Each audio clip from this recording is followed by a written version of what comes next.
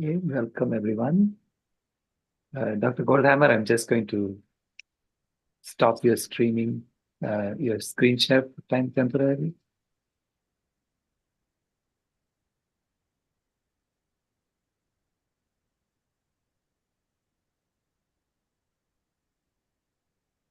And Reverend Karen Cleveland, please start the meeting. Thank you. Thank you. Oh, and with just a deep grounding, cleansing breath in unity, knowing that in the infinity of place that where I am right now, I know that all is perfect, whole, and complete because there is only one life, and that life is perfect. That life is the life of God. It's the life of the divine, and it's my life now.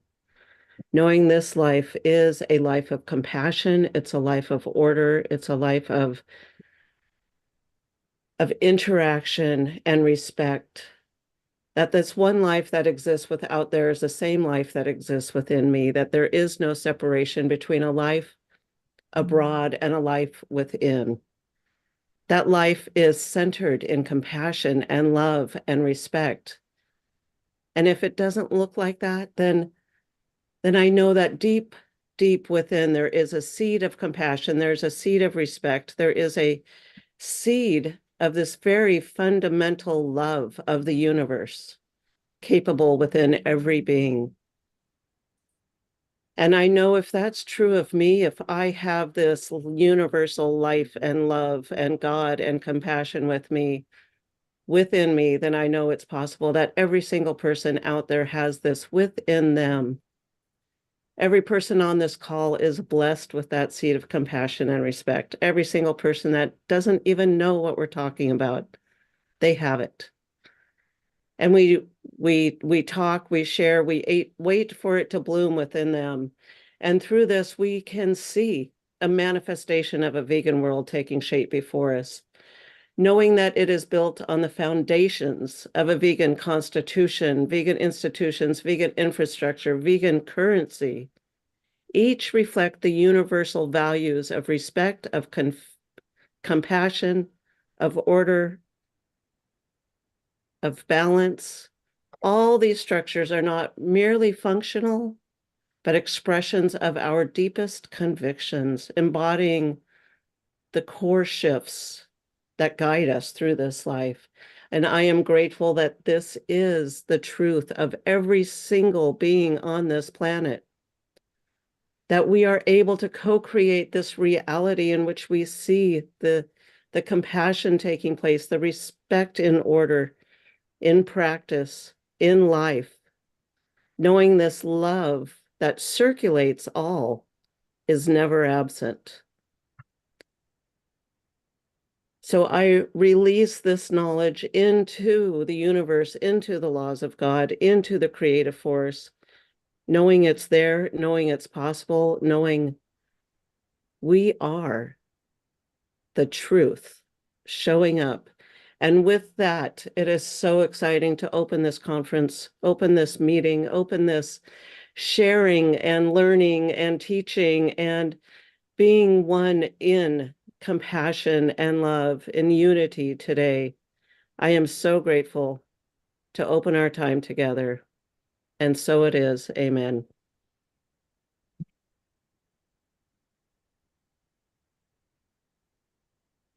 Thank you, Reverend Cleveland. Dr. Goldhammer, the founder of True North, the quintessential American, in my opinion, one who solves problems. Please take it away.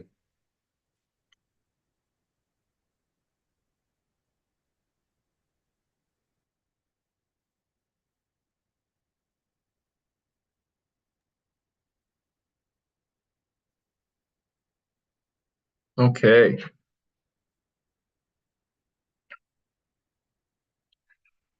So today I wanted to talk about a hidden force that undermines health and happiness. We call it the pleasure trap.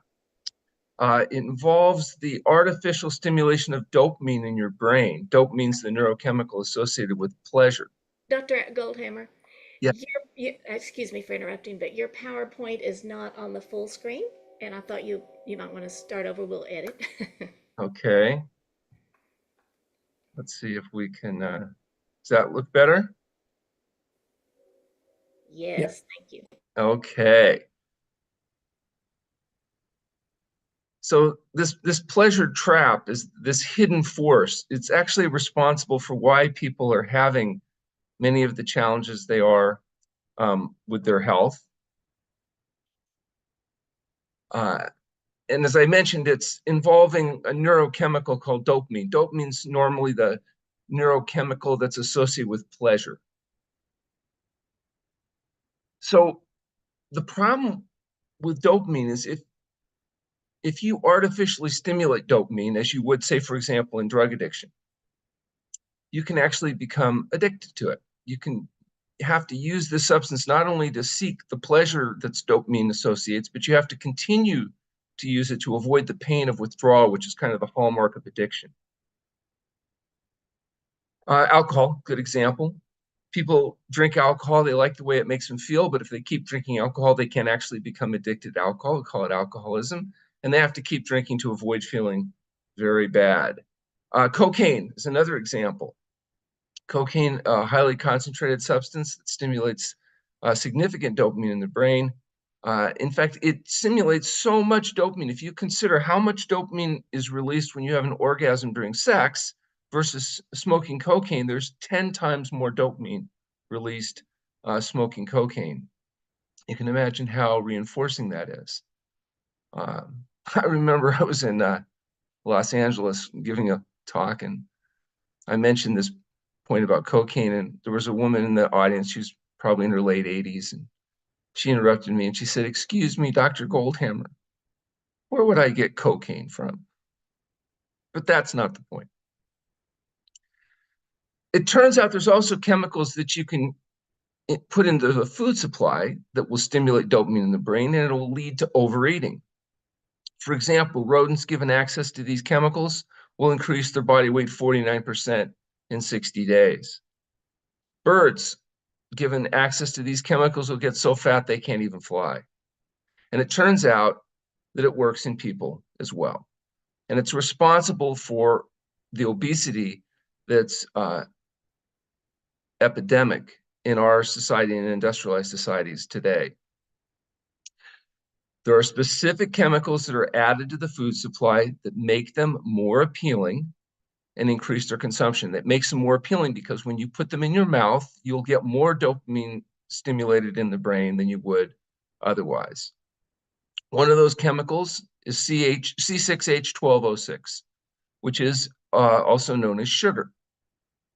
Sugar doesn't exist in a concentrated form in a natural setting. In fact, you have to go through quite a bit of effort in order to be able to form it. But today, this particular chemical is consumed around 150 pounds per year per person, 60 pounds of which is in added highly processed sugars. And when you think about it, I mean, I don't eat any of the added sugars, which means somebody's eating my share as well. So people are consuming an awful lot of this particular white substance. There's also this chemical, which is also known as oil. Oil also doesn't exist in a natural setting in a concentrated form. It has 9 calories per gram. It's highly concentrated. And what's even worse is we take it and we heat it at high temperature. And then we use it to turn potatoes and other substances into sponges and soak it up. I tell my patients, instead of eating fried foods, what they probably should do is find the deep fryer, just stick their head in it and suck, because that's what they're doing when they're eating fried foods. And there's also another white powdery substance called salt. Although it's an essential nutrient in the quantities found in whole foods, when it's added in concentrated form, it contributes significantly to ill health, not the least of which is obesity. And that's an interesting thought when you realize that salt has no calories, yet it makes people fat. And the way it does that is by stimulating what's called passive overeating. If you eat to satiety, or till you're satisfied of any given food substance, and then compare that to eating the same substances when it's salted, you'll find you eat more of the salted substances before you feel satisfied. And people say, well, yeah, because it tastes better. Well, that's correct. That's what tasting better means, is that whatever the substance you're putting in your mouth stimulates more dopamine production. And so even though salt contains no calories, it's responsible for helping sustain obesity. American Heart Association says that you only need 500 milligrams of sodium per day, but the average American is currently consuming 3,400 milligrams per day. And this overeating is leading to significant challenges. We make foods with these chemicals added to our base.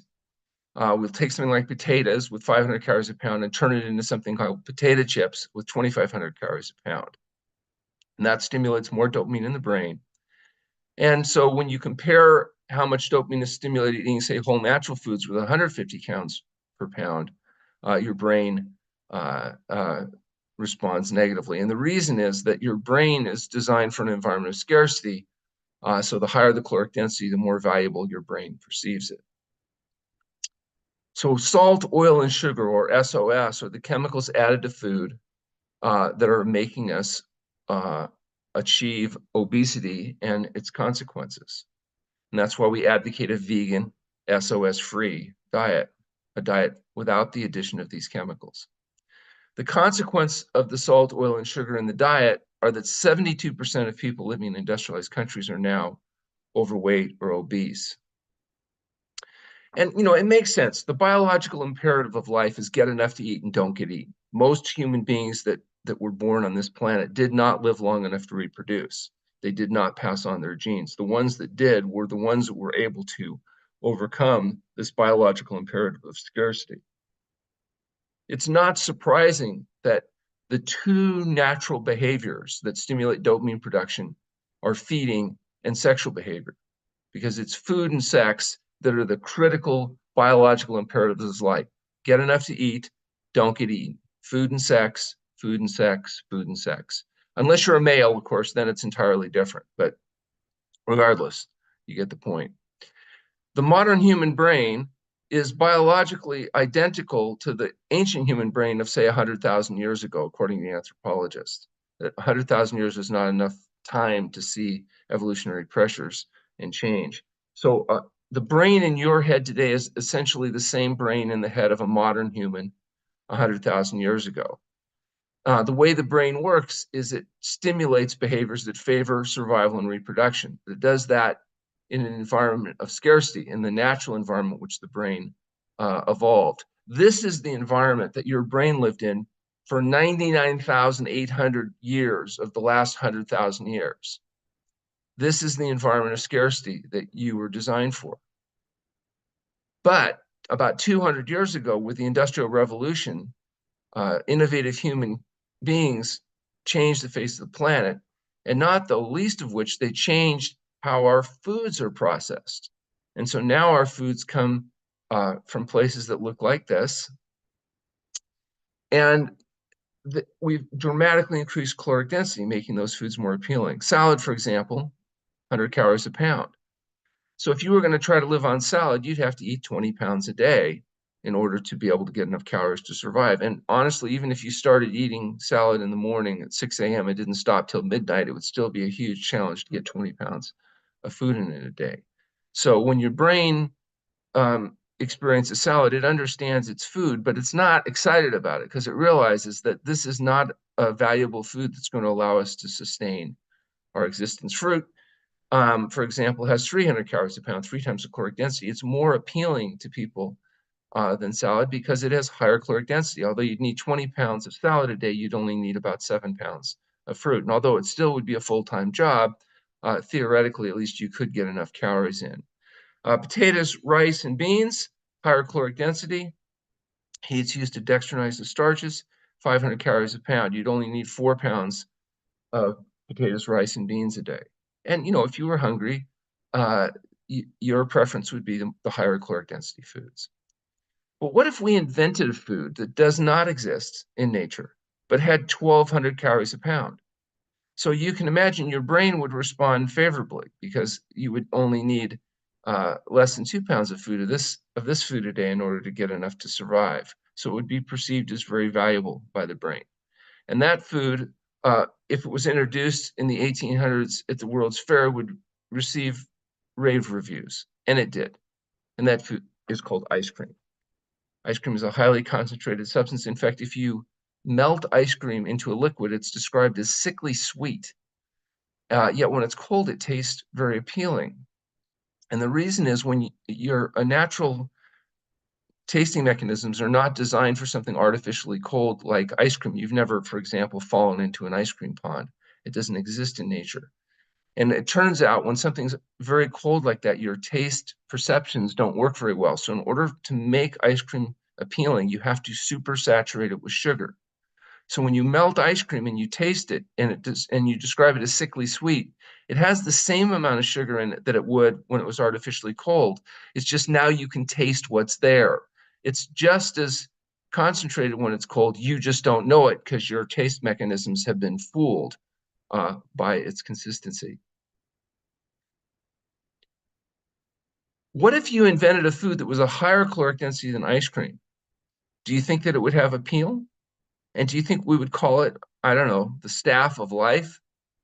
Bread has 1,500 calories a pound because what you've done is you've taken a 500 calorie a pound grain and then ground it into a flour, dehydrated, added oil, salt to it, and you have a very concentrated substance. And that's before you turn it into a butter boat and spread coagulated cow pus over it, increasing caloric density even further.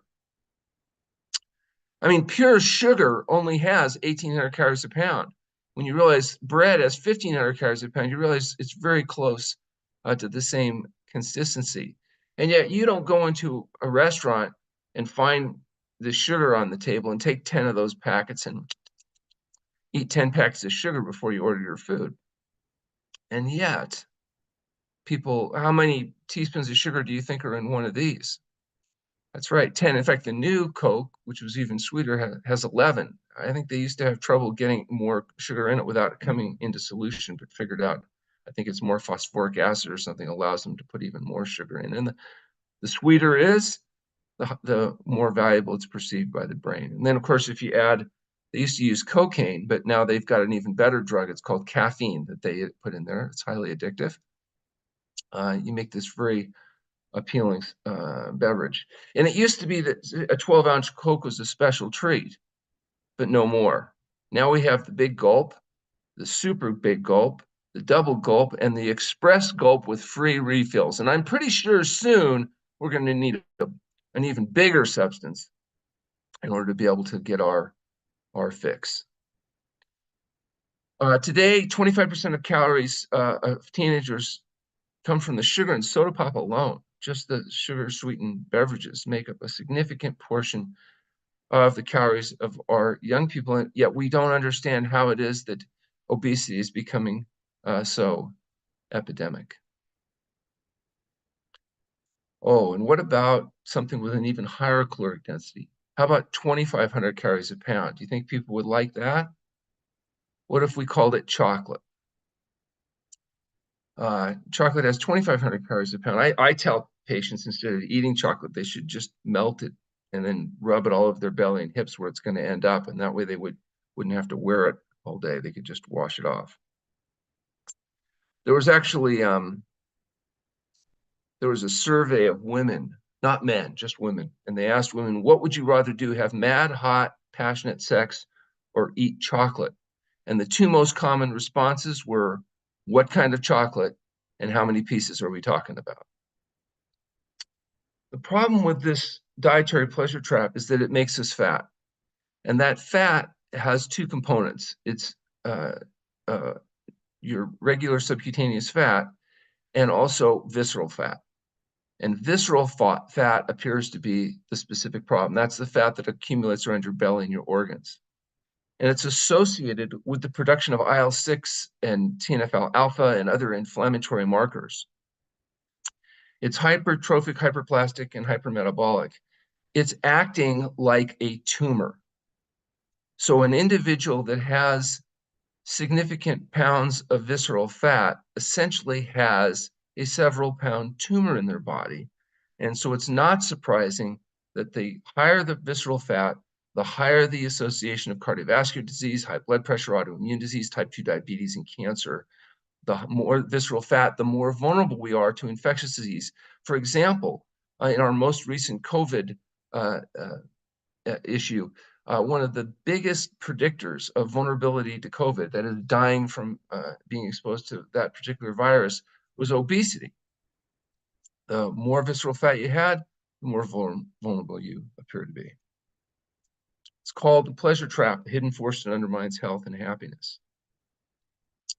And the dietary pleasure trap is the major factor responsible for obesity and all of its downstream consequences. And it's very difficult to escape a pleasure trap. It's one of the more difficult things that patients will ever do in their life, is attempt to escape this trap. For example, alcoholics. 18% of recovering alcoholics are able to abstain drinking for 1 year. If they go to an inpatient program, go to 90 visits in 90 days, have family support. That means 82% will fail in their focused attempts to quit drinking alcohol for 1 year. Heroin addiction, for example, only 10% of heroin addicts are able to abstain from the use of heroin for 1 year, even going through the most successful treatment programs. But if an individual wants to lose 5% of their body weight, so a relatively modest body weight loss, and maintain that body weight loss for 1 year, it turns out only 5% of people under any of the programs available are successful. That means there's a 95% failure rate in trying to achieve and maintain weight loss. And if an individual has a BMI over 40, so they've got significant obesity, and they're a male, the chance of them ever losing their weight and achieving a healthy weight is 1 in 1,290. For women, it's higher, 1 in 667 can achieve and maintain a healthy weight. So a 99.99% failure rate. A heroin addict is more likely to succeed at quitting heroin than an overweight person is at getting weight off and keeping it off. If you look at the percentage of Americans that have these 4 fundamental habits, that is, being sufficiently active so they're engaged in regular exercise, they do not smoke cigarettes, they eat what's very broadly defined as a, quote, healthy diet, not necessarily as restrictive as what you and I might be advocating. That is a whole plant food SOS-free diet. And have a healthy body fat weight, so 10 to 20% body fat for a male, 20 to 25% body fat for a female. The percentage of people that currently achieve that is 2.7%.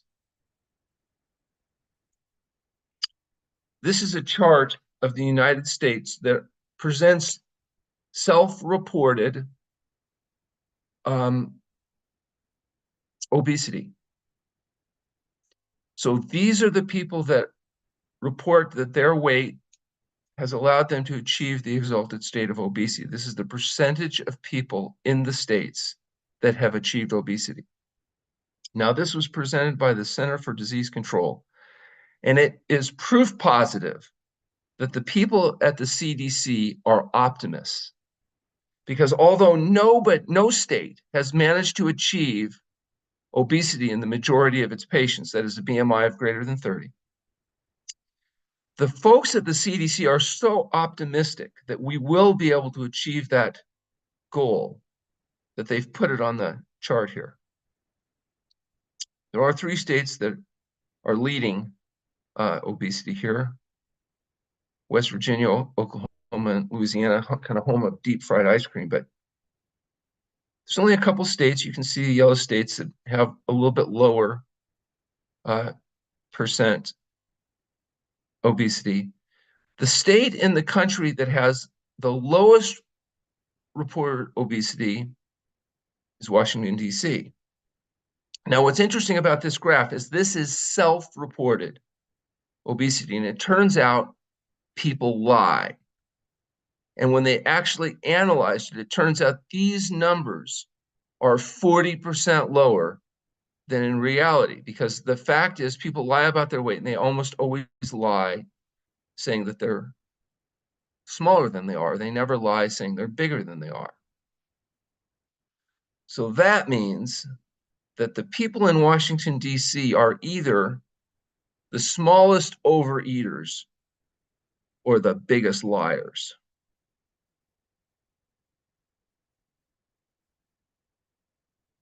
"93% of people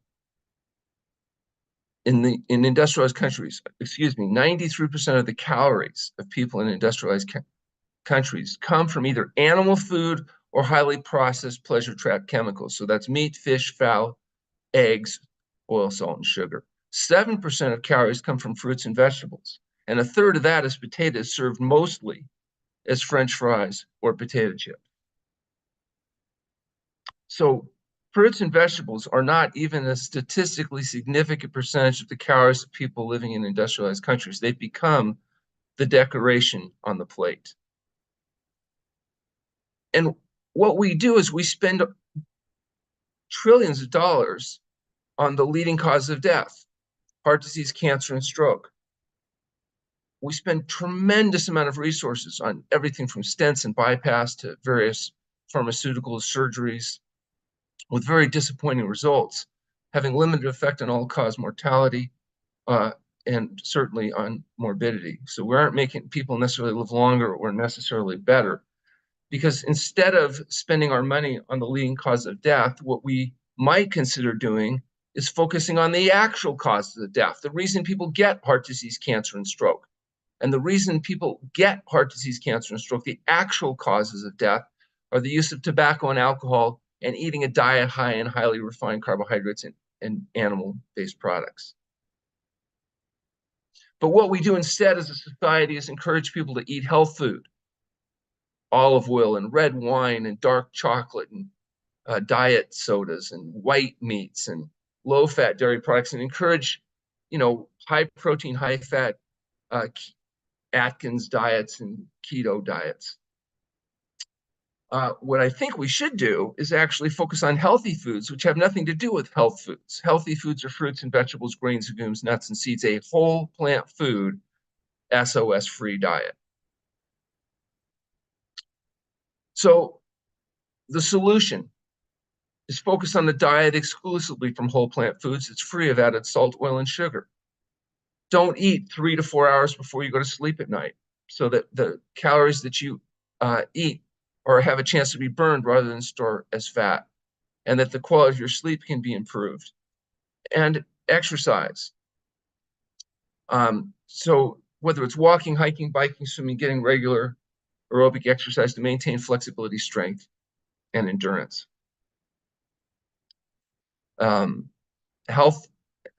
Healthy diet would include, as we said, fruits and vegetables, grains, legumes, nuts, and seeds, a whole plant food, SOS-free diet.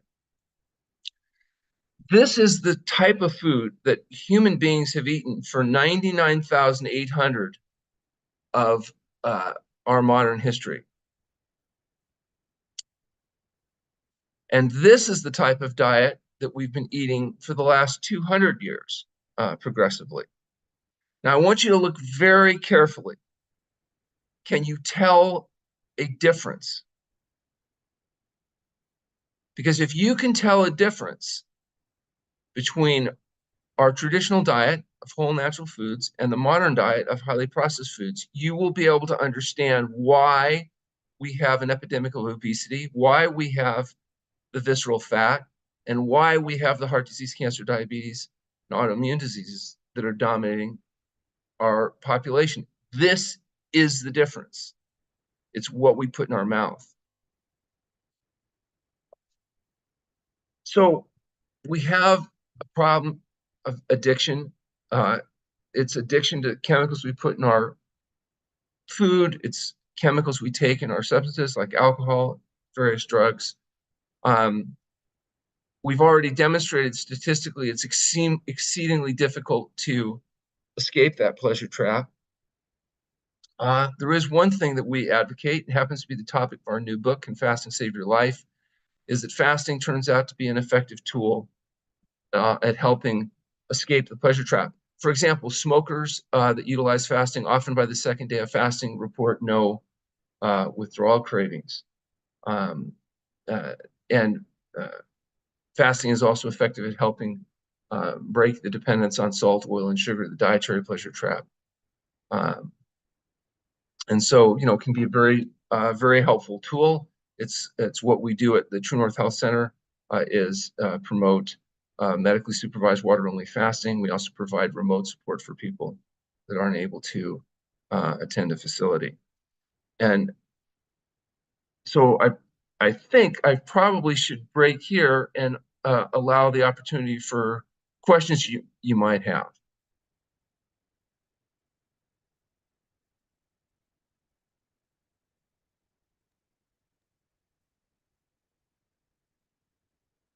Thank you so much. You packed a lot into that short presentation. I had a question for you before I ask Ray to ask his question. You said that we grew up in an environment of scarcity. That may be more appropriate for you people who went to Europe, who went to North America, where it was cold for a substantial portion of the year. Whereas people who went to tropical climates perhaps did not have the same environment of scarcity. So I have been, postulating that this is why we talk about the pursuit of happiness, because when you're in an environment of scarcity, you're looking for happiness outside, you're hungry most of the time. Whereas people in the East were always talking about happiness being within us. There's nothing to pursue. Well, it's interesting.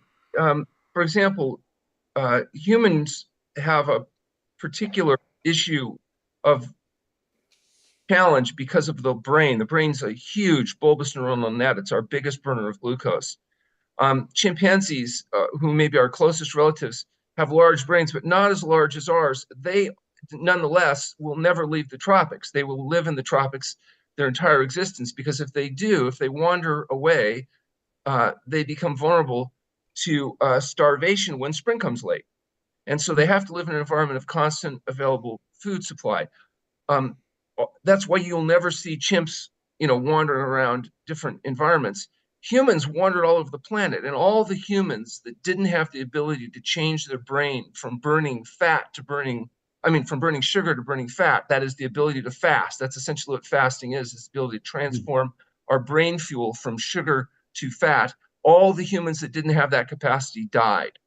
This is a biological adaptation. Being able to burn fat was such a critical need because we wandered away from the tropics that now all human beings living anywhere on the planet have this capacity to do fasting, to change their brain fuel. And so a human being that didn't have the ability to fast would last about a week or so without food, because then it would enter gluconeogenesis, it would burn its protein reserves and die. But a 70-kilogram male can go about 70 days without eating because of this ability to switch to burning beta-hydroxybutyric acid in the brain. So this biological adaptation of fasting was so necessary to human survival because of our ridiculously large brains that we all eventually developed the ability to do this. Those that didn't have the ability didn't make it. Now all we're doing is taking this very natural ability to fast and using it in a very unnatural situation where people have access to unnaturally concentrated, high concentration food. So even in the tropics, the food still had low caloric density. So, you spent most of your energy trying to get enough to eat and not get eaten. It's only when we increase the caloric density of foods artificially that you can get into this situation of obesity and the disease of dietary excess. That's why these diseases used to be called the diseases of kings, because it was only the wealthy elite kings that could to eat these highly concentrated substances that would allow them to become obese. People living in a natural setting were eating foods consistent with the types of foods we suggest people eat today. Mm-hmm. Perfect. Ray? Thanks, Dr. Goldhammer. It was an amazing presentation. You know, I'm a big fan of your book. I read the book and handed it off to other people, and in the meantime, just refreshed myself with the audiobook. And I recommend it to everybody, especially activists who are involved in the food space. My wife is involved in vegan outreach, and it's an interesting paradigm to introduce the idea that when we are indulging in even, you know, vegan junk food, vegan standard American diets, that we're essentially setting a trap. And sometimes we do it a bit tongue in cheek when we've got non-vegan family members who we want to impress with our vegan diet. What do we do to it? We load it up with the pleasure trap. We're essentially setting a trap. Is this a useful metaphor?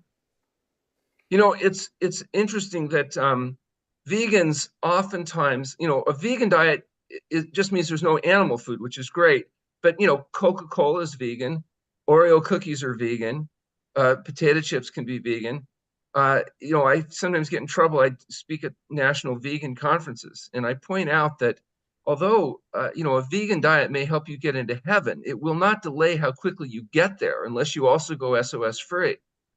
And there's a lot of resistance amongst vegans because they feel like they've given up a lot, you know, in order to accommodate their moral, ethical, and spiritual beliefs. But the health beliefs oftentimes lag in many vegans because many of them are driven by moral, ethical, spiritual, save the planet, save the animals, you know, do the right moral and ethical thing. But, you know, your own personal health can also be benefited, but you have to go beyond vegan. You have to go vegan, and then you also have to get rid of the chemicals added to food that are going to make you fat, sick, and miserable. A lot of vegans are very sick, even though they don't eat animal products because of these highly processed food components. And they're, in some cases, even more focused in trying to make up for the lack of animal products by using more sugar, oil, and salt. And so I like talking to vegans because, you know, there's only half the battle left to fight, but there's still half the battle.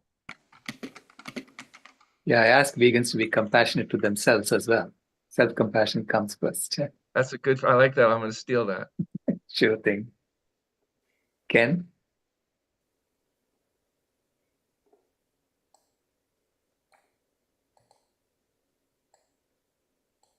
Can you unmute yourself? Yeah, Okay. it is. Okay. Thank you so much. Really wonderful, wonderful. I'm a long-term vegan and 88 years old, and I need it. It's important. How do you compassionately guide people who are under tremendous work and time pressure with the questions of preparation of foods? Yes, you know, that's a very important point because most people are essentially hiring other people to prepare food for them when they go to restaurants or they buy highly processed foods. But let's go through a whole plant food SOS-free typical menu, and let's just see how if time is really a limiting factor. There are these places called grocery stores that actually sell products ready to eat. So one example might be a banana. So banana preparation is pretty simple. It's peel and eat. So you peel the banana and then you eat. Now you just eat the inside. The skin's kind of nasty. And some people say, but I want variety. I don't just want to eat the same food the same way every day. And that's fine. So I say Monday, Wednesday, Friday, you take the banana and you peel it from the top down. And then on Tuesday, Thursday, and Saturday, you flip it over and peel it the other way. It's a completely different experience. Salad materials can be, you know, you wash and chop, you know, and then you eat them. So again, don't take a tremendous amount of time in order to have salad or fruit. Steamed vegetables. You can take starchy vegetables, put them in a steamer. It takes about 10 minutes. You can be doing other things while they're cooking. So again, probably not a big limiting factor. Potatoes, sweet potatoes, starchy vegetables. They take a couple minutes to cook in a microwave or 10 minutes in a steamer. Again, pretty simple. Even I can make those. We have 3 cookbooks at the Trinity Health Center, the Health Promoting Cookbook, the Bravo, and the Bravo Express cookbooks. Bravo Express cookbooks, no recipe has more than a half a dozen ingredients. All of them can be prepared in 5 minutes or less. So, you know, it is possible to come up with very simple, whole, natural foods that are simple to eat. And also, the cost of calories is very low. For example, there are several billion people on the planet that make less than $5 a day equivalent, and they tend to live on rice and beans, except on the weekends, beans and rice for variety and local vegetables. And so the cost per calorie for rice and beans is very, very low. So it's not really a time limiting issue. It's not really a cost limiting issue. It's really an addiction issue. We're addicted to the artificial stimulation of dopamine, and also the motivational triad for humans is pain avoidance, pleasure seeking, and energy conservation. So we're highly motivated to expend as little energy as possible to get as much pleasure as we can. And so we have to overcome these natural tendencies because we don't live in a natural environment any longer. We live in an environment been modified by the Industrial Revolution. And so we have to be cognizant of those changes. It is achievable, and time and money are not the limiting factors. Thank you. Thank you very much. We also cook for multiple days, and we don't have leftovers, and we have encores.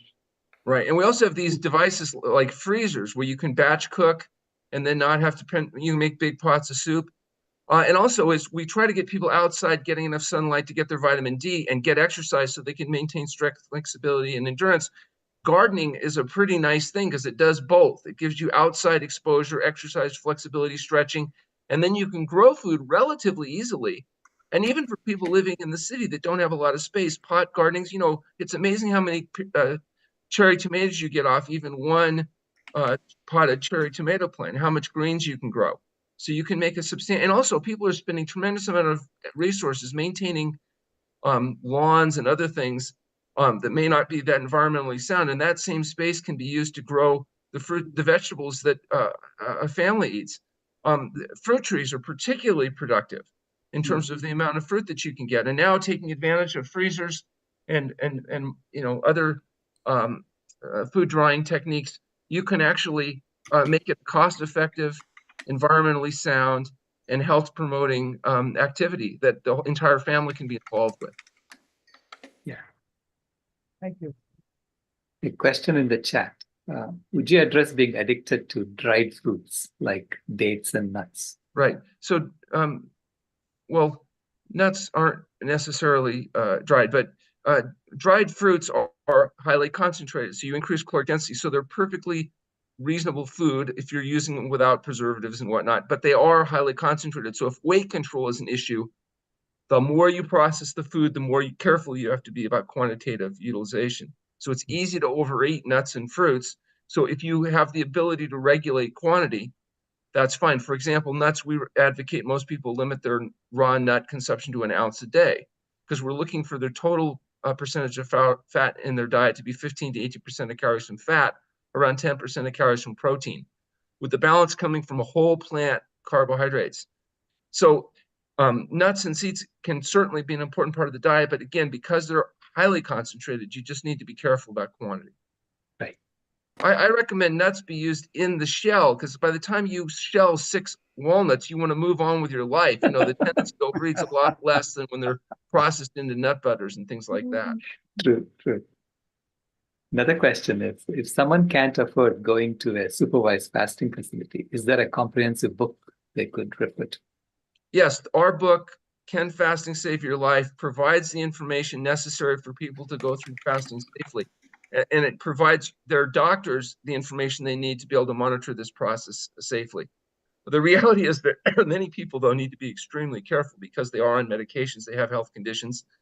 This is something that they will want to do in conjunction with their doctor, but their doctor can utilize Can Fasting Save Your Life to get all the information necessary for people to undergo this process safely and effectively.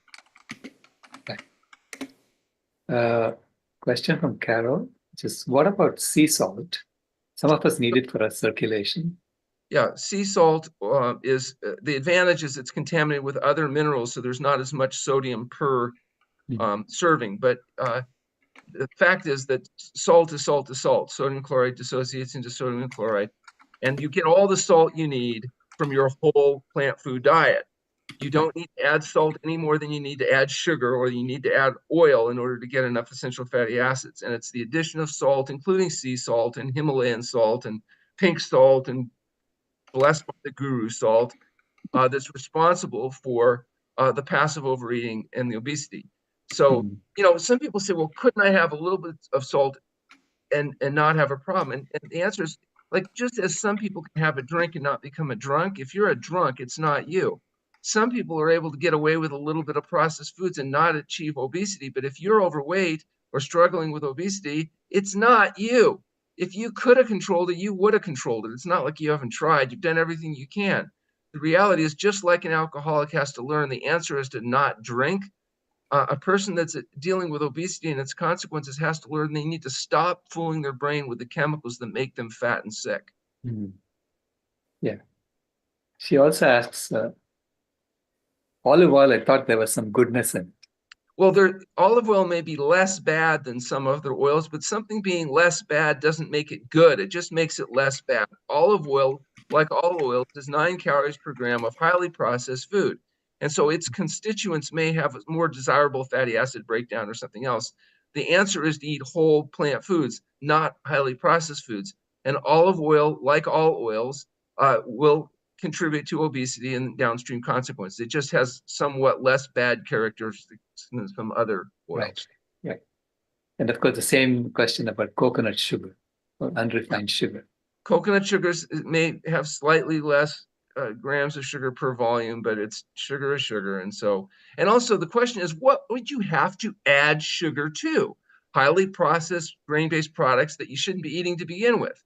Whole natural foods don't need to be sweetened in order to be able to be palatable. And so the more you process them, the more salt, oil, and sugar you need to have.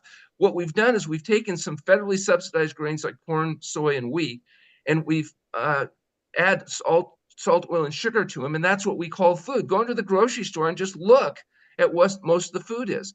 If you go to Whole Foods Market, which was recently purchased for $16 billion by Amazon, you'll find there's not much whole foods in Whole Foods Market.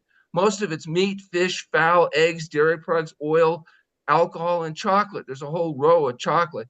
So, yeah, there's some fruits and vegetables and grains, but 95% of sales and probably 99% of profit have nothing to do with whole foods. Yeah. Well, she covered all three, SOS, a good salt, a good oil, and a good sugar. Yeah. BJ, what is that fab.svm? Would you like to ask? Oh, I'm sorry. I apologize. That's something else. That's something else. Okay. All right. Another one is, what are your thoughts on dried real fruit as snacks, such as dried mangoes, dried strawberries? My kid always wants snacks. Yeah. Are highly concentrated, highly nutritious foods, particularly if you're getting them without sulfur and sugar and all kinds of other stuff. But again, because you've processed them, you've concentrated them, they have a much higher caloric density, so the tendency is to overeat. So if your goal is to get more calories in, for example, athletes and children, you're trying to build them up, that may have a potential role. But if your goal is weight control and fat control and disease control, then you want to be very cautious with dried fruits, just like you would with nuts and other concentrated foods, that you don't allow yourself to overeat on those substances. Right. What about mushrooms in your diet? So mushrooms can be highly nutritious foods. We recommend that mushrooms be used cooked, that there are some natural components in mushrooms raw that can be a problem, and some mushrooms can be quite nasty, shiitake mushrooms and whatnot in the raw state, and lead to some significant problems. But in the cooked state, heat breaks down many of the undesirable products, and so they can be products that add flavor, variety, and ostensibly healing components. So we utilize cooked mushrooms in the diet, and obviously you want to be careful that you're using edible mushrooms and not mushrooms that have toxic or hallucinogenic properties. Right. Another question is, do some programs have a better health and weight loss statistic than the 10% average you gave? Do some programs have perform better than the Well, yeah, Yeah. some of them do perform better than others, but they all have an overwhelming failure rate. And even gastric bypass surgery and some of the most radical changes don't reduce all-cause mortality. So you may be able to sustain a certain amount of weight loss associated with the procedures, but you don't live longer and you certainly don't live better. And so we want to get realistic that the only way you solve alcoholism is to quit drinking. The only way you're going to solve obesity is to stop fooling the brains of the creatures with the chemicals that make them fat. This Right. is not fundamentally a psychological problem. This is a biological problem.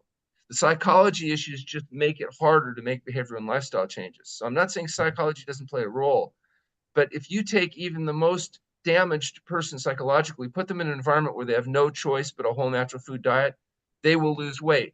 Now, we do know that there are some people in our society that have more trouble losing weight than others. Those people are called women. Women are full of estrogen, which is a fat storage hormone. And so when women go on the same weight loss program that a male does, typical woman will lose about 2 pounds a week, whereas a male will lose about 3 pounds a week, about 50% more, because the male is full of testosterone, which is a fat burning hormone. That's why if you inject women with enough testosterone, their fat melts off them. But then they get hairy and get cancer and die, so it's not a good strategy for weight loss. Men, on the other hand, if you inject estrogen into them, they'll get fat, they'll grow breasts and have hips. These are biological changes, not psychological changes. So what does that mean if you happen to be a woman? And a woman with good plumbing, that is, if she has healthy plumbing, that means when you think about it, the women that gain fat easily came from people that gained fat easily. They were what we call the winners. They were the survivors. They were the person that went on a long boat ride and survived and didn't die from starvation and get eaten by everybody else. The bottom line is, if you gain fat easily, that's a good thing biologically. It means you absorb what you eat well, and in a natural setting, you would be the winner. But in the modern environment with highly processed foods, you're screwed, because if you eat your fill of those foods, you will get fat easier than somebody else, not because of psychology, but because of biology. And the consequences is you have to work twice as hard for half the results. And so, I don't make the rules, so don't get mad at me. Yeah. One question, water fasting is a cure for follicular lymphoma. How many patients that have come to True North are cured, and why does it not work with everyone who conforms to an SOS whole food Okay, well, plant-based first diet? of all, I don't believe in the concept of cure. You can't cure obesity. You can lose the weight and keep it off, but if you go back to eating the greasy, fatty, slimy, dead, decaying flesh diet that made you fat, you'll get fat again. You're not cured, you're managed. You can't cure hypertension. We did a study, 174 consecutive patients with high blood pressure achieved normal blood pressure without medication. But they're not cured. If they go back to the salty processed foods, they'll get their blood pressure back. They're managed. And so this is strictly about management. Now, in the case of follicular lymphoma, this is a type of lymph cancer that we've published papers in the British Medical Journal showing the resolution of follicular lymphoma. One particular patient was a 42-year-old woman, had stage 3 follicular lymphoma, 2 years of progression, underwent 21 days of fasting at True North Health Center with a resolution of her tumor. We have 3-year and now 10-year follow-up data confirming that she is cancer-free. We've recently published a cohort or a case series, looking at a number of follicular lymphoma patients, showing that they're able to manage this condition with fasting and a whole plant food SOS-free diet. We actually have a couple dozen patients that we're studying right now, looking for long-term follow-up outcomes. And so we do believe we'll be able to do a prospective assignment with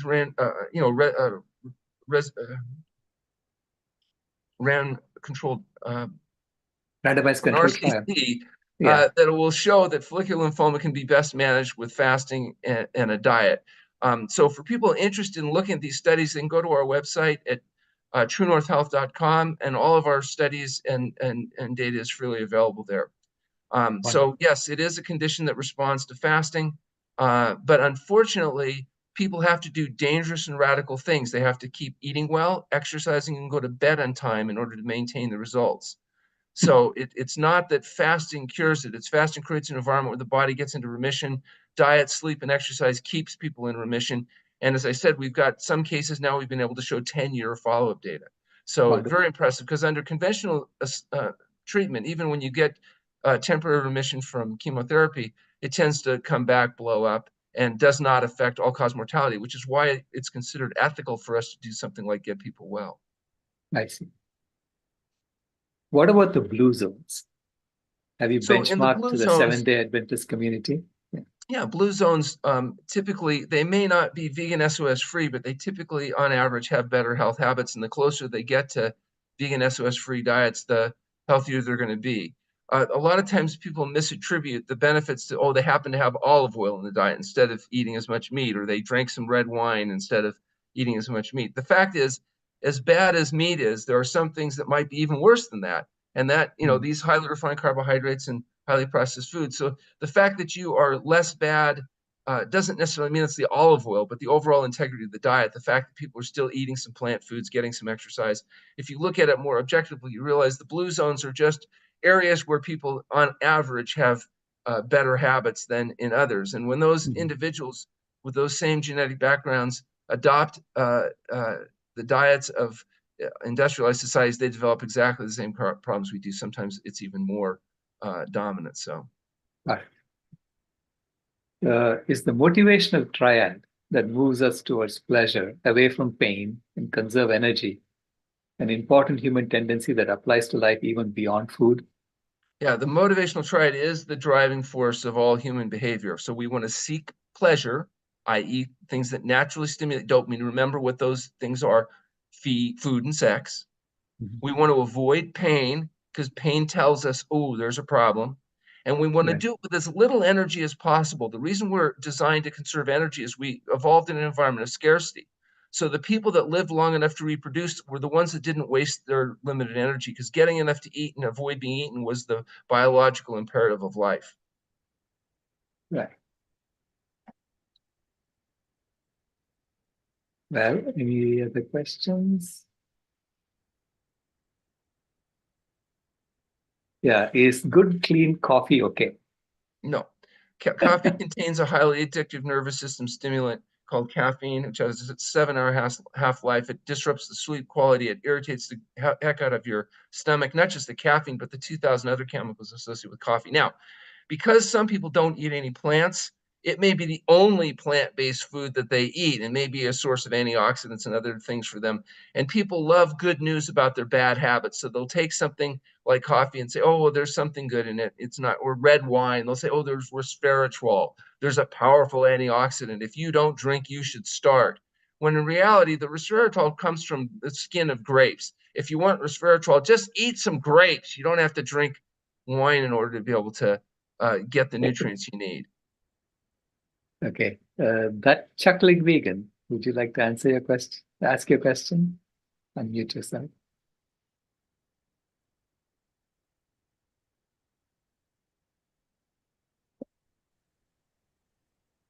Go ahead.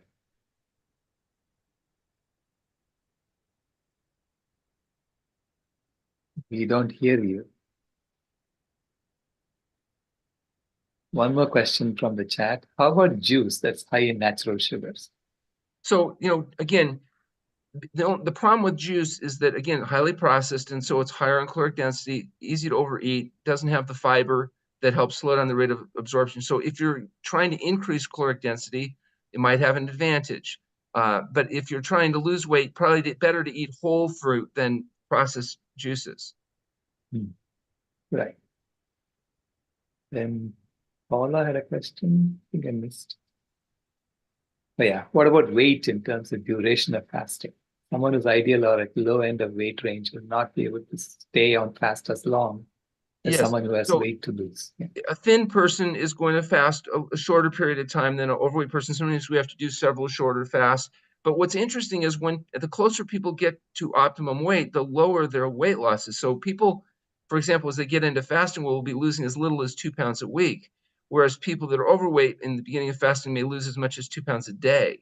So you'd be surprised how long we can fast people safely in an environment of rest. But, at Children's Health Center, where we do medically supervised fasting up to 40 days, this is done in a medically supervised setting. There's history exam, lab, twice daily monitoring. And we've done this 25,000 times over the last 40 years. So we have a lot of experience at helping people identify if they're a candidate for fasting, how to fast, and how to recover after fasting. Refeeding after fasting is one of the most critical periods because you want to avoid refeeding syndrome and other things that can result in damage or death.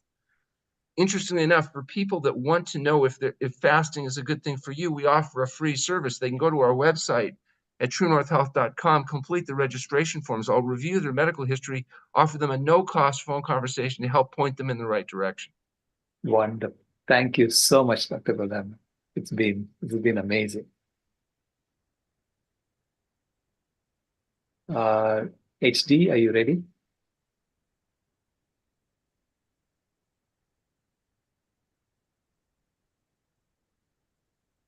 We're waiting for Kelly, who's going to introduce him. Okay, hold on a second. Let me make, yeah. Kelly is here.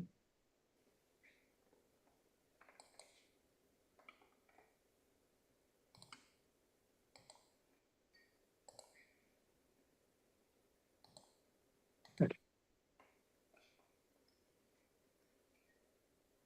Take it away, Kelly. Great. Thank you so much, Sailesh. Hello, everyone. I'm Kelly Kerr, and I've been working with Go Dharmic for the past 3 months, leading the U.S. operations. I am so honored to be part of this organization and witness firsthand the incredible work that Go Dharmic is doing around the world. And I'm thrilled to be part of the VCOP and Climate Healers volunteer team for over the past 6 years. Dr. Rao is a member of the board for Go Dharmic, and we're truly grateful to have his support. Go Dharmic is a humanitarian organization. It's a movement for compassion and action. We are founded on the principles of Dharma, love for all beings. Neem Karoli Baba, who is a source of inspiration for Go Dharmic, said, "Love is the strongest medicine. It is more important than electricity." And we are based firmly on the premise that love and compassion for all beings is the greatest pathways to a better world for a global community. We have over 10,000 volunteers around the world working tirelessly to serve people wherever there is a need. And we're always looking for people to support us in whatever way they are able to. By becoming a monthly patron, your support helps us in our mission. It helps us feed more people healthy plant-based food. It helps us support people who are facing disasters or other life-changing events that's beyond their control. It helps us serve more people now, and that support helps them make better life choices. And in making better choices, they are making the world a more kinder and compassionate place. So welcome everyone to our family. As Sailesh says, Vasudhaiva Kutumbakam, the world is one family, and that includes all beings on this planet. And we embrace this wholeheartedly at Go Dharmic. And if there's anyone who would like to get involved or support Go Dharmic by becoming a donor or a patron or a volunteer, or in any way that you are able to serve, please reach out to me or Sailesh, and he can put you in touch with me. And with that, we'd like to share a short clip from our Go Dharmic's documentary that we released last year, Ahimsa in the Environment, before HD speaks.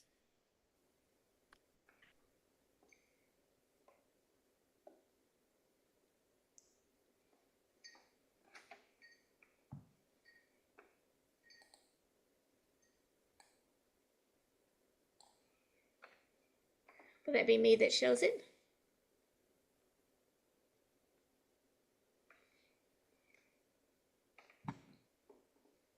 Sailesh, will you be sharing it or do you need me to?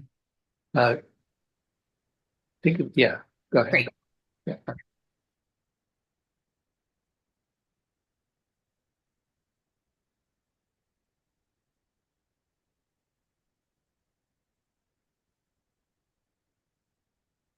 We're not hearing the sound, Ray.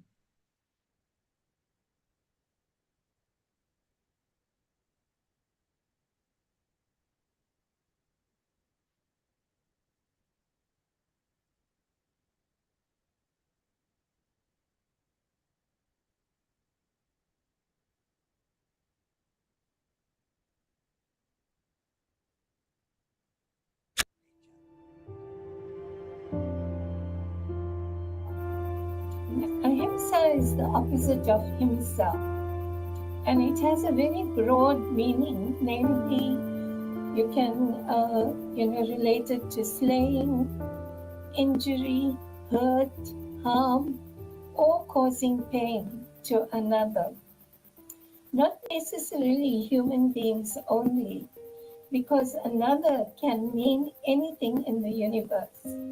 Therefore, ahimsa is not only non-violence, but is also an all-embracing philosophy which incorporates positive action towards protection, preservation, conservation, and love or agape. Ahimsa is therefore not just the absence of violence, and does not only pertain to physical violence, but to all forms of violence. Moreover, it actually places a responsibility to take action towards building a positive energy towards a climate of oneness with the universe. And this is how Gandhiji would have defined it. Ahimsa requires us to conserve and restore our earth and our environment and encourage respect and compassion.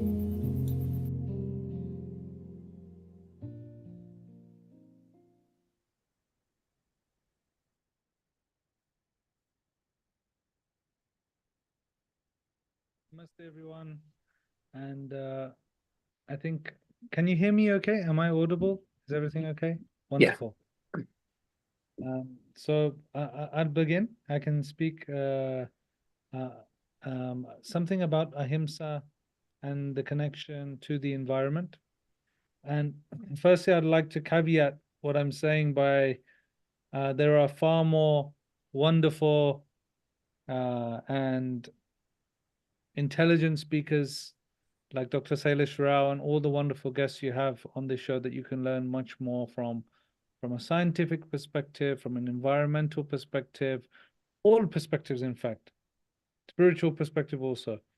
But that being said, I'd still like to share something from the heart, and deeply appreciative to be with you all, and deeply thankful that you are all here on a Saturday for this important event, important cause, and making that effort. So with that in mind, the topic is ahimsa in the environment, and hopefully we can leave some time for engaging on questions and discussion also if we have the opportunity. But initially, I'd like to share a few words that might be foreign to some of you, might be very known to some of you, and the meaning. And initially, we'll start with the names of our organization. So our organization is called Go Dharmic. Now, the English word go, in what context do we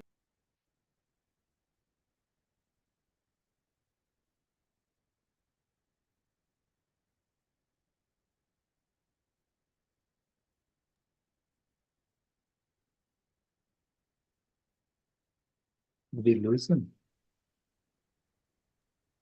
Yes, it appears we lost him.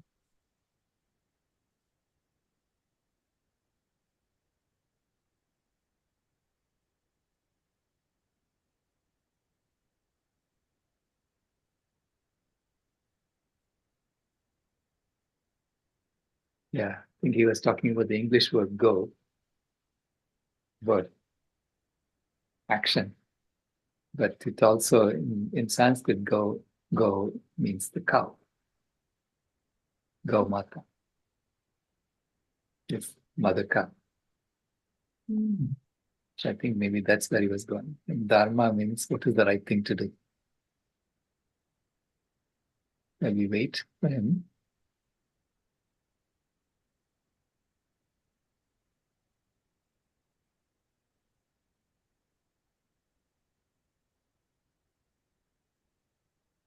I just tried calling him to just let him know in case he didn't know that Higgins is still talking. Oh, I see. Okay. Yeah.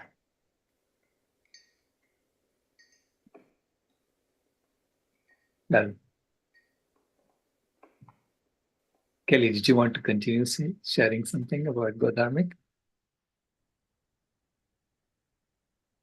Sure. I mean, sorry, there's a bit of an echo. Yeah, I'll turn off my.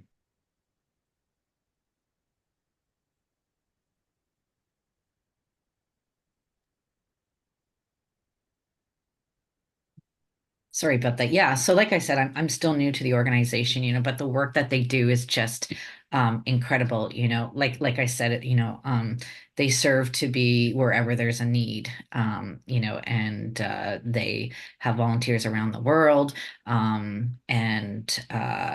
We give out thousands of healthy plant-based meals every week throughout India, the UK, and in LA. And on top of just we have many campaigns, and that's really what drives Go Dharma, because our social action campaigns. So you can join and participate in whichever campaign that might move you to want to participate in.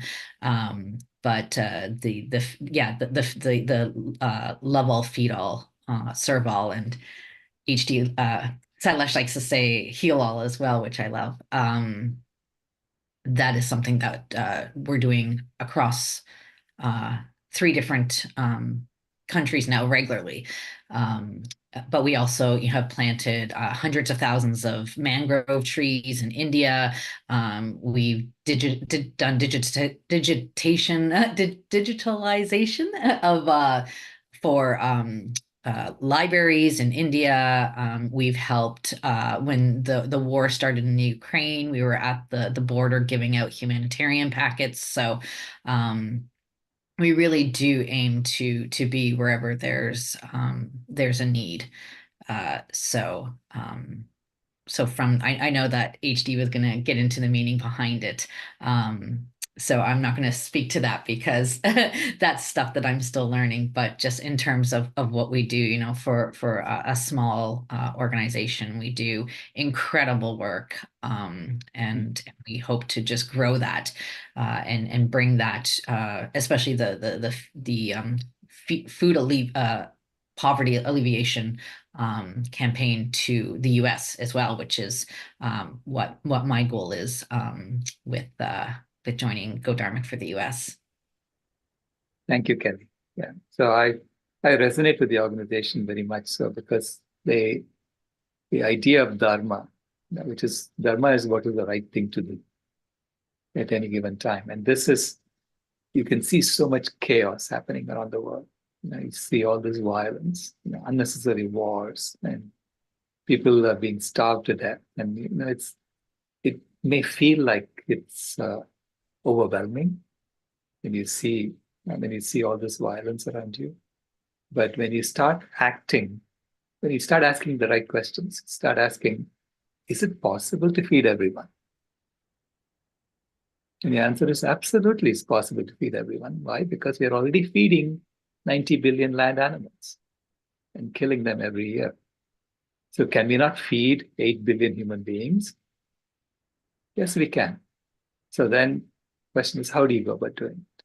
And we have to start, right? Start feeding them healthy plant-based foods. So is it possible to get every human being healthy? That's what Dr. Aaron Goldhammer was talking about. Yeah? Yes, it's possible to get every one of us healthy. We are being misled and made to eat things, do things that destroy ourselves, destroy our health, because our health is being mined for profit at the moment. So fundamentally, if I look at why is our government feeding our children unhealthy food? They know to be unhealthy food. What happened to make them do that? It's because then you realize that there is this big push between corporations and children. There's a big battle going on as to which way should we pull the world. Do we make them make the customers for the next generation of diabetes and heart disease patients and stroke patients, because there's so much money being made, trillions of dollars being made. So do we grow the economy or do we heal the planet? And the governments are siding on the side of let's grow the economy instead of healing the planet. And our children are stuck. And so we as adults have to choose sides now. Which side are we on? Are we on the side of corporations or are we on the side of the children of the world? Children of all species, not just, human children. The children of all species are impacted by our actions. And when we have, agency, then we can choose to do what we want to do. I believe that we have an obligation to side on behalf of the children of the world. And, and say that these so-called people, corporations, I think all this started when the Supreme Court declared that corporations are also people.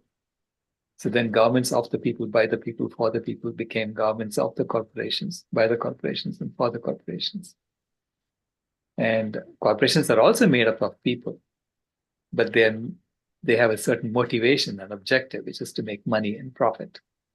And they see others, lives as collateral damage.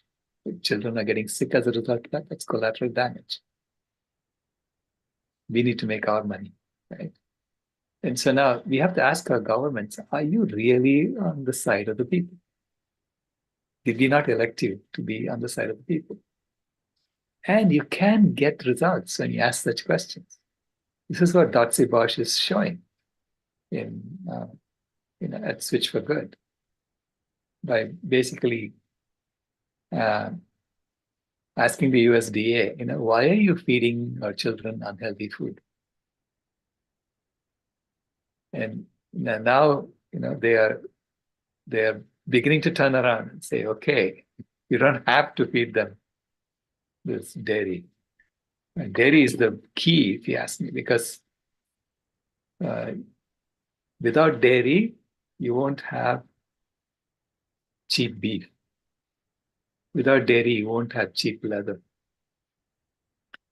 It's by persuading people to consume dairy that we are persuading them to pay for the upkeep of the cow on a daily basis.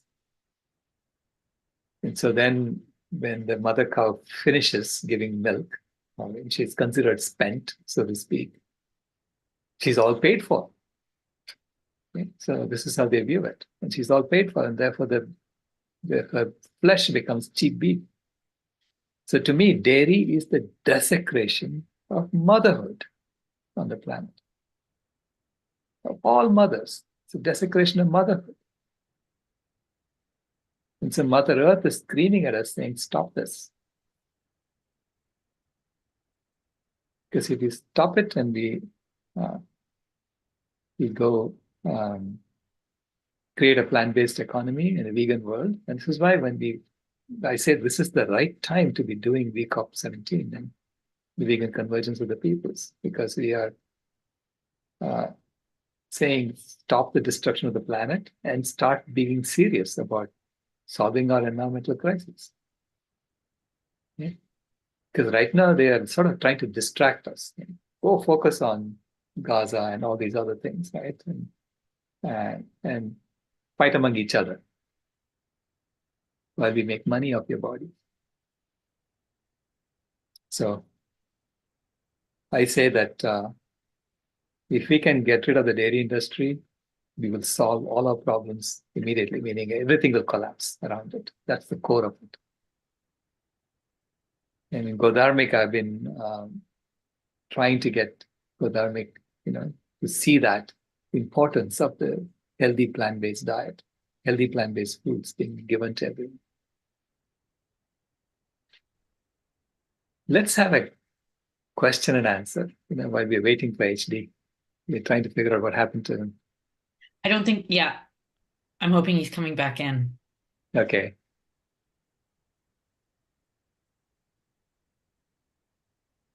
Ken, go ahead. Yeah. So why is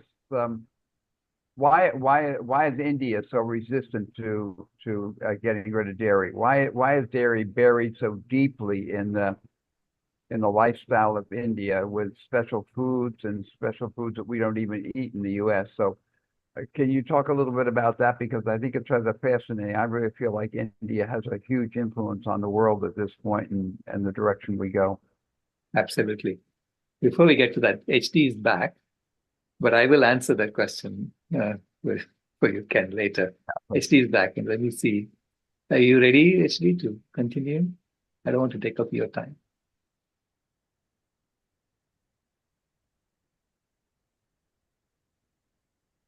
Yeah, India has a long association with the cow and dairy because India has a long association with lots of stories that involved cows. But there you are. Okay.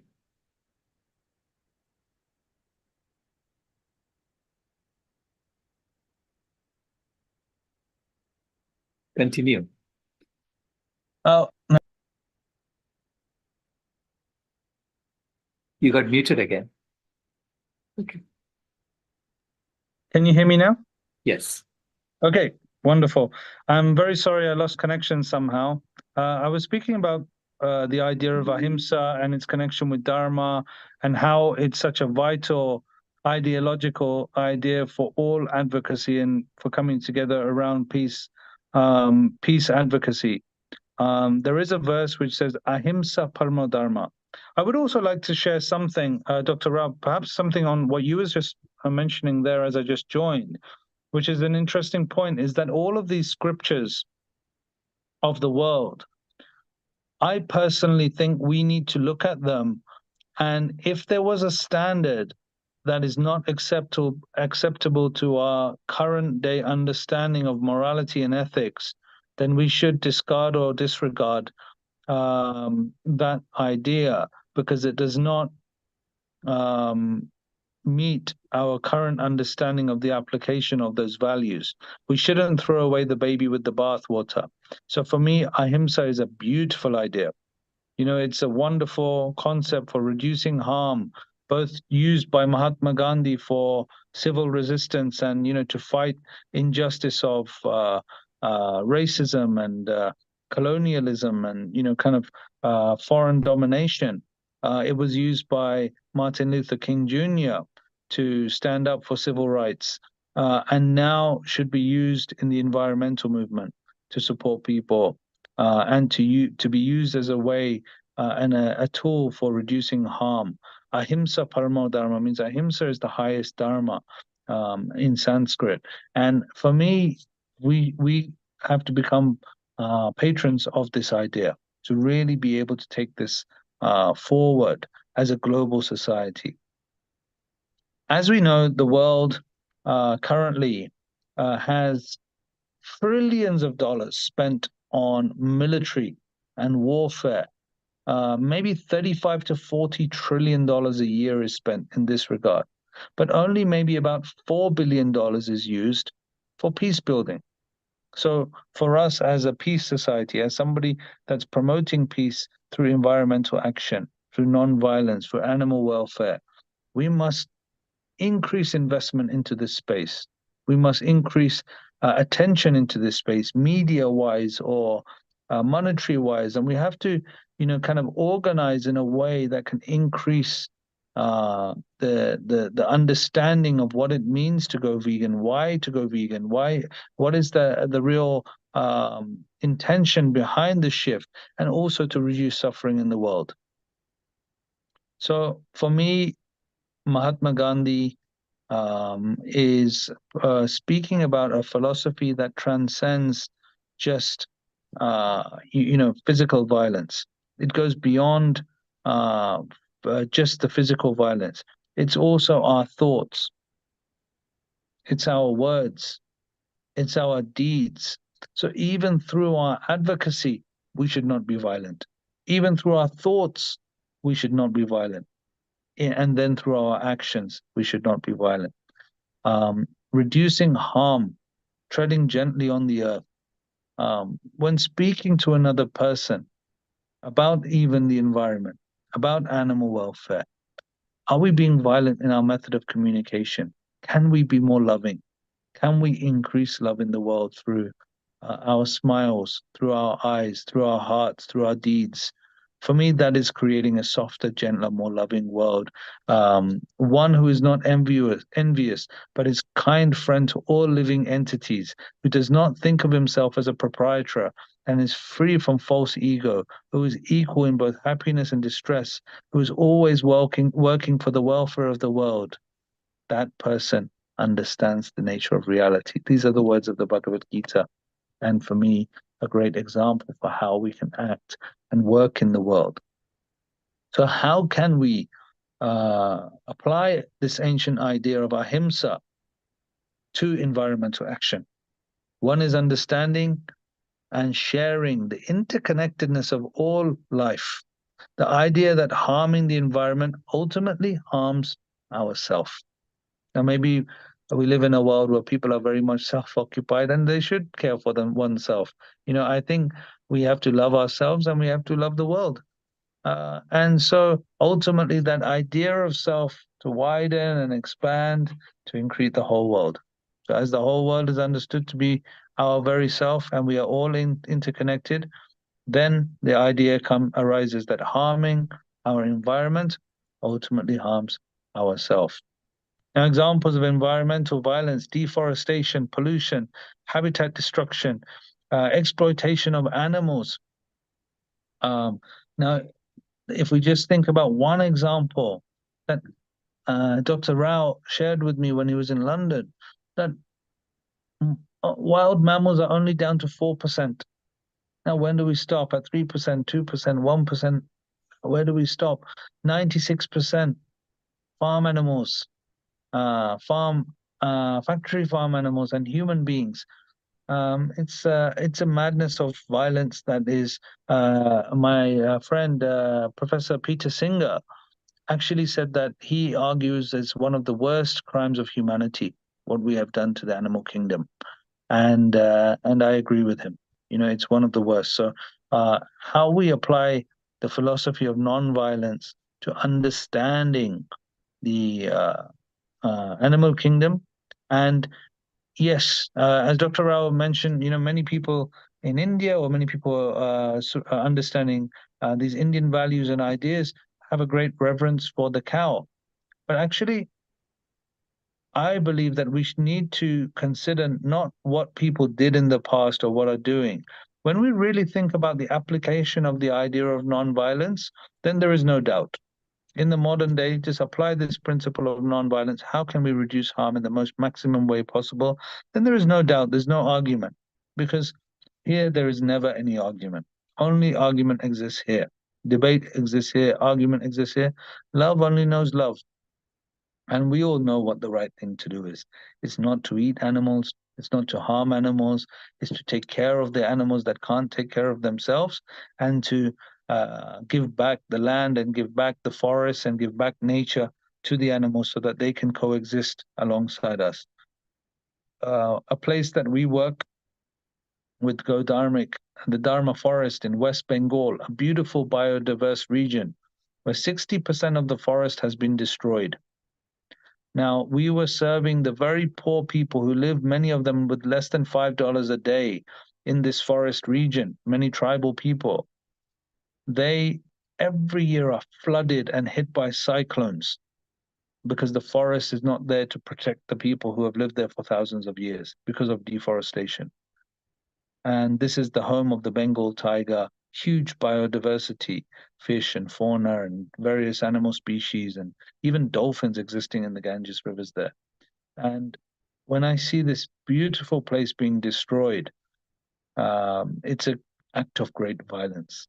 So one of our projects is the Dharma Forest, to help try and replant this forest, for protecting the environment, for protecting the people, for protecting the animals. And it's a great act of compassionate action. So it's something that we need to do more of. We need to help increase the reverence for nature, spiritual reverence for nature, viewing the environment as sacred, viewing the environment as our very self. And ahimsa in daily life now. We can talk about how does one take these high-minded ideals. Gandhiji called it practical idealism. He called his the nature of his work actually practical idealism. So we can go vegan. Number one thing we can do to reduce the harm from an immediate perspective, to the world we can do. This event is for that, but I think, we're using different lenses or sharing different ideas and different touch points which can add value to that choice. We can reduce the waste we produce individually. We can conserve resources. We can support eco-friendly initiatives rather than, as Gandhiji said, the whole world has enough for everybody's need, but not enough for a single person's greed. Reduce our overall consumption and look to help others to uplift their lives from the privileged perspectives that we have, and make that a priority rather than more and more and more, which is only destroying the planet. So a form and application of environmental ahimsa is mindful consumption, being conscious of the environmental impact of our purchases and the actions we do, and taking these kind of practical steps. Another very easy step today is we are connected to the world. How can we use these digital platforms like this wonderful event that we're doing for supporting advocacy initiatives that reduce harm to our environment and increase animal welfare, increase ahimsa and dharma advocacy around the world? That is something that we feel very strong about at Go Dharmic, and it's one of the main areas of our work. One of the 6 key areas of our work is advocacy, education, awareness, spreading the message of ahimsa and the relevance to the modern world. I really believe that we take a lot from the spiritual traditions of the world, from the wisdom traditions of the world, but we don't share it enough. So just like we inbreathe this wisdom, let us share it wider to the world, and keep sharing it with love and compassion as the plates for this wisdom. Because if we don't use love and compassion as the tool, then we are actually, in one way, increasing violence. So cultivate compassion, cultivate empathy, cultivate mindfulness in our interactions with other living beings, and then expand that love and compassion through our heart-to-heart interactions. My spiritual teacher was Ram Dass. Many of you who may be in the US will have come across his name as a spiritual teacher. And when I sat with him, he was such a happy, loving being. When I sat in front of him, you know what he said to me? He said, Hanuman Das, I will give you my everything. I will give you everything I have. And to you, my friends on this call, that's my promise, that I will give you my everything. Whatever resources, tools, energy we have at our disposal to share this message of animal welfare, compassion for our environmental action, let us give everything we have towards this cause, but with love and compassion, so that we are all truly realizing Vasudeva Kutumbakam, that the world is one family.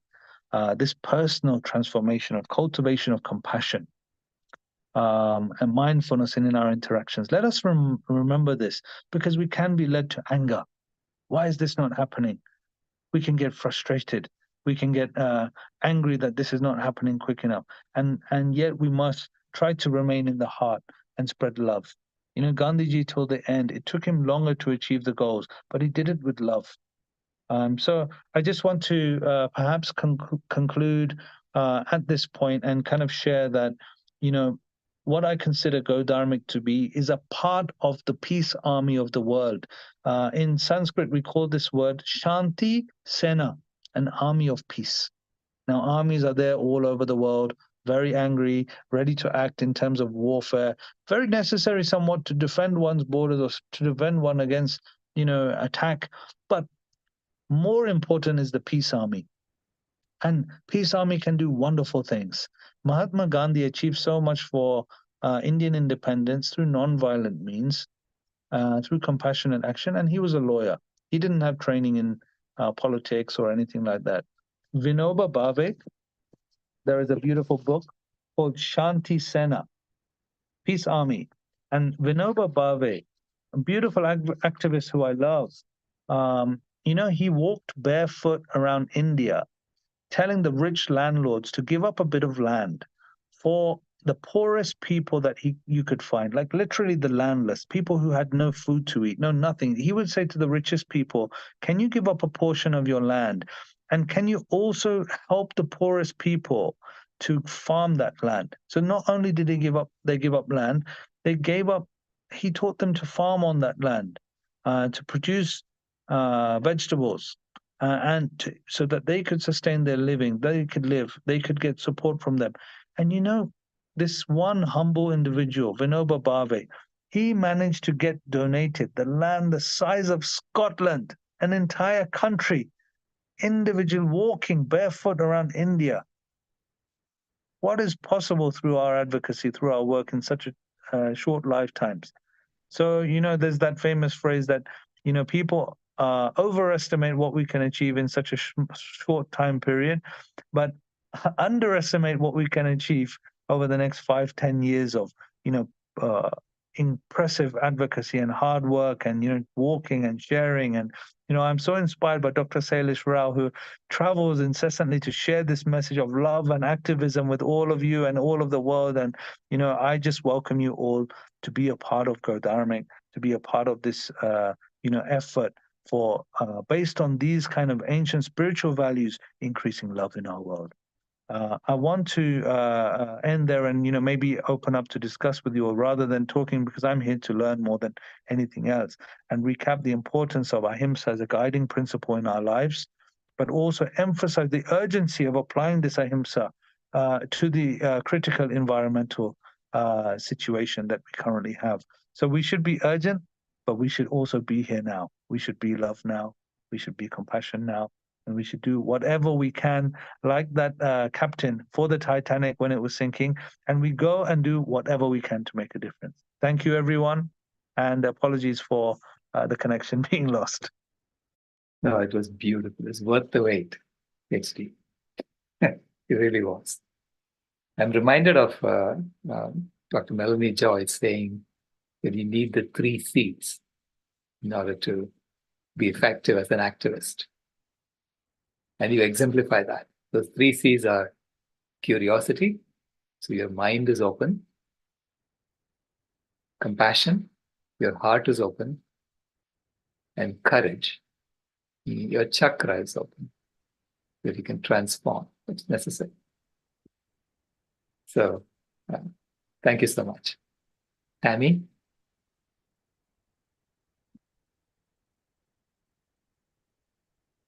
You're on. Please unmute yourself. Thank you. I look a little disheveled. I'm doing yoga right now. I'm listening to your talk because I'm very kinesthetic. So if I actually do something while I'm listening, I absorb more, which is part of loving, you know, that loving act of self-knowledge, right?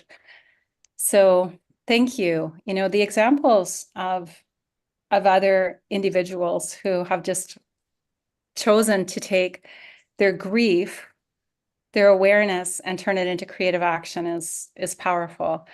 And the thing that I grapple with periodically, which I'd really love some feedback on, is that I don't always feel that the most loving thing to do with someone or to speak with somebody is always necessarily calming them or making them feel, you know, sometimes it's like, no, this isn't okay. I'm not okay with this, or this doesn't feel like just speaking out, even with my granddaughter, you know, because they absorb. My granddaughter's 5 and they're not being raised vegan. And she said, Oma, my friend Avi loves animals. I said, oh, so she's a vegan.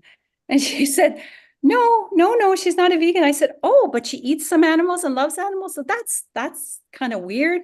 And then I just leave it at that. And I could see the wheels turning. And if I just didn't say anything, or I said, oh, she loves animals, that's nice. So I struggle with this a little wee bit at times, does love always, so here's my question. I just feel that love doesn't always feel fuzzy and sweet and soft. So there we go. Sorry for taking the long way around that question. Well, that's a beautiful question. And, you know, the Bhagavad Gita, which is a text on yoga, which Dr. Rao speaks about often, it says this is as hard as catching the wind. You know, I love that comment, can be both gentle and muscular. Like, this is not an easy path that we're choosing. But how many people in the world actually choose love?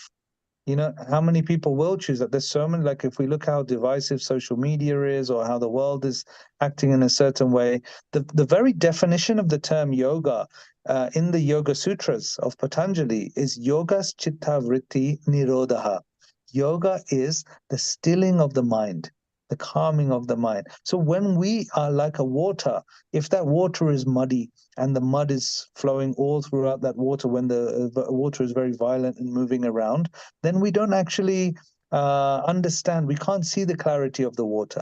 But if the water is still, then we can actually, all the mud drops to the bottom automatically, and we can see clearly what we are trying to achieve. So I think there's my friend, Professor Peter Singer, he said to me, you know, he's creates ethical arguments for veganism and, you know, animal welfare, and, you know, wants to kind of teach people about animal welfare. He wrote Animal Liberation. But he said, you know, somebody was telling him, Professor Singer, I loved your talk. You know, I absolutely agree with every argument you said. And he's saying that while he's cutting up a chicken and eating it. You know, it's complete, you know, going against what he was arguing. So I think we maybe cannot change everyone outside what they are going to react, but certainly we have a control over our inner faculties, and that's yoga. Actually, is that, you know, it's the control of creating our letting that water drop so we can actually do clear work in the world, and otherwise, you know, I'm fearful that we need to not bring violence into the world. We have to bring more peace, which is love, which is the animal welfare that we are, you know, speaking for. Not necessarily fuzzy. Yeah, I agree with you. It doesn't need to be fuzzy or soft or something. It can be compassionate, and it can be fierce love, but it shouldn't be harmful. Right. Fierce love instead. That's in our pledge of the Million Vegan Grandmothers, is our fierce love for the grandchildren of all species. That's Compels beautiful. us to act. Compels us to act. Yeah, we must act. Yeah, there's another verse in the Gita which says, "For the benefit of the world, you should act." You know, it says clearly that. So it doesn't say to go away to the Himalayas and just, you know, sit quietly and not do anything. We have to be engaged, applying this knowledge that, you know, interconnectedness exists. We must act for that interconnectedness. Yeah. DJ? Thank you. I had a question in the chat, and I'm going to elaborate. I'm going to say a little bit more about it. But first, thank you so much. I loved your talk, and I loved how you connected even to non-religious and people of other religions. And I was contemplating how you did that. And then the other thing I wanted to ask was, have you been to war-torn countries? Have you been around the poorest of the poor? Because I think, does that mean, because many of us have not, and so how do we speak with the compassion that's needed? So I think that's my question. Yeah.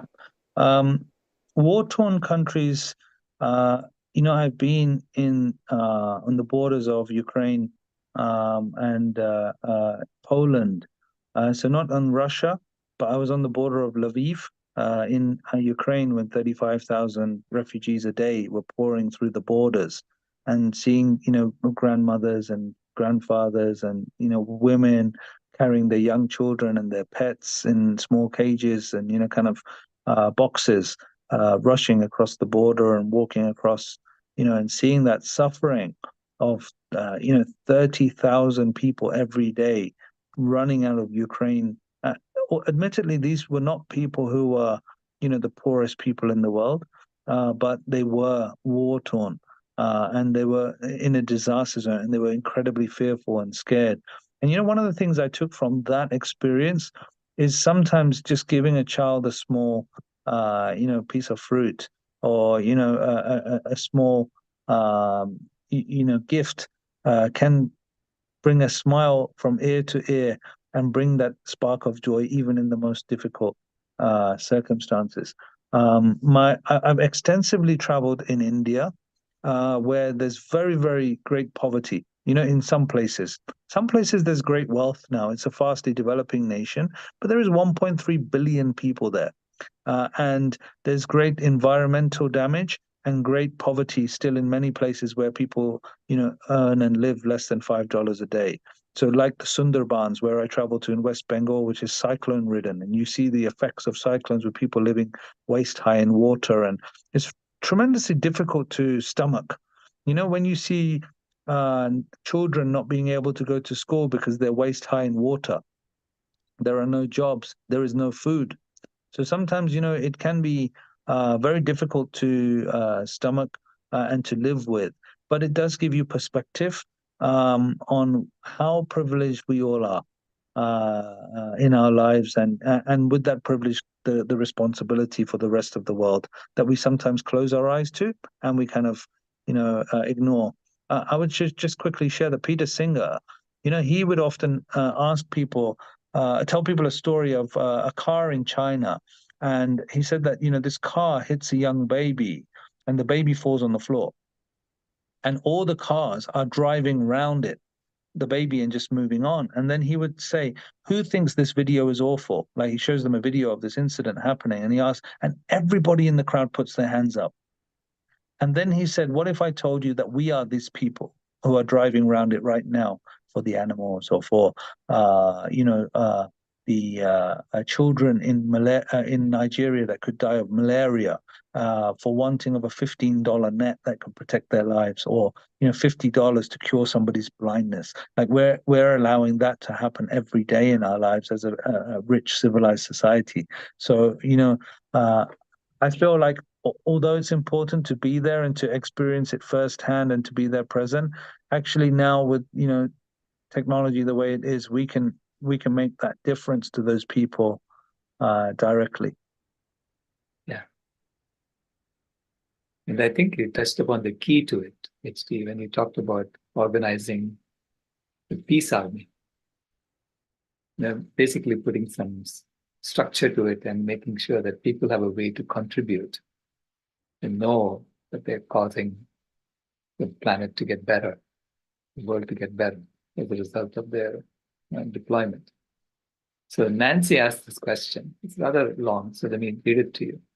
So thank you for your work. You're speaking to us, mostly gentle, compassionate vegans who are facing a whole system of capitalism, imperialism, the foundations of which began and continue to function by measuring wealth on the caps, or the heads of cattle, and based on confinement, enslavement, torturing, and killing our sister brother animals for profit or pleasure, and wage slavery of workers, and exploiting and abusing the planet. What, in your opinion, can dismantle this whole system, which maintains its enslavement of animals, wage slavery, profit-making through violence, maintained with armies, weapons, prisons, the death penalty, the legal system, etc.? Do you think vegan activism can succeed against this corrupt, overwhelming system? So yes, I think it can. Yes. I'm optimistic. I'm hopeful. I also think, you know, reframing it ideologically around ahimsa, you know, so that it's holistically more inclusive. Like, you know, vegan activism is a form of ahimsa in action. And, you know, so just to share, like Mahatma Gandhi, he was sitting on the edge of the riverbed, and he recognized that there was a tax that the British were charging of salt in India, and it was 7,000% tax on salt. Now, Gandhiji recognized that all of the beaches in India produce salt for free, and yet they were charging this thousands of percent tax on salt in India. Now, what he decided to do is he decided to get everybody in the country to make salt. And he said, I'm going to walk 450 kilometers from Ahmedabad to Dandi, and I'm going to make salt, and I want every single person around me to make salt. And then there'll be so much salt, will fill the prisons of the whole country. They were, rather than extracting millions of dollars of wealth from India, it will cost them to look after us in the prisons, and then they'll have to leave. So there are non-violent ways of achieving the objective, but we'll have to be creative. We'll have to come up with interesting campaigns and, you know, novel ways of producing the results without harming another living being, and it can be done with love if we are smart and creative and wonderful. So I always think of that salt ride. And in fact, if anybody wants to cycle with us or walk with us, we take people on this salt ride trip every year from Ahmedabad to Dundee. Yeah. There is a move to create the equivalent of the salt march, but this time for health and hunger. Eliminate hunger. Food is available, so give away food. Yeah. Before we get to you, Tammy, there's one other question in the chat I wanted to ask you, HD. Why is India one of the top exporters of beef, while maintaining cows are most sacred, and most of the Indian population does not seem aware of this? What is the best way to raise this awareness, and what is a good goal to work toward? I agree that most of India is, not aware. In fact, I was at the World Economic Forum earlier in February or March, and it was actually celebrated at one of the India houses that India's buffalo meat is largest exporter in the world, or one of the top. I saw it on a pamphlet with horror, being there. And so look, it is what it is, right? We are taking the ideal of ahimsa and applying that to the best of our ability, using the greatest ethical scholars and wonderful hearts and minds of our time. Now, there's 1 billion people who have suffered from 1,000 years of domination and struggle and poverty and colonialism and domination that is perhaps not allowing them to concentrate on these important ideas, and they've been fighting for poverty, and they've been fighting for a little bit of upliftment, and that's led them in a different way. I would say we shouldn't focus on what the existing situation is. We should focus on what we want, and what should be the desirable outcome, based on our logic, based on our understanding of ahimsa and non-harming and interconnectedness and global compassion and understanding, and we know what we need to do. So India is what it is. The world is what it is. UK is what it is. Our job is to love all, feed all, serve all, and figure out how we can make this world a better place.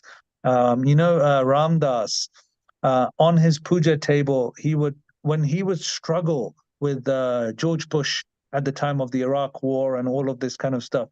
So what he would do is he would have a picture of Jesus, he would have a picture of the Buddha, he would have a picture of Neem Karoli Baba, and he would have his old saints and sages and Krishna, and he would bow down to all of the Buddha and Jesus and Krishna and Ram and all of the saints, and then he would put a picture of George Bush next to them, and he would say, "Hello, George," in a loving, gentle way, to try to extend compassion even to the people who are creating such violence. So let us bow down also to those people who are causing violence, and pray, hope, and wish, and do what we can to encourage them to change their ways.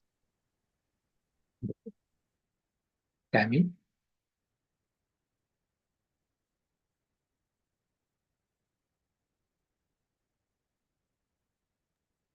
Thank you. I see Ray had a question in the chat too, so I can just ask that first, and then I will share something from the grandmothers. But so Ray had asked, we're a volunteer organization, the Million Vegan Grandmothers, Climate Healers, and all these convergences. We start organizing as soon as one ends. We start organizing for the next one. So how does that relate to Dharma? Was Ray's question, and then I will ask mine after.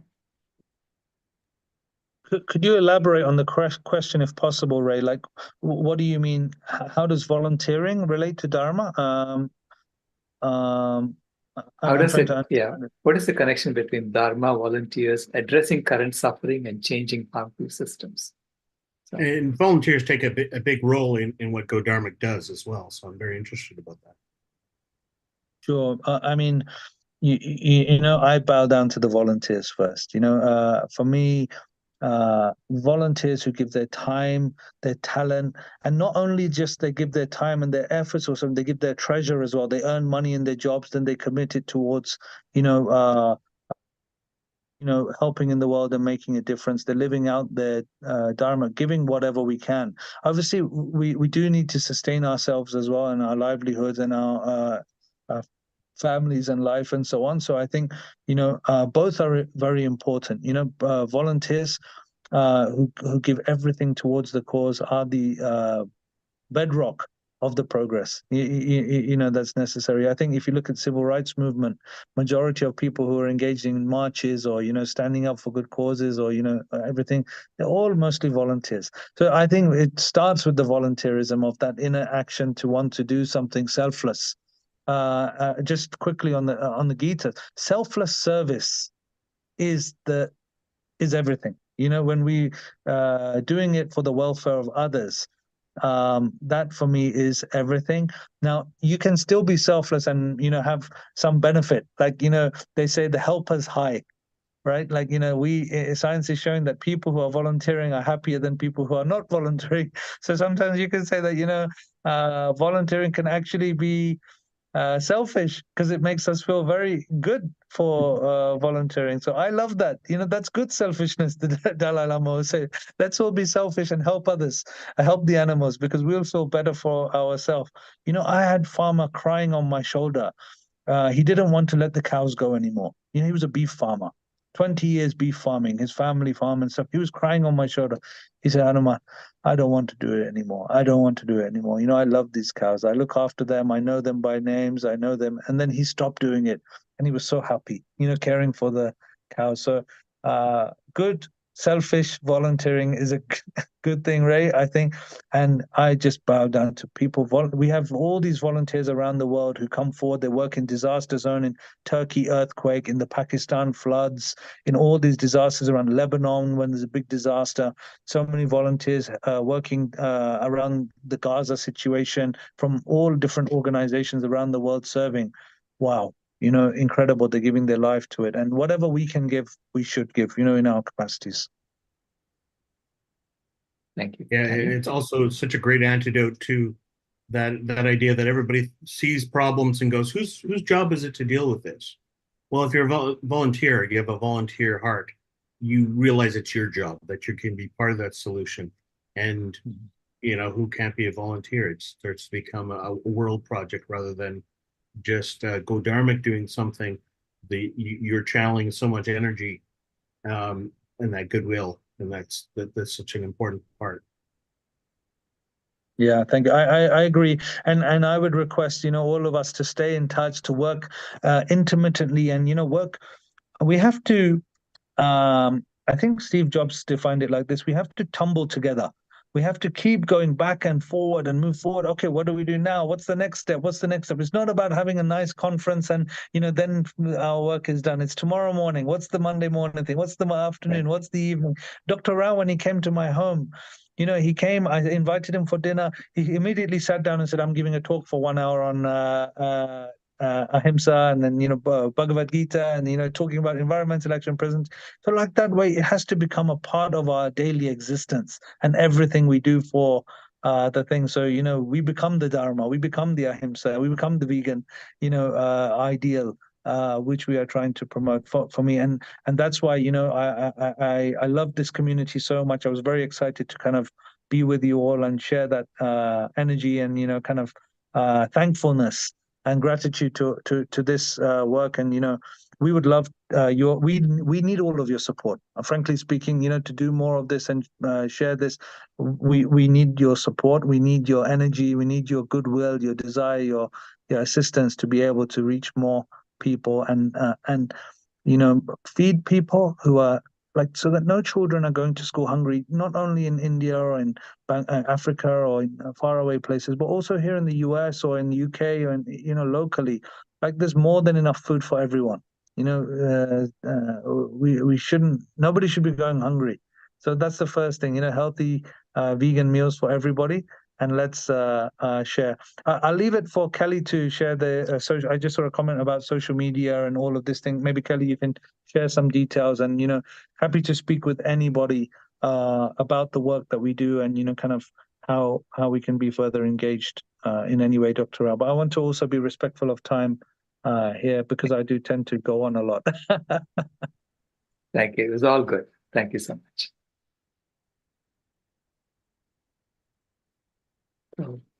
Yeah. Patrick, it's going Oh, to I be just wanted on to next. mention, Go ahead. I just wanted to mention Judy Carmen, one of our grandmothers, wrote a book called Homo Ahimsa. who we really are and how we're going to save the world, Hanuman. And I don't know if you've read that book or maybe wanted to interview her somewhere in your circle, but it's such a beautiful read because it really is about being who we actually are and how just being our authentic, compassionate self is what's going to save the world. So thank you very much. That would be great. Please do connect us. We'd love to kind of understand that. Yeah. Thank you. Now we have the world's strongest man and vegan speaking about creative activism. Patrick Bogumian, welcome to VCOP17. And take it away.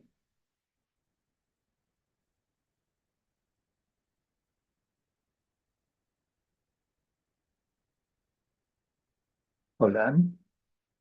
We don't hear you. Don't hear you.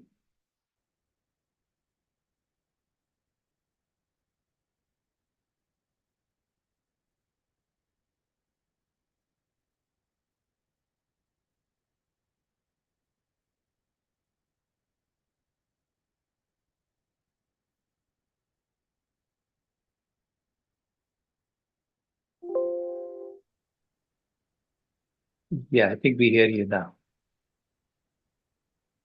No, sorry. It was some sound we got.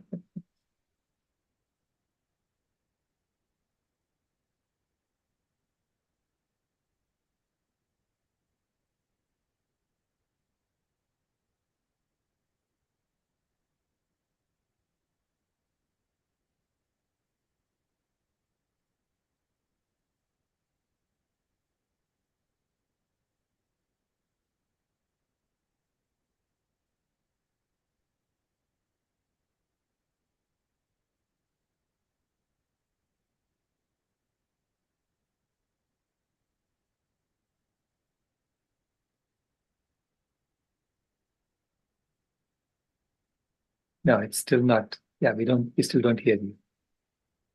Okay.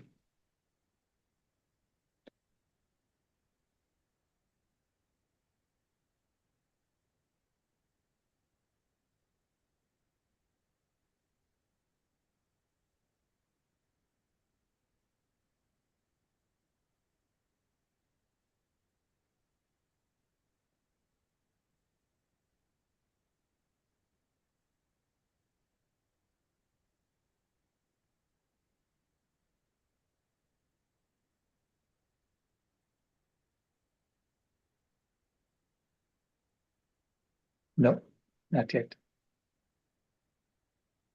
So, did you want to log out and come back in again? Let's see if it helps.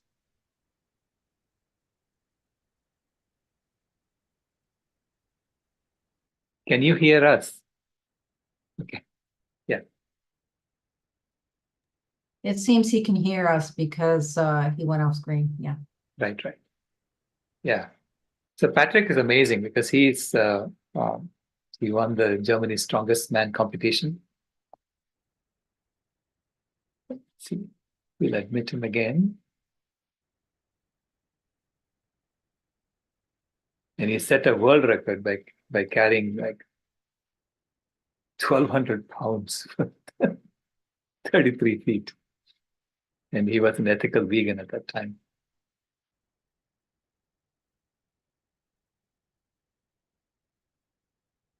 Let's make you. Vijay, can you make him a co-host?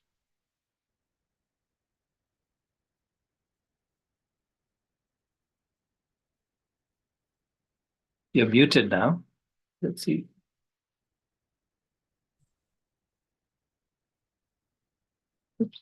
Okay, I made him a co-host now.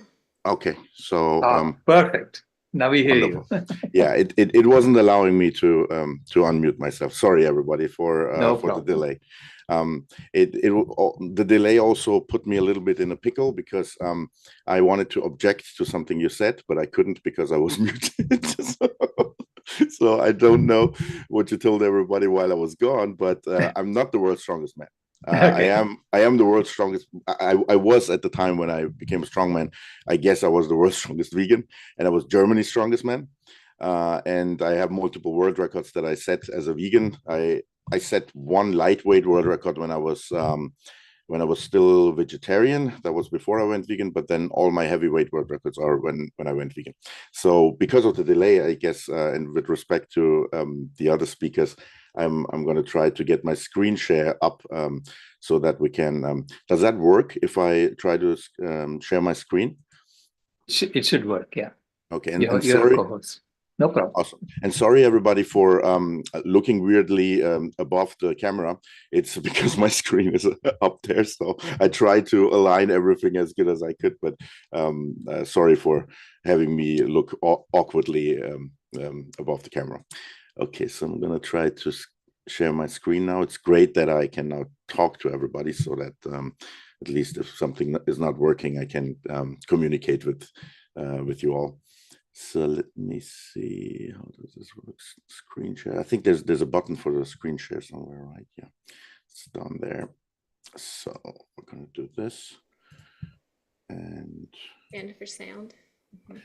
Okay, so I'm still audible? Yes. Wonderful. Then, so I have a little presentation, which is mostly so that you have something nice to look at, and I can have a little bit of a structure, because I tend to go on tangents very often. So the slides just help me to stay on topic and not go on too much of a rant. So that's the only reason we use them. Otherwise, I could easily just tell you everything with words, but I think this way it's maybe a little bit nicer. So just see, how do I start this? Okay, so it's don't worry, it's nothing too I'm not gonna bombard you here with infos or anything. This is as I said, so I'm mainly gonna just talk about my own work and what I do since I went vegan. I should probably talk a little bit about my own story and when I went vegan. So I went vegan at the end of 2011. That was after winning the title of Germany's Strongest Man. Yeah, I think I can just use the first slides that we have to talk a little bit about this. So after talking about that, I'm going to then talk about what I do right now, because the last competition that I did was back in 2016. So that's almost 8 years now since I stopped competing. Obviously, I don't know how visible it is, but I'm in my mid-40s, and I started working out very early. So I was 14 years old when I started working out, and you cannot stay competitive for basically your whole life. I mean, obviously you can train as long as you want, but at some point your body just tells you that it had enough. If you do extreme competitive sports, it's just very demanding for the body. So at some point I had to make a decision if I wanted to go on or not, and that was basically when I approached my 40s. I decided that it was time for me. So that's going to be also in the slides in the beginning. From there, then, as I said, we go to my current projects that I do now, where I'm not a competitive athlete anymore. And mainly right now, my whole focus for the last 3 years has been an animal rights video game that I'm trying to make, which brings us to the topic of the conference. So I have been since I think I should go through the slides. So otherwise, I'm going to tell you everything, and we're still going to be on the first slide. So basically, as I said, I've been a strongman. What you see here right now on the slide is this is actually a picture of so I'm going to start with everybody on the implement that you see there. It's called a yoke. So basically, like the yoke that you use to exploit animals to pull implements or to pull basically a wagon or something. That's what you use there is called a yoke, and this is also called a yoke. So it's basically, you know, you take it on your shoulders. And when I was thinking about doing a world record, and it was actually my first vegan world record that I did, the yoke walk was something that came. I found it to be specifically interesting because it symbolizes basically a form of exploitation that we put animals through when you use an oxen or other animals to pull a wagon. And I used that as my first world record to kind of prove that you can be strong as a vegan. I think that was mentioned right before before I got my sound to work. So that was that over 1,200 pound yoke walk that I did. So what we see here then is me doing that as a little bit of a gimmick at the Berlin Film Festival. And the guy in the front is basically someone from Vegan Film Festival. Back there, you see Dotzi Bausch of Switch for Good. I think Switch for Good is also part of the conference, right? So that's Dotzi right there. And then Luis Cejoyas, who directed the Game Changers, and James Wilkes, who produced the Game Changers. I'm just being very uplifting, obviously, as you can see.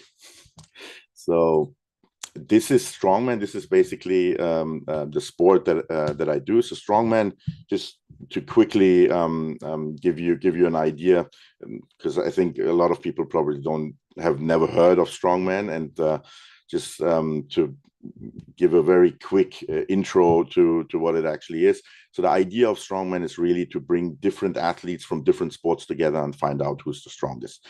And obviously, back in the 70s of the last century, when it was invented, the idea was to create a completely new sport, because you wanted to have weightlifters, bodybuilders, wrestlers, and all kinds of strong athletes come together and test their strength against each other, and to have some kind of neutral ground so that nobody would have an advantage over the others. The idea was that they created completely new disciplines, basically, and that has stuck with the sport until now. So while in other sports, every event is very standardized, and basically, if you have a tennis tournament, for instance, and you play in one event, and then you play in a different event, the rules are the same, the game is the same.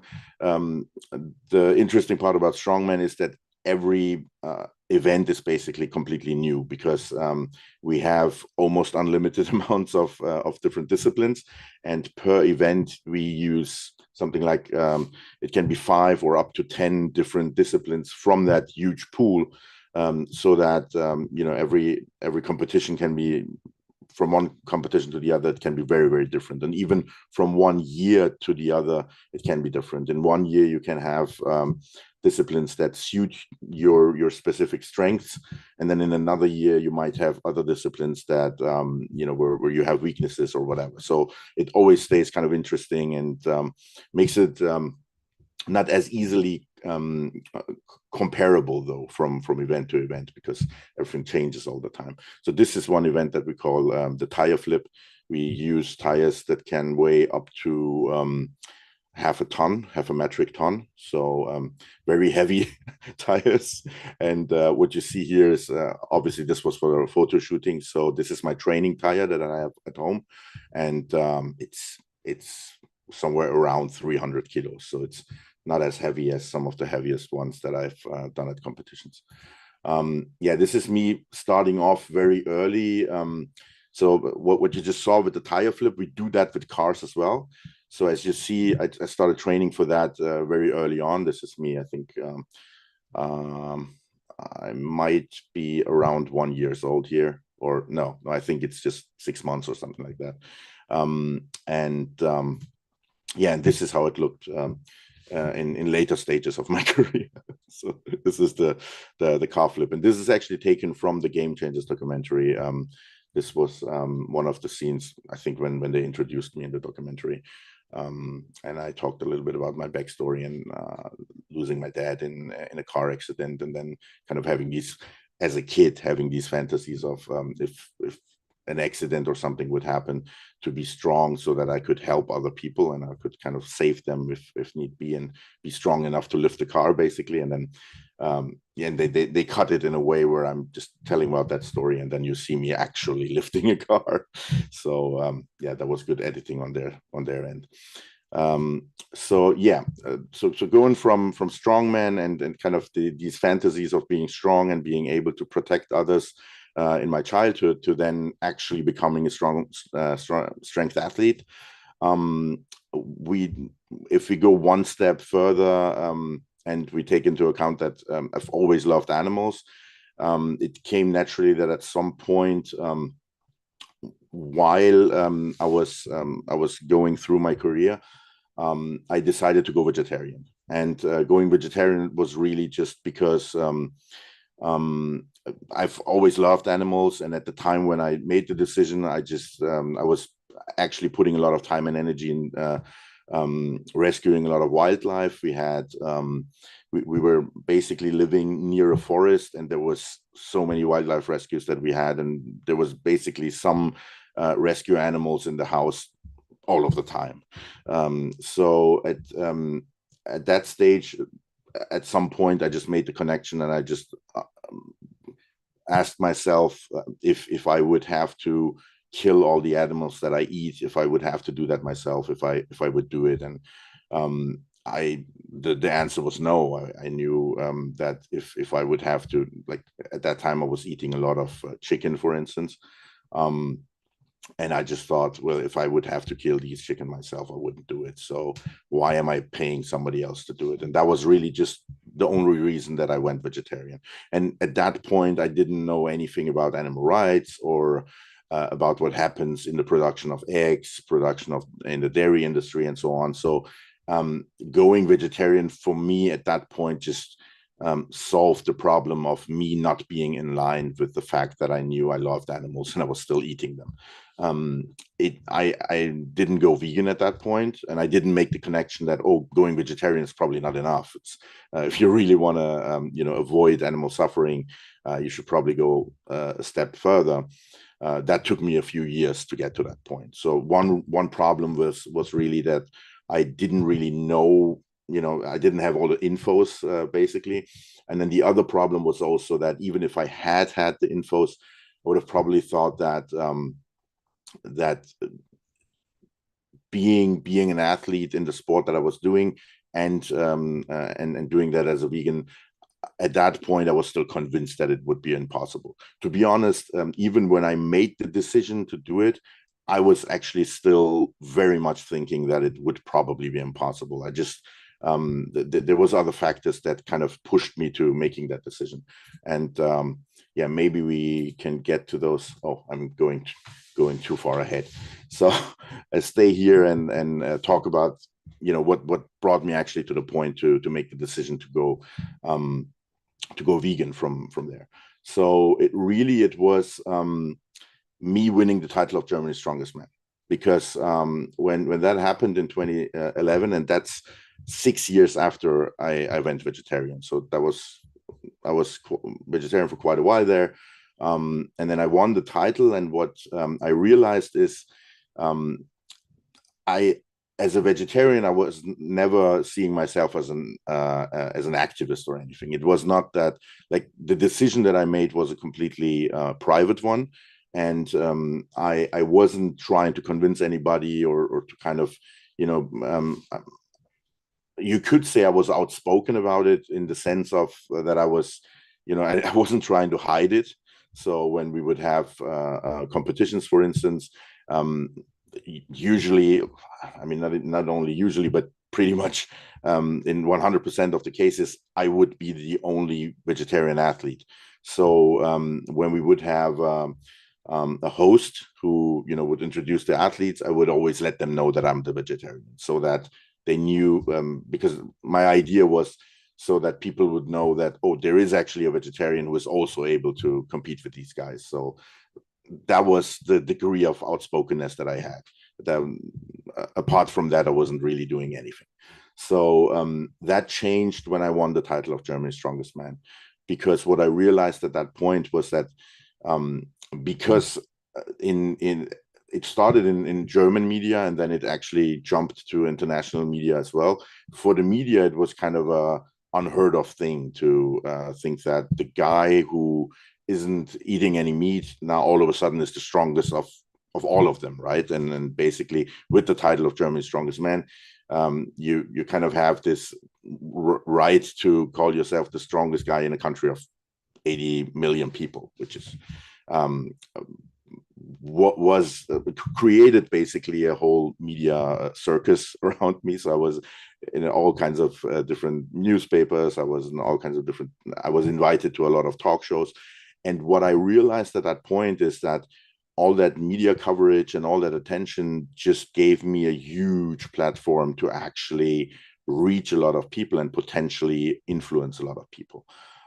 So I realized that what I was doing at the competitions, when I was mentioning that I was a vegetarian, that was now happening on a much bigger scale, because the media was just amplifying that idea that the guy who is not eating meat can be even stronger than all these other guys who eat a lot of meat. And that's maybe the premise that I should have mentioned actually in the beginning, that and this is obviously now 13 years ago, and when I went vegetarian, that's almost basically two decades ago. So back in that time, it was in the strength community and even in the broader fitness community, it was completely unheard of that nobody would have believed me when I would have said, oh yeah, I'm vegetarian and I'm going to actually at some point be able to beat all these other guys who eat a lot of meat. Because I've been growing up in the industry and in the sport with this dogma that you have to eat a lot of meat, you have to eat a lot of animal products to actually get all the protein that you need and then be able to build muscle and build strength on that level. So I was trying to be, so when I realized that I now had this huge, basically this huge megaphone via the media, and actually I think mostly it happened when Peter approached me. So Peter then approached me and asked me if I would be willing to do a pro-vegetarian campaign. Like, they basically wanted to amplify that message even more and do a campaign with me about me being, the strongest guy, and then also vegetarian. And at that point, I had already made the decision. So I told them, look, I think that if I want to do this right and use this kind of power and potential that I was given with the situation where I can, use these media appearances to open people's minds, I don't want to convince them to go vegetarian. I actually want to see if I can do what I do now as a vegan. And I have to tell you, that was terrifying. Like, I don't want to speak too much about that because I want to get to my projects now. But yeah, so back in that day, it was really terrifying for me because I was absolutely not convinced that it would work. And of course, my motivation to do it was that I wanted to show everybody that you cannot even you can be on that level as somebody who doesn't eat meat, but it's even possible to not eat any animal products and still be on the same level and still be able to succeed in the sport that I was doing. And that was my biggest fear, because I thought, well, if it doesn't work out, then I'm going to do the opposite of what I want to do. I want to convince everybody that you can be vegan and be as strong. But then if I fail, I'm going to basically have this huge megaphone and then use it to show the exact opposite, because then everybody's going to see me fail on a big scale. So I was really nervous. And I have to say, just after a few weeks, after I then finally did it, I was really frustrated, and I was kind of really angry with myself that it took me 6 years to get to that point. because the effect was just really. So I already had a positive effect back in the day when I stopped eating meat, because that was already way better than my meat-heavy diet that I had before. But as a vegetarian, I was still having an insane amount of dairy products, and when I actually got rid of them, a lot of problems that I had as a vegetarian, for instance, chronic iron deficiency, I had that. Even although I was supplementing iron, I was actually getting iron supplements from the doctor because I was deficient all the time. And that completely went away after going vegan. So what I didn't know at that time was that I understood that after going vegan, is that the dairy products and the big amounts of dairy products that I was actually consuming every day were blocking my iron intake. So even if you supplement, when you have something that blocks your iron intake, the supplements don't really do anything because they don't get absorbed. So so that was the reason, and it just completely went away after going vegan. And that was just one thing. My blood pressure improved by a substantial amount. I was recovering faster. There was a whole host of things. But yeah, so that is the second important aspect to my work. It's basically that I've been someone who has been fascinated with, strength and the potential of using your physical strength to do good in the world. And then, my love for animals. And when I went vegan and when I became an activist, and really the reason that I became an activist was because out of that frustration where I thought, well, you could have done this like half a decade ago. Why did you wait so long? And that really, because there was an answer to that question, and I'm going to come to that in a few seconds when I go through the slides, or maybe I should jump there actually, because the answer to that is really in this slide here. So when I wanted to make the decision to actually, go vegan, my problem was that there was nobody who had done it before. There was no vegan strongman. There were a few bodybuilders in more kind of lighter categories, so not hardcore bodybuilders or anything, and no really big athletes who had done it.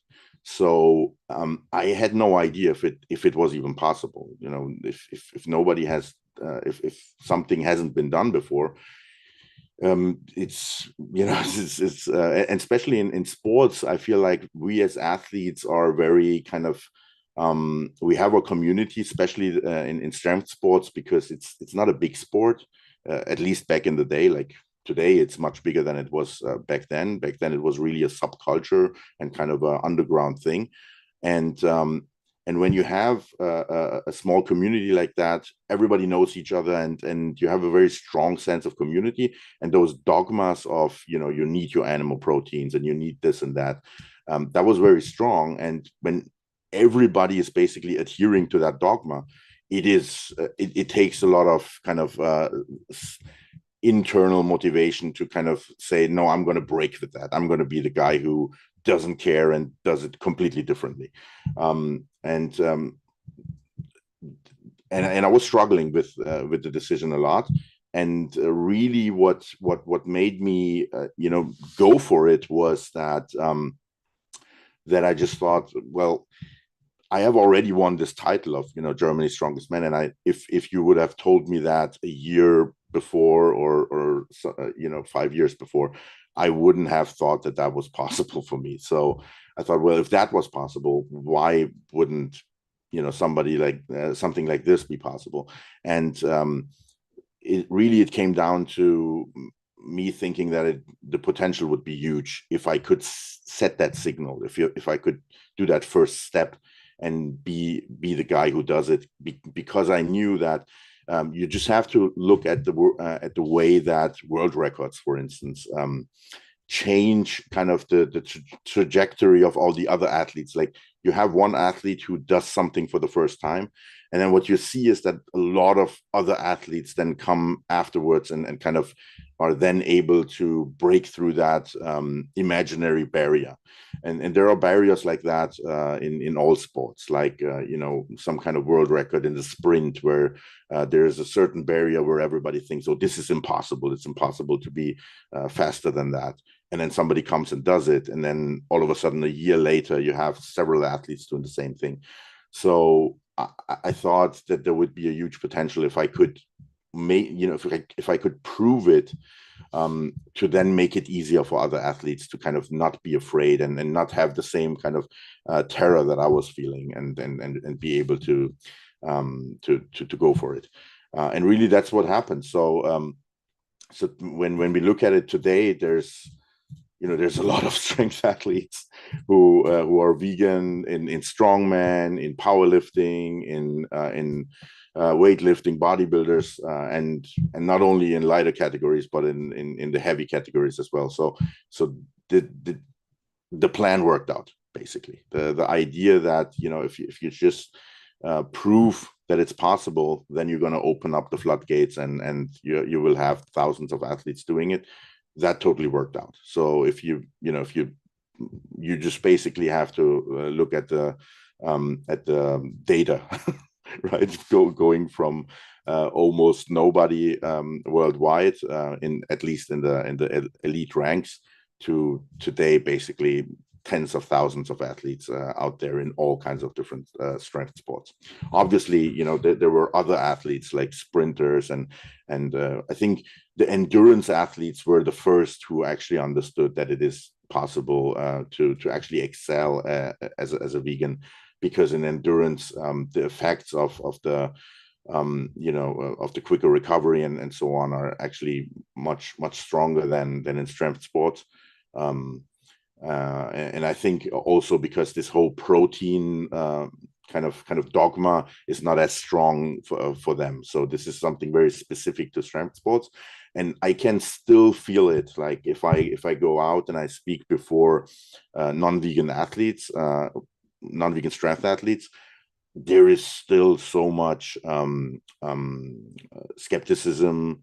And it's not as bad as it was in the beginning, because in the beginning there were actually people straight up thinking that I was lying, like thinking that I was just telling everybody I was vegan, but in reality I was still eating meat or whatever, because they were so convinced that it is not possible. And that has changed. Like, at least it's not happening at the same degree, because obviously we now live in a world where, you know, if you have thousands of athletes doing it, at some point it becomes not plausible anymore. Like, if it's one guy, you can say, yeah, he's just lying.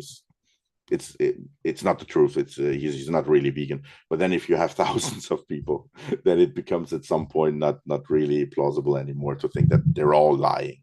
So yeah, so there's a lot of change happening there. And now let's get to the point of what I'm trying to do now. So let's go a little bit back. So after stopping with competitions, I was at a point in 2016. This is so my last competition was the World Championships in something called the log lift, where it's basically, you can imagine it like weightlifting, but instead of lifting a bar over your head, you have a metal implement that looks like so originally it was a wooden log, and then you would press that wooden log above your head. So weightlifting with a log, basically. And there's a World Championship specific to that one discipline, and it is actually historically it's been one of my favorite disciplines. So my best placing that I had at the World Championships was actually in the log lift. That was also in 2011. And it was a 4th place at the World Championships. So and at that point, that was my first year switching from lightweight to heavyweight. So and I did the 4th place at heavyweight. So that was pretty no, actually, yeah.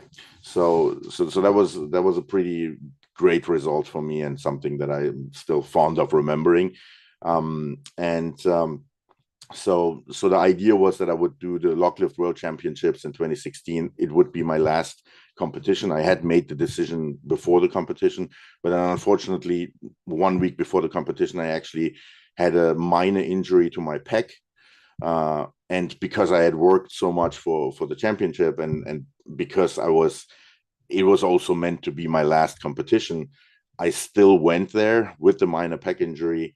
And to kind of take a little bit of the stress away from my pec, I tried to press more with the tricep, which resulted in me tearing my left tricep. So then, unfortunately, that last competition became not as positive of a memory as I wished it was. But it then sealed my fate of being my last competition. And definitely afterwards, I had to get surgery done on the arm. Took me half a year to actually even be able to move the arm again. So it was clear that after that, I wouldn't do competitions anymore. And the reasoning behind that was, so there were several reasons, but one reason was in 2016, that's half a decade after I went vegan.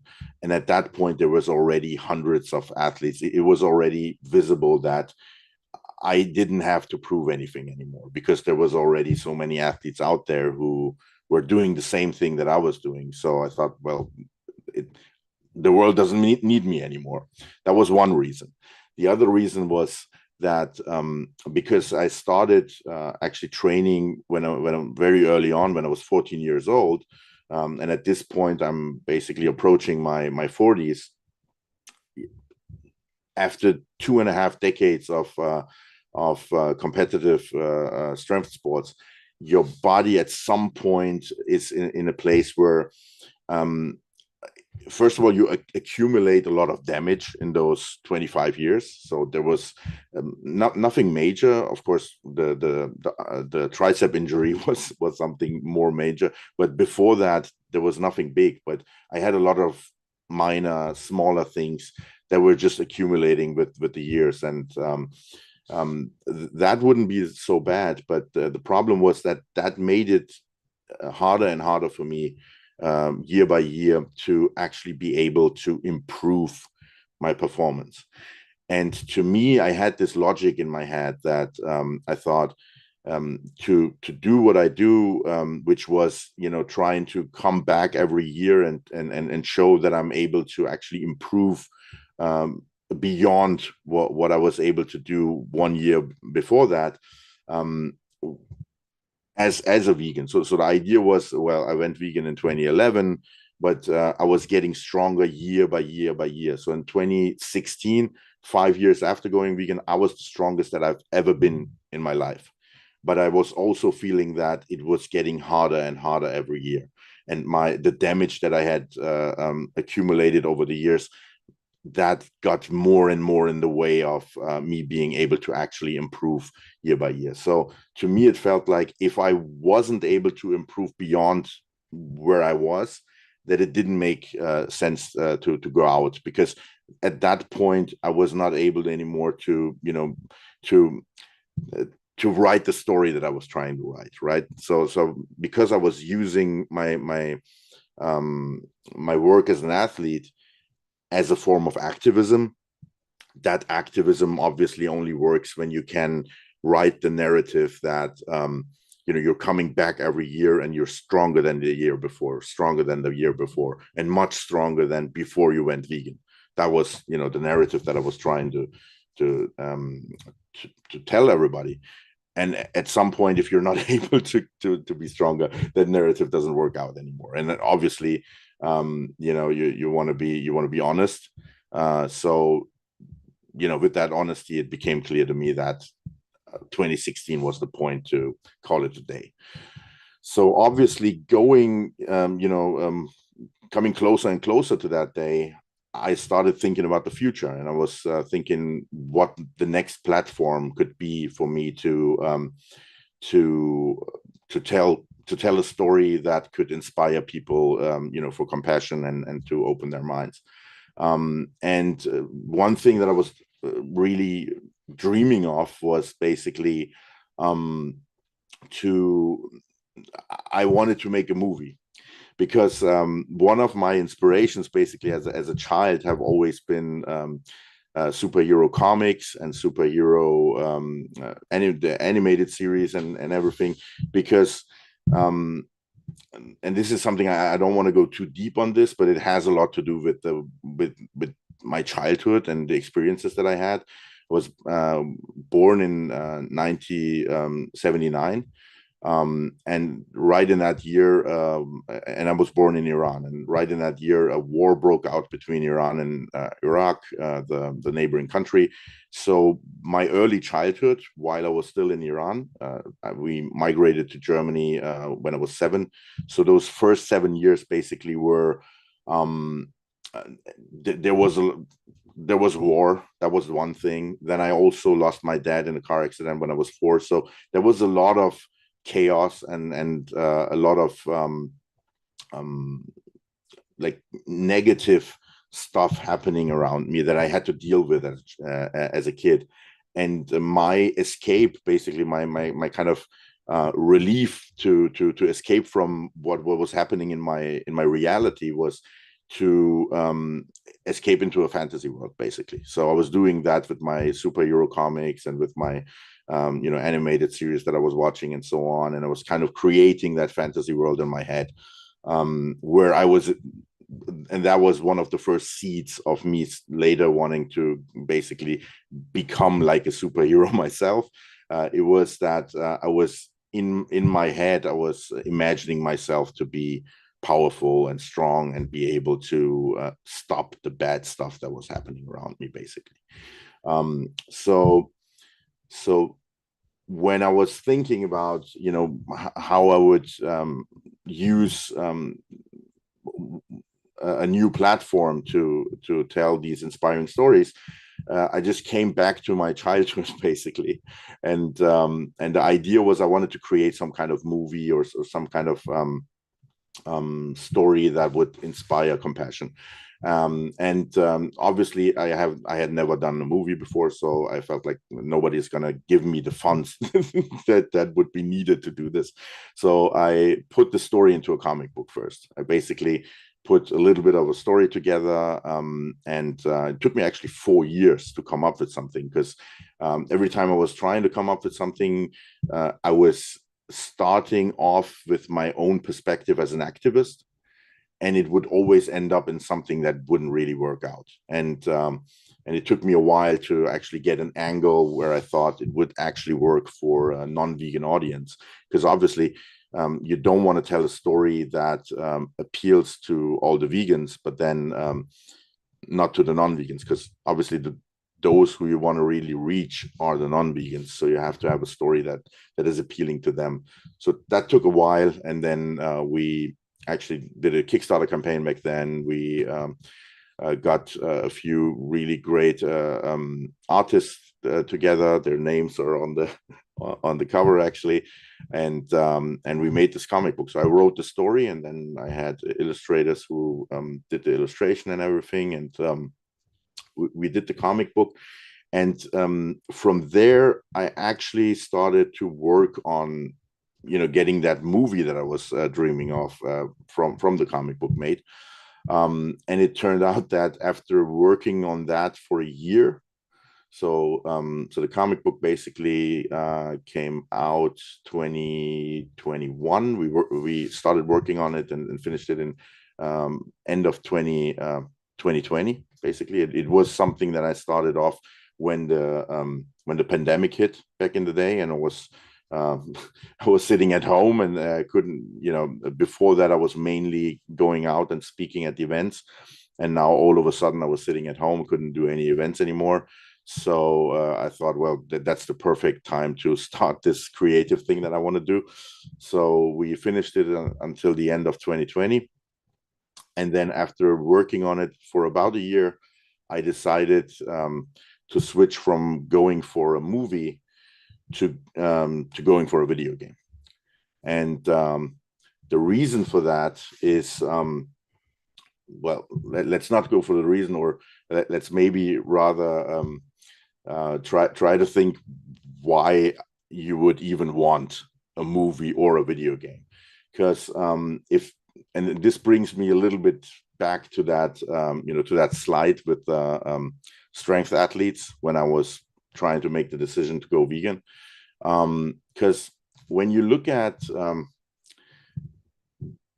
us as a movement, the animal rights movement, basically as a whole, when you look at it, and you look at what we have out there in terms of storytelling, or in terms of kind of how we use media, basically to convince the general public of the idea of this is that one. This is where I wanted to be. So so when you look at it, we have this pretty big number of documentaries, basically, and it's great. Like, there's, obviously I was also part of one with the Game Changers, so there's some really, really great stuff out there. Some of it, like the Game Changers is basically trying to take a little bit of a detour to get to the point of getting people to go vegan. But then there's documentaries that go right into the actual argument of the ethical argument. There's documentaries who go from the more of a climate perspective, or a environmental perspective. So there's all these different angles, and we have great documentaries for that. But while we were working on the Game Changers, I remember that there was a point where I was visiting the production in the States, and we were actually in a car together with Joseph Pace, who is the main writer of the documentary. And I asked Joseph if he and James, if they had ever, contemplated the idea of maybe, first of all, making another film. And he already said, like, he first wants to finish this one. It was, I mean, there was a lot of work that went into that, and I feel like that was at a point where they were just about to wrap up the production. So I think they were really not they were probably looking forward to just getting everything done and not to the next project. But I was already, I was in that stage of thinking about what I would do next. So I asked them, have you ever thought about actually making a movie, an actual movie, and not a documentary? Because I knew that when it comes to inspiring ideas and kind of, seeding basically planting the seeds of inspiration in people's head, at least for me, it had always been like that.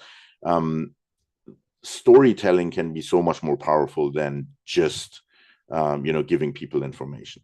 And obviously the Game Changers use that in the film itself. Like, if you watch the film, it's not just information, but it's dramatized. They're basically showing you these athletes and telling some of their backstories. In my case, that we were speaking about my childhood and how everything came to be. So they are already using storytelling there, but you can go one step further, right? And you can make an actual movie. So I was thinking, maybe if they would think about that, and they said no.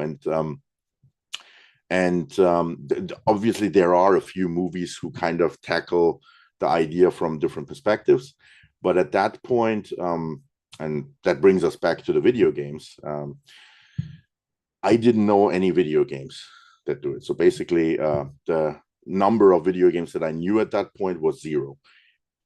Today I know that it wasn't actually 0. There is a handful of video games that have done this, like starting around 20 years ago.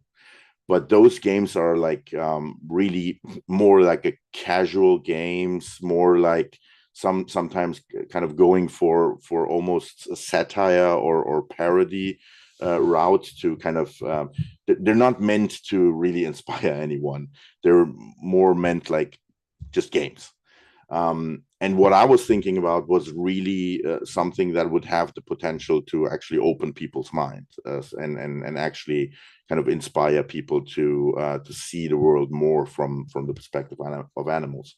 And that doesn't exist. It still doesn't exist. And although there are some games who do it like partially, there are some good games that came out in the last few years who do it partially. So when I made the decision to, instead of for a movie to go for a video game, I was basically at that point again for the second time in my career where I was trying to do something that I felt nobody had done before, because I felt like it was really powerful.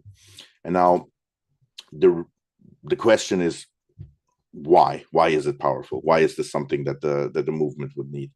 And there are several answers to that. One of them is, I'm trying to, in this slide, to basically give a little bit of a continuum of how you can use communication to basically get as much of an effect in your receiver as possible. So how you can basically communicate ideas, and we as a movement, what we're trying to do is really just communicate ideas of compassion, of being respectful with the environment, of ethical arguments, and also nutritional facts and so on. We're trying to use that information and those ideas and try to get it out to as many people as possible. That's really what we do as a movement. So the first step and the least effective is to just give people the information. And when it comes to media, that would be a documentary. So just an actual classical documentary just gives people information with audiovisual content. The second and more powerful way would be to weave some stories into that. That's basically where the game changers is. So now you bring in personalities and you weave their stories into the information, and that way you get something that actually already comes very close to a movie. Obviously a movie would be the next step. So that is an actual story that that you're using to communicate those ideas. But the most effective way to actually inspire behavioral change are interactive stories. So that means and that can be video games, but it can be also something like a tabletop role-playing game, right? The idea there is games and role-playing is nothing else than a story where, instead of passively sitting there and watching the story unfold like you do it in a cinema, you are within the story. And what that does to your brain is basically that, because really, when you look back to the last thousands of years of our evolution as a species, for most of the time, like the last 10,000 years, most of the time we were not using the classic way to convey ideas from one generation to the other is not in written form. Like written information is something that is pretty recent. You go back a few thousand years, obviously it depends on where you are. Like in Europe, it probably just takes 2,000 years and everybody's illiterate. But in other continents, you can go way more. Basically, you get written documents way earlier. But if you go back far enough, you find that for thousands and thousands of years, we've been using stories, legends, myths, mythological storytelling, and that also basically weaves into the religions that then came out of those stories that were really meant to give crucial, important ideas from one generation to the other.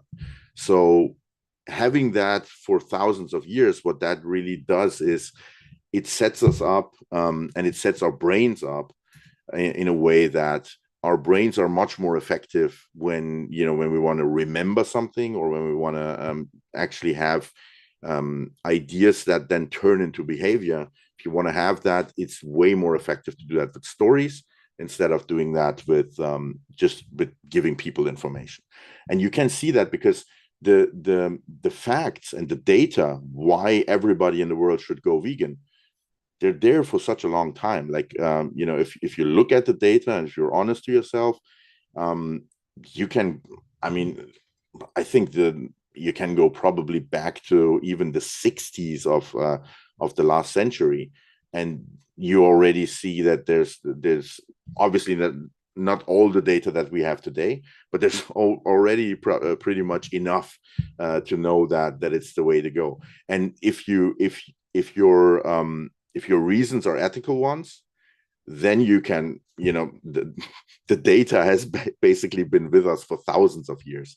Because if you look at an animal and you look how they work and you how they feel and how they and the way that they have the same emotions that we have, and it is very clear that that's the case, then you don't need any other data to get to the point where you feel like, well, something that you wouldn't do to another human being, that you don't want to do that to those more vulnerable and actually more powerless beings that are exposed to to us as the most powerful species on the planet.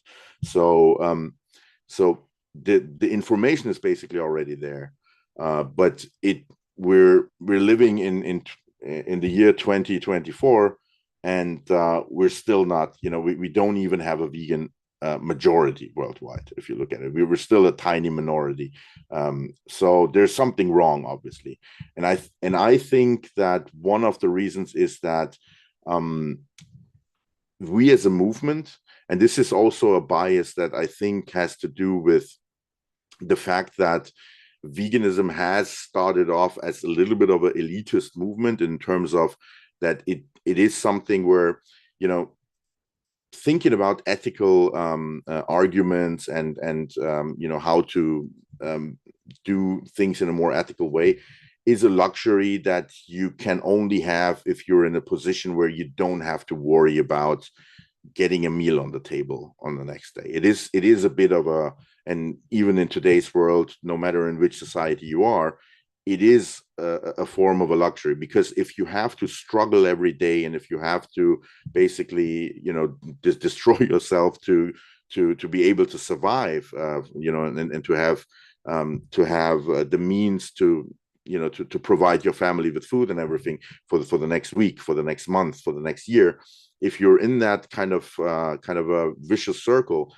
you just don't have space to think about, ethical considerations and so on. Obviously, there's still people with great capacity who still do it, but the likelihood that you start thinking about those things becomes way higher if you're not struggling with survival every day. So that means that a lot of the of the pioneer vegans and a lot of the basically the trailblazers of the movement, they're very highly educated people. They're usually people who are not as much in that struggle of survival and caught in that poverty trap, basically.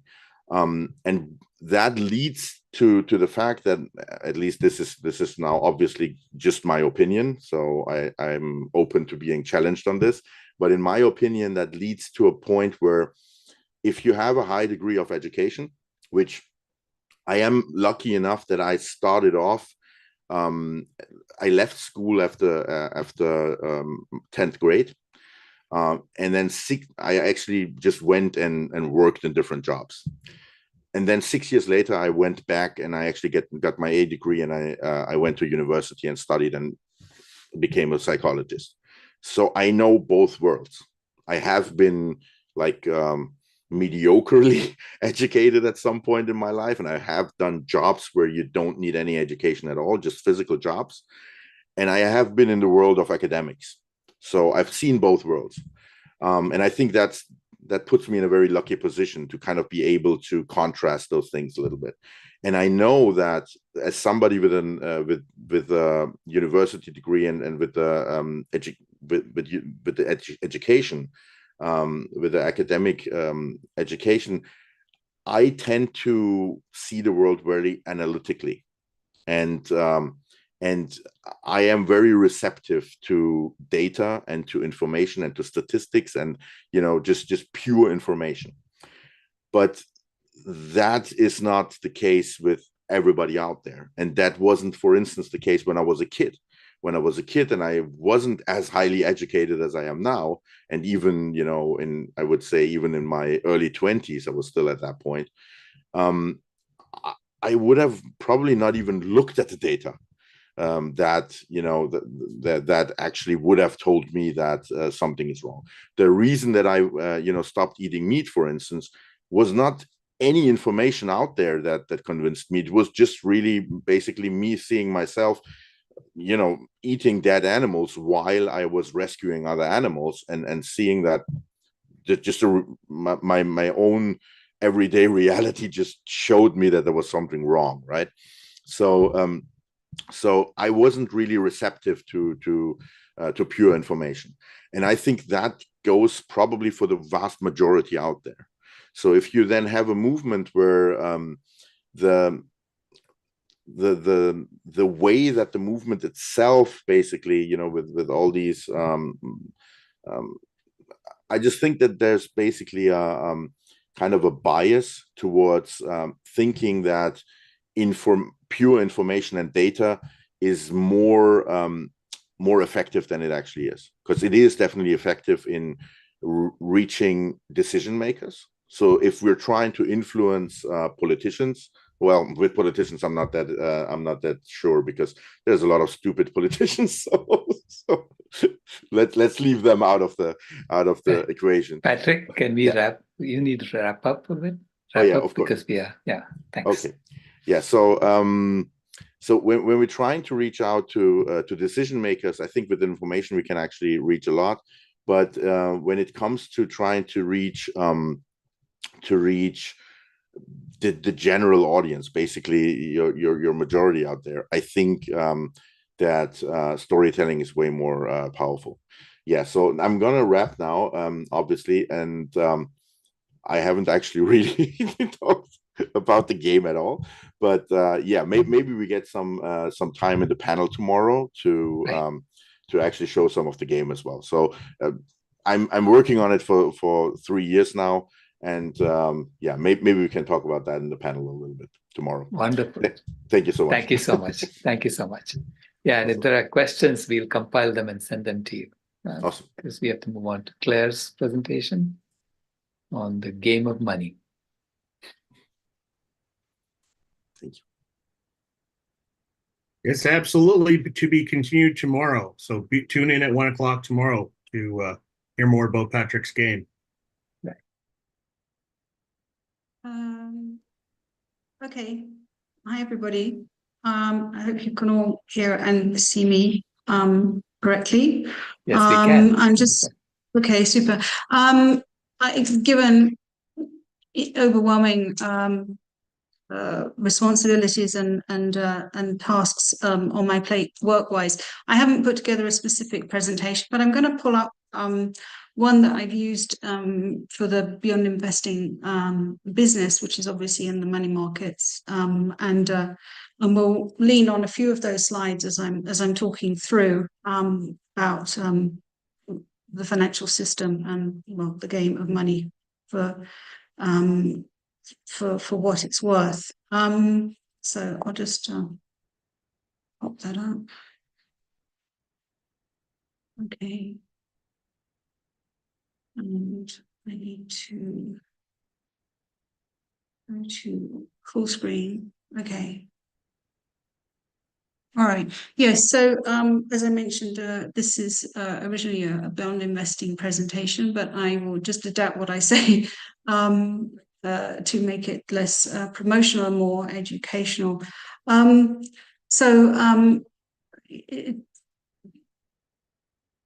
Just going forward, just 1 second, just moving us forward. Okay. So I mean, as many of you know, I've been active since 2017, when I left my kind of proper job in the financial markets, creating a group of companies which are delivering portfolios, so aiming to invest in a vegan fashion, by excluding as far as possible and practicable exposure to all forms of exploitation of and cruelty to animals for food, clothing, or any other purpose. And there are many other purposes.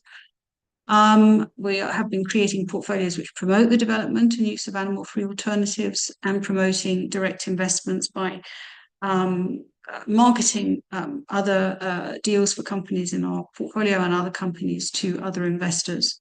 And the overall idea is to accelerate this transition to an economy free of animal exploitation. And I just really want to stress the fact that basically the vast majority of harm to animals is as a result of a commercial exercise, and is because a large part of our economy is actually embeds that exploitation into their business models. If we get onto those slides, you'll see that approximately over 30% of we exclude about 50% of companies for various reasons, including some environmental screens, but over 30% of the companies, over 30% of the stock market we are excluding for reasons of animal exploitation. So this is a huge part of the global economy. And it relies on funding, and it relies on various different types of funding, and I'll go into that as we go further on. So our vision, a kinder, cleaner, healthier world, and obviously the kindness extends to humans, but particularly to animals. That's me. I've had a lot of experience in finance, investment, in banks and investment houses. The vegan part of my financial career was really since about 2016 when I started investing personally. But prior to that, I was really in the kind of capitalism read in tooth and claw end of the market. Allborn Partners that I worked for from 2004 onwards was advising investors on investments in alternative assets and particularly hedge funds. And if any of you have heard the word hedge funds or heard anything about them, then you probably think that they are the worst end of the financial market. And in some ways they are, frankly, because they are completely devoid of any kind of principles, let's say, in terms of whether they should or should not invest in certain assets. One of the reasons that I came out of it was because of some of the conversations that I was having. Particularly, there was one conversation with a hedge fund manager that had made money by bringing a coal business, which did subsequently fail, but he brought that coal business out of bankruptcy and enabled it to continue functioning for several years, thus, making money out of harming the workers because their safety records were very poor, and also obviously creating more carbon emissions. I would also say that a number of people in that industry are also funding such things as Heritage Foundation and other types of entities, which, particularly on the very right-wing end of the spectrum, which are hampering progress towards climate goals as well. So it's very important to note that a lot of people do make a lot of money in the financial industry, and when they've made money in the financial industry, they are not necessarily putting that money to beneficial use. There are some that do, and I could also list some examples in that direction as well. But there are some which are using that money in a very negative fashion towards the environment, towards animals, towards other human beings as well. So that was the Allborn Partners part of my career. Prior to that, I was at UBS in equity derivatives and convertibles marketing and structuring. And in that side of things, I was in the investment banking side, and that investment banking is essentially an activity which investment banking and capital markets. Investment banking is essentially activities which allow companies to raise money in the capital markets. And sometimes they have activities in the corporate finance where there's mergers and acquisitions between companies. Generally, that involves capital raising as well, because if you're acquiring a company, you don't have like a huge pot of cash on your balance sheet. You have to raise that money from the markets as well.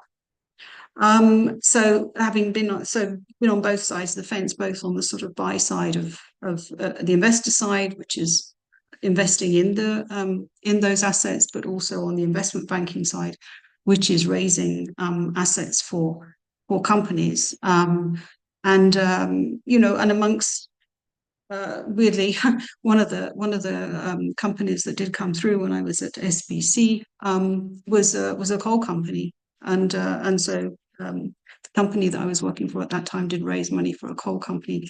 Off the top of my head, I can't remember if we were raising money for companies that were active in animal exploitation, but certainly had there been one of those companies that wanted to raise money, they certainly wouldn't have been refused. The bank would have definitely said, yes, we'll take on this mandate. We will raise money for you so that you can, invest in, bigger and better factory farming facilities. So yes, that level of kind of principles is mostly absent in the financial market. It's starting to come forward in the form of ESG and impact strategies. Of which what we're doing is one type or a couple of types, because we're active both in the listed market, which is quoted stocks, and also in the venture capital market. But it is spreading across the financial markets to some extent, despite the best efforts of some people in the political spectrum, and also a number of the vested interests, particularly in those extractive and damaging industries that do not want to be do not want to see ESG strategies. ESG means environmental, social, and governance. So these are particular characteristics of companies that are being considered, environmental characteristics, social characteristics, and governance characteristics, which are being considered by investors when they decide if they want to invest in a company or not, or how much they want to invest in a company. And so the sort of worst end of companies clearly don't want investors to be considering those factors. Those companies are lobbying politicians to pass laws which make it difficult for investors, and particularly pension funds, to invest according to those principles. So this sort of game of money is about a lot of vested interest, and a lot of companies that are doing bad things, that want to be able to keep doing bad things because they make money out of doing bad things, spending money in order to ensure that they can keep doing those things. So this chart shows in some senses the scale of a problem. Because if I'm saying that 30,000 animals are spared if somebody is investing in our global index in 1 year, what that means is that for every million which is invested in a standard index, 30,000 animals are being killed.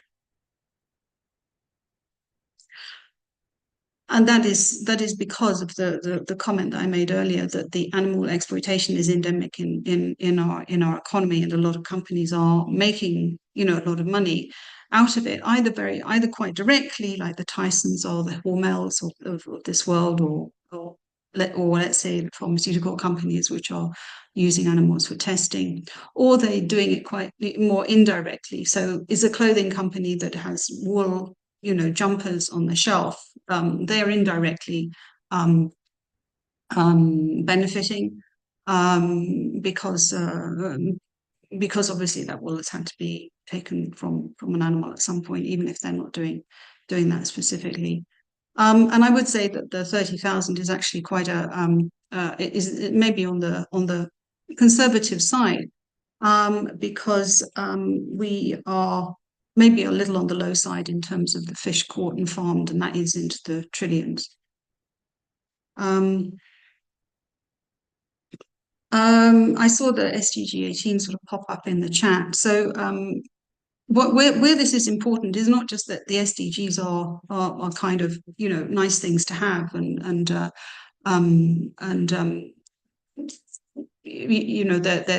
things that people generally may be aware of, that there are such things as these SDGs, Sustainable Development Goals, which have been developed by the UN. Where it's super important is in two ways, which is that the Sustainable Development Goals which were created in 2013 with the target date of 2030 to have achieved the specific targets in those goals. It's quite likely that most will miss.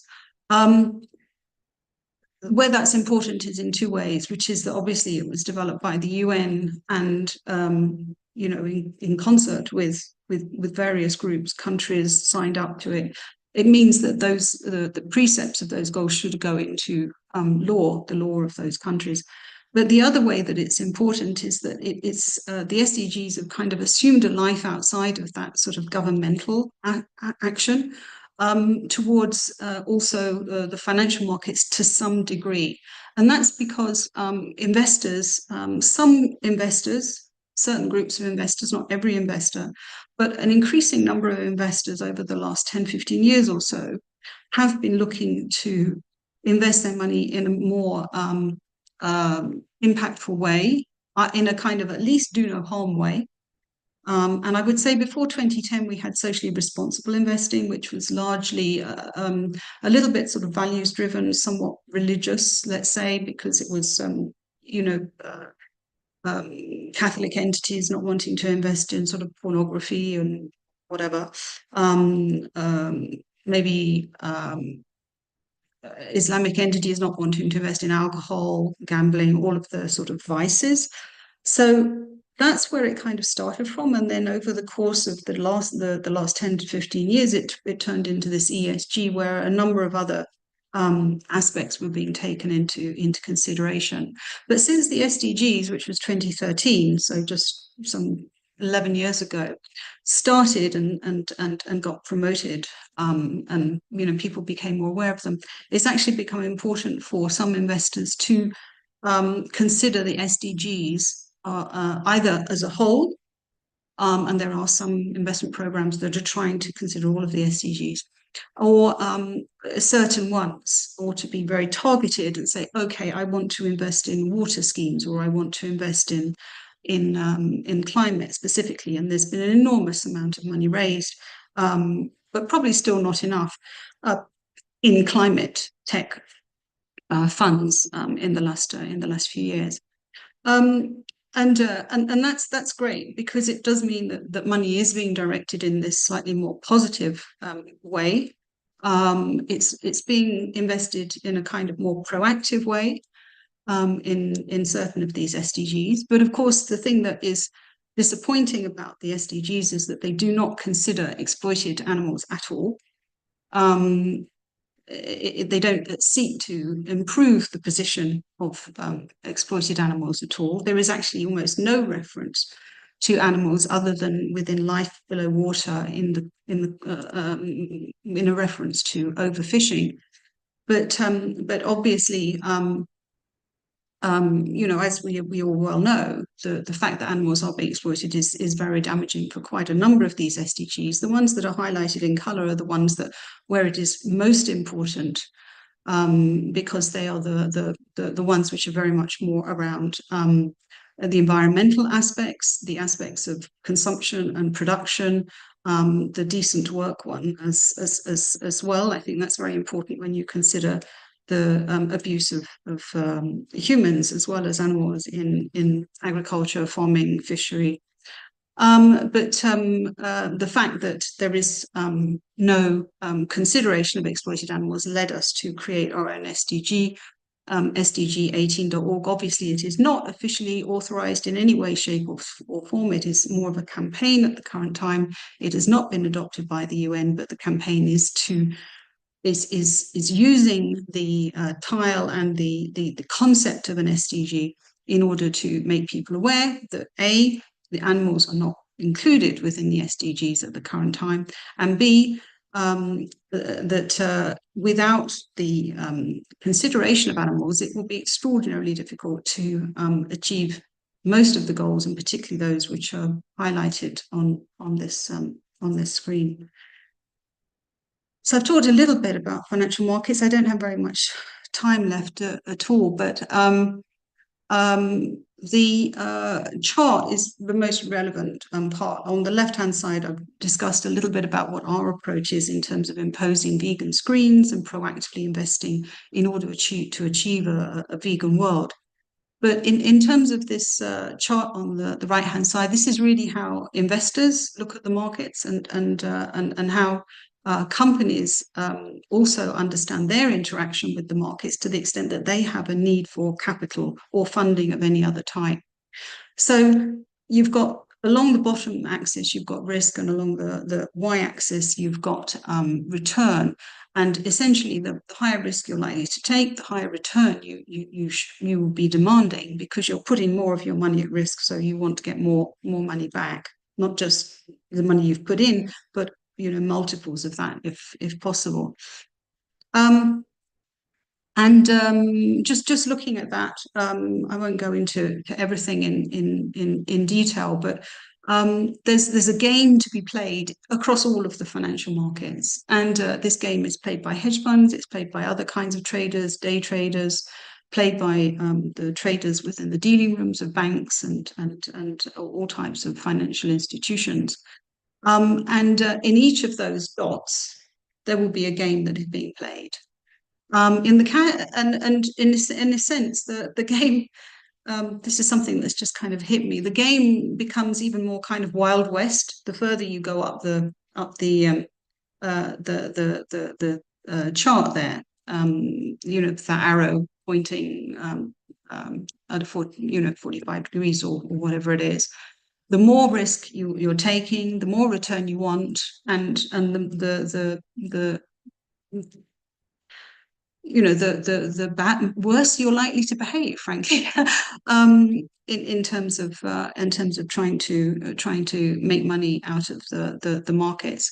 I mean, just in the cash and cash equivalents area, there's and the short-term interbank market. There was a big scandal a few years ago in LIBOR, where there was LIBOR price fixing going on. So everybody who's at any of those points will be trying to make money. At each of those points, there are different investors and there are different counterparties on the other side, which I think is important to note. So in the cash and cash equivalents, short-term bonds, etc., you're really much more talking about government and banks and maybe municipals, so government-like entities or quasi-government type entities that are able to raise cash very short-term. And then you have obviously depositors in banks, etc. But as you go further up, where you get into corporate bonds, this is where you get involved in companies. And of course, if anybody is investing in a company, either lending to a company, so corporate bonds are basically lending money to companies.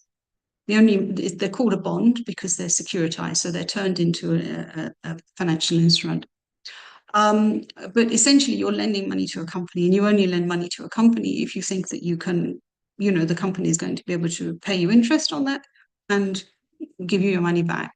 And obviously, the more dodgy a company, let's say, or the lower the credit rating of the company, the more interest you'll expect to receive. So these are the kind of things that investors are thinking about. I'll jump over the gold real estate. Index funds and equity funds, those are really talking about companies whose stocks are already listed on the stock market.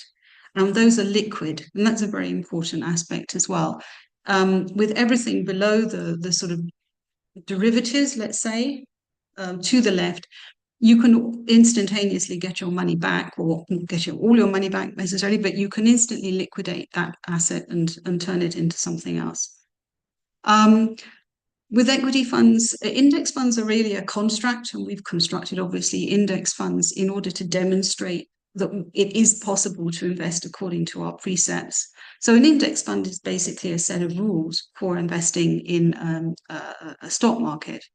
And you can make those rules as easy or as complex as you like. But as they get more complex, the idea about that is to make more money, generally. Or sometimes it can be to reduce risk. So what you're trying to do is to shift your place on that curve. With the other equity funds, these are maybe the more active funds, so where you are trying to research a company, decide whether it's going to do well or do badly, and then invest based on that. What I would say about that in respect of how it's impacting animals, etc., is largely a feature of, and I'll just show you quickly another chart that's further down. Is largely a feature, oh no, sorry, I went too far. Largely a feature of this, and you'll see that we've plotted out the SDGs in respect of our fund, and our fund is largely better than the S&P 500 on practically every single one of the SDGs. You'll see that because it's green. The green is outside the circle in the middle, which represents the S&P 500. But the thing that is important from this chart with all of the colors on is that all of these funds are supposed to be ESG funds, or they're indexes, but they're indexes which underlie funds. They're all based versus the S&P 500. So the S&P 500 is actually worse than pretty much all of these funds. To the extent that the number is below 100, fund is better, other than in this one, which is environmental good, and the other one's social good. You obviously want to be better than the index, so above 100 in that sense. But to the extent that you're lower, you're better than the index. What that means is that the index, I mean, for example, our fund has 20% of the carbon versus the index. I've already said that we're removing 50% of the S&P 500 index. What that means is that 50% that we're removing is creating 80% of the carbon in the index. So there's a certain group of companies which are doing very bad things, let's say. They're releasing a lot of scope 1 and 2 carbon. They're releasing scope 3 carbon emissions through their supply chain. They're creating an enormous amount of waste. You'll see that our index has about 5% of the waste of the S&P 500. So the stocks that we exclude are creating 95% of pollution in the world. Again, about 5% for water consumption. So the stocks that we exclude are using 95% of the water that's being used in the world. But the problem is that those companies are not paying for it. I'll just go back up to the other one because I just want to touch on venture capital, and I see we're running out of time. So just going up that scale, as you get further and further into the risk perspective, you go towards alternative investments, which is hedge funds that I mentioned before, and then private equity, venture capital. Private equity really shouldn't be quite as far up the risk as that, because generally private equity is much larger companies that could potentially, a lot of them could potentially list on the exchange. Some of them are as large as companies which are listed on the exchange, but they've chosen not to, or they're held by private equity funds who own their capital, as opposed to investors that are stock investors on the exchange. Venture capital is a much more interesting thing, because the private equity, as I mentioned, is probably companies that are profitable. So they have a sort of sustainable, they're sustainable in the sense that they can keep themselves going through the money that they're generating out of their operations. Venture capital is quite a different thing. Venture capital is when you're putting money into startups that have no operations to date, or may have very, very small operations, in the belief that you think those operations will increase, that you think that they will be able to grow in revenue, that growth in revenue will lead them to have profit further down the line, and that the company will ultimately be self-sustaining. And then it may be able to get growth capital, which is a sort of less risky form of venture capital, because you're putting money into a company that is already profitable, as opposed to one which hasn't got any profits, is loss-making, and maybe doesn't even have revenues. And in respect of the vegan market, let's say, or the vegan economy, these are the kind of companies that you would be speaking about in this area. So companies that are replacing proteins that formerly derived from animals, ingredients in order to create better vegan products, cruelty-free products, animal testing alternatives, alternative materials, plant-based apparel. So everything in respect of the animal exploiting companies that we're removing in our index, those products need to be created in a different format other than from animals. But this, at this point, is a tiny, tiny amount of the market, as compared to the market shares, the markets that you see there, the 1.5 trillion in animal products, the 200 billion in ingredients, the 500 billion in personal care products, the 100 billion of animal-derived materials, just reeling those numbers off. The actual market in non-animal products is tiny. We're talking in the sort of single digits to maybe double digits of billions. total across all of those. And that is the problem. Because what these companies need is they need more capital. What have we seen in the last 2 years? We have seen interest rates, we've seen oil price go up, we've seen the interest rates go up. We've seen investors who now, if you go back to that chart, if you can remember that chart so that I don't have to keep flicking back to it, if you can remember that chart, venture capital was right at the very highest end of the risk chart and demanded a high return. What has changed with interest rates going up? You get more money on cash. So the problem that we see is with cash and bonds, investors getting a lot more money back for investing in that with practically no risk. Tell me why they would invest in venture capital in that case. Out of the goodness of their hearts, because they believe in these companies, because they care about the environment. No, I'm sorry. Very, very little money has gone into venture capital in the last year. In venture capital funds, and companies have been really struggling to raise money directly because venture capital funds have been unable to raise money from the end investors, the pension funds, the very rich people, family offices, etc., insurance companies, endowments, foundations. And in addition to that, as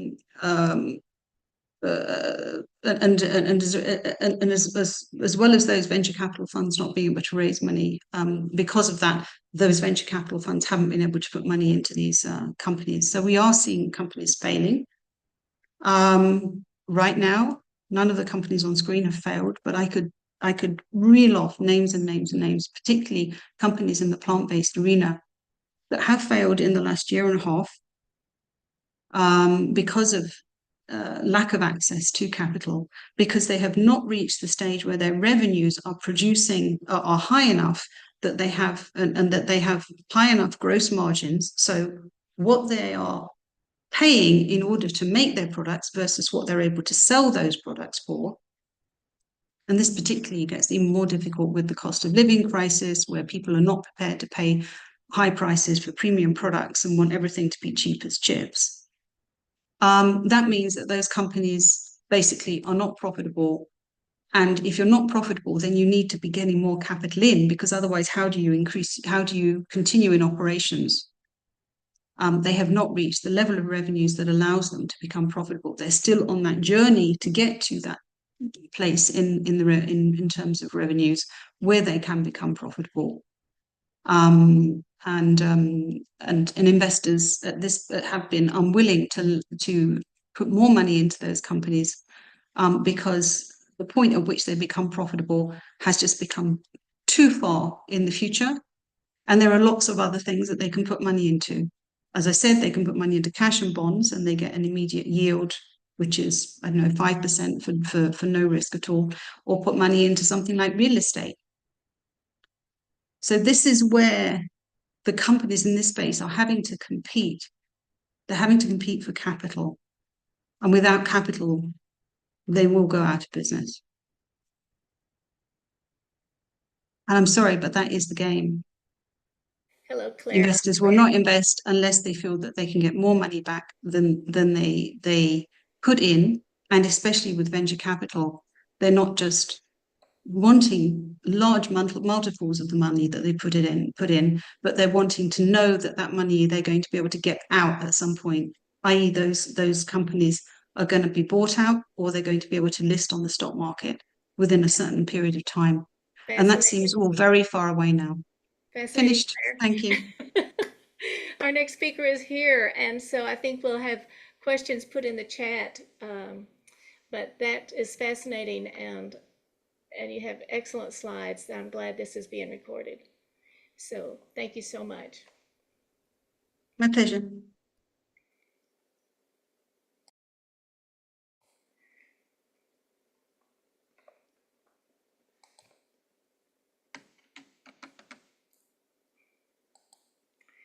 And now I will put, if Gail will come on video, then we can put her on. Dr. Rao, I think I couldn't bring on screen because he was off camera. so that's why I did that. There you are. I'll bring you back in here. No, please go ahead. I think Gail's, yeah, please hi. Oh, okay. Yeah, Okay. Dr. Wren. Okay, I'm looking for Gail now. Hello, Gail. Hey, BJ. So nice to see all of you. Nice to see you too. This is a perfect time for you to be here with us. The timing is just perfect. Thank you. We're lucky to have you. Oh, thank you. It's nice to see the work that Dr. Rao and all of you are doing. I remember when I first met him, I think he made the comment, or someone made the comment, that I might be one of the only Native American vegetarians and vegans that they knew. But I'm happy to share our ways of supporting the work that you're doing, which is singing and dancing. So I'm happy to be here with an opportunity for all of you to get up and dance together in community, because that's what we do. It's a basic human need to gather in the ritual of a transformation dance so we can share that transformation energy out into the world and bring more people to a plant-based lifestyle and a chemical-free lifestyle, please. So in doing that, we hope that we can encourage people to journey home to nature. That is our home. And also, I'm grateful to Marco for running tech for me today. He's gonna play a song to get us in entrainment in our native ways. We begin our gatherings with song, and this is a song that came to me from the dream world. It's called Return the World to Circles, and it says, two-leggeds, four-leggeds, wings, fins, and crawlers coming together with one with another. This is how we return the world to circles. So Marco, is it going to be easy for you to play that song, or shall we talk a little bit? I can do either. I'll have it up in just 1 second. Okay. Maybe I'll share this. Oops, share some.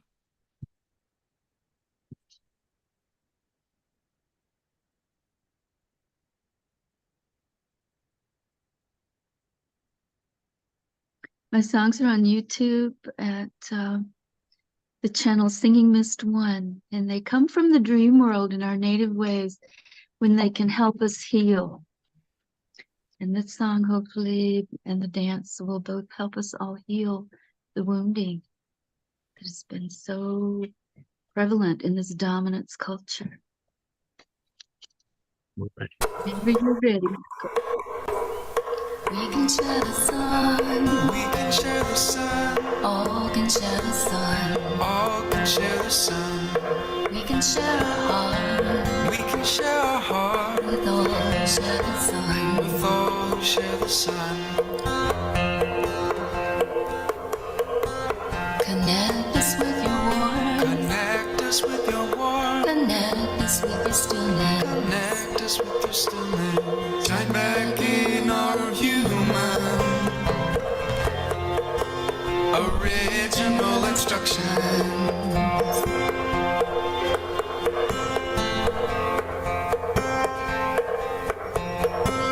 Light in our work with stars. Light in our world with stars. Return the world to circles. Return the world to circles. We can share the wind. We can share the wind. All can share the wind. All can share the wind. We can share our heart. We can share our heart. With all who share the wind. With all who share the wind. Blow away the hatred. Blow away the hatred. Blow away hierarchy. Blow away hierarchy. Breathe back in our human. Original instructions.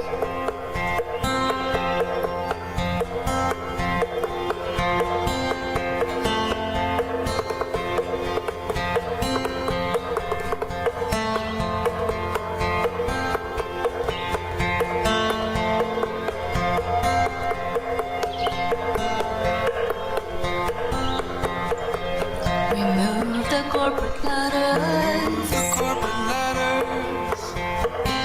Return the world to circles.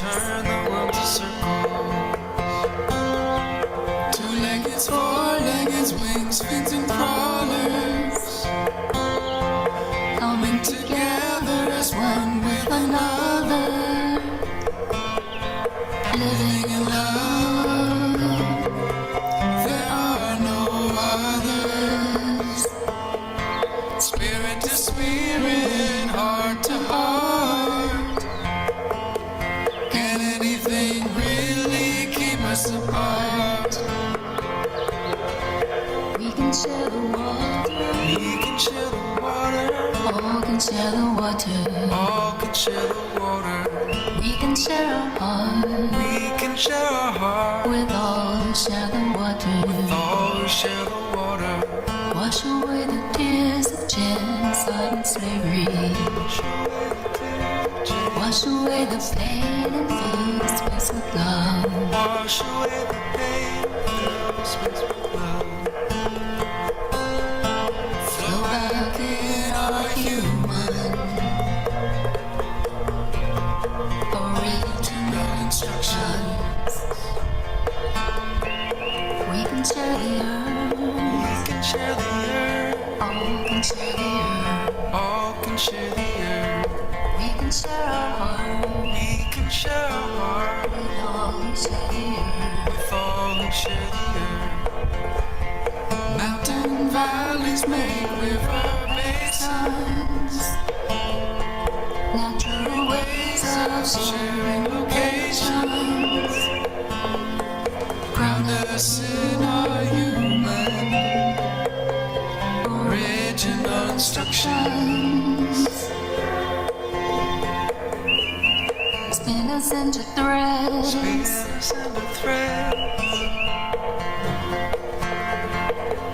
Return the world to circles. Turn the world to circles. Two-leggeds, four-leggeds, winds, fins, and crawlers, coming together as one with another. Living in love. There are no others. Spirit to spirit, heart to heart. Can anything really keep us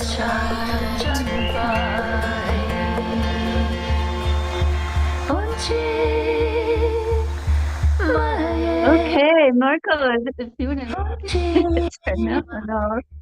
I guess we need to,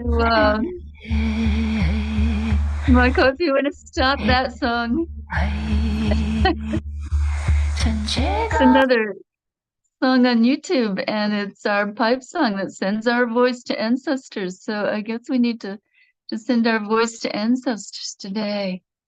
I'm really happy to see people are dancing already, and you're feeling the rhythm and the movement that we need to create. So let's just go right into our guided ritual transformation dance so that we'll have a little time for you to share your experience of the dance afterwards. So I'm going to show you the movements. There's 4 simple movements. And again, we become one when we all do the same thing. So we do the same thing with our hands. We dance our way, however we're comfortable dancing. We do the same thing with our hands. And music kind of tells us. And we start by going into the forest and just blowing kisses to everything in the forest. Blowing kisses. And then we reach out and we invite everything, all life around us. We call it in. We invite it into our life, into our world. Okay? And then we climb to our highest and best. We climb those trees. We reach up to our highest and best so that we can stay there, so that we can really function at our highest and best. We climb and we keep our awareness with this. Okay? And then we want to tune in. We want to listen We want to hear the voices of our ancestors and the voices spirit to spirit of all life around us. So we feel that energy and we use our hands, our palms, like an antenna. And we listen to all life around us, spirit to spirit. Doesn't necessarily speak in English. That's a commerce language. It speaks more in feelings and mystical, magical, synchronistic events that just come into life. This is the way all life comes together and we help each other. Okay, so we feel this with our palms for a while. And then the fireflies come out and we sparkle like the fireflies. When we connect with nature in these ways and we journey home to nature, our spirit sparkles with the fire of the actions in our heart. And this is when we become vegan. This is when we step into feeling with sensitivity and compassion for all life around us. Okay, so whenever Marco's ready, he will mute everybody. I encourage you to dance together in ritual, a basic human need. That's part of the original instructions we came in with.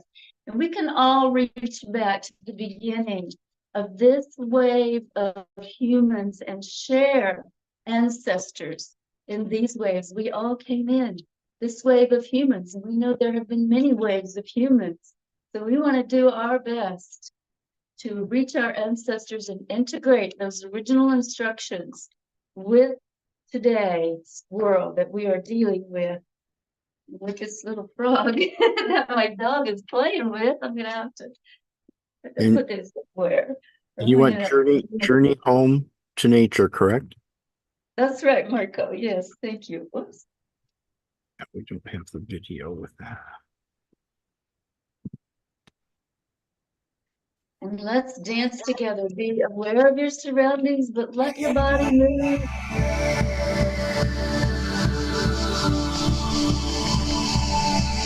In the darkest hour preceding dawn, we gather the symbols and images from the dream world and invite our soul to guide us in each moment, connecting to eternity.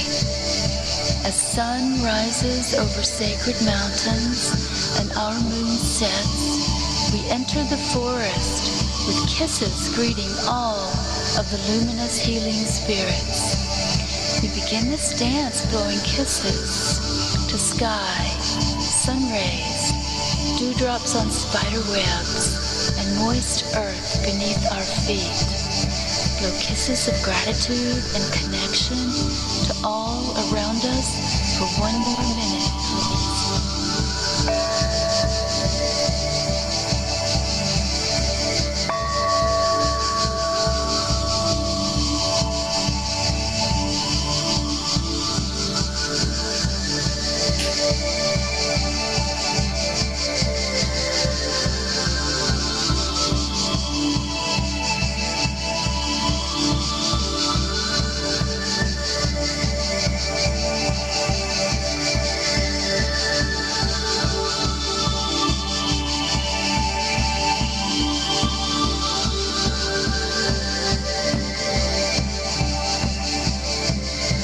Birds begin their song at dawn, and we add our voice to the grateful chorus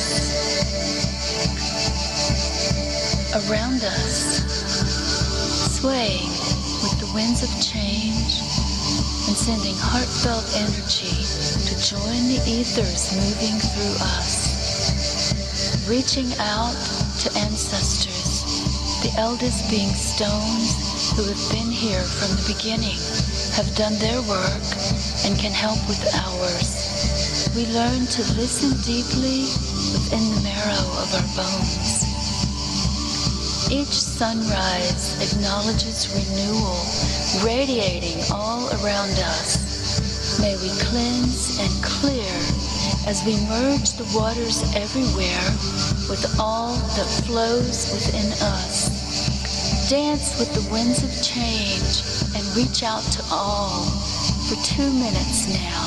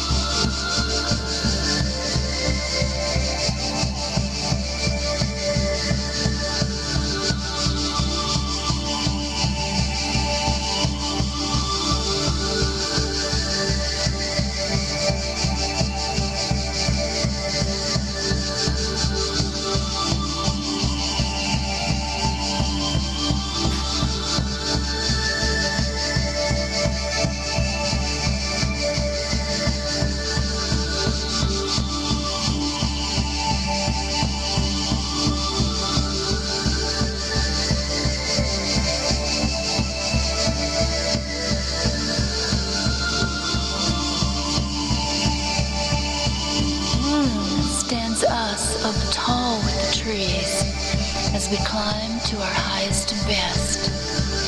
Their rooted, yielding example beckons our bodies to loosen the grips we cling to and relax into the truest trust, with the mother archetype providing just what we need, just when we need it. The pre-verbal knowing that sustains new life and all life. Climb to our best for 2 minutes now.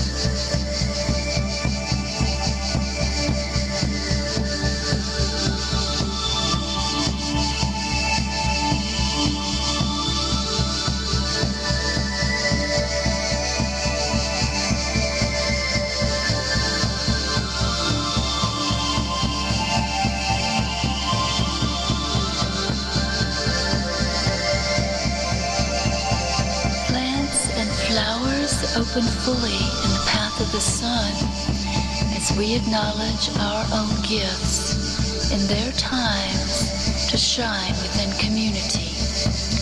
Peak fruition of the full flavors call to the animal helpers. In this fourth world as they prepare us to step fully into humane actions. Relaxed palms turn like antenna, perceiving and blossoming into receiving nature's abundance within balance. Thunders feed new life in spring. Falling leaves return nourishment to our seeds in the soil, just like we share our experiences in the fall of our lives. And snow blankets and snuggles Grandmother Earth in winter. Feel the energy around us through our palms for another minute, please.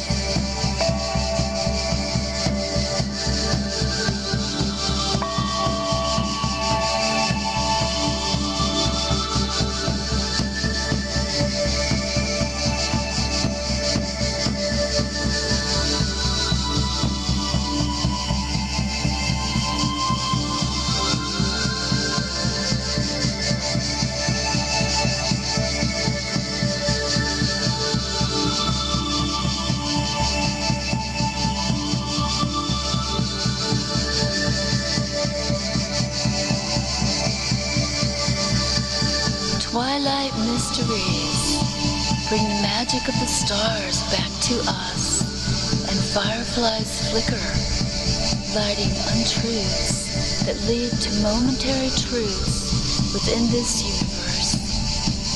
Cycles of sweet moonlight teach us appropriate choice in place and time for the actions of the fires fully felt within our heart. Nature heals us within the mystical numinous majesty of the fullness of life. We transition again and again back into the restful night for the guidance from our soulful connection to eternity.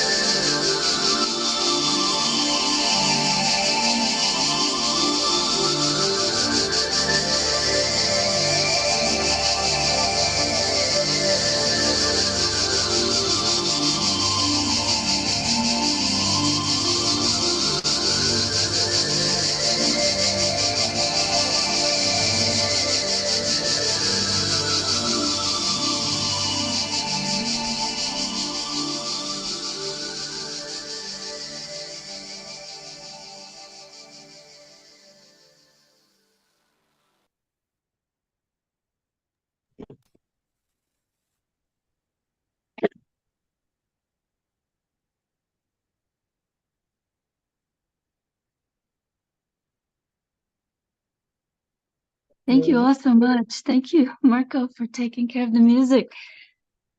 That felt wonderful. I don't know when I've had so many people in the room for a transformation dance. So I'd love for all of you to join me whenever you can.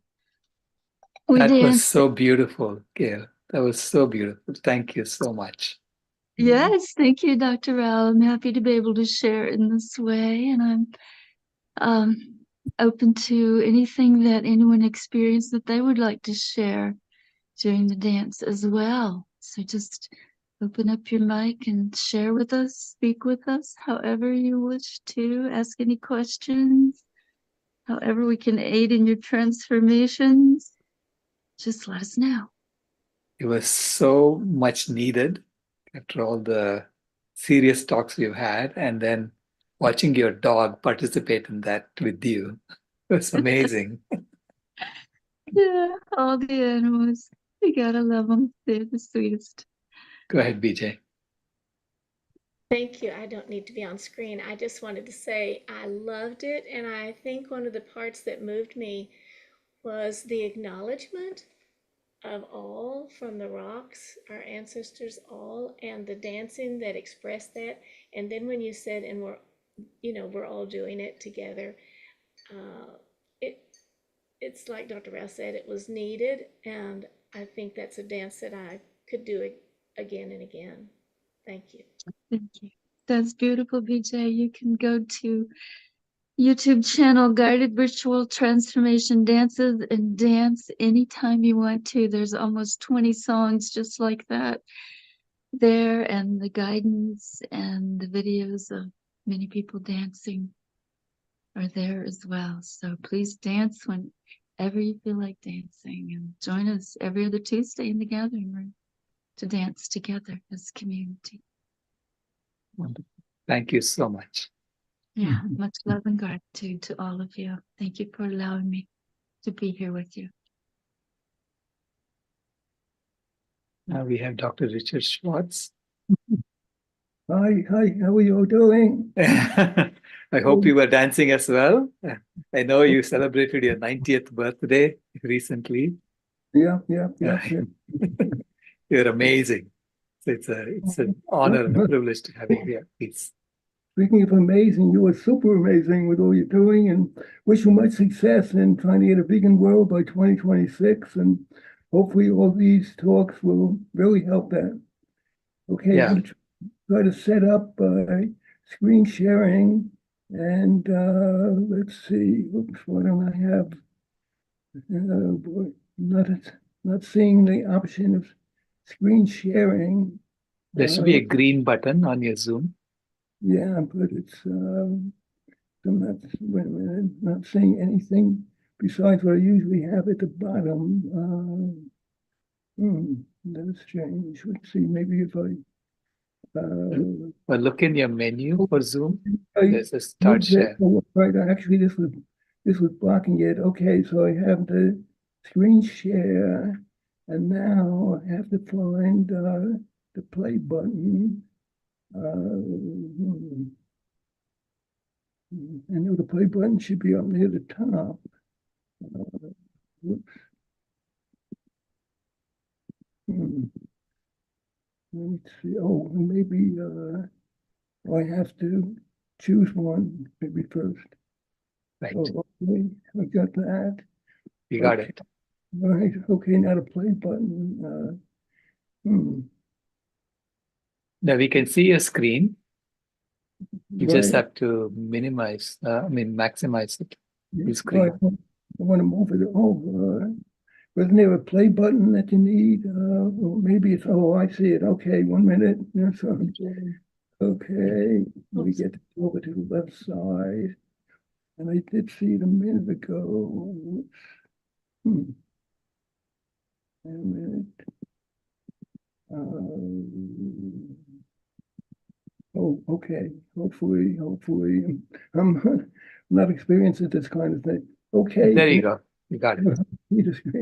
Okay, so I want to thank Salish for this opportunity, and again, wish you all much success, and welcome to many people watching. So here is one of the biggest issues. Veganism is best for you, every individual in terms of health, etc., and best for the planet.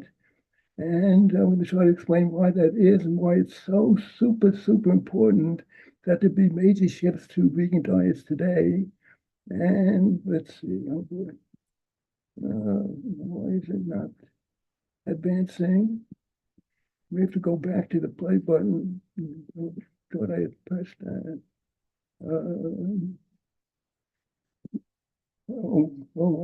I guess it did advance now. Wait a minute. Oh, sorry about that. Okay, so sorry. Okay, just a bit about me. I'm a professor emeritus of math at the College of Staten Island, retired now in 90. I'm president emeritus of Jewish Veg, and I was formerly known as Jewish Vegetarians of North America.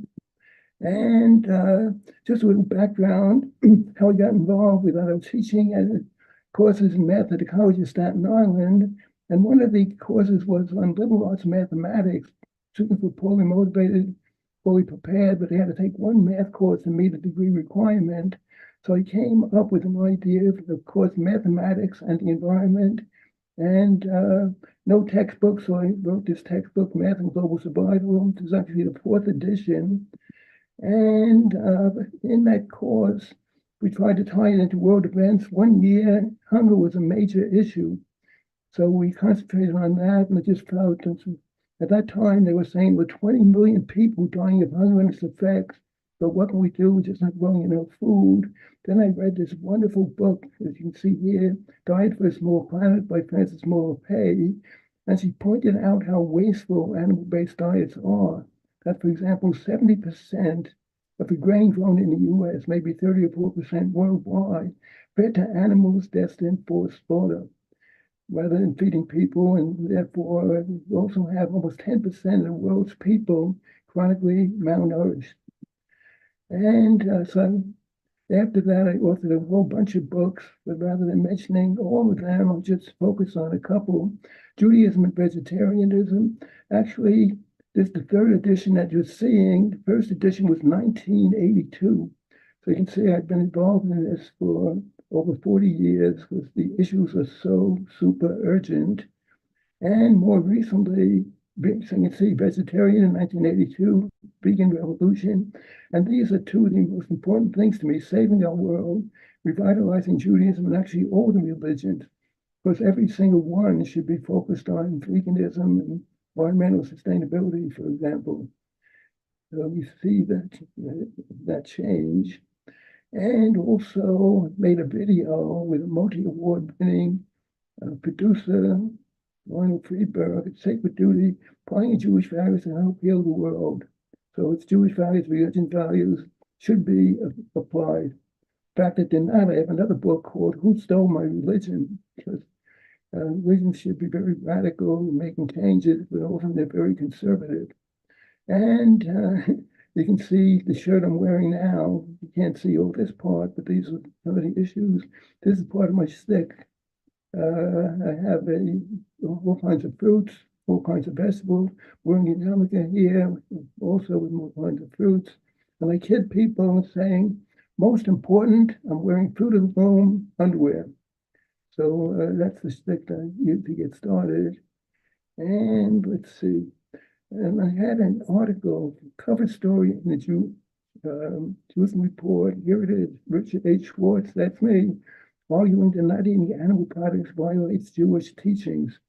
So I've had a whole bunch of articles on that, tried to get rabbis to respond just to start a dialogue, couldn't do it. So the arguments I'm presenting are really irrefutable. Okay, moving right along.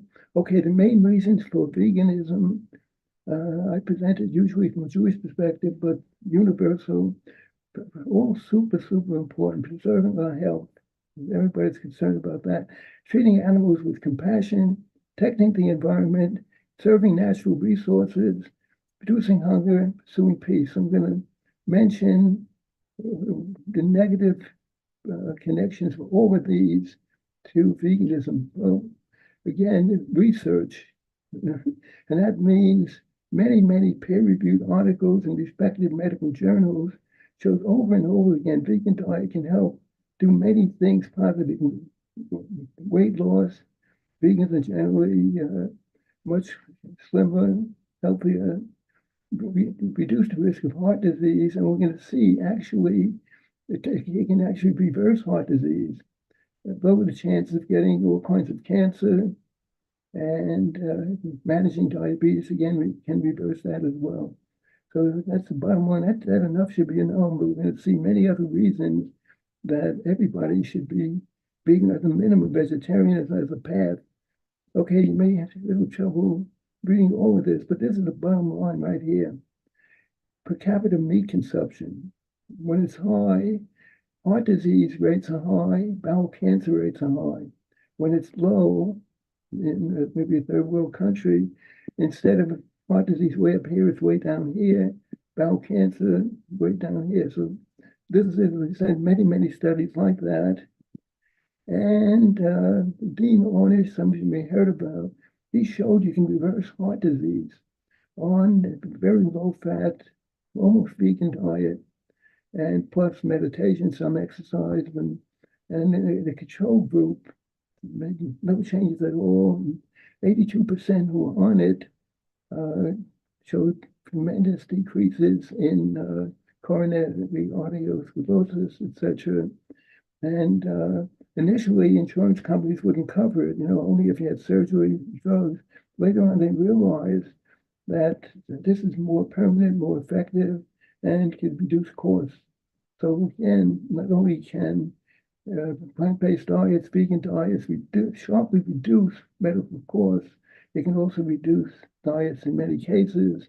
And Neil Barnard, head of the Physicians Committee for Responsible Medicine, showed, at least for type 2 diabetes, he can reverse it with his plant-based vegan diet, and it can help quite a bit with type 1, but we're generally not reversing that.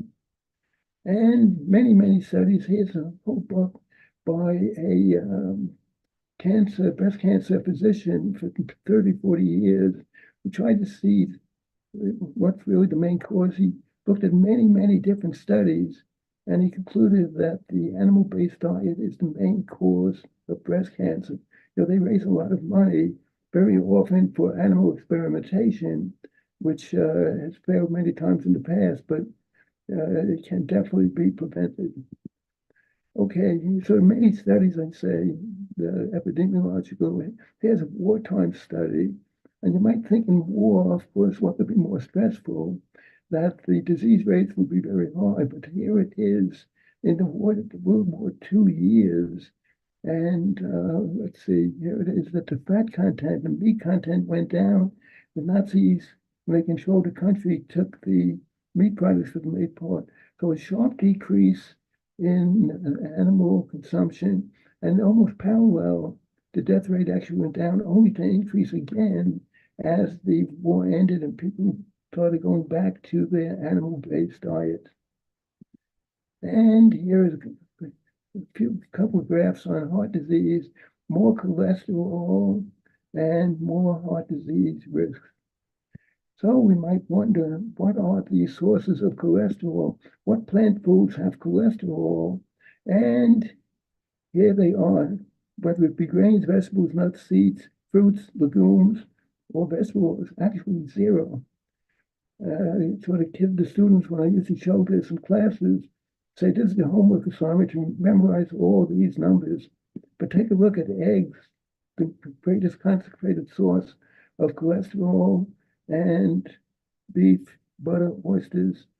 These are your sources of cholesterol, and the body, of course, manufactures its own cholesterol, so we don't need it from any food. Okay, so why is it that plant-based diets are better? Actually, we were created as vegetarians. In the first chapter 1, verse 29 of Genesis indicates the human being's diet was initially vegan. Okay, but we don't have to depend on that. Science agrees. Look at the difference in teeth here from a human being to a omnivorous animal here. And it's not just our teeth, but of course, look at the difference in hands. We don't have the claws to tear apart an animal like, of course, a carnivorous animal has. And in addition, many other factors, one of which is, we have a very, very long, winding intestinal system compared to carnivorous animal. And this is really wonderful for fruits, vegetables, plant-based products, because there's plenty of time for all the wonderful nutrients, vitamins, minerals to be absorbed. But when meat is here and to go slowly through it, many problems result. That's why so many products are necessary to overcome those effects. So we have many other things like the way our teeth move, and actually the acid in our stomach, in the human stomach, is only about 1/20th as strong as that for carnivorous animals. Okay, so again, and here's the thing, because of our diet being so unnatural, the age of puberty in girls has really gone down sharply worldwide. And you know the famous saying, a picture's worth 1,000 words. So here is a graph showing that. Look at this. Norway in 1840, average age of puberty, first period for women, looks like roughly 17 and over 17 years, down, all the way below 13. And of course, Sweden, the USA, and that's 1960. More recently, continued to go down. So many young ladies are getting the first period early, able to have a baby, but certainly not mature enough to be able to take care of that. Okay, so one of the big problems we have is the so-called protein myth. Sure, everybody watching this has been asked the question, what's the source of protein? How do you get protein? The biggest question that vegetarians, vegans get. But there's many very good sources, as it is shown here, vegan protein. And the fact is that it's actually negative to get too much protein, especially from animals. Take a look at this. For the human baby, doubles his or her birth rate in about half a year, 180 days, only 5 or 6% protein. But a rat who doubles his birth rate only 4 days compared to 180, maybe about 48%, almost 50%. So a lot of experiments initially were done on rats, and that's why people have the misleading idea that they need plenty of protein. Okay. And again, there's a calcium myth. You've often heard we need plenty of dairy. And of course, the dairy industry pushes that idea, milk mustaches and all. Okay, but plenty of plants, as we'll see, have plenty of calcium. And the important thing is, I hope it shows it in the next one, okay, that the countries like the US, Scandinavian countries that get the most calcium also have the highest rates of osteoporosis, most bone breaks, etc. And here's a graph that shows that, because the reality is when the human body can absorb all the carbohydrates, all the protein, all the fat, but there's only a limited amount of protein. And when there's excess protein, it's going to be excreted, and it's going to take out with that calcium, because that calcium is needed to buffer or neutralize the excess protein. So you have here high protein, much calcium lost in the urine. So somebody can be taking in a lot of calcium and still have a negative calcium balance because they have so much protein. As it goes down, from medium to low, less and less urine lost in that. And that's why, for example, people in the Eskimos who take in a tremendous amount of blood and have a high meat diet, the women even to 40s are getting osteoporosis. But the Chinese and others who are lactose intolerant and therefore have very little dairy, far less calcium, still have far less osteoporosis. Okay, and we know that unfortunately 2-3 years ago, the terrible corona pandemic, and I think that was caused by what's it called, wet markets in China like this. And as a matter of fact, many previous, like bird flu, and that's coming back. That's back again. Many chickens, unfortunately, have been killed in order to prevent that from spreading. Swine flu, MERS, SARS, Ebola, AIDS, and coronavirus, although there's some dispute about that. Okay, so these are negative effects. And here it is. Recently, that bird flu is coming back. Many birds cold or killed, and most inhumane way.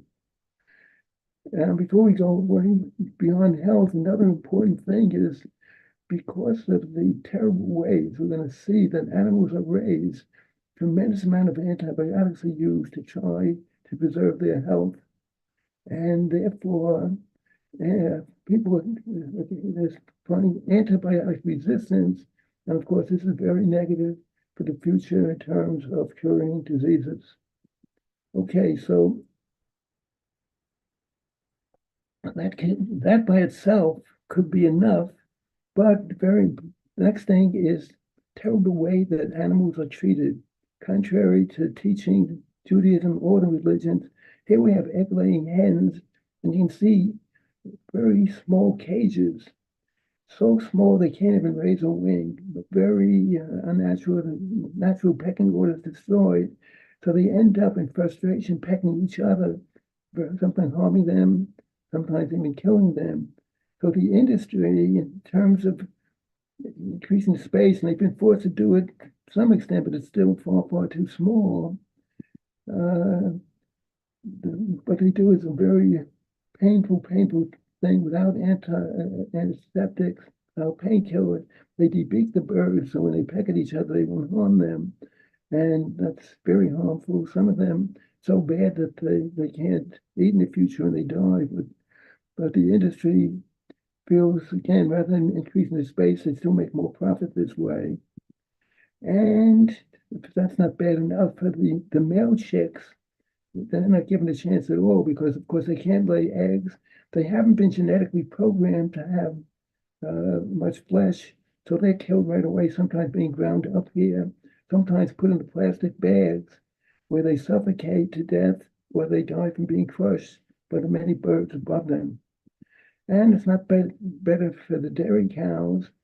They're again kept in indoors mostly, closely confined spaces. And here's what's called a rape rack by the industry itself. So it's not the nicest picture in the world, but here is an example of being artificially inseminated. They're artificially impregnated every single year in order to constantly be able to give milk. And again, that milk is taken away from the babies right away. Very painful and poignant for mother and baby. So the way animals are treated are far from humane. And just as, of course, every mother loves their children. I've been blessed living in Israel now almost 8 years with 8 great-grandchildren. And of course, it's a great pleasure, but the animals love their children as well. They don't have a chance. And well, in order to increase awareness of how terrible things are, what I've done is tried one of the 4 New Years in the Jewish tradition is an ancient Jewish year for animals. Unfortunately, this was used for tithing, for sacrifices. So my idea is to restore the holiday, but most important, transform it. So this is an ebook from a couple of summers ago, an idea whose time has come. And you get on the page, the picture's a little distorted, but hope you get the idea.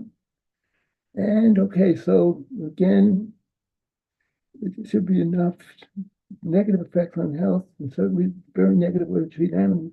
But perhaps most important is the environmental impact, which is seen more and more.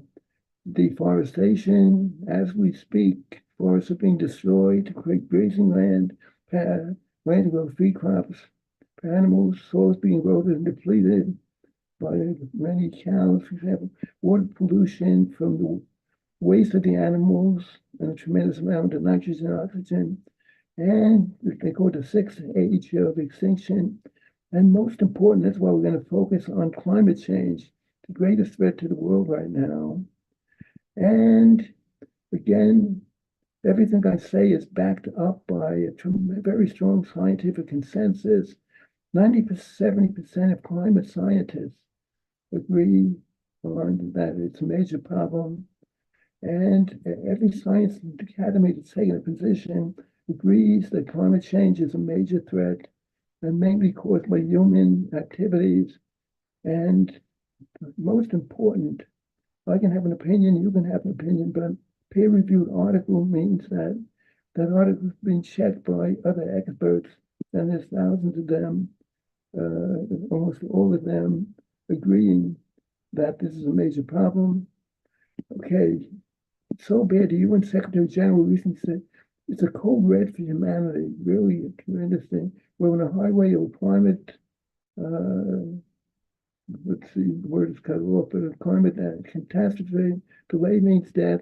More recently, he said we shouldn't talk about global warming, but global scorching. And the most important group on climate change, Intergovernmental Panel on Climate Change, and important because intergovernmental, many climate experts from many governments, so it's a consensus document, and they said in 2018 that we may have only until 2030 in order to make what they call unprecedented changes to have a chance of averting a climate catastrophe. But unfortunately, carbon emissions have increased like every year since then, continuing to increase. So it's really bad news, and it's a major issue, and we have to do everything about it, as we'll see. Okay, so issue now, heat waves, floods, and weakened security. Well, I'm hoping it becomes a major issue in the U.S. presidential election. I'm not going to mention names, but one of the two candidates is in denial about climate change. It's appointed people, the Environmental Protection Agency, other key environmental positions that are in denial, and doing everything possible to turn back regulations designed to reduce greenhouse gas emissions. Okay, now to some important graphs. All 23 years and top 24, I think that's moved to all 24. Let's see, we'll go back to this. So this is the average temperature for the 20th century. Below average, you have to have some below, some above average. But over here, turns out that the last 9 years are the hottest years in recorded history. That goes back to about 1880, when temperature records were being kept worldwide. And this is really, to me, super, super amazing. March 2024 was found to be the hottest March ever. But not only that, too, 10 months from June 2023 broke temperature records for that month. And here in Israel, it's only April, but we had just a couple of days ago almost 100 degrees Fahrenheit. And if that's happening in April, you can wonder what may happen in July and August. And this Mediterranean area is heating up faster than worldwide. So this is a super important graph. We're now, of course, 2024 about here, and that's roughly we've hit about 1.2, 1.3 degrees Celsius above the temperature at the beginning of the Industrial Revolution. The experts were hoping to keep it under 1.5 degrees Celsius. They think above that, oceanic island nations may disappear, but actually not consistently, but we've already passed it. I think last year was 1.46. So they were hoping that we wouldn't, but certainly this decade and the next we're going to. And 2 degrees is another turning point. That, according to this, and depending on the situation, we have different graphs, but even at the lowest possibility, it's mid-century. And take a look, we see every day it was reports in the paper, floods, wildfires, storms, heat waves, and we're going to hit, we're at 1.3 now, we'll hit 3, 4, 5 or more. So again, this is the existential threat to the entire world, and we have to really do something about it. Okay, so again, just as the person has a fever, side effects, coughing and sneezing and headaches, well, the world also, the heat waves are increasing. I just mentioned 10 months in a row. well, again, this was done a while ago. I should update it, but this will be 9 and 9, all 24 years, among the hottest 25 now in recorded history. And this summer, they expect possibly to again break a record because they have what they call the El Nino, something that affects the weather and heats up the oceans. Okay, and of course, droughts are increasing all over the world. Rivers are drying up, lakes are drying up, and some cases, like in the Suez, it makes harder for ships to cross because it's so low, harder to get power, hydropower. And the wildfires are increasing all over, and we're going to see the negative effects of that. Hurricanes increasing. Now, there are 6 reasons. People say we've always had hurricanes, we've always had droughts, but we have things called one in 100 storms, etc. Now, these things are happening almost every year. Some of them happening even more than once a year.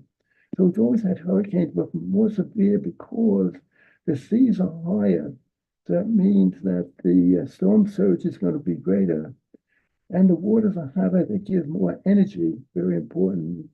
Not too long ago, we had what's called a tropical storm, which is pretty severe weather-wise, but it ended up because the energy given by the water here made it like a type 4 hurricane. And also, the hotter air, things expand when they're hotter, it holds more moisture, so that when we do have a storm, it often has more rain, more snow. Okay, the floods are increasing over, and well, the glaciers are melting, or ice caps are melting, permafrost, and the perma here means it should be permanent. It should be, but it's melting because it's getting so much warmer. This is extremely serious because below that, there's many greenhouse gases, especially methane, that are going to be released. And again, that's making climate change more dangerous.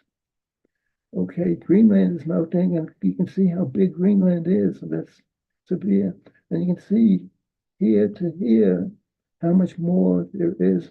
And this could raise the oceans many, many feet and really destroy many cities that are near the oceans. Okay, as I said, seas are rising. There's many what they call sunny day flooding. Think flooding, okay, there's a storm, but some days just the higher tides cause more flooding. Okay, and many, many negative. Polar bears in danger. And the 6th extinction that's happening because tropical rainforests being destroyed as well, and coral reefs being threatened by global warming, and so many fish are there. There's one projection that the ocean could be almost devoid of fish by the middle of this century. Okay, and well, we ain't seen nothing yet. 4 reasons why things are likely to get far worse. And rather than reading this, we have pictures to illustrate it. Okay, this is the picture you just saw not too long ago. But why would things be worse? Well, the temperatures could be much, much, much higher. And even going from 1.3 to 2, that alone could be extremely serious. But by the end of the century, it could be like unlivable. Okay, now this is probably the most important graph nowadays, because this shows the atmosphere of carbon dioxide. And of course, that causes what they call that greenhouse effect. And what happens is that sun's rays come down, we're going to see more of that. But when it strikes the earth, when it's reflected, it's like a cloud with CO2 that prevents it from going back out into space. Anyway, if you went back more right down here, it wasn't increasing much. 285 parts per million ppm at the beginning of the Industrial Revolution, middle to late 1800s. And now it's gone on 420, increasing by 2 or 3 parts per million per year. It's got to drop down. And the experts think that 350 parts per million is the threshold, just like with heart disease, cholesterol. Doctors will tell you there's the threshold above which you're in danger. Okay, so it's way above that. So, and it's increasing. the only hope we have is to somehow drop this down, and we'll talk about it later, back below 350.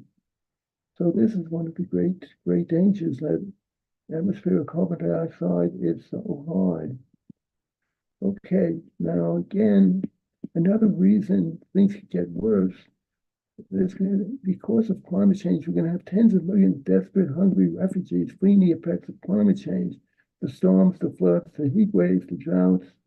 And according to military experts, it makes instability, terrorism more and more likely. So this is what we're heading to. Now, this is extremely important, the fourth reason, and that involves vicious cycles, or what they call self-reinforcing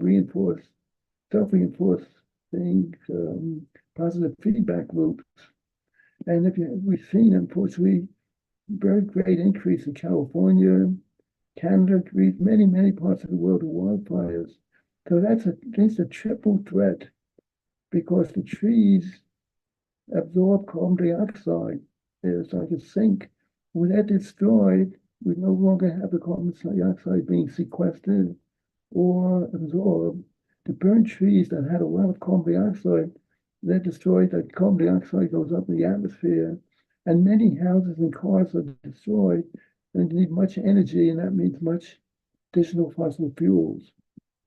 Okay, so here's another reason that we have this vicious cycle, or self-reinforced positive feedback loop. When rays of the sun in the frozen north, there's snow and ice, instead of being absorbed, 90% refracted back into space. So not too bad. But eventually that ice is going to melt, the snow is going to melt. And then when the sun's rays hit on much darker land or water, it was 90%, now it's only 6%. So you can see that means it's going to heat up faster and faster, more and more melting. Okay, and in addition, one other thing is, of course, when it gets warmer, hotter, more people can use air conditioning, and that again means more fossil fuel, more carbon dioxide emissions. Okay, so I've been trying to make a change. This is a cover story I had in the Jewish Report with another author. Climate change, an existential threat for humanity, how we can survive. So how can we survive? Well, the experts talk about something very important. We need renewable energies. And unfortunately, because being used more and more, prices have decreased sharply. And of course, wind power, hydropower, definitely we have to get away from fossil fuels. But what's being missed, you'll probably know the expression is an elephant in the room. Something very important is being overlooked. And more accurately, perhaps, there's a cow in the room. And that is, and we have Salish here, who once promised his granddaughter to seek a vegan world by 2026. And he considers the opportunity cost lost by not reforesting. And says that at least 80% of greenhouse gas emissions from animal agriculture. Before that, by the way, there was a World Agricultural Organization, and they said that there's more greenhouse gases from the animal-based industry than from all the transportation combined. But they were talking about maybe 23%, they even lowered that, 14%. Then there was a report by two experts from the World Bank, and they put it at 51%. So Sauer should put it at 87%. And here's a copy of his valuable paper that was peer-reviewed. And the bottom line is, it's really 43% of the world's ice-free land used for grazing, growing feed crops for animals. And there used to be 6 trillion trees in the world. Now, 10,000 years of animal agriculture, that's down to about 3 trillion. So that's been halves. And because of that, and we just have a couple of graphs showing that trees being destroyed and a major cause of animal agriculture burned, and especially older trees. It's wonderful to replant, but it takes many years to get back to that. And therefore, going back to this graph, again, as we said, of course, there's only 3 trillion instead of 6 trillion trees. carbon dioxide, atmospheric CO2 has gone way up from that 284 in pre-industrial time to 420, again, way beyond 350. And it's increasing 2 to 3 parts per million because we're still burning fossil fuels and we're still cutting down forests. So this is again an example that instead it's like a car that's speeding toward a dangerous object instead of putting on the brakes, keep speeding toward it. Okay, so here is something from a film called Vegan 22. Only a quarter of the agricultural land, approximately, cauliflower, carrots, other plant-based products, and let's see, sorry, I'm going ahead. Let me go back. Okay, so here's the opportunity to reforest that. Because by reforesting, we're planting trees that can absorb or sequester that carbon dioxide, and we lower that carbon dioxide level. That's the only hope.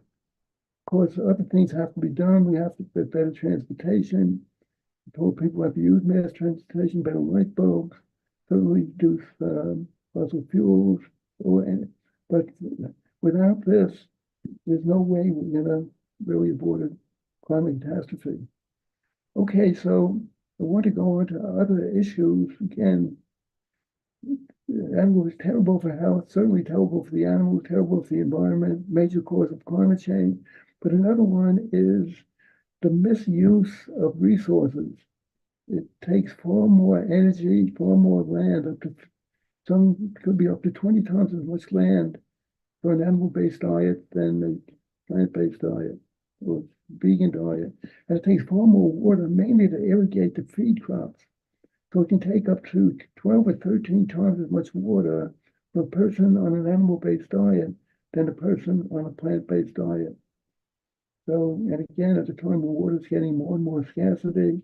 And people are even saying future wars may be fought over water, whereas in the past, and also petroleum nowadays, in ancient days, biblical days, it was over water at the wells as well. And the fourth thing is a scandal of world hunger. There's really enough food to feed everybody. But as I mentioned before, one of the main reasons I became a vegetarian and then a vegan was the scandal of world hunger. That is completely unnecessary. Enough food is grown, but 70%, as I said, of the food grown in the US is fed to animals destined for slaughter. And the thing that makes it even more scandalous is that we take healthy foods like soy and oats and corn, which have zero fiber and zero complex carbohydrates, but are very high in cholesterol and saturated fat. We feed that to animals, we come out with meat and other animal products with just the opposite characteristics. So, this is it, a vegan shift could reduce world hunger, decrease food waste. And, okay, so now we're getting into the last of the 6 issues: health, animal treatment, the environment, resource scarcity, hunger, and war, which many people may not see connection as easily. But as we indicated before,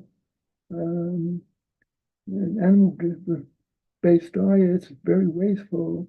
And it turns out, this is from the word lechem in Hebrew means bread, and milchama means war. The Jewish sages deduced that this connection, same root for bread and war, means when there's a shortage of grain and other resources, people are more likely to go to war. And unfortunately, this is borne out many times in the future. So my terrible pun, in a way, is that the vegan movement and the peace movement should both have the same slogan. That's all we are saying. John Lennon says, give peas a chance. So, and here is an example of peas on Earth and the whole world, North and South America, Africa, etc., based on peas. Okay, so I want to summarize and give you a little bit of time for questions. Let's see, not too much time, but I'll be happy to take questions and comments and see what you think.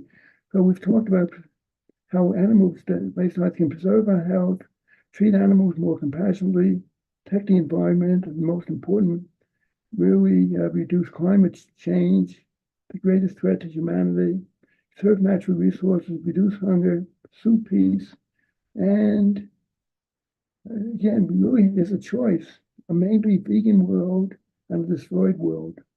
So that's how we have to. I'm showing a low battery, but I'm charging it now, so hopefully we'll be okay. All we're saying, give peace a chance, as it says. And this is something I have posted outside my apartment here in Israel. If you love animals, stop eating them. It's such an inconsistency. Somebody wrote a book, Why Do We pet with pets, right? And eat sheep and wear leather from cows. So the inconsistency. But one important factor is it's much easier to be a vegan or vegetarian, at least today, because there's so many plant substitutes beyond burger, beyond beef. They say the texture, appearance, and taste are so close to that of meat and other animal products that even people who have been a long time meat eaters can't tell the difference. They've done taste tests showing that. And many more examples. Austria boasts food chains of all vegan stores happening more and more, and especially here in Israel. And 100% vegan Burger Kings in Iberia, Burger King, plant-based all over London. So there's many examples of that. The momentum's on our side, but we still need a lot of changes. So anything a lion can eat, well, a carnivore can eat, we can eat vegan. Of course, we have soy milk and rice milk and almond milk, coconut milk, all kinds of great substitutes. Okay, so what kind of world are we leaving for future generations? Again, I've been fortunate to have 4 great-grandchildren married, and each have 2 children. So this is a bit out of date here. And here are 5 of my great-grandchildren, 3 of my granddaughters, well, 3, actually 2 of my granddaughters and 2 granddaughters-in-law, and you wonder what kind of world. So I've been pushing this. Here's my special tie. This was at a vegan pride parade in Manhattan I used to attend. Okay, here, an article about me. It's very environmental activist trying to save our world. And again, thanks for watching, and please be in touch at veganveg@gmail.com. And I have now just updated my website. I have 300 articles at my website. I'll be happy to share PDFs of some of my books. And website title, by the way, is jewish-vegan.org. Jewish-vegan.org. Contact me. I'll be happy to send you PDFs of my books and many articles. Again, many of them covering all of these aspects that I've been talking about. And I'd be happy when you contact me, any comments. And we still have maybe a little more than 10 minutes with questions. So I'd be happy to take questions. I don't know why my screen is so not sharp. So any comments, questions, disagreement? As always, a very comprehensive presentation. Thank you so much. Oh, my pleasure. And please, everybody out there, share these messages. I became, by the way, amazing thing, the #1 letter writer in the Jerusalem Post here in Israel, mainly because I'm sharing different views. And I guess they're trying to be a little bit more, I don't know why. I hope my screen doesn't go. It's showing me a low battery, and I plugged it in here. Maybe it's not a good connection. So hopefully it'll last for the final 10 minutes or so. But So anybody have any comments, questions? A lot of appreciation for you in the chat. Yeah, the Just make great sure, presentation and all your activism. okay. We'll make sure this is tighter. Maybe that'll help the connection. It looks like it's out of focus or something. Oh, yeah, wondering why that is. Let's see. I'm trying to wipe the camera in case. But okay, but I hope you were able to see the slides. Okay, that's the most Yeah, we important. saw the slides perfectly. Yes. Okay. Thank you so much. Okay. So anybody out there have a comment, suggestion, disagreement?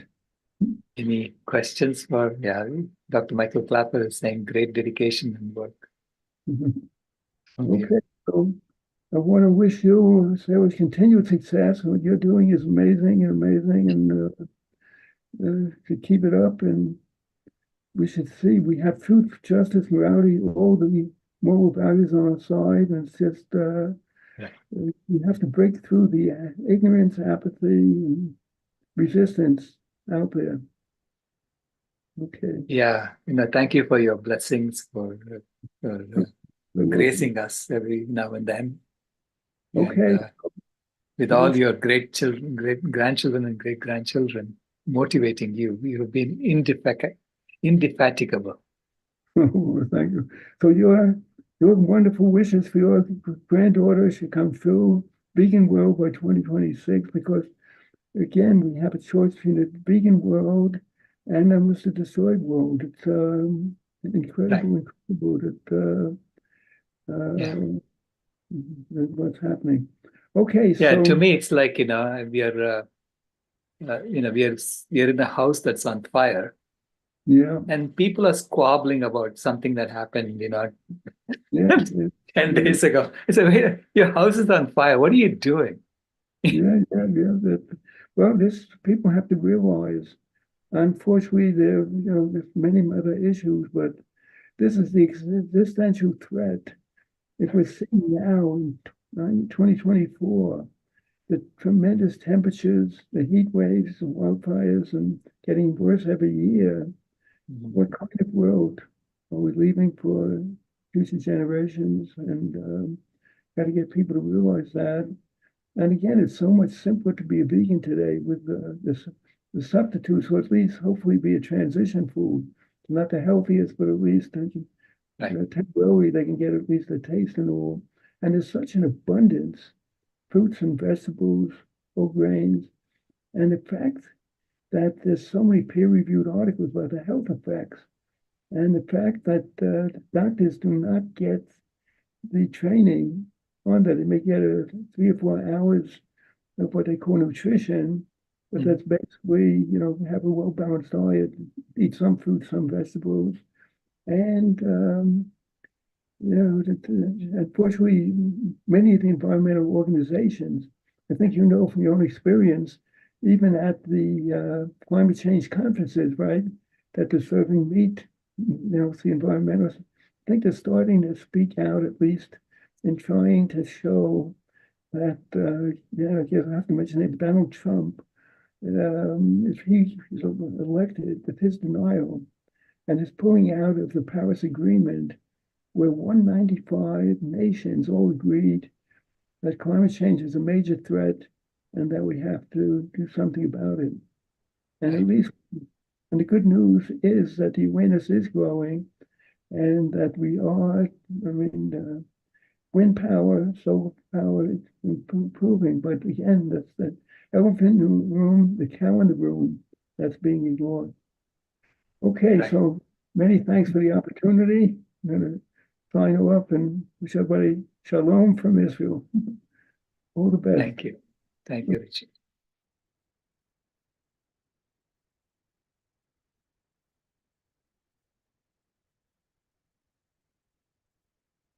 Next, we are going to have Jane Willis Mitchell in 5 minutes, 6 minutes. And a high octane presentation that we always have is Convergence.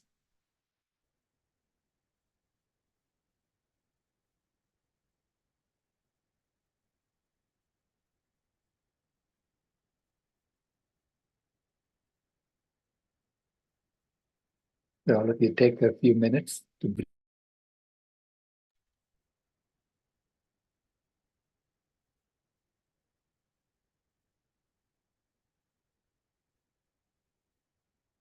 We'll have a short break. And we'll be back in.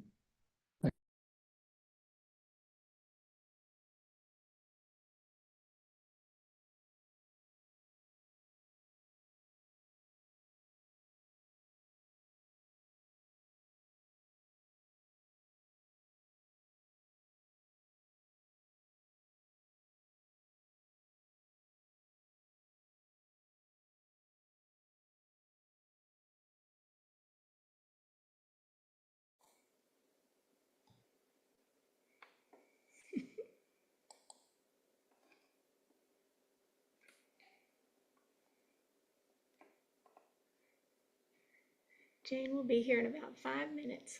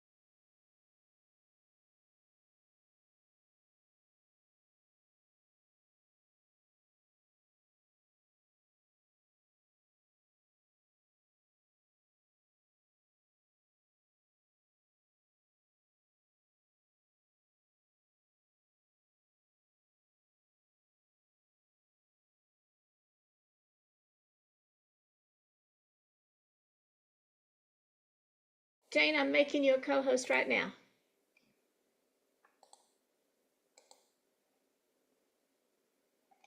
Myself. Yeah, and Dr. Rao will be right back. Okay. Hello, everybody. Can you hear me? Yes. Oh, wonderful. Yes, we can hear you. Oh, hi, Dr. Rao. How are you? Good. Yes. Should I take it away? Yeah. Okay. Well, first, I would love to say thank you, Dr. Rao, and your entire team for putting this together. I think it's really important that we have conversations right now. And what I'd like to figure out is how I share it. Yes, I'm going to share my screen right off the bat. For those of you who don't know, I'm the founder of Unchained TV, which is the world's only vegan streaming television network. You can see it right behind me if you, let's see, make your full screen. It's right there, and I'm going to show you a little bit of it. And what we do is an end run around the mainstream media blackout on veganism. And right now we're under attack. Our entire movement is under attack, and we have to figure out how we're going to respond to that. And I definitely don't have the answers, but I think we have to talk about it, and we have to be realistic about it. So I just want to start by sharing my screen and playing a little bit of Matthew Glover. He is one of the, I think, smartest people in our entire movement, and he does advocacy, Veganuary, and undercover investigations. He's also with the Vegan Food Group that has acquired a bunch of companies and using economies of scale.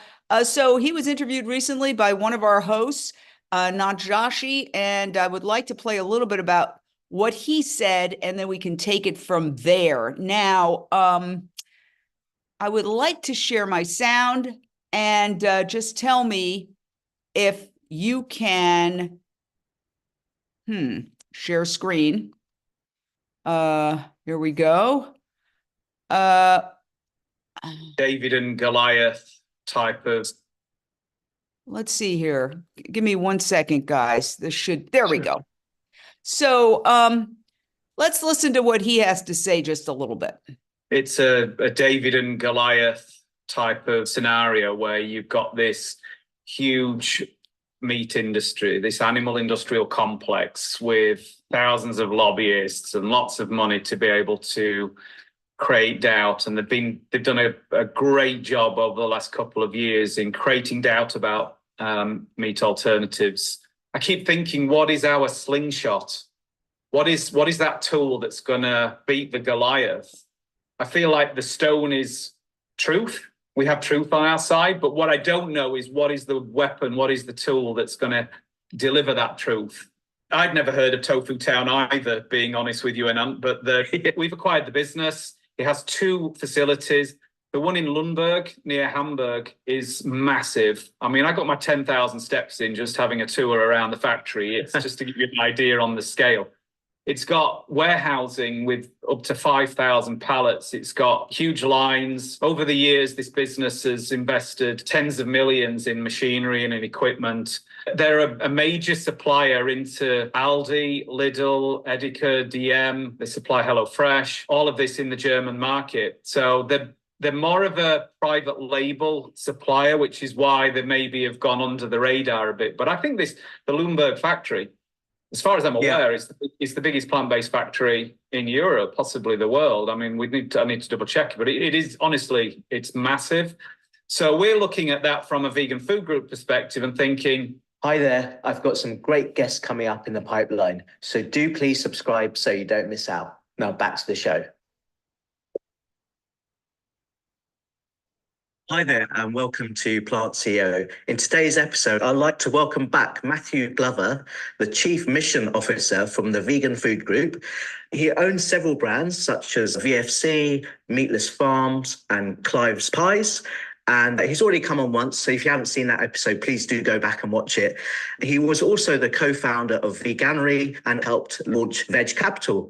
Hey, Matthew, how you doing? Hey, Anand, thanks for having me on the podcast again. I'm looking forward to our conversation. Yeah, me too. And you're joining us from Cape Town and you're working from there. All right, guys, I wanted to give you a sense because honestly, I was watching this last night and I was like, it's an hour broadcast. You can go in and see the whole thing from beginning to end. But basically with the Vegan Food Group, he has now consolidated purchasing these other companies, including this Tofu Town, which, as he said, was more private label. So you might not have heard about it so much.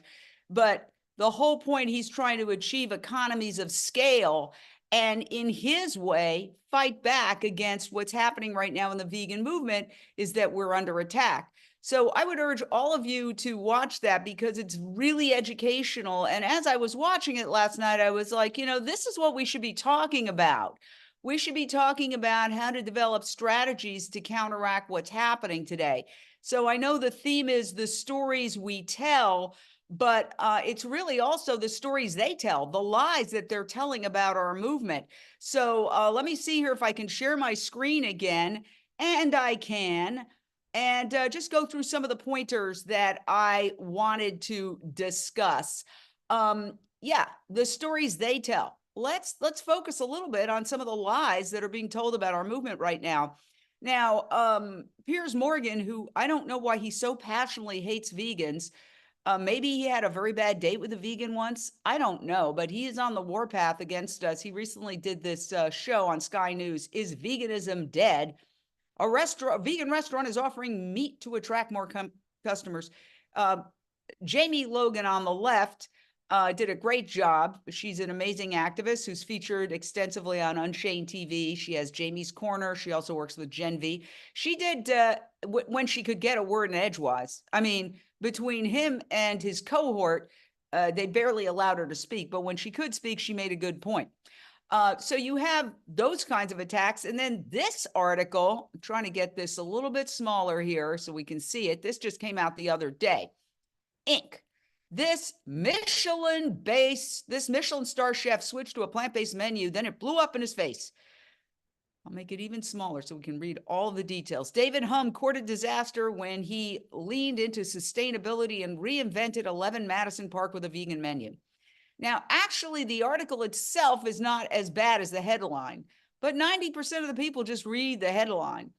I could cite dozens of examples of articles like this that are happening now, all right? And as far as the good news stories, these are just some of the exciting companies that are coming up. Meatless Farms is owned by Matthew Glover's vegan food group.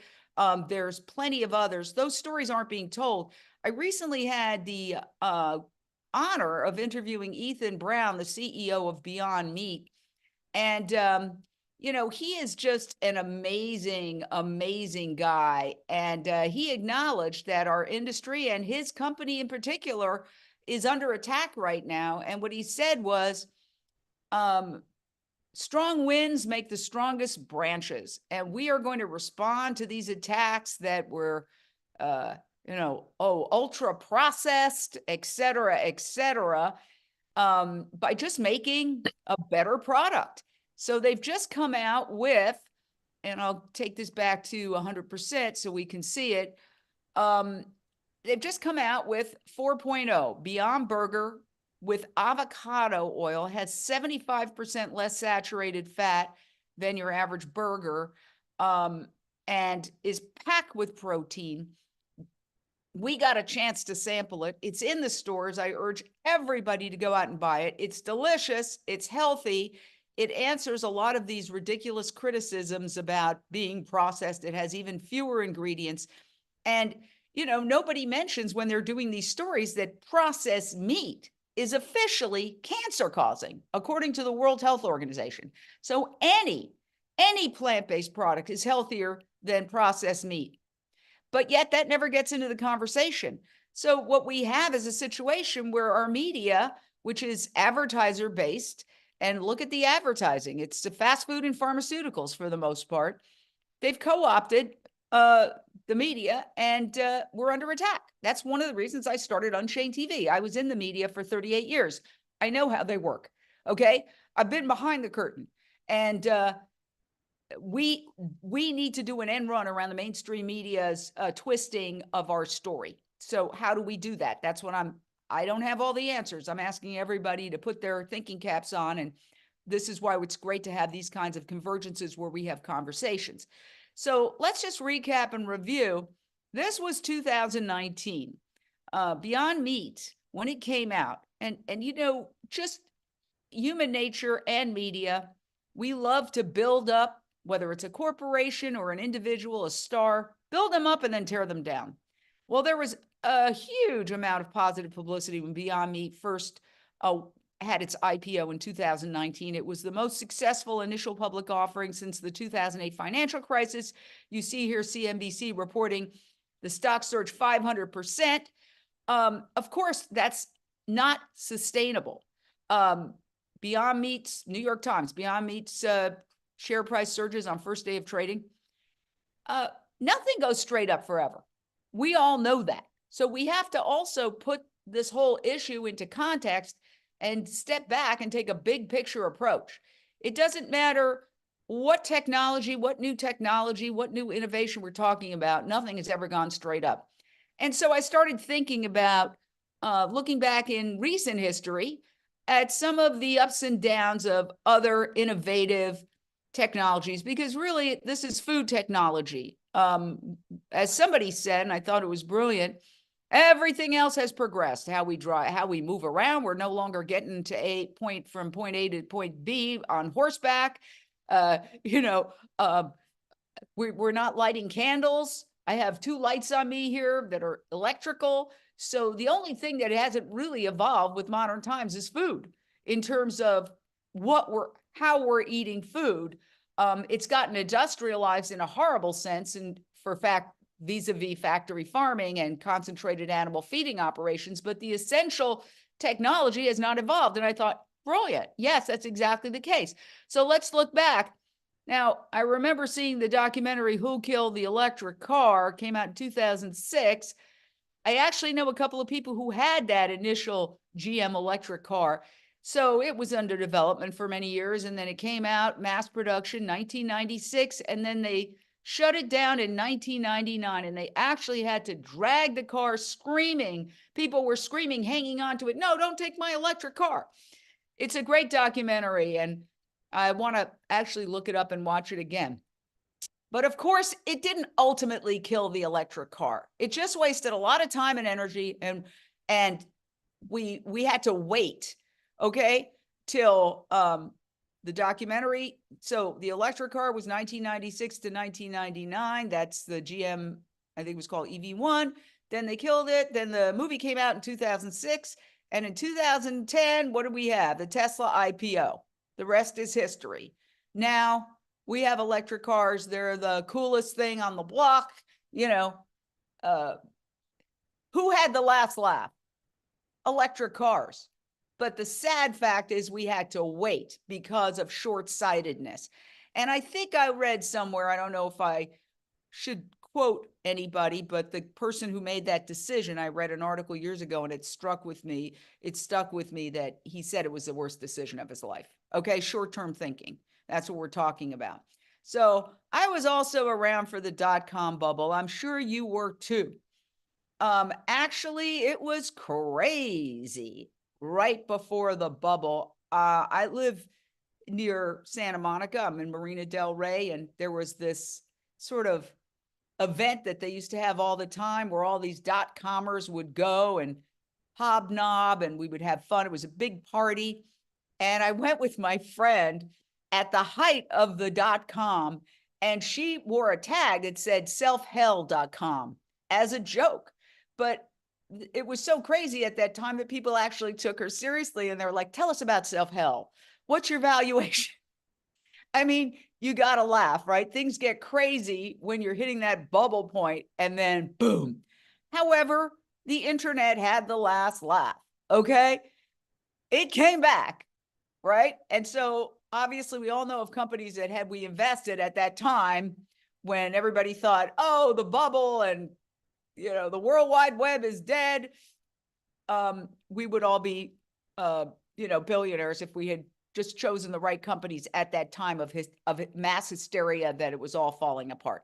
The reason I say that is to remind everybody that we will win in the end.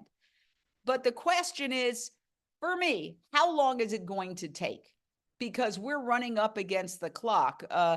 With Dr. Rao, I produced a documentary called Countdown to Year Zero, which basically profiles Dr. Rao's, assertion that we have to switch to a global plant-based culture by 2026 in order to avoid a climate apocalypse. Well, guess what, people? We're almost halfway through 2024. So one of the big problems is that we may not have the luxury of waiting for something to come back in the number of years that it's taken for certain other technologies, you know, to have that bounce back. So I was just thinking of all the different factors that we need to consider. This is just a potpourri. There's no really rhyme or reason to it, except I made a list of everything I thought we needed to discuss or think about in terms of how are we going to now get to the next phase. So first of all, I think we have to acknowledge that there is this retrenchment happening now because we're under attack by the meat and dairy industry and the big pharma industry.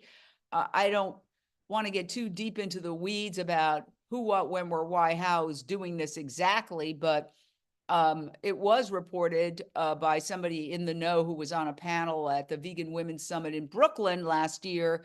And she said there's a war room the size of Fox News where they push out all this stuff about soy boy and meat. Plant-based meats are ultra processed and they're plastic. I can't independently confirm that, but certainly if you look at the media, it seems like, yes, that is happening. I know Robbie Lockie, who's an incredible activist, formerly with Plant-Based News, and he started his own organization, is doing a deep dive into the misinformation issue. But I just thought I would take a second to catalog a whole bunch of issues that flew into my head when I was thinking about this subject matter. What do we have to cover? Well, certainly a lot of people say, look, you know, you can beat your chest all you want about the horrors of factory farming, and I spent a lot of time doing that. But when it comes to consumers, it all boils down to taste, cost, and convenience. So I think we do have to take that under consideration. We do have to think about taste, cost, convenience as factors.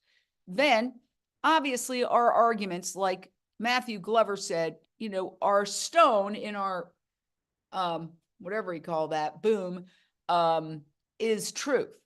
And so what we have, human health, we've got these great documentaries, You Are What You Eat, A Twin Experiment, The Game Changers, and we've got a lot of them on Unchained TV, Eating Our Way to Extinction, Forks Over Knives, Vegucated, the list goes on and on and on. We have documentaries and shows about health, climate, obviously climate, and Dr. Rao has made a very strong argument that animal agriculture is the leading cause of climate change.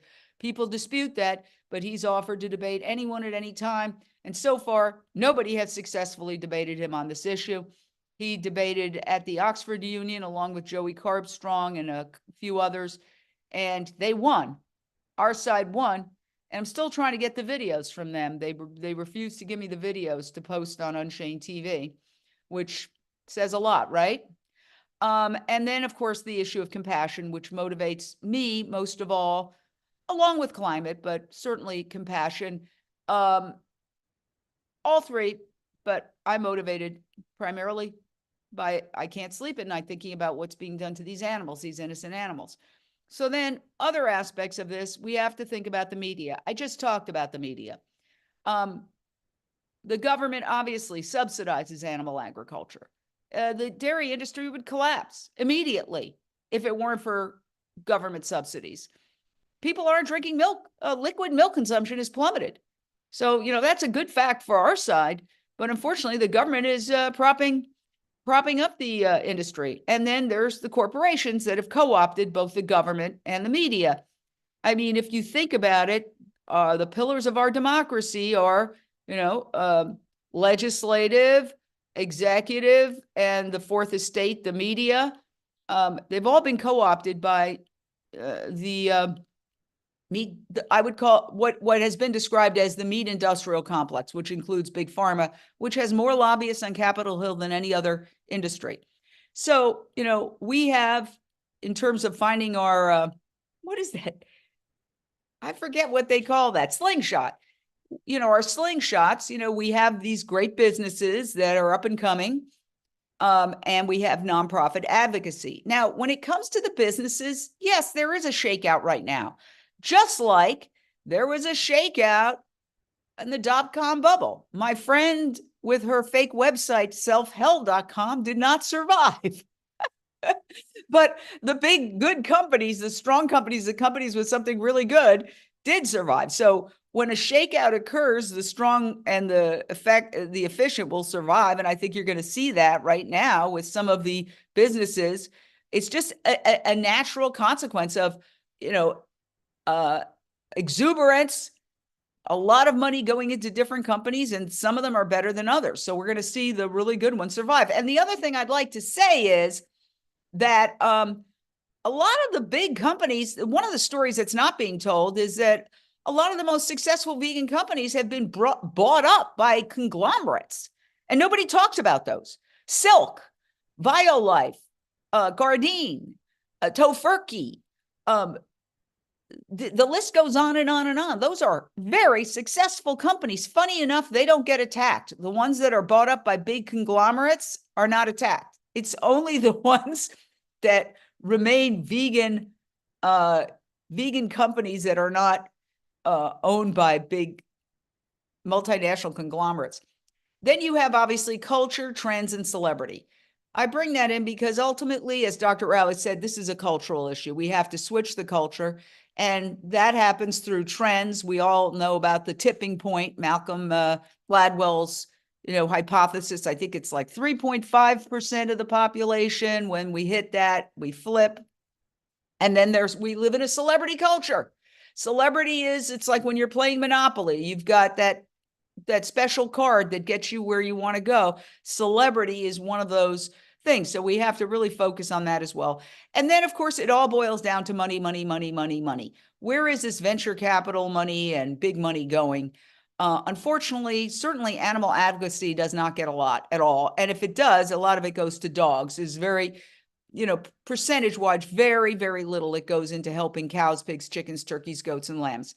And the last thing I'll say is, let's never forget the law of unintended consequences and surprises that can come down the pike, good or bad.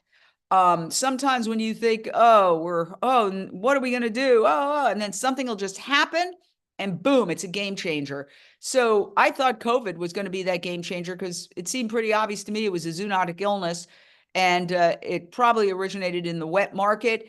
And even if it came from the lab, they were torturing animals in the lab. It's our abuse of animals, but that didn't do it. Well, now we're dealing with the bird flu that has jumped to cows, and who knows what that's going to bring. And the final thing I want to say is, look at this smoking commercial. I keep coming back to it because I smoked as a teenager. I wanted to be cool. And then all of a sudden, one day, smoking went from being super cool to being, well, look at that lady. Do you want to be like her? So we have to come up with something that is the equivalent of this for meat eating. Because they're describing it as family values and health, and for men, masculinity, and for women, it's the femininity of the dairy, and it's all this stuff. And actually, Matthew Glover was talking about a campaign that was run promoting lamb as a way to bring your family together. And he said, it was frustrating because it was so well produced. But everybody, put your thinking caps on. We need, because this killed, at least in the United States, smoking went from being very glamorous to being very unglamorous because of one very brilliant advertising campaign. So I've kind of given an overview of where I think, we're at and what we need to talk about. And I would love to open it up for dialogue, what people think, where we need to go. Oh, I want to say two other things. Well, one very, very intensely. Stop infighting. I am absolutely up to here with it. On our website, we say if you have a problem with somebody in our movement, call the police, call a lawyer, leave me out of it. Keep it off social media. If you have a problem, keep it off social media because the animals are the ones that suffer. We're all human beings. We're not all going to get along all the time. But we must cut out the infighting now. It is toxic and it is hurting animals. That is something I want to say in a very strong way because I see how it's hurting animals and we just have to stop it. So those are my thoughts. I I'd love to hear from other people. I don't know if Dr. Rao wants to weigh in on some of these things. Where do we go from here? How can we bounce back fast and furious?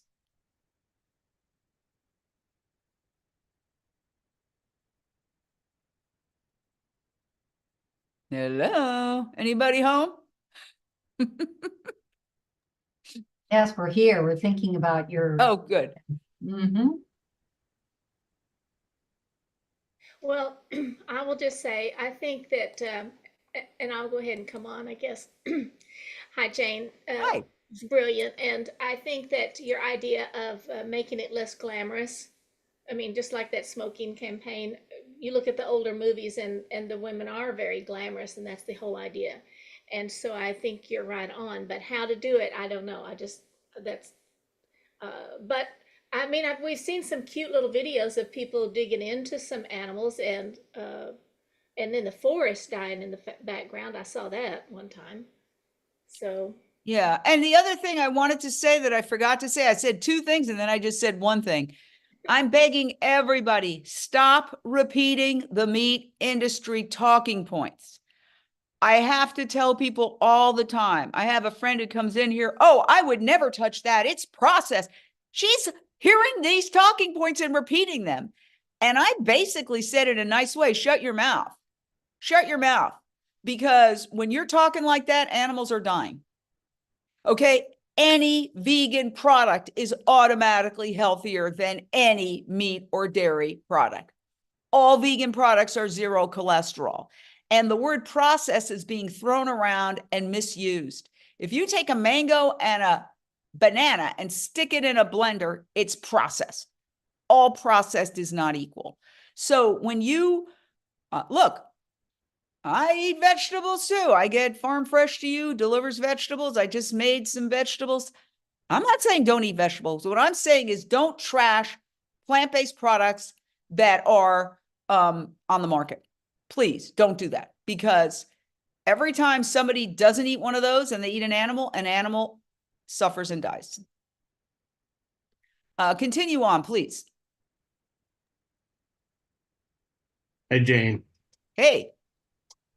Of course, we love all the documentaries and the truth that's shared on Unchained TV, but there's also the opportunity to tell stories through fiction. Now, you just said that the truth is important, and fiction is hopefully has some truth behind it.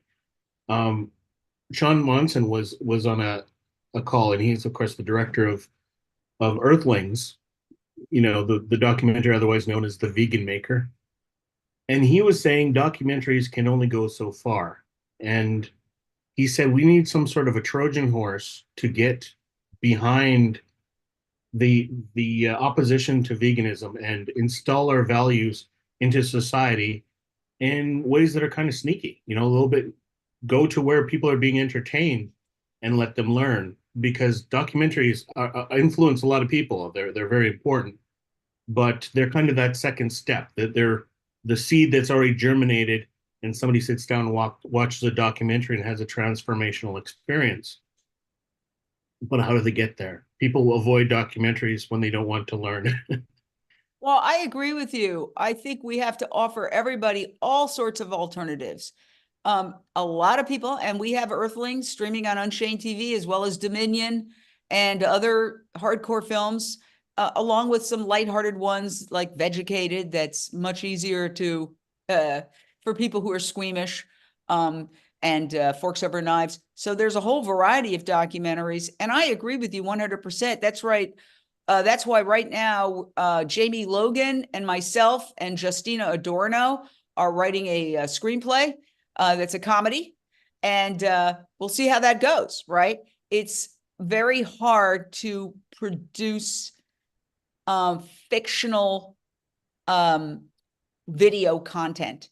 Everybody thinks, I liken it to writing a nonfiction book versus a novel. I've written both, but the novels I threw in my fireplace. Much harder. And screenplays are even harder.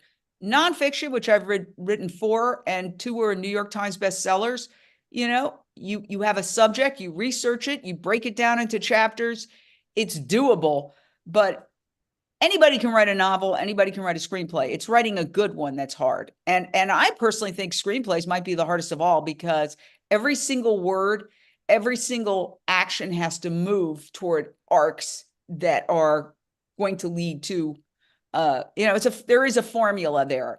And so I think we should do it, but I also think people should do what they're good at. And just like I wouldn't open a restaurant because I set things on fire.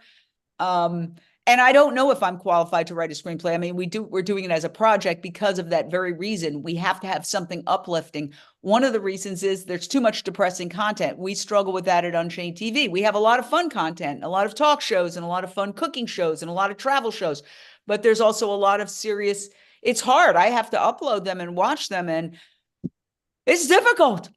And I don't want to traumatize myself again. One of the reasons I started Unchained TV is that I've been to a gazillion screenings where every single person in the room is vegan, and we're watching this hardcore, traumatizing animal abuse. I don't want to see it. I want non-vegans to see it, pre-vegans to see it. That's the whole point. Another one of our challenges is that we're in a vegan bubble, talking to each other all the time. And that might be the case right now. But it's important to strategize. But I would say, we have to use mass media. There's 8.1 billion human beings on this planet. And take all that energy that you spend trying to deal with that one cousin who will always order a steak and put it into social media or support Unchained TV. Look, I don't take a salary. We're a nonprofit. We need monthly donors. If you want to give $5 a month, $10 a month, $25 a month, we could really use that. We're very low overhead, but we're doing what companies, I just read the other day that one of these big networks lost $2 billion, $2.5 billion 1 year on their streaming network. I mean, we made ours for like $45,000, but we do need support. So I'll put it in the chat. It's actually fun to be a part of it. We do, special events. We have parties. We have Zooms where we tell you in depth what we're doing. We have some exciting things coming up. I don't want to reveal it yet, but we've got some exciting developments in the pipeline. I think they're going to be pretty mind-blowing, knock on wood, if they come to fruition. I never want to promise before something's done, but I'll just say unchainedtv.com/donate. We are 501c3. Anything you donate is tax deductible. But yeah, I mean, we have to tell our story more effectively to the mass media. So Liz Gary, who does TikTok lives for Unchained TV, what are your thoughts, my dear? Oh, you got to unmute. Unmute. Pretty good. Okay. Hey, Jane. Hi. Nice to see you. I'm so in agreement with you about the urgency that we need to do everything we can right now to move forward, and that the infighting and all that stuff is really not going to help us at all. Yeah. So celebrate all vegan foods. And one of the things that I think is most important is that we go to where you can't get the information right now, and that's our schools. And schools limit children's access to information about the foods that they're serving in the cafeteria.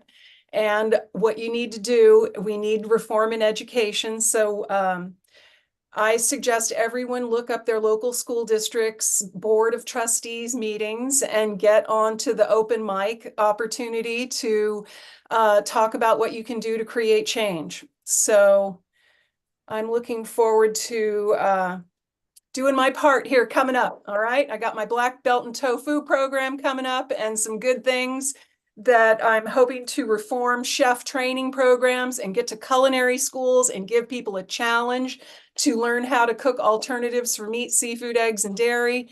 And I'm glad to be on the team here. But like you said, yeah, we need to get out of the bubble. We need to go into the community. We need to leverage resources out there.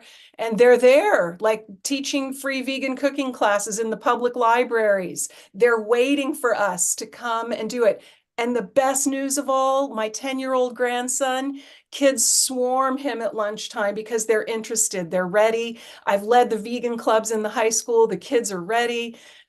We just need to bridge that gap and help reform education. Children need consumer education, chefs need training in plant-based foods, and we need to continue to see our doctors focus on food as medicine, and we'll get there. We're going to get there, but we need reform in education because people have been brainwashed so long and so hard that it's too inconvenient and frightening for them to make the change because they feel like they're not going to fit in. And it takes an effort to be vegan in today's world. You do a great job, and you also just what I've noticed for Unchained TV, you took it upon yourself to go live on TikTok. You know, you're reaching thousands of people on TikTok. So anytime you're going to take that effort to have a long conversation with one person, pivot and put it on social media, because we've got to reach more numbers. And so I appreciate that, Liz, and keep it going. Keep it going. Well, let's do help us out, Jane. We need like a tutorial on how we can maximize our airtime. And I still don't know things like how to even exit a live TikTok program. I have to turn my phone off. So little stuff like that can be. Yeah, well, I'm not a wizard of all that. We all have to figure it out on our own. Like I say, everybody's an assignment editor. You know, I wake up every morning and there's 14 different assignments. Do this, do that. I'm like, you do it. Do it. I can't do all this stuff. Okay, I'll keep trying. Thank you so much, Liz, but I appreciate you a lot. I appreciate you. Oh my gosh, and I appreciate you too, Jane, because there are days that I wake up from this struggle, you know, because it feels like a struggle. We've been working at this for years and years, and I'll watch one of your interviews and I will feel like, oh my gosh, I'm not alone. We can do this. We can do it together. So your work is actually helping to fuel my confidence to continue moving forward and creating change. So that's where it all comes together. Thank you, Liz. It's a team effort, and a lot of the team members are on this Zoom. So thank you to all of you who participate. So who else is weighing in? I can ask you something, Jane. Oh, sure. I know that you've been covering some of the most important events in the vegan movement, and no one else is covering. You know, it's like you're the only one covering. It's like you're sort of creating these footprints in history. Oh, thank you. Well, I look up to you a lot, Dr. Rao, and any words of encouragement from you mean a lot. And I've always said, you know, the first time I heard you, I knew, oh my gosh, this person has the key, because I had remembered reading that until you articulate your goal, how are you going to reach it? If you can't even say we want a vegan world, how the hell are you going to get there when you can't even bring yourself to say it? And I remember you were speaking at the Rowdy Girl Sanctuary and you said, we're going to have a vegan world. We know why we have to do it. We know when we have to do it by, and we're just going to figure out how we're going to do it. And we're still dealing with the how, but it was very important that you set that intention. And so if you want to learn more about how Dr. Rao develop climate healers and the convergences, you can watch Countdown to Year Zero on Unchained TV. And for anybody who doesn't know, it's free. You can download it on your phone by just going to your app store, completely free. And there it is right on your phone. You just put in Unchained TV, one word. You can put it on any Samsung TV. I'm going to move this. It's been bugging me. The Samsung TV behind me is it's just right there, right next to Netflix and Amazon Prime. You just put in, you go into the App Store. These new modern TVs are just like, they're like desktops for computers. They're giant desktops for computers. And you just go into the App Store and put in Unchained TV. And if you have an Amazon Fire Stick, a Roku device, or an Apple TV device, you can do the same thing. Just click on it, go to the App Store and put in Unchained TV. And you can watch it online at watchunchainedtv.com. Just Watch UnchainedTV.com. So I'm going to type that in too before anybody forgets. So please do that. And, you know, everybody who downloads it helps. It's a community. It doesn't belong to me. It's a nonprofit. It belongs to everybody. And any films that you know of that are great, that are in the category, please bring them to me. We would love to add them. And I just spoke yesterday with the International Vegan Film Festival. It's taken over by a very, very bright young woman, Emma. I'm not sure of her last name, maybe Schwartz, but she's doing very dynamic things with the International Vegan Film Festival, and we're going to be collaborating with her on a lot of those things. So we've got a lot going on. But Dr. Rao, what was your question? You said, oh, things that we're covering. Yes. Right. Okay. Frankly, put me out of business. I would love so many people to be covering these issues that I could go out to the beach and be reading a trashy novel and eating some vegan chocolate bonbons. Okay. The reason I'm doing all this is that these stories aren't getting covered.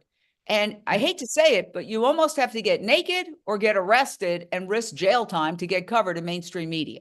Okay. So, for example, Wayne Shung, who is a former constitutional law professor, the founder of Direct Action Everywhere, was facing 16 years in prison in Sonoma County for alleged conspiracy.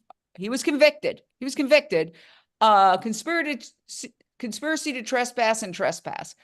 I mean, this is a dynamic story. There were all sorts of demonstrations outside the courthouse. There was all sorts of drama inside. No reporters, day after day. We were live with a panel. Right. Because I used to do court TV along with CNN Headline News. I also would fill in when people went on vacation. I would go in and fill in at court TV. So it's exactly, we've been doing exactly what we did on court TV. We have a panel, we have a reporter at the courthouse, and we cover it. And it's actually fun and exciting. We had a breakthrough just about a week ago.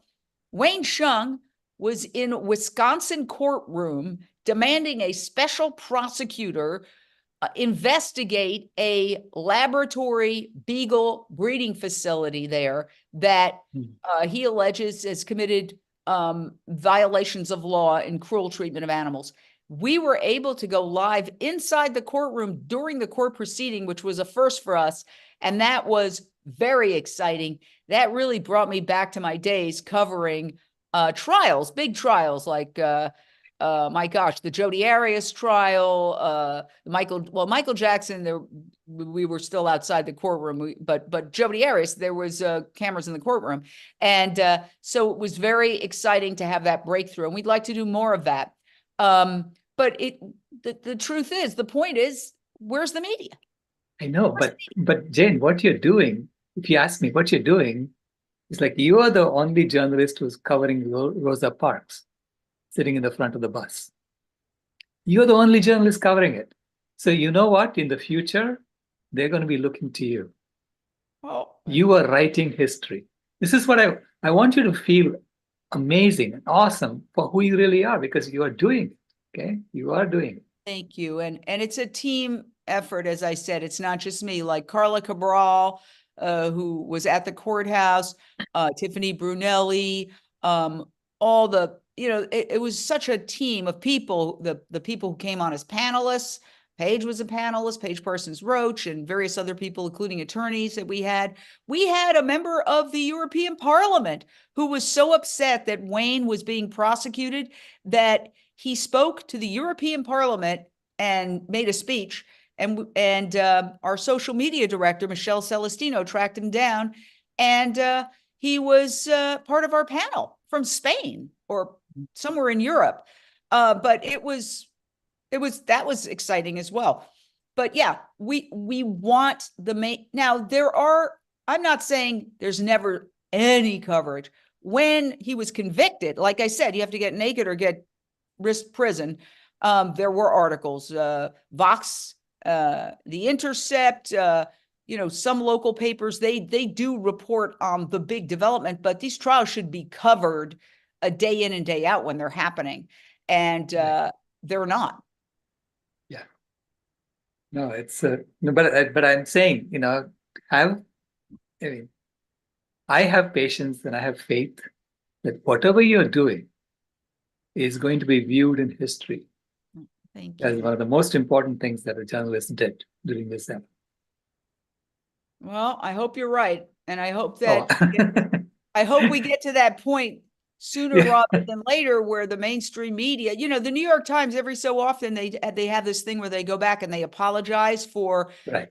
racist, sexist, terrible writing that was considered culturally acceptable when they at the time, and they go back and they look and they're horrified by their own articles and they call themselves into account and they say, oh my God, was this sexist?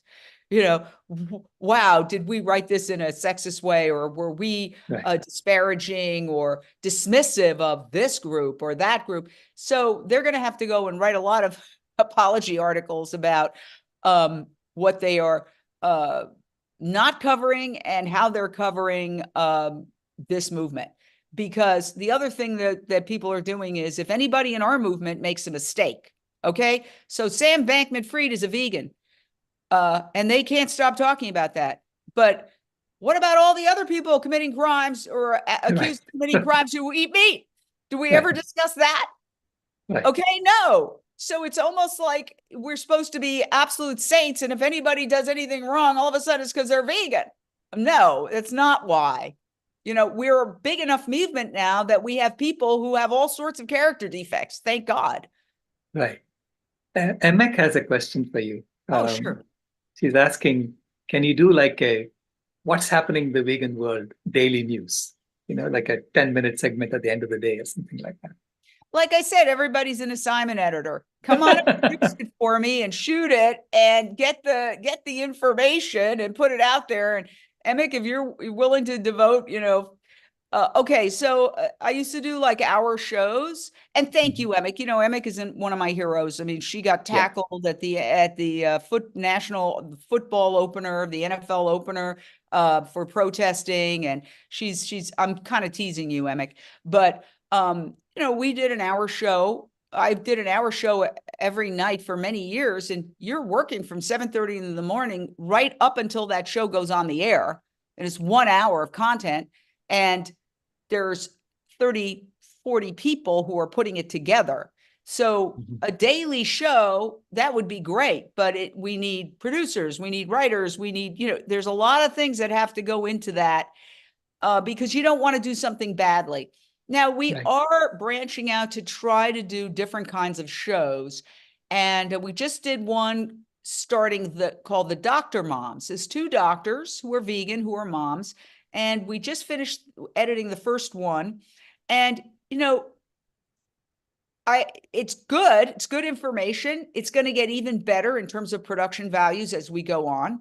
But you have to start somewhere. If we wait for everything to be 100% perfect, we'd never do anything. So check that out, the Dr. Moms. We also had a weight loss series. Also, one of the things that we say is dogs are a gateway drug to animal rights. Just yesterday, I was driving, listening to CNN, and apparently some politician, I never heard who, because I caught it halfway through, did something horrible to animals. She either shot goats or talked about shooting goats. And this entire panel was up in arms. And how could she do this? Doesn't she know that we're all animal lovers? And of course, what she did was horrible. If what they're saying is accurate, I condemn her as well. But the point was, they're all talking about, and we're a nation of animal lovers. There's dash number of million dogs and people love their dogs. And I'm thinking, oh my gosh, I wish I was on that panel saying, you guys are all animal lovers. What about the cows, pigs, chickens, turkeys, goats, and lambs? Do you love them too? Because we're killing 80 billion a year and you're eating some of them. And so, I had mixed feelings about it, because on the one hand, I was glad that they were talking about how Americans are animal lovers, but their understanding of an animal lover is very limited. So I do feel dogs, and I have 2 dogs, rescues, who are vegan, but I feel like we could do more with dogs to get people in the tent. That's why we're doing a dog training series, because my 2 dogs were frankly out of control and I needed a dog trainer, and I have a vegan animal rights dog trainer who is really a dog educator. And basically she says, anything that happens is your fault, Jane, never the dog's. And so the point is, though, that we're doing some of that to get people like, oh yeah, I want to do this with my dog. And then maybe they'll go to some other piece of content. Right. Good idea. Yeah. But I mean, the good news is that it's more and more, I see the mainstream opening up. I spoke at 3 different Unitarian churches, for Earth Day. And a few years ago, I had gone to a Unitarian church and given a talk, and they just didn't want me to ever come back, right? It's like, I felt like they said, we don't want to hear this now, right? But now they're back. They're asking for it. The same church that I went to asked me to come back in June. Well, let me ask you, Dr. Rao. I mean, I think we all have to acknowledge that we are in a bit of we are back on our heels a little bit, right, at this moment. So looking at all those different factors that I mentioned that we have to consider, all the different things, where do you see us going? Where do you see us vis-a-vis your timeline that we have to go vegan by 2026? Right. So it's a matter of getting the public to say they want it. They want to save their children. They want to save this planet. They don't want to see it die off. They don't want to see their children suffering and their grandchildren suffering. Okay. As soon as they make the determination, it's just a determination. They just have to make that determination. The solutions are there right now. They're waiting for us. There's plenty of food on the planet for us to all go vegan.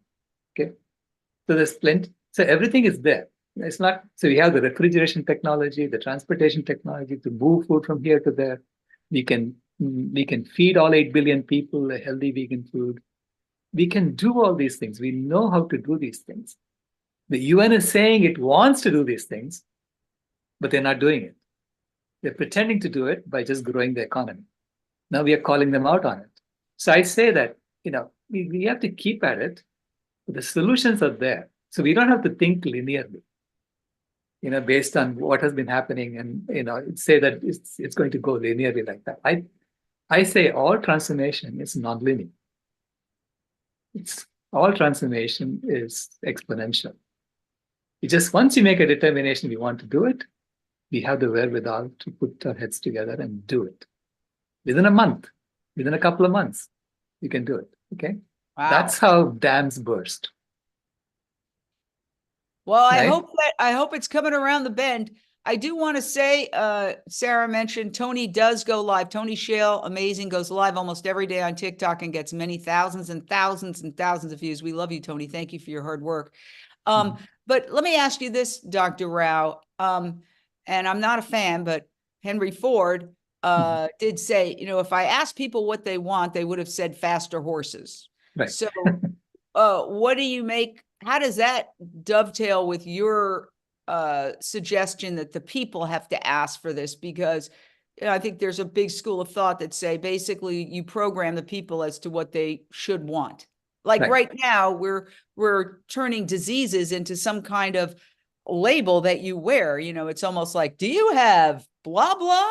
And the advertising is kind of like, well, you should be proud that you have this blah blah, and so you can take this blah blah pill, and I've got my this, and they're dancing around, I've got my blah blah blah, and it's just psycho. It's like, what happened? What planet are we on? Right. But yeah, so what are your thoughts on all that? Yeah, I'm at an age where all my classmates from college, they all have some chronic diseases or the other, right? So we are now, exchanging information about what happened, how are you getting a Medicare, how are you getting a coverage, this sort of thing, right? And I tell them, I need nothing. I only take my my B12 supplements, and I'm done. Right? So it is. And they ask them, so how are you doing it? And the conversation starts, and getting people to understand that there is another way, that there is a better way. And this vegan world to me is like Henry Ford saying, that they don't know what they want. I'm going to give them a car. So here we are saying they don't know what they want. You're going to give them a vegan world. That's what they really want. Okay? They think that they want something, just a little bit better than what they have. No, you need something that is based on health, not on diseases. It's based on, happiness, not on death and destruction for the planet. So it's creating this new vision and owning it. So that's what I say. That's what Henry Ford did, right? Owned it. And then people said, oh yeah, I want that. And then as more and more people wanted it, then he had GM and all the big corporations come along and build it for you. So people have to want it. And normally when I come to the Bay Area, I'm now in the San Francisco Bay Area, I barely get to meet my classmates normally because they know that I'm an outsider. I'm talking about these other things that's not in the mainstream. This time, I have 3 invitations in 5 days. Wow. Wow. Okay. Well, so it's I opening have to up. ask you another question. So you're in Silicon Valley because it keeps coming back. Like I ran into Matthew Glover at the Mercy for Animals Gala. By the way, we were the only Unchained TV, aside from Getty, which doesn't really, Getty takes photos and records video, but then you would have to buy it from them. It's not like NBC or CBS or ABC. So we were the only media there, except for one woman from a Northern California TV station who on her own dime came down because she's a vegan and it's shot something hoping that maybe her station would run it. But basically we were the only news media there. And the same thing with Christspiracy. Christspiracy's Skirball premiere was incredible. Celebrities, and it was incredible. It's an amazing movie.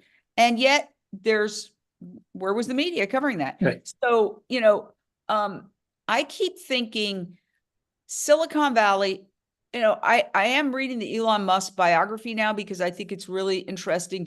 We have to stay on top of how these technological changes. He's obviously a very controversial figure and there's a lot. Neuralink, some of the things he said very much disturb me, and I'm just trying to get information.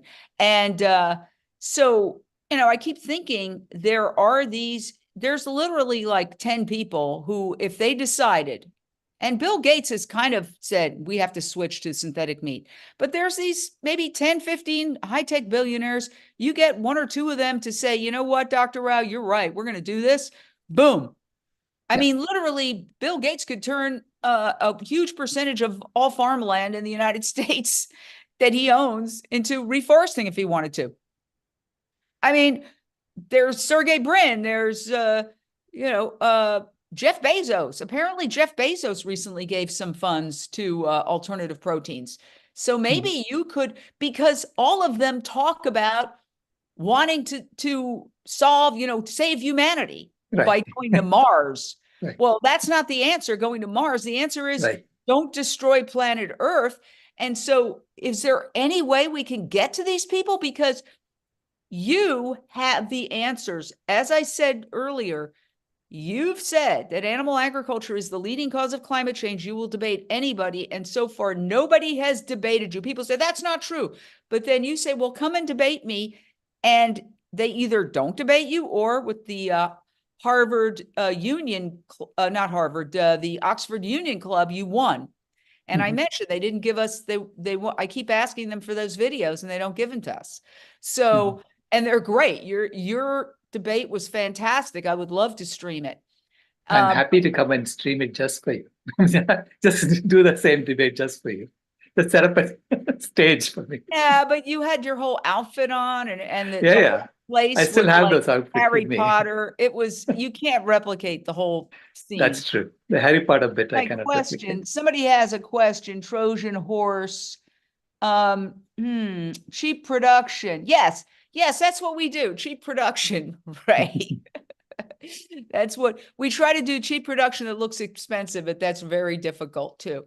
But yeah, so you're filled with hope. You're not concerned, Dr. Rao. No, I have faith more than hope. Hope comes from a position of fear. Faith comes from a position of love. I love the planet. I love my children. I love my grandchildren and all children, children of all species. And it is, I imagine that you've gone to Mars and you have managed to create the carbon cycle, the water cycle, the oxygen cycle, and you've created all the conditions for life to thrive on Mars. And you managed to grow some plants, and you managed to grow an insect on Mars, birth the first few insects on Mars. Then somebody comes along and steps on the insects and chops down all the plants. How would you feel? I'd say you would treat life as precious on Mars. Elon Musk would treat life as precious on Mars. All we have to do is to use the same mindset here on Earth, and the planet will be fine. So can we not do that? Of course we can do how that. do we get to these people, the people who control the information supply? I mean, we all know who runs these big companies. There's probably 24 people if we got in touch with, if we managed to convince one of them. I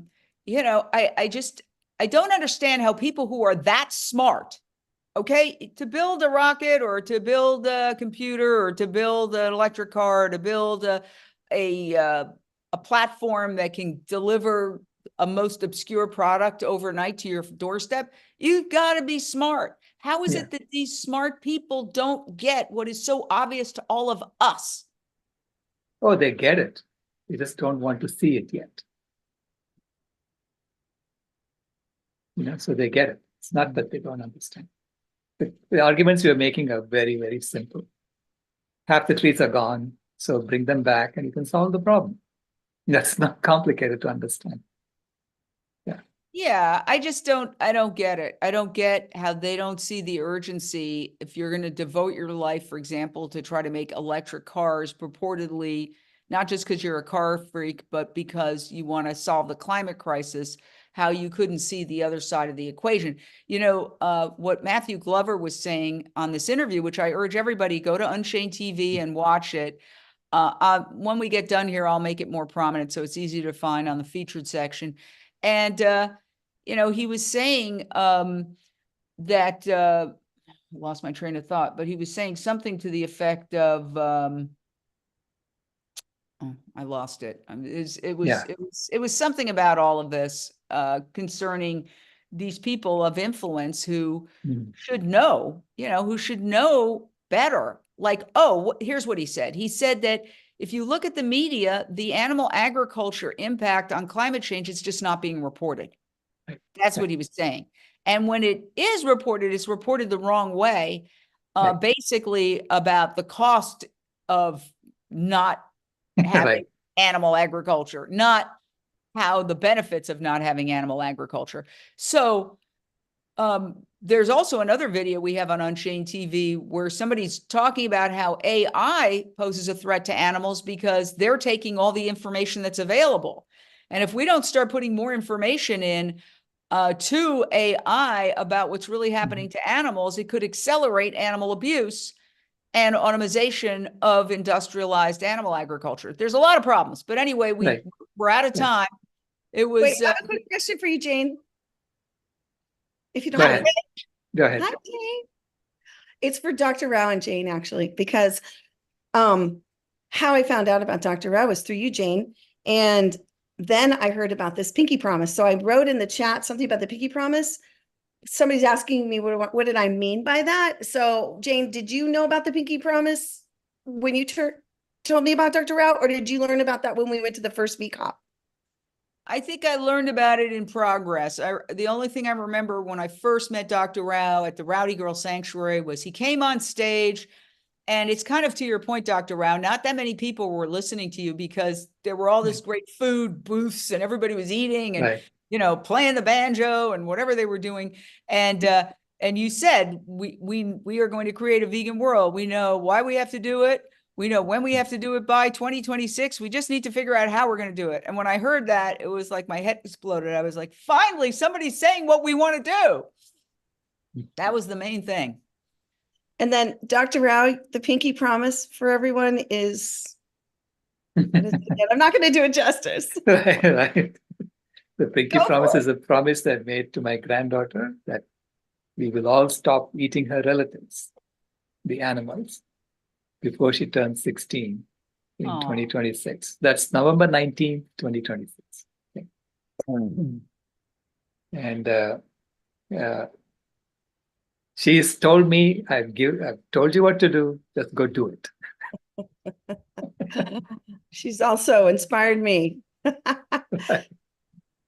All Yeah. right. Well, thank you, everybody. Thank you, Paige. You're an amazing activist. Thank you, Dr. Rao. Love you all. Hasta la vista. Feel free to stay, That's- Jane. I will. I'll stay for a while. Sherry's cooking up something delicious. I don't even know what it is yet. That's awesome. Thank you so much. Take it away, both of you. Are we going right into it? Yes, you're going right into it. Okay. Hi, Sherry. Hey, what's up, Paige? Hi, everybody. Let me go to speaker view. Oh, there we are. Okay, let me go there too. Hold on. Okay, so we can You're kind of there see. also. Can you hear me? Yes. Perfect. Hey, All right. Sherry, the only thing is, Yeah. I think it might be good if you raise up a little, only because it's cutting your head off. I know. I need That's to. good. That's good. That's good. Okay, cool. Oh, my phone's. Hi. What? Siri's talking to me. Are we ready? Should we get started, everybody? Let's get Yes. ready. Let's get started. We're I plant-based just want birds. one quick question, Paige. Is there a third person to be spotlighted or a third camera to be spotlighted? We're not going to do that today, after all. Okay. All right. Okay, take it away. Welcome, everyone. We're plant-based in the burbs, and I'm Paige. Hi, and I'm Sherry. How you guys doing?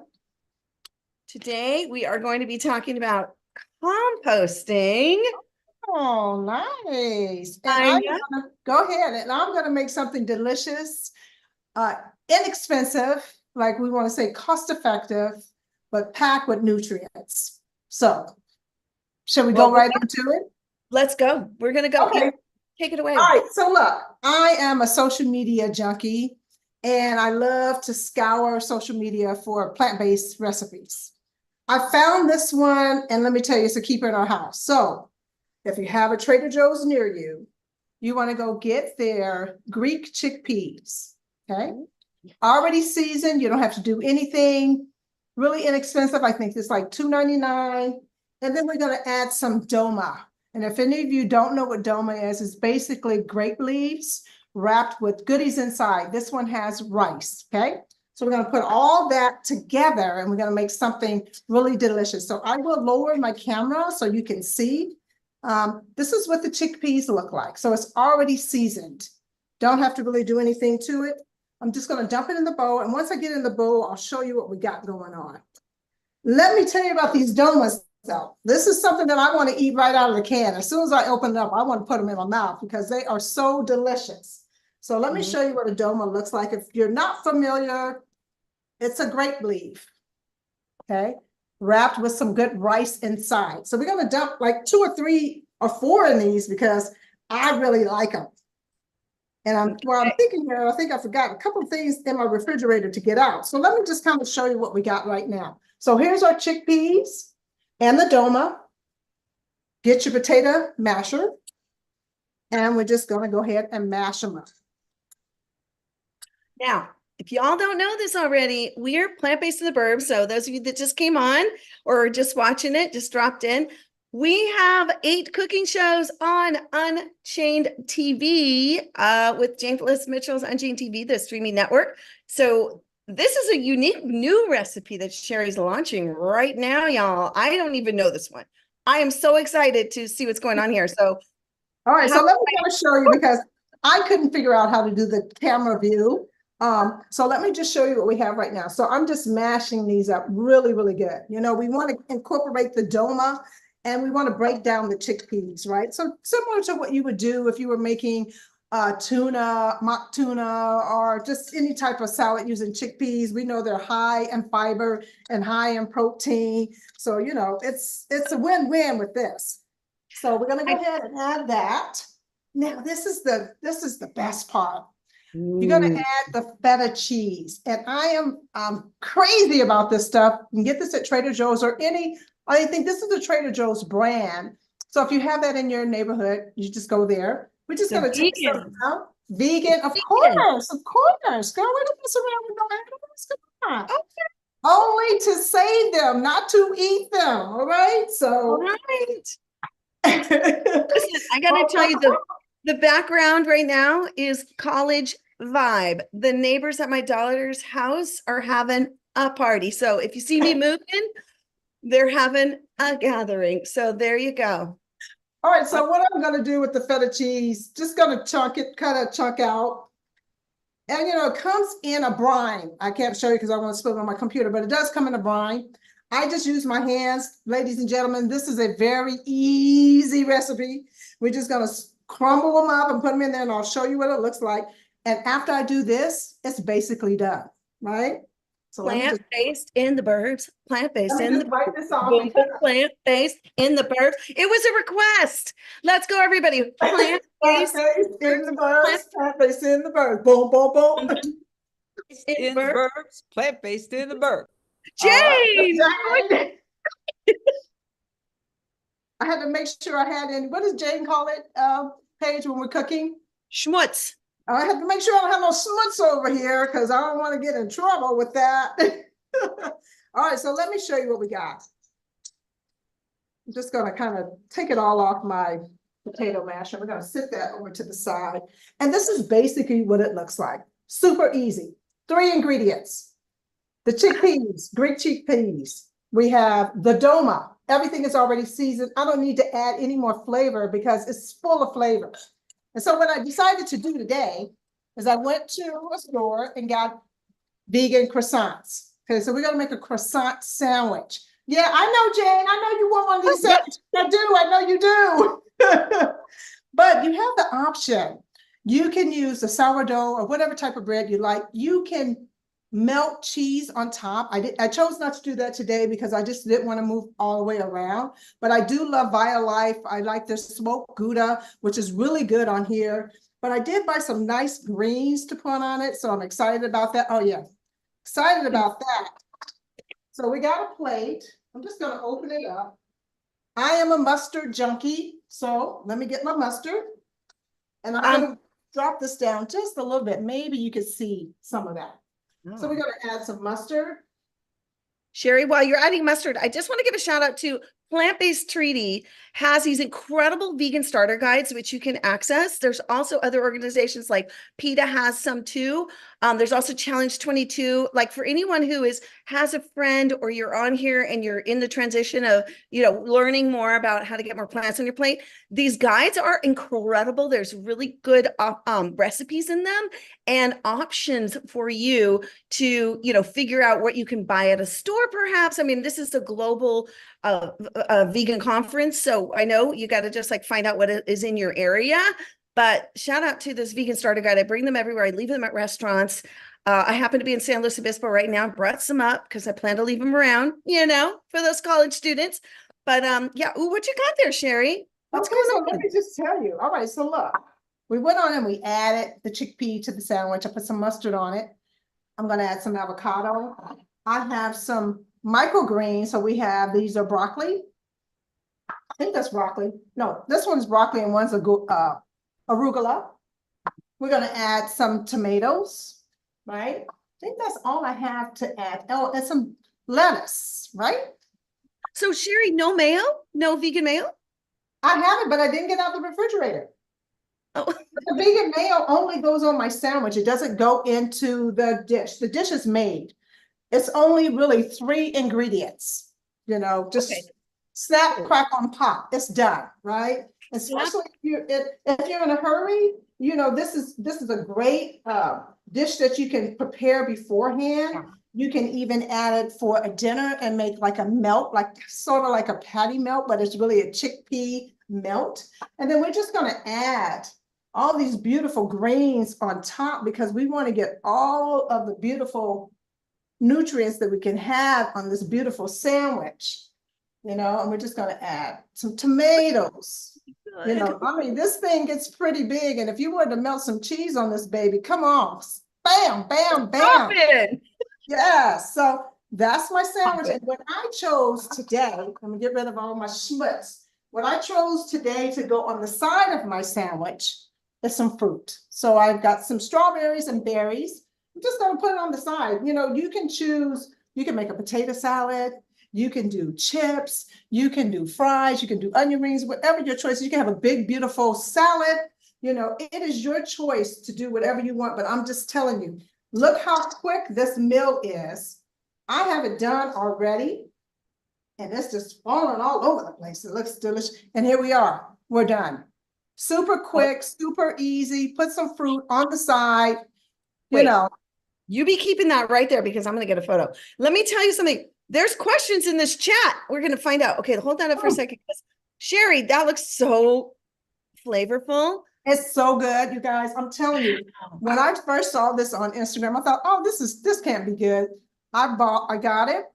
My son is vegan. He's 29, you know, and he's really not into alternative meat. So I said, okay, let me make this. And when I got it, he wanted to eat it up. I'm just telling you, that's how delicious this is. I think it's under $10 to even make maybe 4 sandwiches. So there you go. So it's affordable, easy. That was so easy breezy. I mean, come on. I'm going to cut it in half because, you know, I can't just sit here and not let you guys see me take a bite. For real. That's not happening. Here's the thing. We're going to save some questions while Sherry eats because I'm going to jump right into composting, y'all. Here's the thing I wanted to point out. If my daughter and her roommates can compost in their busy schedule, 6 girls in a house in college, all seniors, so can we. First of all, you just want to get yourself something fun. It doesn't have to be sexy. Sherry's is super sexy, but this happens to be my daughter's. And I go, honey, save me the compost because I'm not going to bring my bin up. And so she did, and it's full, and it has onion peels and banana peels and flower stems and such and coffee grounds. If you want, so we're going to get right into it. Here's the thing. We need to pull out our food scraps from the trash. Why? Because it creates methane gas. Is methane gas a good thing? I think we all know it's not a good thing.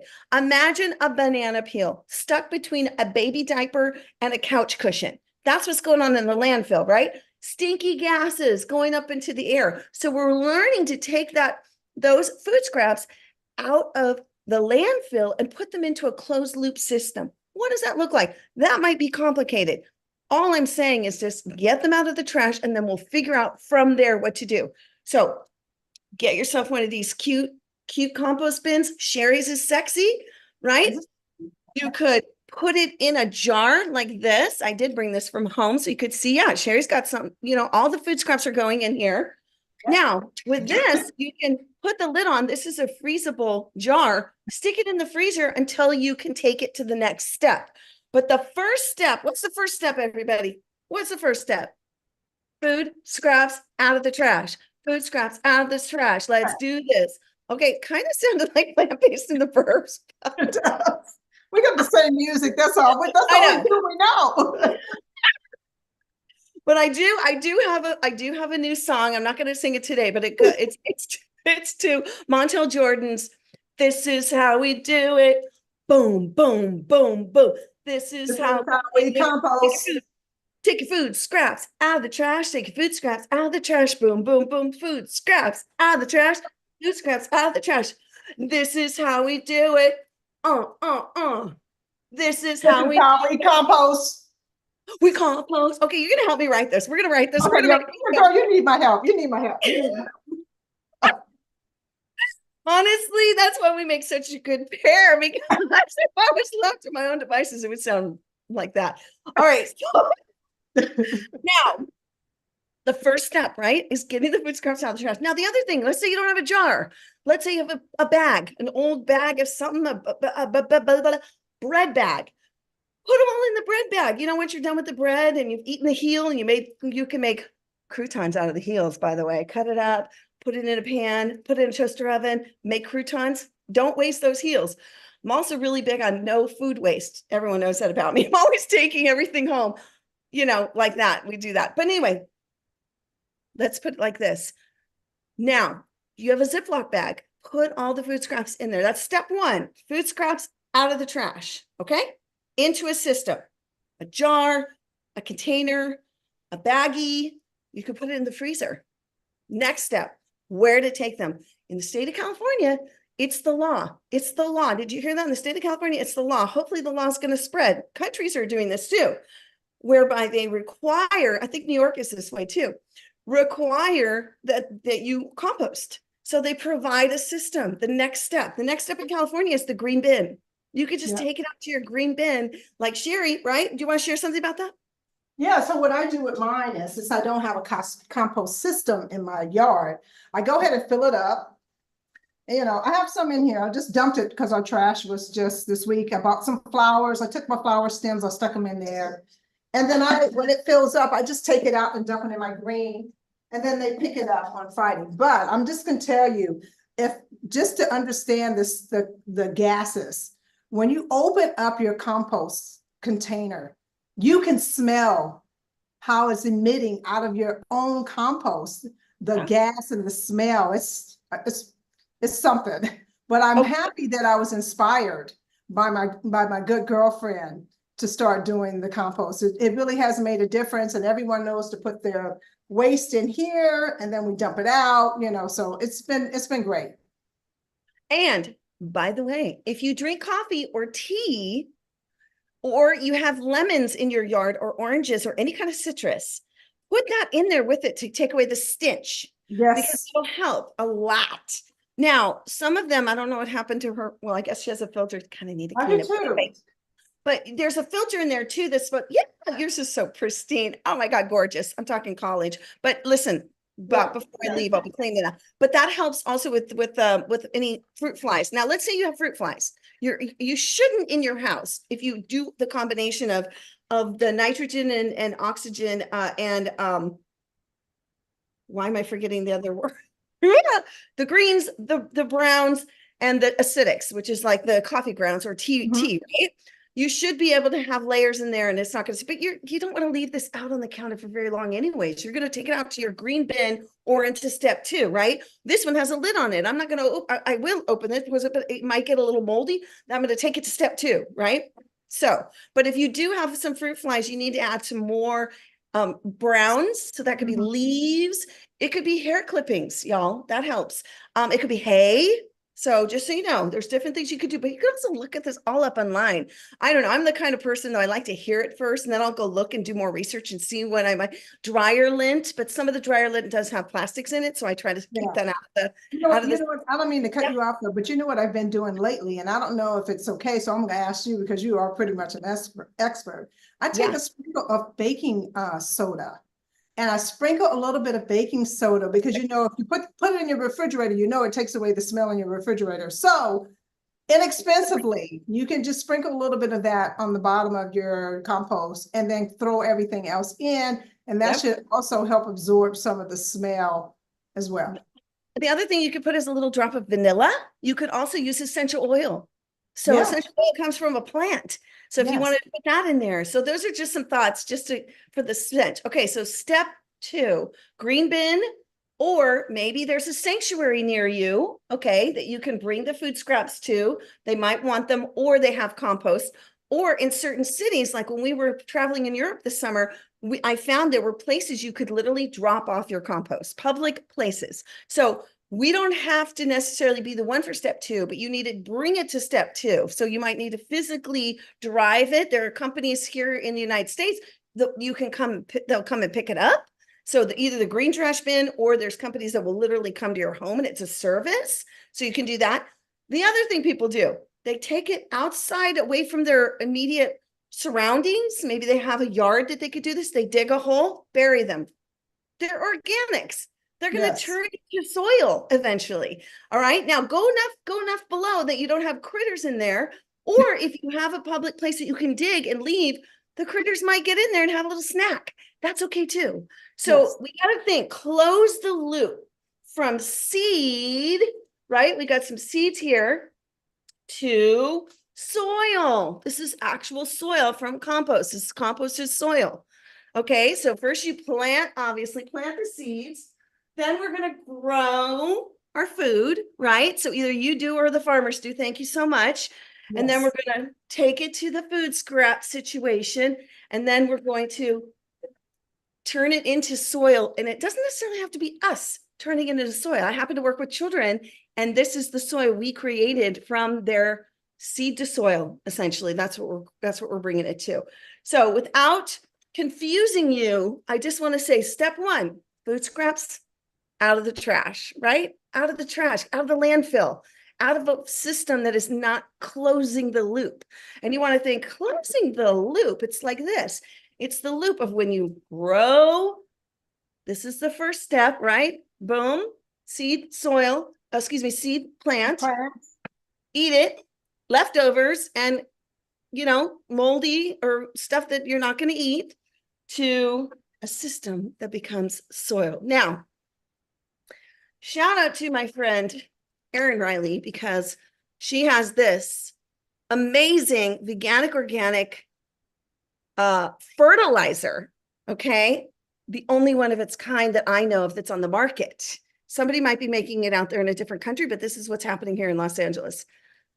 Compost Me. So this is incredible, and you can get this on a large scale, or you can get it like this. I'm going to put this in my garden with the things that I'm growing, like onions and some kale. And you know what? I bought it also. I bought it for my houseplants. So I have that in a little tube. I have that fertilizer, and I use that because I have a lot of plants in my house, and I never remember when to fertilize them. So I can use it pretty much every time I water, and I can see a difference in how they're thriving. So, it's amazing. I love that product. Thanks. So these are the games that we play in our kitchen as Plant-Based in the Burbs. We make food, we compost. We put up my little compost sign that my friend made. We had an Earth Day event last week that Sherry spoke at, and had composting going on. I had a huge bag of composting going on. It was great. And we totally saved tons of, well, not tons, but pounds of waste, food waste, and paper things that we put back into a composting system. So here's what I want to do with the time left. I'd love you to show your sandwich again, because oh gosh, I just gorgeous. Was it gone? I burst it. No, it's not gone, but I can show you the half I did not eat on. That would probably be better. And I want to leave it up to any questions people have about the recipe, cooking, going more vegan, getting more plants on your plate, or composting. But look how pretty that is. Oh my gosh, Cherie. Yeah. And if you're wondering how to find us, we're on all the socials. Oops, upside down. And Placed in the Burbs. And we have cooking show 8 segments on Unchained TV. More to come. We may even have bloopers for you too. How fun and cute is that? And basically, we're putting only veganic, organic, not all organic, because it's hard to get all organic everything. It is. But basically, in mine, in ours is going to be the veganics. People can compost the other things, and you can look that up. Those of you that want to know, feel free. I'm promoting the veganic. So there you go. And I work with a company called Full Circle Compost in Los Angeles.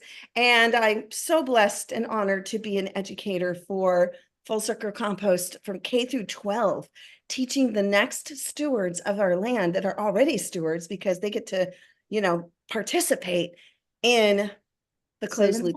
Yeah. Saving the planet, working together. That's what it's about. So what questions do we have? And anything else you want to add, Sherry? Go for it.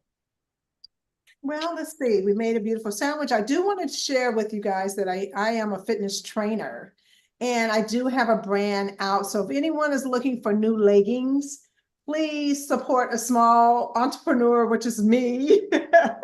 I would appreciate it. Everything here is designed and made right here in Los Angeles, California. I am the designer. And so if you need any workout wear, we are all inclusive for every shape woman. And so if you're interested, just go to www.w29activewear and just take a browse. So that's one thing I wanted to show, because if we're taking care of our planet, we need to take care of ourselves. And before further ado, though, you have to tell everybody, why are you calling it W29 activewear? Okay. So W29 activewear, the W is named after my mother, Wanda. She died at the age of 29 from a brain aneurysm. And I was a young girl. So for me to pay homage to her and just keep her memory alive, that's why I chose to name it after her. And it's something that when most people lose a loved one, they have something that they want to keep sentimental of them, of theirs. And I didn't have that option. So this is mine. So this is what W29 represents, empowering women to take control of their lives so that they can share it with others, because it's very important to take care of our own temple as well as we're taking care of the earth. So that's what Sherry has this thing that keeps me going. It rings in my head every single day. Just 30 minutes. Just 30 minutes. Just 30 minutes. And I remember that at the end of the day when I'm tired, I go, nope, just 30 minutes. Get out there and walk. You can do anything. 30 minutes. 30 minutes. Yeah. So, anyway, so thank you for letting me share that. I appreciate that. Oh, all right. Well, listen, we are open for questions. So please, what are your questions? Here we are. First question for you, Paige, is in the compost bin, do you also add paper and other browns? Great question. Browns, fantastic. Let's say you bring home a meal, you finish it, like it's a take home, and then it's brown, cut it up into smaller chunk pieces. If you have a napkin or paper towel, brown, cut it up. The white ones are all made with dye. So things that have labels on it that say blah, blah, blah, blah.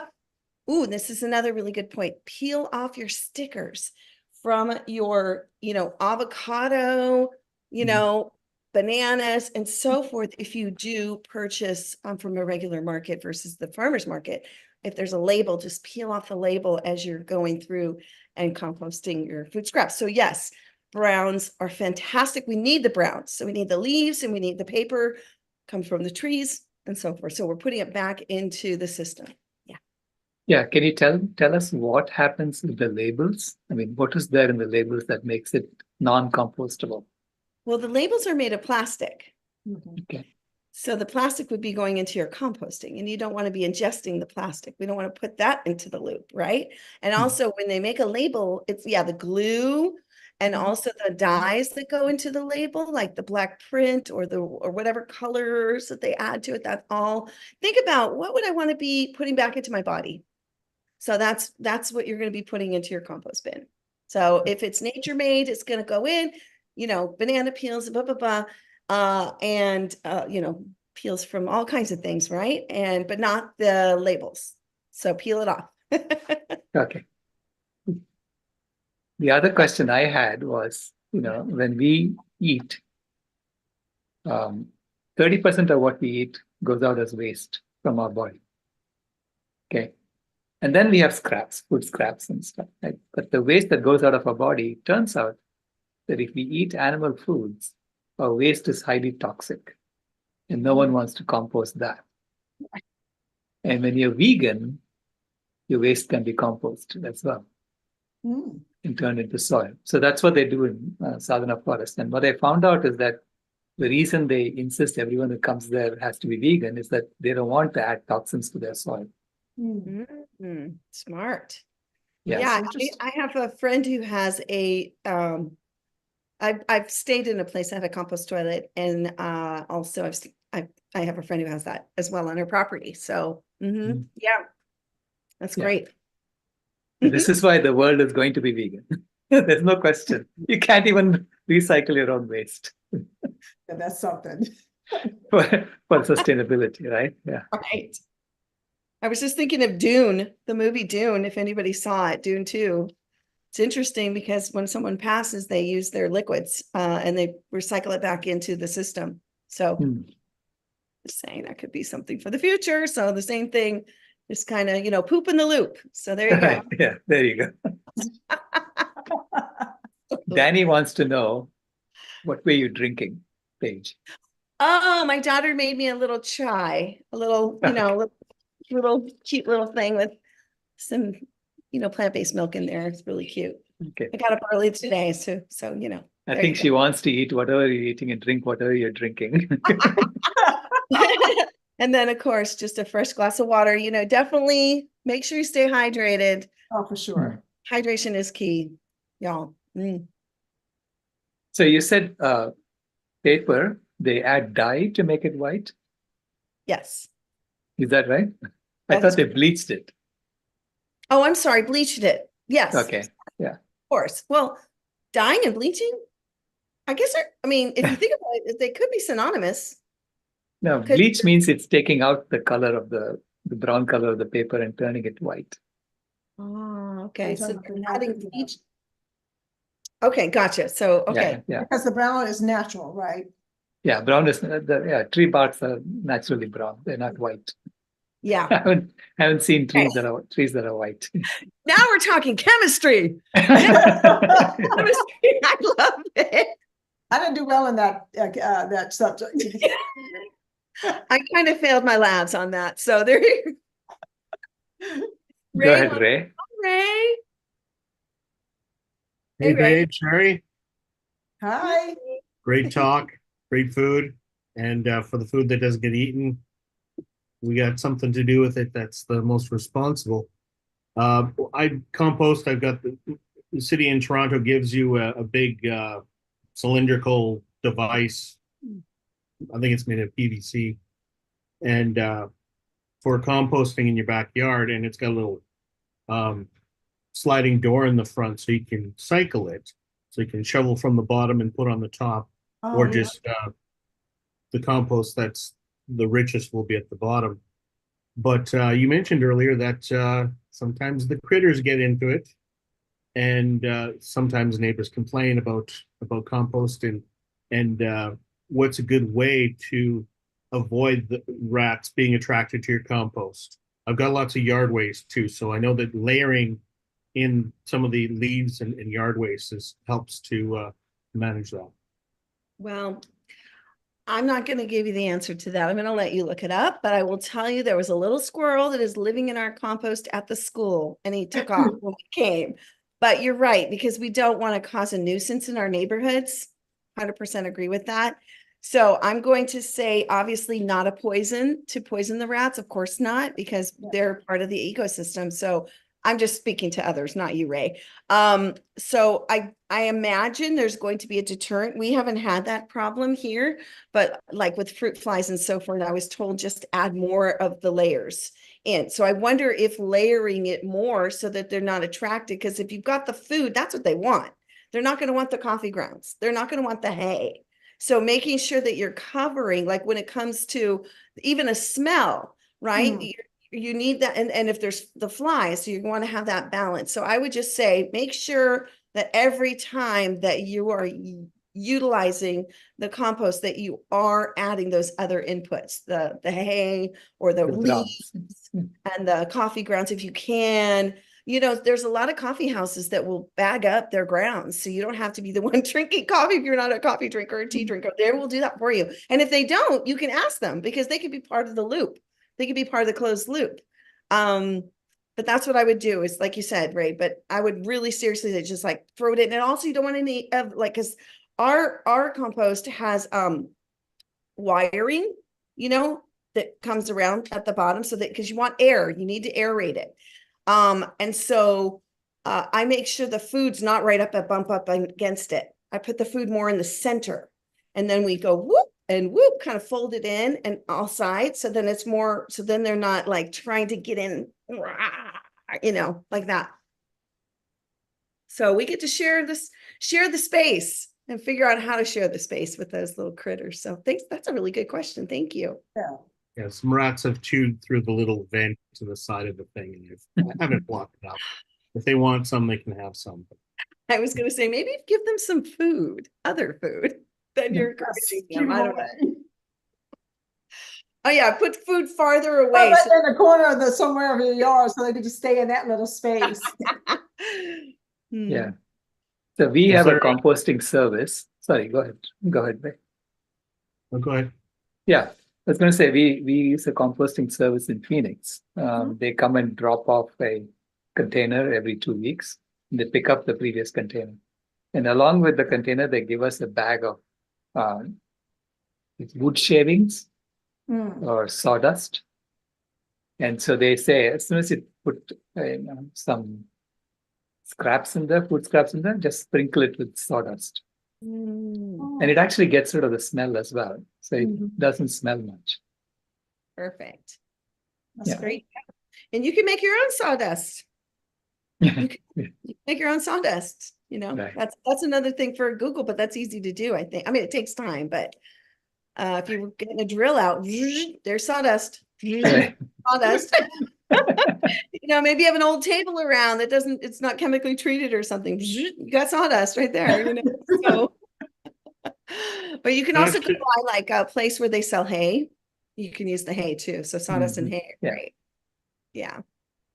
Good That question. actually fit into the question I was going to ask earlier, because I was going to say that is there anything you should do to your yard waste to prepare it for composting, mulching up, chopping it up? And I saw somebody gave the advice to put your lawnmower on bricks and put the yard waste under it and chop it up before you put it into the compost. So then it's a little bit got more surface area and it's more going to break down a lot quicker. It is. That is true. I mean, we take our shovel and we're like, but it would be, you know, to cut up this pieces, like if there's sticks that we add in there and things, it's like, you know, like I said, but yeah, that's smart. If you have a lawnmower, we don't own one. So yeah, that's great. Any questions about Sherry's recipe or any of the recipes that we have produced and put out on with plant-based and the verbs on Unchained TV? I'm getting hungry. That sounds good. Smart. But you've also made chickpeas with some seaweed, right, Sherry? Yeah, made it like an tuna. So you can just add nori to it, you know, and you have like a tuna sandwich. I mean, there's a lot of things you can be really creative in the kitchen to swap out what you normally would eat when you were consuming animals or meat. And so there's an abundance of plants that we can eat that will give us the same type of flavor and satisfaction just by using plants. You just have to be creative and just have an open mind and be committed. Oh, I like that. Wait, say that again. What? What? That was so good. Wait, you said 3 things there. You said I told you open mind. I said I forgot the other one because I'm just committed. Open mind, creative, and committed. I love that, Sherry. Oh, well, thank you. I didn't think I was doing anything, but okay. I think Rebecca had her hand up. Rebecca, did you have a question? Come on and join us. Thank you so much, Paige. That was wonderful. And thank you, Sherry. You're welcome. I wonder if you, that is so simple what you did, you put together. And I wonder if you've made some of that cream cheese before or not. Oh, the feta, I have not made it, but you know what? I have been searching recipes to make my own. I do my own milk now, so I'm really into making my own plant-based milk.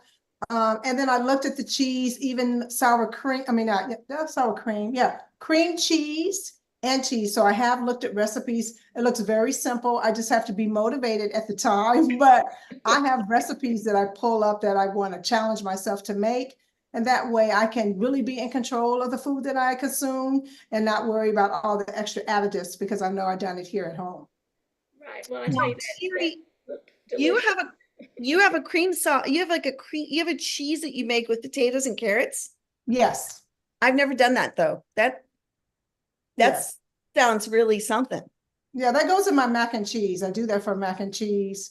I do that, or sometimes I can use cashews. You know, cashews are really abundant on making cheeses and creams and dressings and tahini. So, I mean, and all of those are really beneficial to our health. So, you know, that's what I really love about cooking and being plant-based because, or vegan, however you want to change it, is because it makes you expand your mind to learn how to, like I said, make new things, you know, eat new foods. What is your husband's favorite Hi, thing? Anita, it's Ray. I'm just checking to see if you're ready to go. Your presentation's in 15 minutes. Okay. Oh, wait, who are you talking No, about? he's talking to Anita. Oh, okay. I thought you were someone else. Okay, we No, go. not to you. Oh, wait a minute. Hey, Sherry, here's my question though. Sherry, Yeah. what is your husband's favorite recipe of what you make at home? And I'll share mine. What's your husband's favorite that you Oh make? my gosh. You know what? He loves everything I make. I have to tell you that. But he loves when I make the fried oyster mushrooms. He likes that a lot. And I do that like it's like a mock chicken, but it really is more mushrooms. He likes to eat that. And we just made a new recipe from it came out of the book Forks Over Knives, and it was grits chopped up with kale and tomatoes and pinto beans laid over the top. It was just really, oh, I couldn't believe how beautiful and delicious it was, and filling. And that was out of Forks Over Knives. So I got a lot of books that I pull out recipes to try and try to minimize some of the things that I used on a daily. Love that. So BJ's asking, where can we find your recipes? On Unchained TV. Yeah. Okay. So you can go right now. You can literally type in either one of our names or even Plant-Based in the Burbs in the search engine on the website. If you want to watch the recipes, you're going to watch them on the app, on the streaming network, Unchained TV. And we're going to be adding those recipes in writing on the app. But in the meantime, each of those recipes are on the website. So you can just go to the website, unchainedtv.com, and type in our names, Plant-Based in the Burbs or Paige Parsons Roast, Sherry Cherie, and you'll see our recipes. Because Donnie loves my zucchini polenta. Say that 10 that's my favorite. I like that one too. That one's pretty good. Now wait, my poke bowl that's inspired by that's good too. Charity Morgan, that turned out pretty good. Yeah, that's pretty good too, Paige. I do like the polenta lasagna. That snuck up on me. That one was really good. And I also like the tofu salmon I made. I made a tofu salmon. I'm telling you, it's remarkable. When you look at it, you're thinking, oh my God, is that real? But it's nothing but tofu. It's really delicious with some beet juice to kind of give it added flavor. Put some nori over the top to give it that crispy seafood taste. And it's just tofu. And again, that's cost effective. Tofu costs what, $1, $2, so, you can get at least 2 fillets out of that. So out of one tofu. The poke bowl I make with tomatoes. Yeah, and that's incredible. Marinate those tomatoes, y'all. So lots of creative recipes you can find. Plant-Based in the Burbs. Yes. And just so you know, real quick, because we do have a couple seconds here, I'm just going to tell my quick origin story, my vegan origin story. My daughter was 13. She came home. She had been doing some research on food waste and ran into videos about animals and said, I'm vegan. And I said, okay, good for you. And then I brought home stuff that was vegetarian. And then she said, Mom, this has casein or gelatin or cheese. And I said, you've got to come shopping with me, like, come on. So we went shopping together and I started learning how to cook. And I realized it wasn't that hard. Then I saw Cowspiracy, which is Cowspiracy, the Sustainability Secret. You haven't seen that movie yet? You absolutely need to see that movie. It's incredible. Incredible film. Dr. Rao was one of the executive producers on that, maybe and that's what changed my life. And that was 9 years ago. Sherry? I started on a church fast, had no idea about veganism or anything, did a fast for 14 days. And I thought, wow, this is incredible. And from there, it just started to grow. And then my son came home, kind of like you, Paige. I never said my youngest son came home and said he was going to be vegan. And I'm like, okay, you mean you're not going to eat any eggs? What are you talking about? And eventually, when I started to do research, and I told my husband, who was very angry about going vegan at first, and then once we got into it, we realized eliminating the eggs, the dairy, and all those added things in our life, we just start to thrive even more energy, more awareness of what's happening on our planet and what's happening to animals. I think that is the way that, really, once you get into this culture or this community, you understand what your part is in it. And, and I think the documentary that really took us over was What the Health, because I'm into fitness and What the Health. And when I started thinking about consuming bacon is like smoking cigarettes, and I'm like, I don't do that stuff. So why would I want to put that in my body? So That's what happened. And now I'm just so happy to be here. I'm happy to contribute in any way I can. I just want to do my part, you know, and every little baby step or every baby thing that you do is a part. It doesn't have to be something huge. To stop eating animals would be a major thing. Huge. One day a week, meatless Monday, meatless Wednesday, don't drink dairy milk, switch to plant-based milk. I mean, it's acquired taste, but hey, we all acquire taste for things that we want to try, right? So that's all I can say. Go vegan. Go vegan. Just 30 minutes. Plant your seeds. If you're up for it, if you need more information, obviously you can just search, but make some kale happen. Once you eat, you're going to get some food scraps going and you're going to put them into a system, right? So you're going to take them out of the trash, get them out of the landfill, y'all. And then eventually there will be a closed loop of making soil. Maybe you're not the one, but when you get those food scraps out, you are helping to create a more sustainable planet by a composting system, food scraps out and into a closed loop to make more soil. So we're so happy you joined us today, y'all. Look at that sandwich Sherry made. Come on. You can get these recipes from the Vegan Starter Guide and many recipes. We have ours and shows on Unchained TV. We also do have a YouTube channel if you prefer to go over there. We're loading our recipes up in there and, you know, we're just so grateful. So thanks for watching, everybody. We love COVID healers. Thank you. One more question for you, Sherry. Yes. What was the fast you went on? Was it a Daniel fast? It was. Okay. It was the Daniel And fast. can you explain a little bit about the Daniel fast? You know, the Daniel fast is supposed to be biblical, right? Mm-hmm. And it was just fruits and vegetables. And from this Bible, you know, the story is that Daniel decided not to partake in any of the rich foods and that he could sustain himself just on plants alone. And if you see the documentary Christspiracy, it touches on that about the Daniel fast. And so after that, it really does change the way you think. So that's how we got on it, Dr. Rao. Mm. Yeah. Does he also then go into a den of lions? He did. He did. Okay. He did. I mean, I'm not going to tell the whole story, but yes, he did go into a den of lions and nothing happened. Yeah, you're going to be cleaning. Is going to be shown here tomorrow. And, you know, we have Conspiracy. Ham. Don't miss that. That's great. Don't miss that. You definitely want to see that. We got to see that live and in person with a group of people in Los Angeles. It was so inspiring to be with all those people and to see that film. It's really changed my life in a lot of ways. So there you go, everybody. We're here to give you value and we're so grateful you're here and continue to join us in the fun that we continue to have. Yeah, speaking of Christspiracy, I noticed that Cameron Waters came into the room. Hi, Cam. How you doing? Oh, hi, Cam. Cam, come join us. What are you doing? Yeah, we just talked about your documentary. Yes.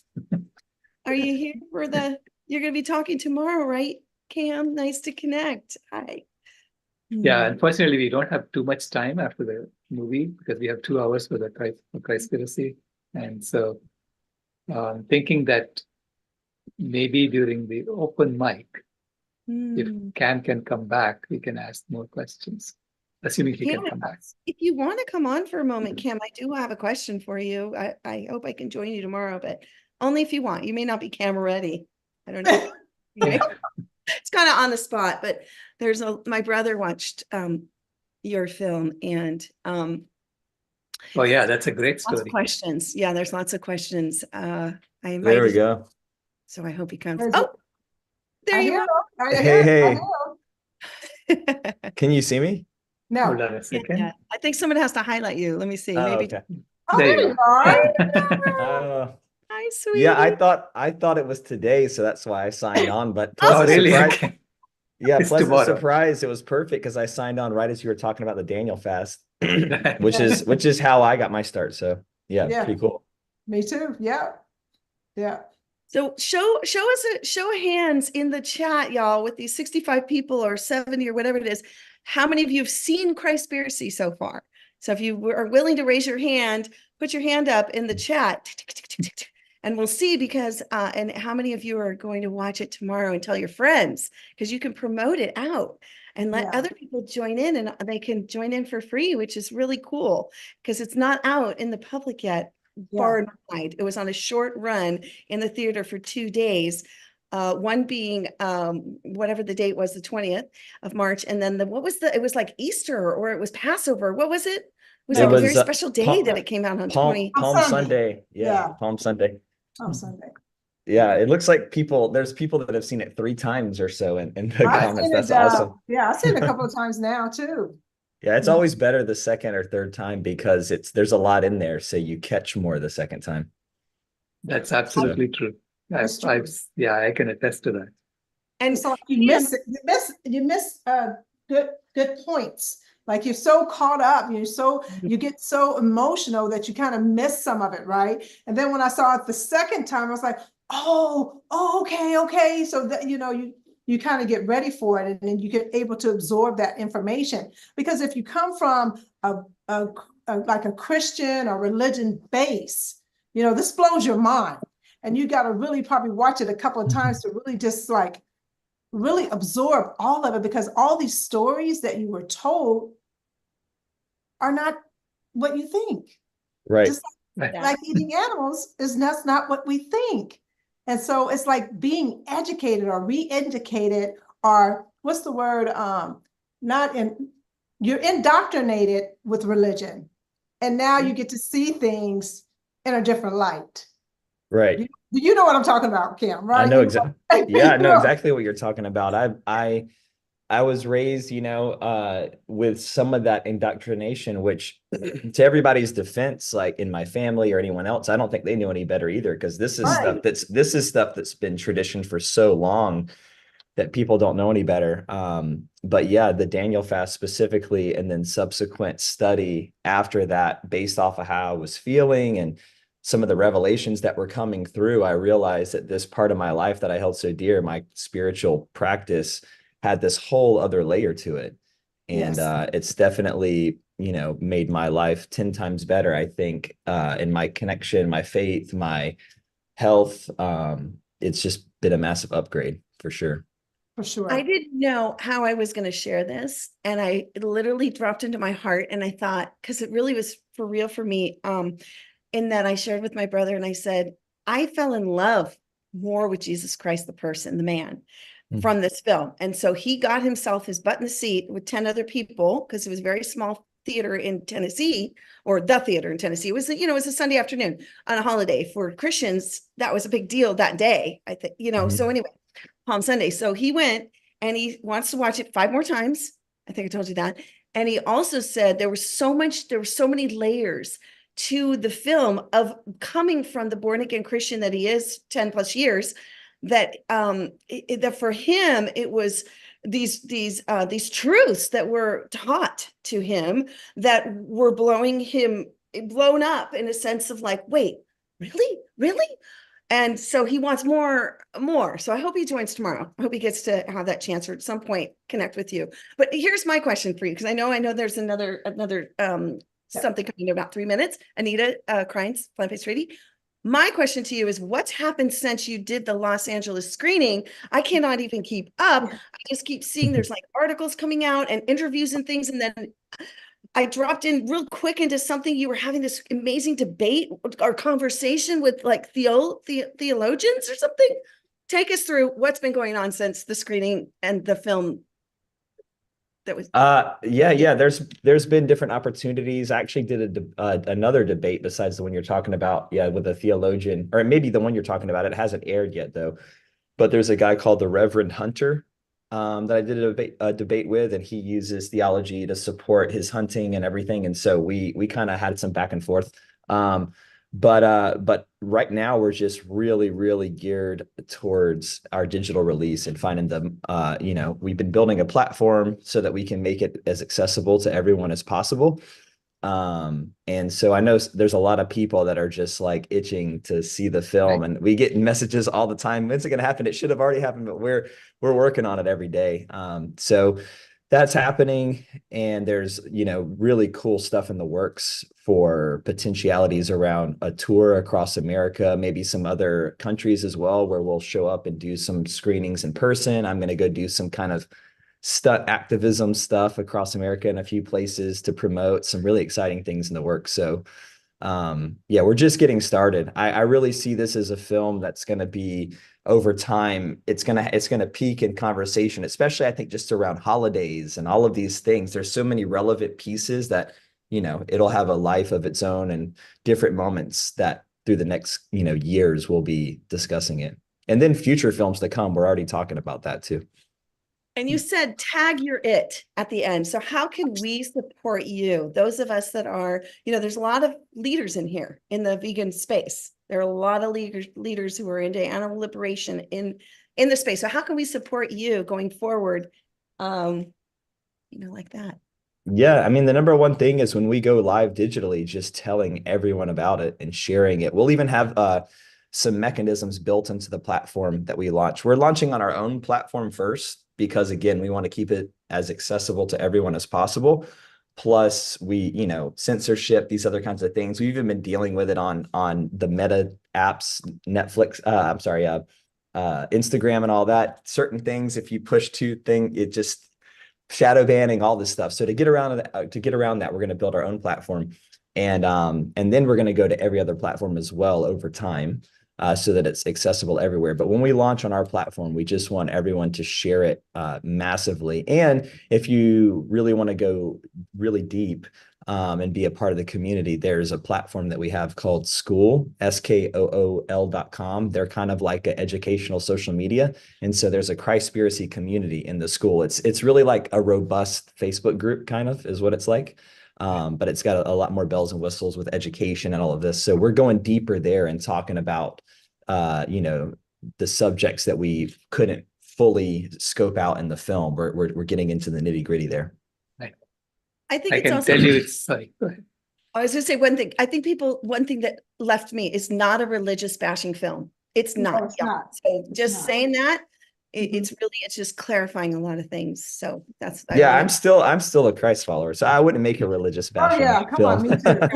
Right. I've had people ask me that, and I'm like, no, it's not. No, But it it's is in a short span of time, you see what for me personally was a, you know, probably 10-year journey, give or take, where there were moments because of especially getting into the ethical piece of what happens to animals in the industry, and then also seeing a conflicting narrative with my own faith and the way people kind of will use scriptures and certain things to justify that. And it kind of made me pull back from it for a certain time. But then as you see in the film, it all comes full circle to where I'm just closer in my faith than I ever have been, but with new eyes and greater expanded compassion. And I think we cover all faiths, all the major faiths in the documentary as well.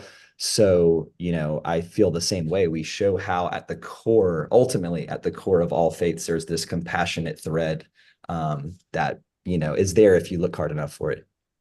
I agree with that too. And I think with that movie, it would give you the ability to expand, like you said, expand your compassion. Because if we're supposed to love is like the most powerful thing. We can't just pick our love for one being. You know, it has to be for everything that's on this planet, as that's where our love is supposed to be. And Christ says, you know, you love yourself as you love your neighbor, right? So and every other being on the planet. That's what people we can't pick and choose how we share our love like that, you know, especially being in this space. The compassion is everything. Yeah. Well, I didn't mean to disrupt this thing. It was an accident. I came in here. Wonderful. Thank you so much, Ken. Yeah. Like tomorrow, if you can, you know, come back same time, you can do the Q&A, and then after that, we have an hour later. Okay. We have another hour slot we can use for Q&A. Okay, I'll be there. Thank you, Ken. All right. Thank you. And welcome. Take it away. Okay. Hello, everybody, and welcome to VCOP. If you just tuned in, we're here with Anita Kreintz. The theme of our VCOP17 has been the stories we tell and the games we play. And we've invited Anita to share her story because it's got a very textured kind of exploration of different approaches to activism, a recognition that we need to change to new systems. And as a doctor of political science, she's done a lot of things that haven't been very top-down oriented, very grassroots oriented. And so that's a very interesting story. I don't want to get too much into it because, Anita, this is all about you. But I've also got your slideshow presentation here when you want me to start sharing screen. Thanks. Yeah. Hi. Thanks everyone for being here and thanks for organizing VCOP. So yeah, I'd like to talk about two stories. One is bearing witness to animals at the front gates of slaughterhouses, and the second is the climate crisis and the rise of the plant-based treaty as a solution. So if you could share screen now, that would be great. So what I did for the first part of this presentation is just focusing on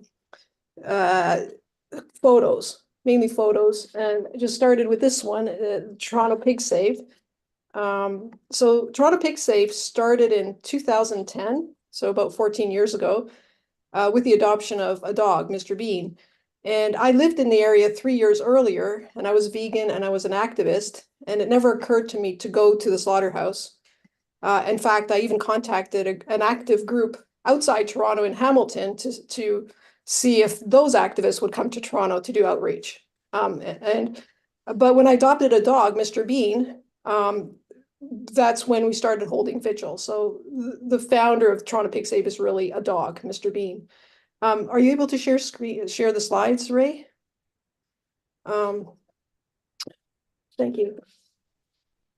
So yeah, so that photo is on what we call Pig Island. It's an traffic island where the trucks would stop at a set of lights and then turn and then go a few hundred meters to the slaughterhouse. So the next shot is of Brenda bearing witness. If you can go to the next slide, please. So it was very easy and safe. Next slide, that's Mr. Bean at the front of the slaughterhouse. Next slide, you can see a person, that's Barbie bearing witness to a very frightened, terrified pig. Next slide, this photo I took to me, it looks like Mother Earth eyes. Just incredible eyes, but very sad eyes. And somebody made a tattoo based on this photo. Next slide, that's Mr. Bean at the slaughterhouse. Oh, sorry, at a few hundred meters from the slaughterhouse, near just across the street from Pig Island, and people doing vegan outreach. Next slide. So the traffic island, and you see a transport truck there, was just beside what was called the exhibition, where you would have rides, amusement rides every summer. And you see an angel there on top of the Prince's Gates, and millions of pigs would pass there. So it's a very busy intersection. Next slide. And something that we learned when we were bearing witness is that every pig is an individual.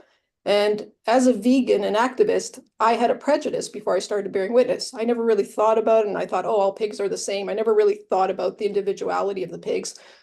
When you bear witness, it's so obvious that they're individuals, just like the dogs and cats and other animals in your lives, and human beings in your lives. Next slide. This is Louise. Next slide, please. This is one before. This is Louise bearing witness. So she's still very active with our movement, and this was the first year we started bearing witness, 2011. Next slide. That's just since again 2011. She's very active in our movement now with the plant-based treaty. Next slide. So this is a woman who came from up north in Ontario and near Sudbury, and this was her. I don't know if that's north, but anyway, yeah, it is. She and her sister were bearing witness for the first time. Next slide. I just want to show you a few slides that just show the individuality of the pigs. And next slide shows how crowded they are. The next slide just shows when we first started doing vigils 3 a week, every week, even during the Christmas holidays. We never took a break, never canceled.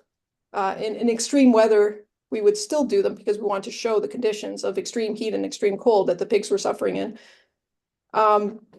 We would often see very thirsty pigs. In this picture, you see the pig has sort of a bloody snout and sort of because they're gasping for air and just and dehydrated. Next slide shows a pig gasping for air and extremely hot. Next slide, again, showing the incredible beauty of these animals. And it just makes no sense, you know, seeing them in these trucks. Next slide. It's the same pig. Next slide. It's Barbie bearing witness. She was an administrator for the Toronto Vegetarian Association, and we first started. They gave us a free table, and that helped us grow. In the early years, there were a lot of kind people that helped us. Joanne MacArthur, for example, gave us a number of her cards and helped us by taking photos at the vigils and bringing it to an international audience. Sue Coe, who's a world-renowned artist, gave us thousands of dollars of her artwork, which we sold for a fundraiser. So we were helped by so many people. And by holding, next slide, please. By holding 3 vigils a week, a lot of people eventually came. So a lot of people would say, oh, I'm too scared, I'll break down, I'll cry, I can't do it. But just by doing 3 vigils a week, people would eventually come, maybe 3 months, 6 months later. This is Jasmine, when she was a child, bearing witness. So the nice thing about bearing witness, it's a type of activism that anyone can participate in. Children, grandmothers, everyone. You know, it's not like, it's not as risky as, like, say, going into a farm and things like that. So it's something, and it's also publicly accessible. Like, this is on public streets. Next slide, please. There's Jasmine and Mr. Bean, who would often be at the vigils there. Next slide. It just shows a pig with his ear, you know, like a dog, just, you know, sort of observing us. On the other side, you could see the park there. That's where Mr. Bean and the people were. So it's just the contrast of, you know, in this dungeon, and then the first time they see light, they see this greenery in this park. Next slide, please.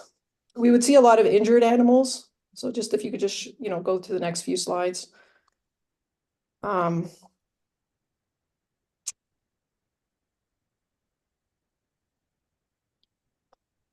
then next slide, just the animals have each other. They're the ones that they comfort each other. That's what we found. And, you know, what we were trying to do is just offer, you know, a moment of comfort or giving some water, but it's really the pigs that are comforting each other. Next slide. It's bearing witness is life transformative. In the background there, you see Layla, who's still active in our movement now with the plant-based treaty. Next slide, please. This is a former chicken slaughterhouse worker who joined us. A lot of former slaughterhouse workers joined us. Next slide, please.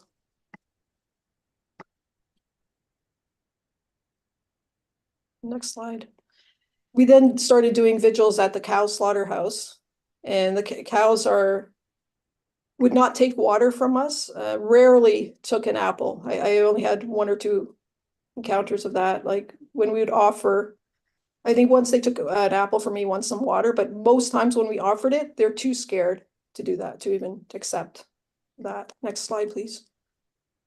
This just shows the absolute terror of the cow. Cows can smell from 5 miles away, and when they're going to the slaughterhouse, it's extremely noisy. The skins of the murdered cows are, you know, driven past. The blood is being rendered. It's so smelly. It's like it's really horrific for these cows. Next slide. So for the first 5 years, when we started doing 3 vigils a week, that's from 2011 to 2015, we grew from 1 group to 35 groups. Almost immediately, a group in Burlington started within months of us doing vigils. Like we started in July of 2011 doing 3 vigils a week. In September, there was already another group in Burlington that started at FILMMAKERS. That's where Regan Russell was tragically killed. then there was a group that started in Melbourne and the US, and a few groups started, 35. But then after this pig trial, where I got arrested for giving water to thirsty pigs, it was a 2-year trial, and then we got a lot more support, and we also got resources for the first time. And what we did with the funding was we prioritized sending organizing teams around the world to spread it. And then it grew, in the next 5 years, it grew from 35 groups to over 1,000. So it just shows the power of, it's similar to the labor movement. If groups like Unite here invest 25% of the resources in organizing drives, and that's why groups like Unite Here or SCIO, the Service Employees International Union, which represents security guards, janitors, doctors, healthcare providers, is the fastest growing union in the US because they put a significant part of their budget towards organizing drives. So we were, when I was teaching at Queen's, I sort of applied some of the things that we had learned about how to build a movement to Toronto Pig Save and the Save movement. So some of the lessons were stage frequent direct actions. Hence, we had 3 vigils a week, every week. Community organizing, love-based organizing,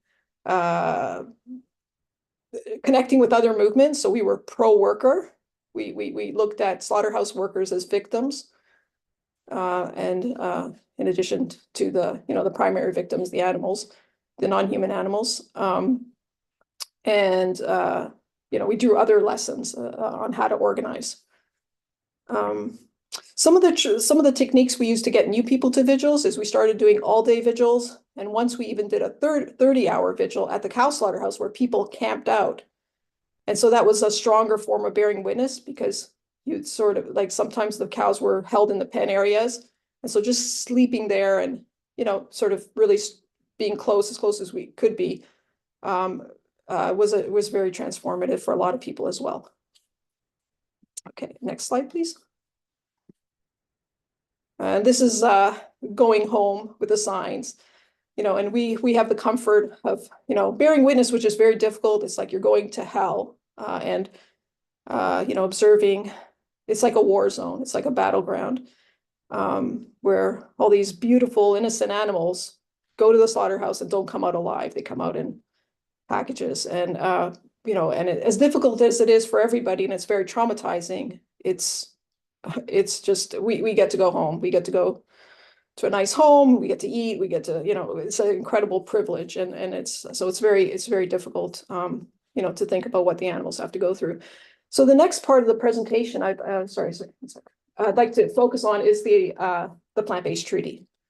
So we pivoted in, I'd say, at about around 2017. I mean, Ray Kowalczyk was part of that pivot. We started a climate save movement, and we were doing various actions, trying to get people aware of the climate crisis. But it was a bit difficult when we first started doing that. And maybe Ray knows the exact date, but it was around the mid 2015 or something like that. But it was difficult because there wasn't a lot of traction, and we started health save movement as well. So we had animal save movement, climate save movement, health save movement. And we were sort of finding it difficult to develop a strategy. And that sort of changed in April 2021. If you can go to the next slide.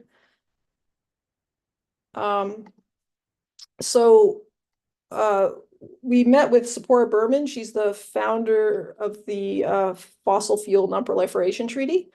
I had known her in the 90s because I got arrested twice under her leadership. She was the blockade coordinator for Clackwood Sound, Old Growth Rainforest, and also the Great Bear Rainforest.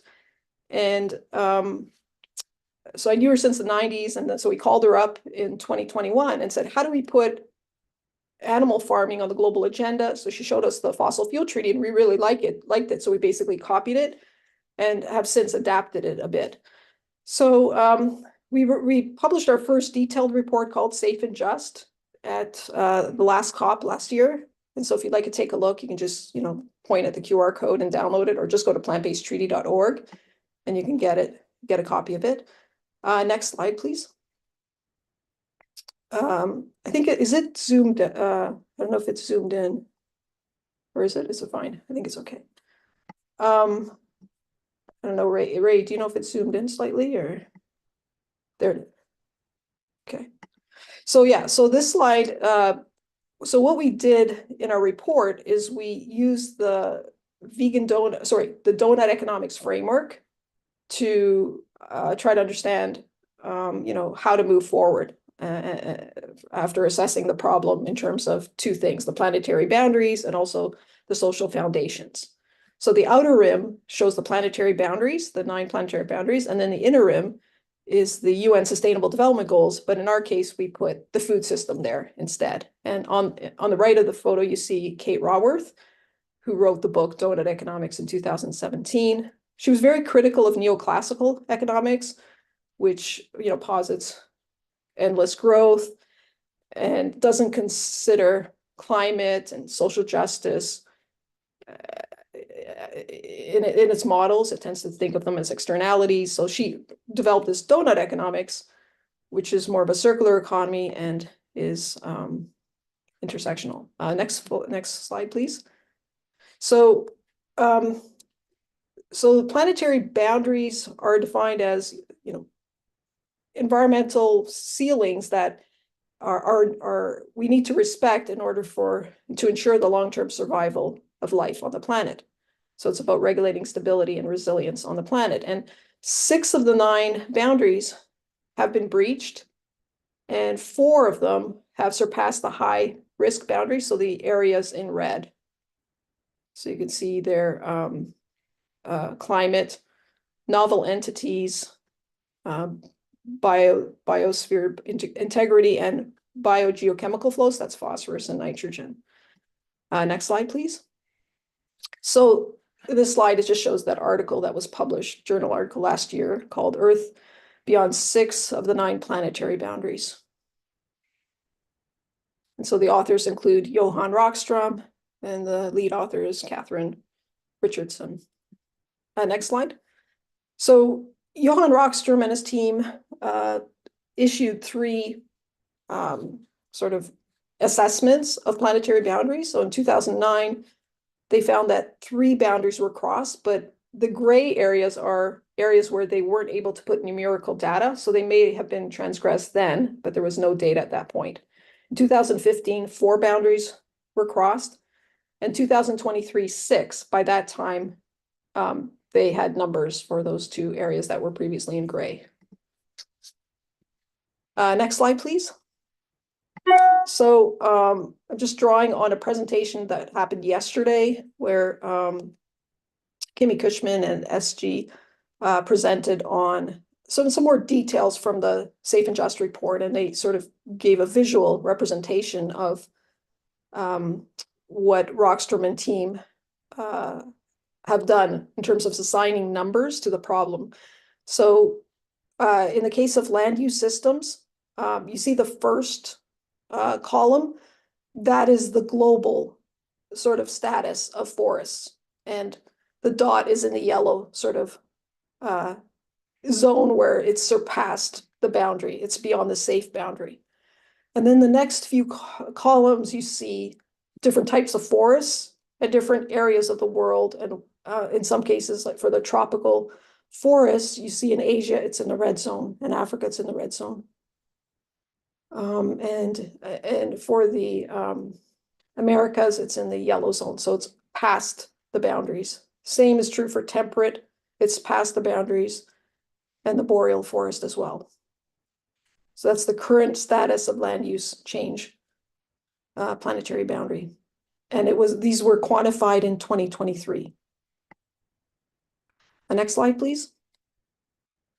So this was one of the most important findings of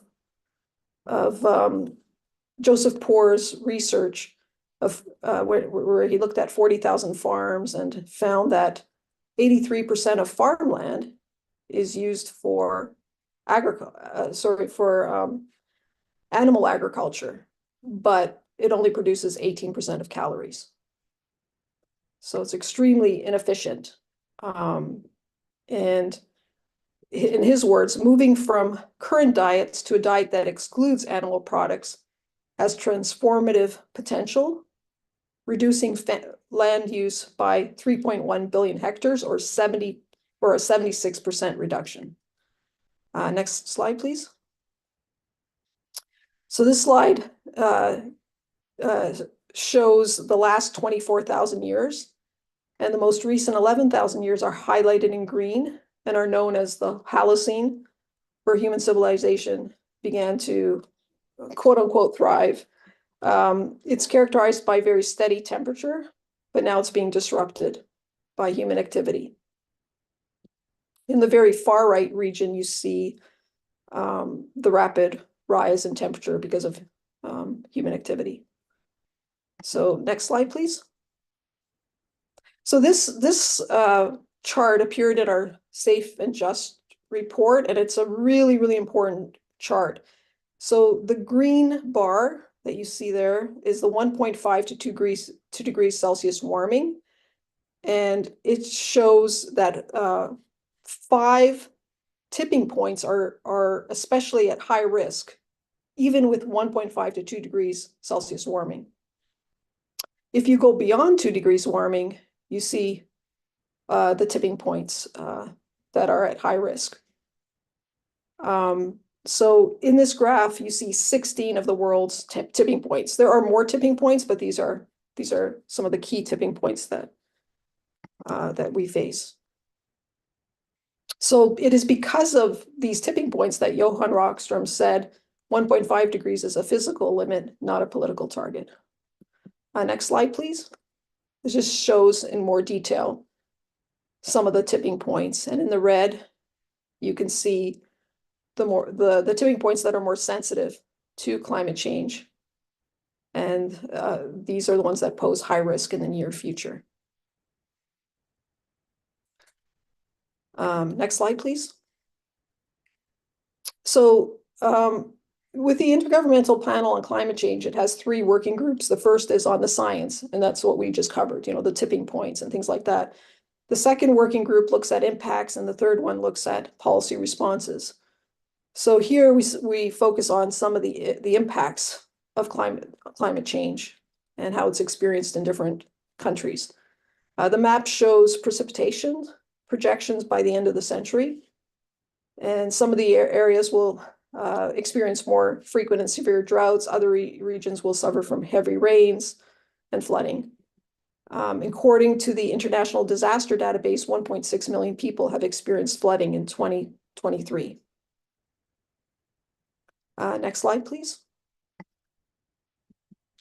So this slide shows the status of climate change, again, with numbers. And so when you look at that original sort of planetary boundary diagram, it was broken into 2 for some of the areas, like for nitrogen, phosphorus. Also with climate change, it had 2 indicators that they were looking at.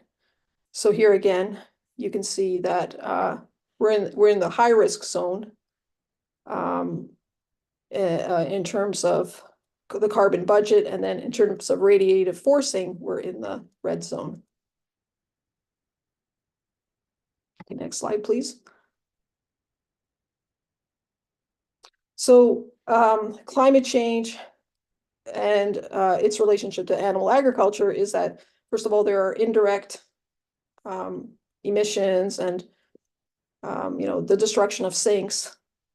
And we're losing the ability of trees to act as carbon sinks because of the deforestation from animal feed and cattle ranching. And then there are also the direct emissions, methane, nitrous oxide, and also carbon dioxide in terms of transportation things. Next slide, please.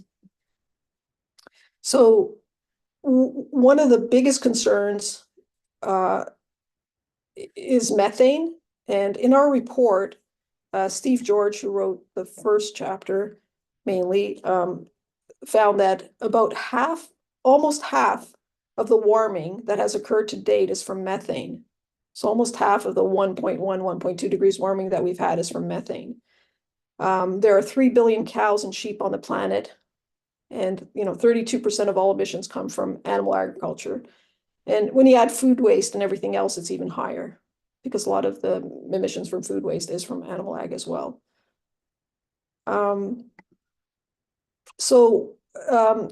One of the ways in sort of considering the impact of methane is to look at its effect over 100 years.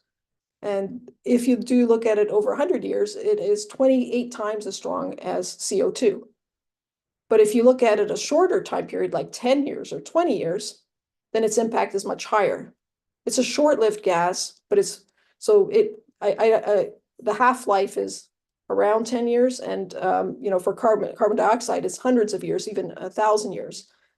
Methane is much more potent. So it's very important to actually calculate the impact on a shorter time frame, because we're already at 1.2 degrees warming, and we're heading towards 1.5 and 2 degrees in the next few years or decades. So it's not relevant to look at a time frame that's 100 years.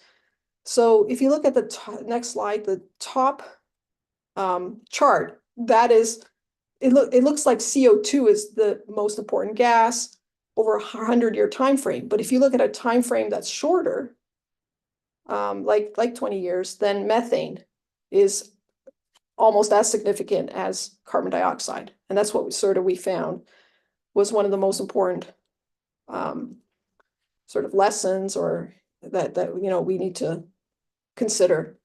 And there is a methane emergency, and not enough is being done to address it. And usually when there are policies, they do not focus on animal agriculture in terms of reducing the numbers of animals or switching to a plant-based food system. Next slide, please. So again, for biosphere integrity, there are two indicators that they looked at. So on the left side, it's the number of extinctions of species per million species, which currently is over 100 species. And so it is in the high risk category. So that is, each year there's more than 100 species per million species going extinct, which is, it's, I'd say, sort of a crime against nature. The right side shows a measure known as net primary production. Basically, it measures net carbon gain by plants or human impacts on the Earth's natural life cycles. And it's also in the red zone. Next slide, please. So the two core boundaries, climate change and biosphere integrity, are interconnected and self-reinforcing. So when they look at the planetary boundaries, they sort of, all of them are important in terms of the long-term survival of life on the planet, but some of them are more fundamental, and two of those are climate change and biosphere integrity. As climate change worsens, and the world becomes hotter, drier, and or rainier in other parts, the wildlife and species will also leave their climate niche and may not be able to survive. At the same time, the reduction in biosphere integrity can impact how well ecosystems can sequester carbon. So they're interconnected there. Next slide. So this is a now familiar slide to you at Climate Healers. So there are 8 billion humans, 92 billion land animals that are being bred and killed each year, 1 trillion or more, or some say over 2 trillion sea animals killed each year. And as you can see, the figure shows that only about 4% of all mammal biomass comes from wild mammals, whereas humans make up 8%, eight times more than that, and farmed animals make a staggering 62% of mammal biomass. So the vast majority of animals in the food system take a toll on the integrity of the biosphere as a whole. It's just shocking in our lifetime, how those numbers have shifted. Next slide, please. And this just shows the other impacts, some of the other impacts of animal agriculture. So for example, its impact on freshwater use, how the fertilization of feed crops results in nitrogen pollution, contributing to the breaching of biogeochemical flows, you know, ocean acidification and eutrophication. And then it also shows how factory farms also pose a risk to health and biodiversity because of zoonotic diseases and antibiotic resistance. Next slide, please. So when we use the donut economics as a framework, we looked at the outer 9 planetary boundaries and the role of animal agriculture. And then for the inner rim, we used our 3 R's. So we have like 3 R principles for the plant-based treaty. Don't make the problem worse, relinquish. 2 is redirect, like redirect economic policies. And 3 is restore or reforest the earth and things like that. And we had like 40 detailed proposals, but in this case, we just picked 12 just to make it manageable. And Kate Raworth did the same thing. There are many sustainable development goals, but she just picked 12 to go in the inner rim of the donut. So, so in our case here, the inner rim represents the plant-based treaty social foundations of the food system. Next slide. So the first one is no land use change. So currently 4 billion hectares are being used for farming.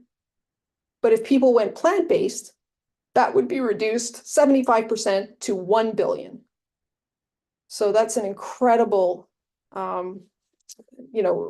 opportunity to reforest and rewild the earth. Next slide, please.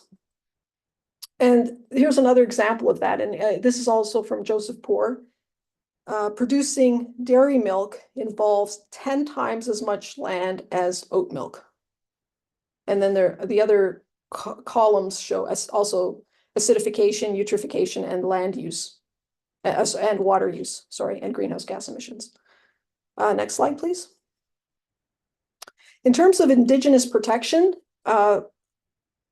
indigenous people represent 5% of the world's population, and they safeguard 80% of the planet's biodiversity. Yet they are disproportionately targeted and killed as land defenders. So we found the Global Witness nonprofit found that 43% of land defenders that were killed were indigenous peoples.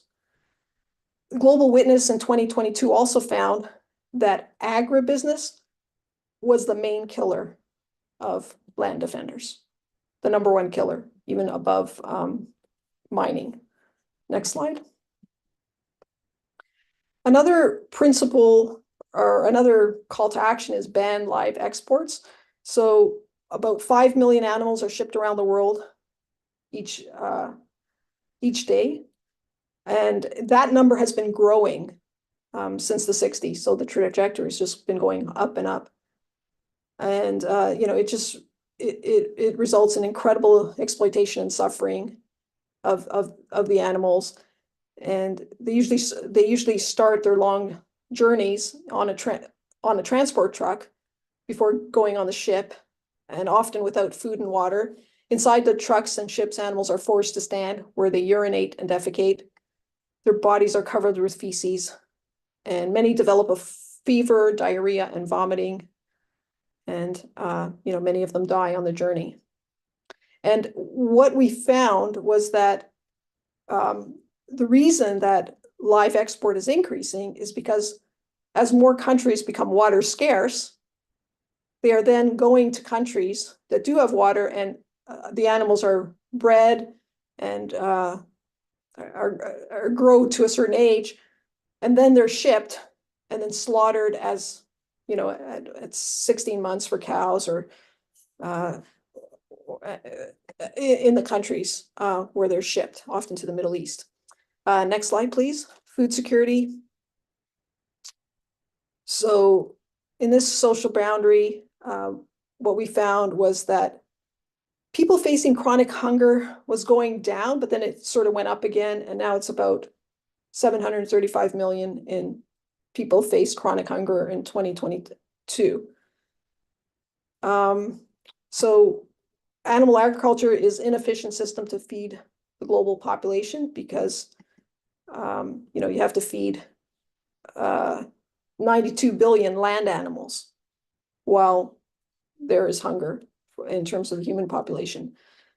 So for example, Greenpeace found that 62% of cereal crops in Europe were used to feed animals. Next slide, please. So when we were looking at food security, we also looked at the concept of climate niche. There are quite a few journal articles on this, and it's about climate migrants. It's about how at a certain temperature, it becomes unlivable. So the temperature, I think, is around 28, 29 degrees Celsius. And more and more of the population is living in areas where that's the average temperature. And so some of the issues that arise are water scarcity, crop failure, accelerated spread of diseases, and heat-related deaths from increasing temperatures. So we found one study that said it is estimated that crop failure will increase by 4.5, factor 4.5 by 2030. The IPCC in its 2022 report found that mass migration of climate refugees would lead to land conflict along with failing infrastructure. And this might result in more political instability. A 2023 report found that over 600 million people have already been displaced from the climate niche. And so some journal articles project, by the end of this century, it could be 1 billion, it could be several billion people that are going to leave their climate niche. Next slide, please. So one of the things we were also looking at for this report was meat consumption, as well as global per capita consumption. And so here you can see the trends. This is from Our World in Data. So global meat consumption from 1961 to 2013.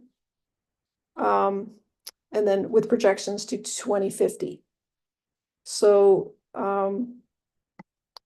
you can see eggs, the orange area there are goats and sheep. Sorry, sheep, yeah, goats and sheep.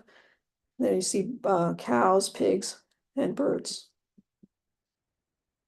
And then there was a recent study by the Harvard Law School Animal Law and Policy Program.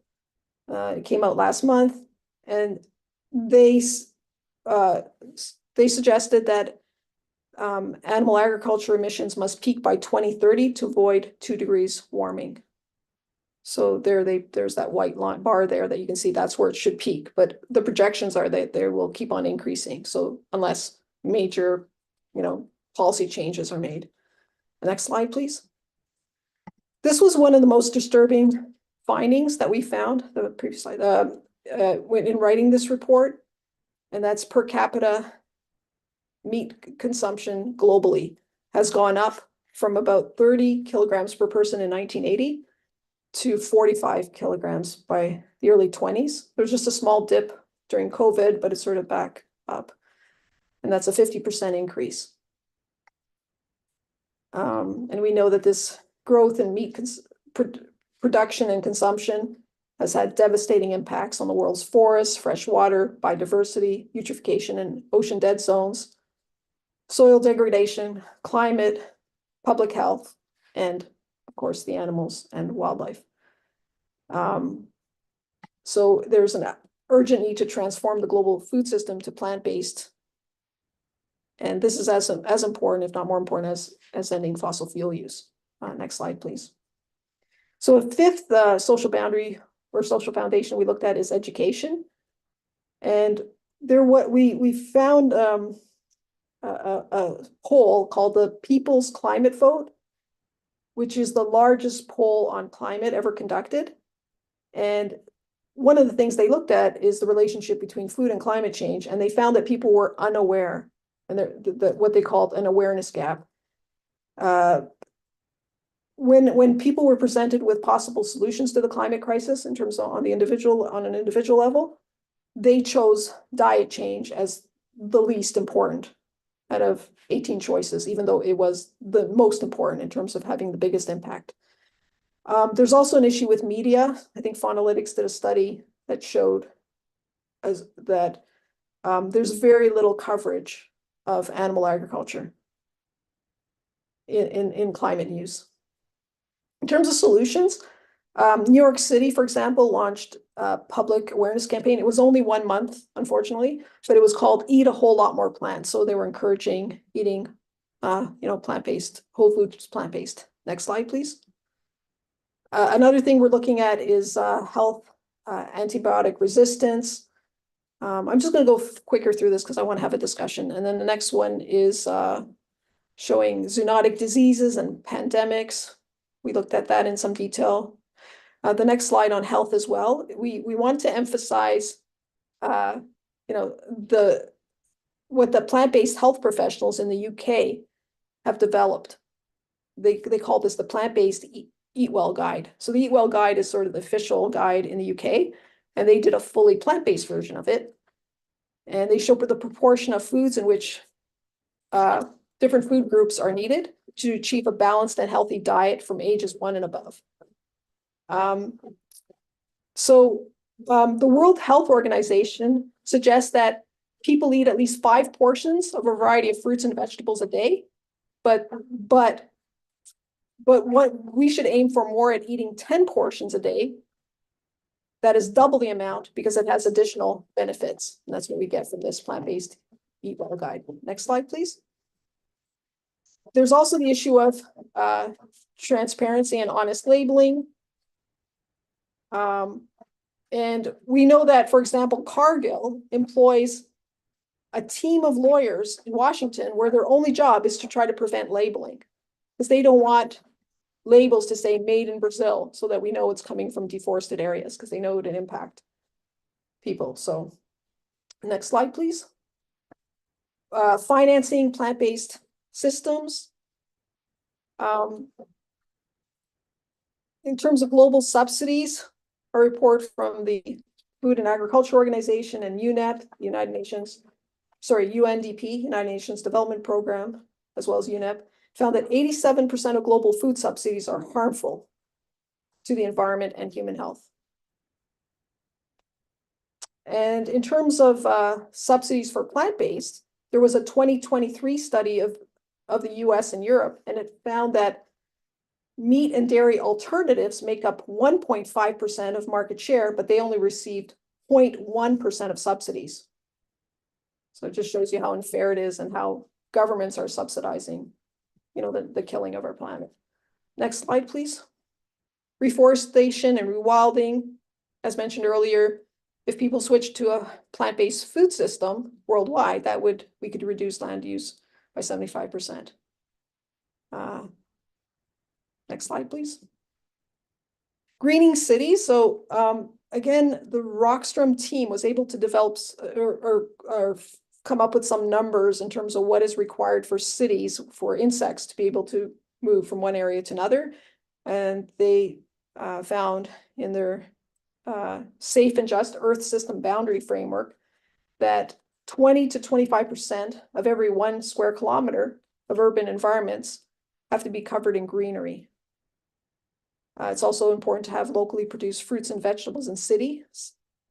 And currently, a lot of cities lack sufficient numbers of community and rooftop gardens. Next slide, please.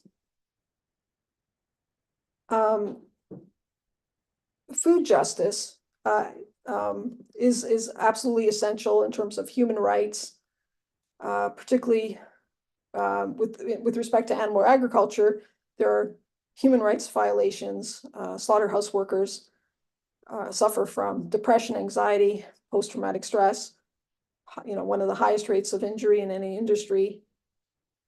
And according to the International Labor Organization, around 24,000 fishers are killed every year. Again, the solutions are to shift to a plant-based food system and provide families with healthy, accessible food. Next slide, please. Land equity is a really important issue, and Rockstrom and his co-author, they say in one of the final chapters that we need to work on expanding the global commons, or what is considered the global commons. And there is a serious issue of land inequity. Ultra-rich people and institutions often are corrupt and use coercion. So for example, 9% of Africa's land has been bought or seized since 2000. Today, 70% of the world's farmland is owned or controlled by just 1% of its quote unquote farmers, who are often absentee or just corporations. So we need to shift land ownership into community hands so it can be repurposed for reforestation, green space, and edible gardens. Next slide, please. So just the last few slides are just, what the plant-based treaty is, its mission. Basically, it is to shift to a plant-based food system so that we can live within our planetary boundaries. And our long-term vision is to have a global treaty that's part of the UN framework. Next slide, please. And we have these 3R principles. And as I mentioned earlier, where we want to focus on preventing the planetary crisis from getting worse. We want to redirect and shift to a plant-based food system using economic instruments like taxes, subsidies, as well as public information campaigns and regulations. And then the third R is restore, reforest the earth. Then we have some detailed proposals on our website. Next slide, please. We have 5 main programs. So we collect endorsements, or our theory of change is to collect endorsements from individuals, groups, and businesses to create pressure for change. We have a city program. We have menu change. We go to the global climate talks, and then training and capacity building. Next slide, please. So far we have about 150,000 individuals that have endorsed, over 3,000 businesses and groups in 27 cities.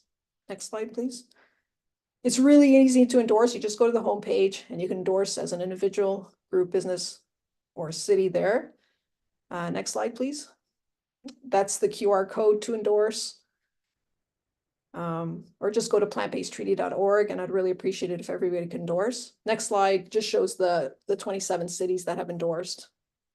So you see LA, Amsterdam, Edinburgh, Didim in Turkey, a number of cities in India. Next slide, please. So one of the things that we do to get city endorsements is go through these 10 steps. So we set up a team, we email counselors, we map the city to see how we can form a coalition with environmental, climate justice, social justice, worker, student groups. We have messaging, we do some direct actions, we do some actions in front of city halls. We meet with counselors, we do presentations, we develop partnerships, we do depositions. So if you go to our YouTube channel, you'll see probably about 100 depositions already that people do in front of City Hall. We launch petitions, and then we follow up with post-endorsement and try to get an action plan. Next slide, please. So we have welcoming calls every Friday, 10 and 2 p.m. EST. So if you want to get sort of the basics of what you need to do to be an advocate or to start a team, just please join our welcoming call. The next slide is just the report you can download. And yeah, that's the last slide. So thanks a lot.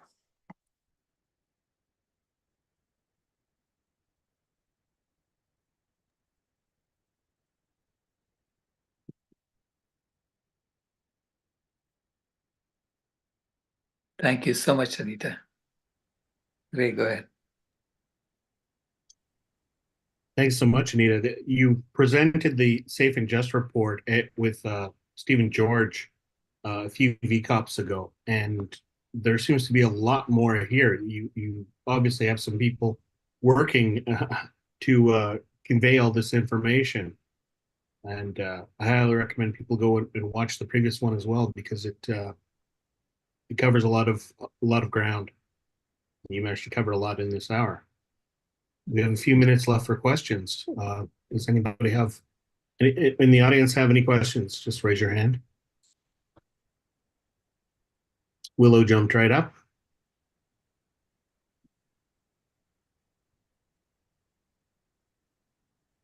Go ahead, Willow.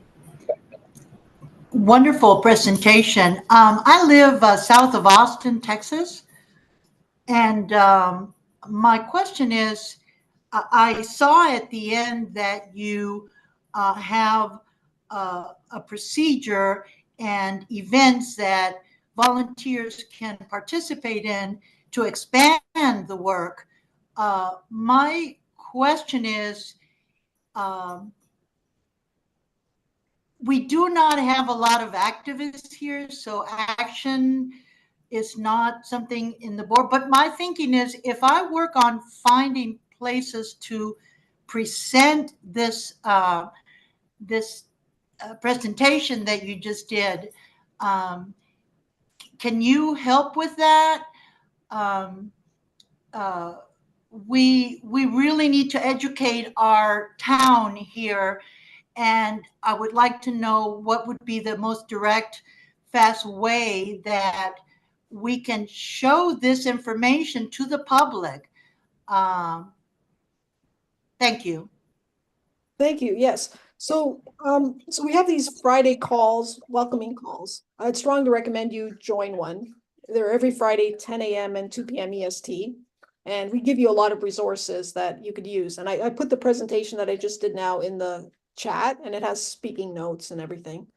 But we have many different presentations, shorter versions. That was a very sort of technical one that was just on the Safe and Just report and the donut economics. But we have ones that are geared towards cities that might just have a few slides from there. So yeah, we have tailored slides depending on who you're presenting to. But this is a good one just to sort of, this is a very overview of like the problem and the solutions. But yeah, it would be also, you know, 150,000 people endorsed the treaty. So we could find out like if there are people in your town or city that have endorsed. And then sometimes we do special newsletters. If you want to organize something, we say, hey, Willow's organizing something. Do you want to join her? You know, so we can do that.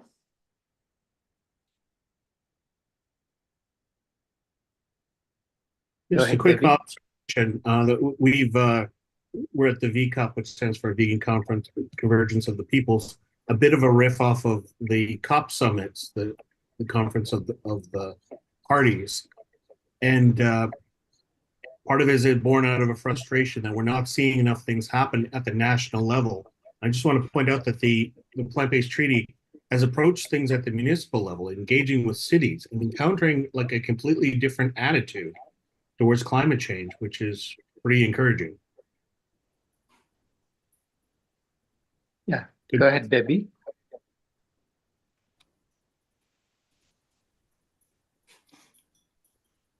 You're muted. Will it let me? Now it will let me. Okay. Great. Yeah. So yeah, I'm curious about why the plant-based movement, our movement, and the let's limit human population to 8 billion by educating women and promoting economic development. Why do we avoid each other? I've talked to population people who don't mention climate, and I wonder if we feel that by transforming the world to a plant-based one, can we have as many humans as the world can possibly hold? Because we humans do use up things besides foodstuffs. And it seems to me it would be like a natural, there'd be some natural meeting points, but they don't seem to be any. It's interesting. So yeah, I mean, when I read, say, donut economics, like there's definitely a correlation, as you said, you know, with education and women empowerment and the reduction in the number of children. You know, I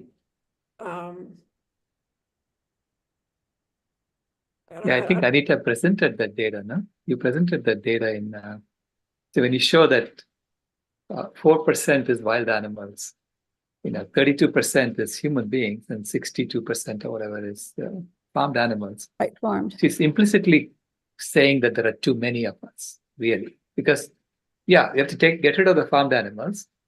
But even if you get rid of all the farmed animals, if you look at the total weight of human beings alone, one species, we exceed the weight of all the other mammals by a factor of 8, right?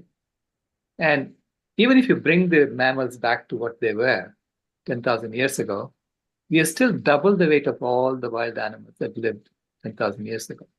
So clearly, in the long run, this human population is not sustainable in the long run. temporarily it is the earth will tolerate it because the earth has been actually feeding another 60, I mean, all the farmed animals she's been feeding, right? So she'll have relief from that. So I said temporarily we need a huge human population because there is a lot of cleanup work to be done. Yeah.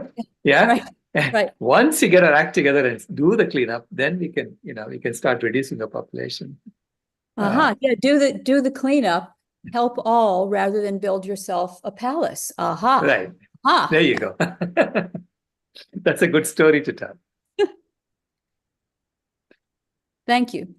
With that, thank you so much, Anita. It was comprehensive and again, very inspiring work that you do.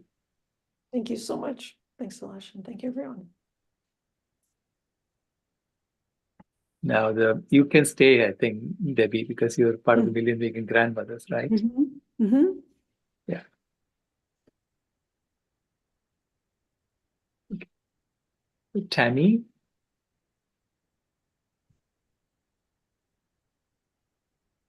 I'm here. Thanks, Salash. Okay. And let us know who else is So whatever grandmother would like to come up, could you raise your hand and we can bring you up? Okay, perfect. Thank you. Yeah. Just raise your hand. And I'll start talking while the grandmothers are coming up. So welcome everyone to this amazing Convergence of the People again, where we gather together and share lots of information, but we also support each other, and that's what the grandmothers are doing. We're supporting each other with our wisdom and our fierce love for our grandchildren of all species. And we do this in many, many ways. We meet every week. We write letters, we share ideas, and some of those ideas are going to be shared today. And, grandmothers are always joining the Million Vegan Grandmothers, so you can find us on climatehealers.org and join our community. And it's a great support system to know that we have all this understanding of how things should be, how the grandchildren of all species should be treated. And when we're able to debrief and talk and take creative action, as we've heard through this whole convergence, it's about taking action. It's about taking action. I've heard that in every presentation. And so the way to move grief through our body is to feel the shock of what has gone on and feel the deep compassion and empathy, and then move into creative action. And that's what we do here. So thank you everyone for being here. And I would like to start Judy Carmen. And Judy, we were speaking of you earlier about your book because there was a presentation on ahimsa with Hanama Das. And it was on ahimsa. And I said, you need to read Judy's book, Homo Ahimsa, who we really are, because we are Homo Ahimsas, and we are born as children of compassion. So thank you. Charity, would you like to join us also? We would like to play your video. Charity is a new grandmother member. And Judy's going to start out by reading the pledge and the declaration of the Million Vegan Grandmothers. And then we're going to start out with Charity's video. Charity's a new member, and she did an amazing video that we're going to play. And then the grandmothers are going to share for a few minutes on some of the new stories they're telling, or some of the games that they're playing in the world that are a little bit of an upgrade from some of the games that other people are playing that create oppression and suffering. So thank you. Go ahead, Judy. Hi, everybody. Sorry about the lighting. I'm at my grandchildren's house, and this seems to be the best I can do. So, hi, everybody. This has been quite a day. My goodness, all of the talks and the amazing information that we have gained from today. Thank you, Silas, as always, for putting this together. I thought I'd start out by reading the Vegan Grandmother's Pledge and Declaration, just for anyone who hasn't heard it. already. And it's a beautiful, beautiful statement of who we are as grandmothers, but also everybody has an inner grandmother. And so we're speaking for everyone, I believe. I want to start out by saying, for anyone who it doesn't know, although I imagine everybody here does know now today, that ahimsa is Sanskrit for non-harm, because I mentioned homo ahimsa in this pledge. It is our ahimsa pledge. I pledge to honor and protect all the animals, peoples, and Mother Earth herself by joyfully embodying and promoting an infinitely sustainable, cruelty-free vegan lifestyle that heals the climate and restores right relationships in the true spirit of homo ahimsa for all generations to come. So that is our brief pledge. And then our declaration is as follows. This is the Million Vegan Grandmothers Declaration. We, the Million Vegan Grandmothers and Wisdom Carriers, join together using the power of love, love for the children and grandchildren of all beings and for Mother Earth. Welcome our all people, regardless of gender, age, and official grandmother status, who align with the values of veganism and this declaration. That was my grand dog. We affirm the right of all beings to live in a natural, toxic-free environment, which allows all to thrive and to lead sacred, liberated, sovereign, and joyful lives.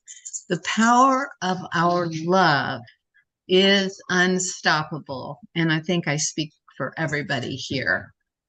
We do not allow this planet and all who live here to be destroyed. We are creating a vegan world of peace, freedom, and loving kindness for all. We believe that the true nature of human beings and our highest calling is to be kind, compassionate, nonviolent, and partners with, not dominators of all life. We believe this is the time of the great awakening of humanity, to leave behind the destructive nature of Homo sapiens and become who we have always been destined to be, and that is Homo ahimsa. As vegan grandmothers, we are here to midwife the birth of the new compassionate human and bring in the new era of a vegan ahimsa world, so that our children and grandchildren and those of all species can thrive and be free.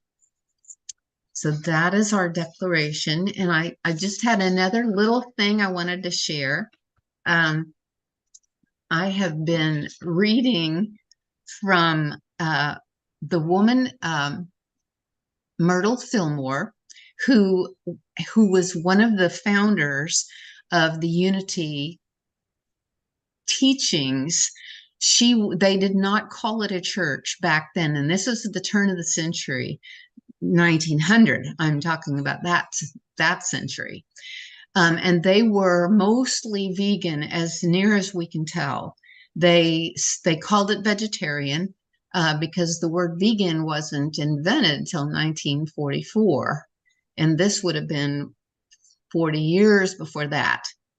But Myrtle healed herself from TB and some other things that she doesn't mention. Back then, TB was a death sentence, but she found healing, and that is how Unity Church kind of evolved out of her healing, because people wanted to know, how did she do that?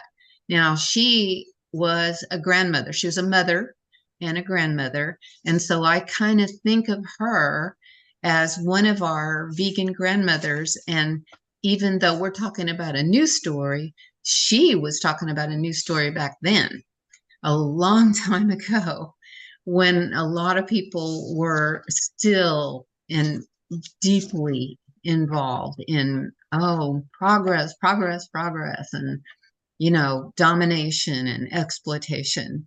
She was looking at life a whole different way. So one of the things she said is, and this applies to our grandchildren, your essence is divine. And I'll read this little paragraph here. This is written by someone about Myrtle. She said, Myrtle's fifth step, she's describing a bunch of these steps on healing, is the only destination possible. If you know you truly are an expression of the divine, if you keep your thoughts focused on the power of the infinite within you, and if you remember health is your natural state, then what could you be but one with all that is? The more you practice this awareness of being one with all that is, Myrtle said, the more powerfully it lives in you. It becomes part of your self-image and your expectation for living. You feel at home within the great whole and absolute good. God as love and health reigns supreme in you, Myrtle said. It's who and what you are. And I think that she's describing Homo Ahimsa, and that part of what I'm talking about in the book and that we're all talking about is not just the physical actions that we can take, but also the spiritual growth that we are involved in now to understand what's really happening here on the planet, and take this divine power that we have and put it to work to save all life on the planet. So I just wanted to share that from a vegan grandmother from way back. So thank you, Tammy. Thank you, Judy. Would you like us to play your video you asked us to play right now, or would you like us to end with that, Judy? Maybe end with it, I'm thinking. Great. If there's time. Great. Okay. Thank you, Judy. We're going to start out with Charity's video then. Charity, could you just say a few words about your video and how it came to be? It's just such an uplifting, fun video, and a little bit about music therapy and working with children, because that's what us grandmothers are here for, working with the babes. And yeah, thank you. The babes. Yeah, hi everybody. So great to be here. I'm so glad I found the Million Vegan Grandmothers and Climate Healers. Yeah, so I'm a children's musician, and I write and record lots of music for young people and the big people who love them. And as you know, a vegan myself, I over the years have started putting more of that kind of intentionality and those messages into the music in ways that I feel might be, received and absorbed, and just, another version of kindness and compassion, as we know. And the video that I'm gonna play for you is off of my last album, which is called Creatures and Critters. And I every once in a while rewrite old nursery rhymes, sort of upgrade them. And I figured Old MacDonald had a farm needed a major upgrade. And so I rewrote the song to be about a sanctuary farm. And I just, yes, Rebecca.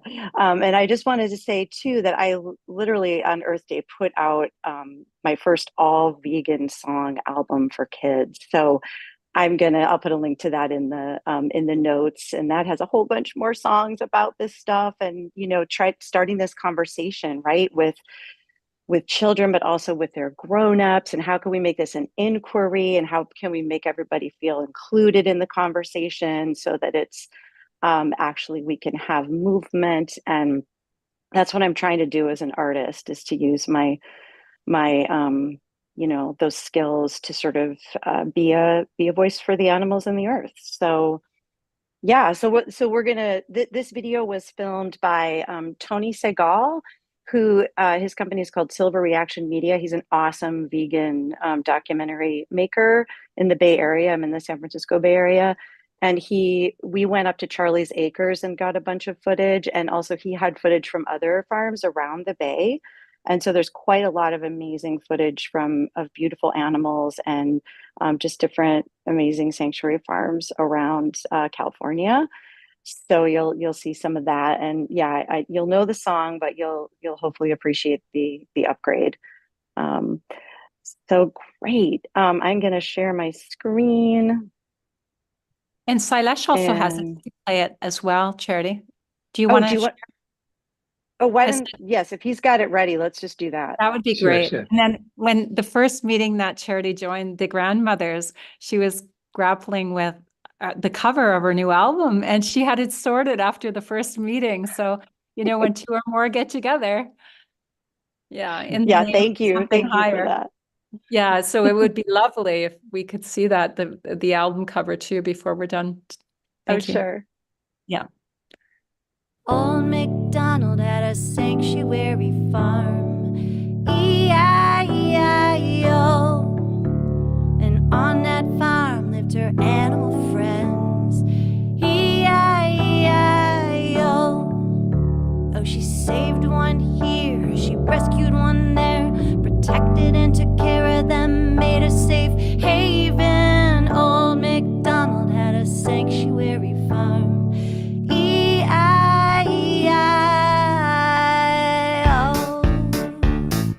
and on that farm there lived a cow, E-I-E-I-O, with a moo-moo here and a moo-moo there, here a moo, there a moo, everywhere a moo-moo. Old MacDonald had a sanctuary farm, E-I-E-I-O, and on that farm there lived a pig, E-I-E-I-O, with an oink-oink here and an oink-oink there, here an oink, there an oink, everywhere an oink-oink. Old MacDonald had a sanctuary farm, E-I-E-I-O, and on that farm there lived a goat, E-I-E-I-O, with a meh here and a meh there, here a meh, there a meh, everywhere a meh. Old MacDonald had a sanctuary farm, E-I-E-I-O, and on that farm there lived a chicken, E-I-E-I-O, with a cluck cluck here and a cluck cluck there, here a cluck, there a cluck, everywhere a cluck cluck. Old MacDonald had a sanctuary farm, E-I-E-I-O, and on that farm there lived a sheep, E-I-E-I-O, with a bed here and a bed there, here a bed, there a bed, everywhere a bed. Old MacDonald had a sanctuary farm, E-I-E-I-O, and on that farm there lived a turkey, E-I-E-I-O, with a gobble gobble here and a gobble gobble there, here a gobble, there a gobble, everywhere a gobble gobble. Old MacDonald had a sanctuary farm, E-I-E-I-O. Old Mac's farm is a magical place where the animals have plenty of air, light, and space. They are healthy and happy and safe and warm, and no one's gonna eat them or cause them any harm. They're free to love each other and run and play just like people wanna. We're really the same. Hey, maybe all farms could be this way. Maybe all farms could be sanctuary farms someday.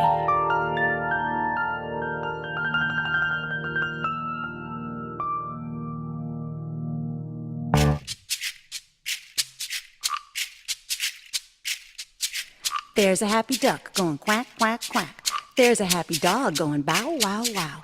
There's a happy horse going neigh. There's a happy cat going meow. There's a happy donkey going ee-haw, ee-haw. There's a happy rabbit going nibble, nibble, nibble. There's a happy rabbit going nibble, nibble, nibble. With a nibble, nibble here and a nibble, nibble there. Here a nibble, there a nibble, everywhere a nibble, nibble. Hee-haw here and a hee-haw there.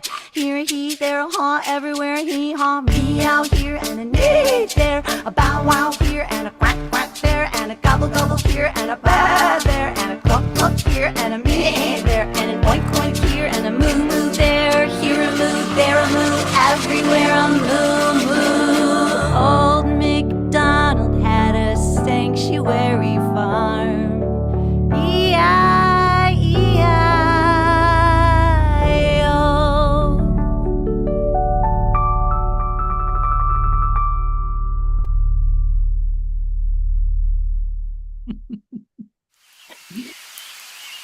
Yay, thank you, everybody. So much. So amazing. That was so Yay. uplifting. Thank you. All those animals, oh my gosh, they're just so amazing. Yeah, I'll put a link in the chat in case people want to share it around. And Tammy, how do you want me to show the album cover that the idea came from the vegan grandmothers? Yeah, that would be great. Maybe Sailesh can let you share your screen. Okay. You should be able to know. I should Yeah. now. Okay, it should Yeah. be. I think we're live now, by the way. Great. There we go. Look at this. That's nice. So the grandmothers gave me the idea to use the flag on there. So Beautiful. all right. Thank you. Thank you very Thanks, much. everyone. This is part of the news story. Maybe all farms can be sanctuary farms someday. Thank you. Thank you. Liz, would you like to share? My goodness, thank you all so much. Charity, that was so fun. And Dr. Rao, it's such a pleasure to be here once again. Thank you, Tammy, for putting on this Million Vegan Grandmothers group, because it certainly has been a catalyst of great opportunity and change, participating and stirring up the magic. So we're going to stir up some more magic coming up. We've talked about creating a grandmother's cookbook. So thinking of ourselves as grandmothers, sharing a family recipe, thinking of your grandmother, maybe a recipe you can veganize, or just being a friend of a grandmother and having a fun recipe you'd like to share. We will probably post something online soon to give you details about it, but what we would like to do is get the text and the images and compile recipes from around the world that represent the Million Vegan Grandmothers mission and goals, and give you a taste of what's available around the world. So, and show how our veganism is spreading and spreading the love through good food. So we will get to that soon. I'm looking forward to it, and have some prototype concepts for the cover and layouts and all that kind of stuff, and would love to share that perhaps maybe at the next VCOP meeting. We'll have that ready to roll. But in the meantime, the stories we tell, we've got some recipe stories. So please start thinking about a fabulous recipe that you'd like to share, a vegan recipe, maybe something veganized. I was sharing a story recently. My grandmother, neither one of them, of course, were vegans, right? But she used to like to serve an Easter glazed ham, and I mastered a vegan spring glazed ham, and I serve it with my other grandmother's angel biscuit recipe. So thinking of both of them, my grandmothers, and making a new world by substituting the animal-based products with plant-based and showing that you can really have it all again. So let's celebrate. Let's take the next 2 years to really share and celebrate the good food in our lives. Share and celebrate. It's time to party to the finish line, and bring us your recipes. We want to put you in the collage of Million Vegan Grandmothers in our publication and get the love out there soon. All right.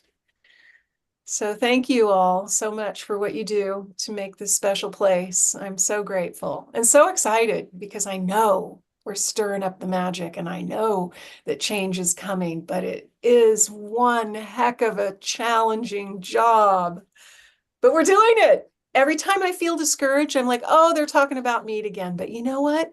They're leaning in that direction, right? We're not getting the flush, full deck of cards that we want to see right out the bat, but we're getting signs that change is coming. And it's not too much longer, and that third leg of the tripod's going to be knocked out, and the floodgates will open. So I believe, I see it coming, and change happens You guys, my grandfather, by the way, was a tobacco broker. All right. And things changed. Things changed in a hurry. We used to buy cigarettes in cartons at the pharmacy down the street from here. Things changed. Maybe now you'll have to go to customer service because they're going to keep the animal products locked up for those people who still can't get what they need. They're going to have to ask customer service to access it. It's probably not going to go away in our lifetime 100%, but I believe when I walk in the grocery store, use that power of positive thinking and imagery, because when you look at the grocery store shelves, we've got to imagine those animal products, all that square footage being turned over for exciting, new, simple, healthy, plant-based foods. So lots of cooking lessons, lots of food sampling, lots of sharing the love in the kitchen coming up in the next 2 years. We're going to be cooking. Thanks, Liz. Yeah. Your excitement for food and veganizing food is so and very, very soon Liz is going to have a food book out, a black belt in tofu. We have a lot of grandmothers here that are foodies and amazing food preppers. And so we're just asking if there's an amazing recipe that your grandmother made that you veganized, share it, or just one of your favorite recipes, or maybe a favorite recipe of your grandchildren's, that you've already veganized. But yes, we're collecting recipes right now. And by the end of the year, we're hoping to have the first ever Million Vegan Grandmothers food book. Might be a series. And speaking of amazing chefs, Reverend Beth Love, I don't know how much you're missing food, but I know you've done a 2-week water fast at True North. And you're still sitting here with a great big smile in front of us. So we know that we don't starve if we just take a break from food for a little bit. We actually reset our epigenetic blueprint. And would you like to share, Reverend Beth Love? And if you haven't taken any food classes from Reverend Beth Love, please do. She's an amazing, tastes like love. Yeah. And she presents her food so beautifully. So thank you. Oh, thank you so much for that beautiful introduction, Tammy. And just really love what I've been hearing and love being part of this illustrious company. I kind of got set up for what I wanted to share. Thank you, Judy and Liz. In terms of stories we tell, one of the practices I do, I'm in my religious tradition is New Thought, which is in the same tradition as Unity that Judy was talking about.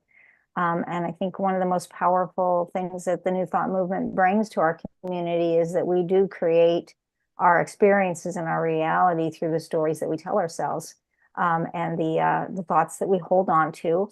The thoughts that just kind of move on through, we just let them keep going. That's one thing. But the thoughts we hold on to, the things we keep chewing on and talking about over and over, is how we create our experience and ultimately our reality through collective consciousness. And so, the story I keep telling myself when I find my mind going toward like this blaming posture about, animal agriculture, the corporations, or, kind of this blaming space, I just pull back and I start really thinking and envisioning into, as Liz was saying, this human presence on Earth that our main goal is the thriving of all life within the habitable boundaries of our beautiful planet. And as I do that, I feel like I'm a better part of the solution than if I'm railing against it. I also wanted to share about, like in terms of the games we play a part. I think for myself, a lot of times I don't necessarily call it games, but I'm always wanting to strategize like you do in a game, right? I'm always wanting to strategize, like, how can we make this movement crank? Like, what can we do that can have the biggest impact? And one of the things that my organization, Eat for the Earth, has arrived at is that we really think it's important to work both with the people, with the individuals, win hearts and minds, get more people in this movement. So that's why we do, the cooking classes, the potlucks, the immersion programs, things like that. But we also need to work on systems change. So I'm really excited. One of our big systems change projects coming up is that we're having a conference in October. It's a one-day food as medicine conference, and the target audience is healthcare providers, both in our area and elsewhere. We're especially hoping to get a lot of locals there. We'll be able to fit up to 250 participants. And then we'll have a virtual aspect where we can, reach others as well. And Dr. Michael Clapper is coming, who has made his whole career in many recent years in teaching medical students and teaching doctors about whole food plant-based eating and the importance of getting their patients to eat properly so they can be healthy. And so we have Dr. Clapper coming and Dr. Columbus Batiste, who is a cardiologist in Southern California, and then a lot of our local plant-based docs as well. And I'm just so excited about it because if we can make these changes in these systems that are perpetuating the status quo, that's where we can really make a big impact. So yeah, that's a game I'm playing right now, is like, how many healthcare providers can we get there, and how can we, through getting a lot of local providers there, how can we really transform the way medicine is practiced in our county, and then see the health changes in our county as a result. So I just really appreciate the invitation to be here, Tammy, as always, and thank you, everybody. Can you put that link in the chat, Beth, for that one day? The conference? Yes. So is it going to be televised, or is it just for health providers? We are going to let other people participate, of course, but our primary targets, our first is health providers and healthcare providers, and then our second is students who are studying medicine or nursing or something like that. Instead of putting a link in the chat, because the website is this close to ready, but we're still working on the CMEs, the continuing medical education units, I'll just put my email in the chat, and then anyone who's interested can email me, and I'll send them the link as soon as it's ready. Right. Okay, and thank you so much. Thank you, Beth. Lisa, would you like to share?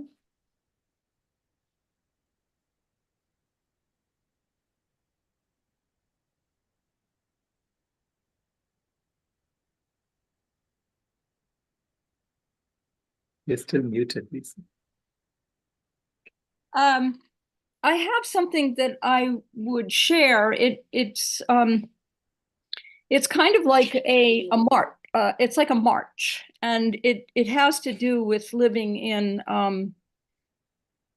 kind of living in a time when we've accomplished what we're trying to accomplish. And it could take like 5 minutes to read. I don't know if that's too much time. No. Really? Yeah. All right. Okay. So here we go. It's called "This is the Way We Harness the Future." My dear ones, we've all been sufficiently schooled. Do not forget, we know what we know. We know what we resist persists. This is the very moment to turn the tide of what we abhor by saying thank you as a response. We say thank you with as much fervor as the future has requested. We say thank you at the top of our lungs. We say yes to this opportunity for being the ones we've been waiting for. This is the moment when our power is proven to be within arm's reach. It is time for our collective enlightenment to soar, to leapfrog over the backs of the Goliaths of greed and the industry of the other. Imagine all the people living for the day. We are schooled in this. We know why Buddha came west. We know that on the quantum level, we are not separate. We know that the outbreath of the trees is our in-breath, and that our outbreath is their work. We know that iron in our blood is galactic, and we know that the plants talk to each other, and that we are learning each other's languages. We know the families of the foxes are ready for the squirrels whose numbers swell in response to the acorn crop the year before. We know the salmon swim upstream against all odds to spawn, and that it's pairs of eagles that share in raising their chicks. These are our teachers, and they belong to each of us equally. We know these things. We know them as impeccable laws because they are the laws that belong to us without ever having to earn them. We need not fight for them. Say thank you. Say thank you to this moment. Say thank you to the haters. Say thank you to the trauma that knocks on your deepest door. This is the time to go back to the land, to borrow, to share, to celebrate, to know each other beneath the skin, under the rocks, under the separation sold to us by the industry of otherness. Say thank you, twist it into upward formations, paint it into existence by the deep civility known the world over. The land awaits for collaboration and for us, the people of all colors, to come to her. May new opportunities rise from our thank yous. May we create jobs and honor our mother. May city streets be lined with fruit trees planted for the people. We will learn the soil, design our gardens, shape with our hands, then lift our yields toward each other. May we apply what we have learned at the last lecture, the self-awareness retreat, the treatise, or the Kama Sutra. Let us draw from our collected knowledge of ninjutsu, the drag show, the teddy bear's picnic, the skateboard park, and let us bring chickpeas to Wall Street, plant beans along the guardrails, harvest pears from our sidewalks, sow grains from the seeds that await in hiding. Ferment your beets, bake your bread to never break again alone. Share to share, then sharing, then sharing, then sharing, then sharing, then sharing, then giving thanks again. Thank you, we will turn the tides. Thank you, we will beat the drums. Thank you, we will pluck the sitar, blow the bagpipes, strike the hollow pipeline. We will play the kazoo, whistle on the wind, sound the trumpets, slap the spoons on our thighs. We will keep moving, keep moving, keep moving forward, and tap, tap, tap into the future of our confidences together. Those who shall remain nameless will not know how to respond to the final and exhausted whiff of the age of greed coming to its end. They will not know how to recognize what has come and what has gone. Their party's over and their sanitized lawn is littered with plastic spoons and party hats. They are drunk and need to sleep off the poisons they've ingested. Let them rest. Those who shall not be named will be confounded.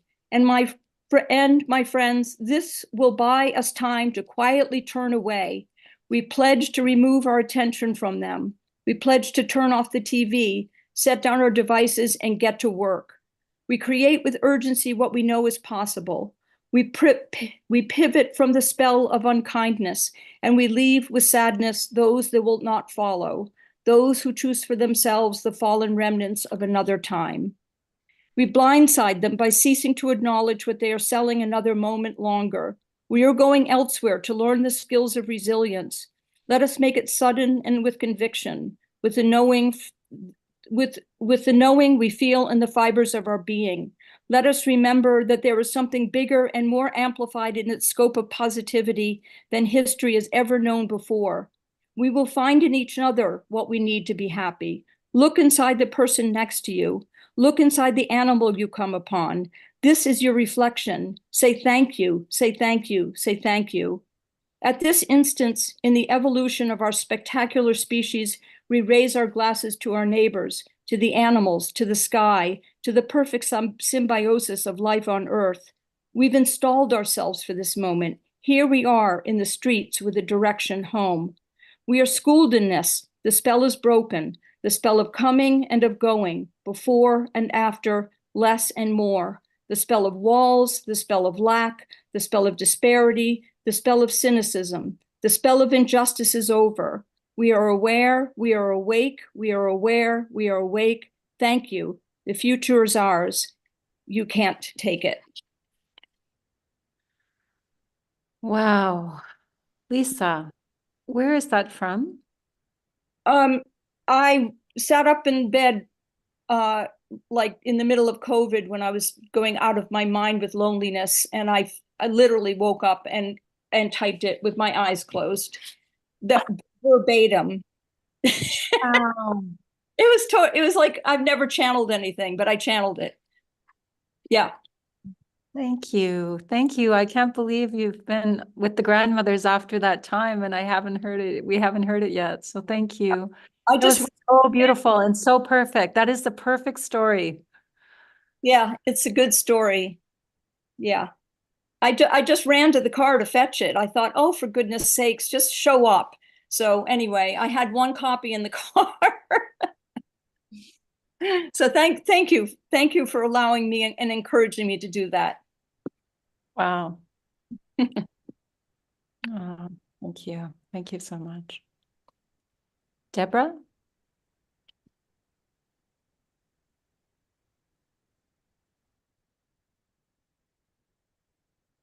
Well, that was elevating, to put it mildly. I can't wait to read it again. Thank you so much. And I was just thinking back on something that, who was it? The Unity, yes, Myrtle, what's Myrtle? That, did you know that Alice Paul, who was one of the lead suffragists, was a vegetarian? Many of them were. And when they were put in prison and force-fed, it was meat they were force-fed. They were fed the food of violence. In the great film about the suffragists, Iron-Jawed Angels, they don't mention that. It's something you have to dig for, because I guess it was considered inconvenient or irrelevant. Yeah, stories. My husband and I have had a website for many, many years called Teach with Movies, and I also taught at Palisade High School's alternative school with high school kids, and found that we had to give them an English class. We gave them a lot of expository or, non-fictional information, and we got them to read good stuff.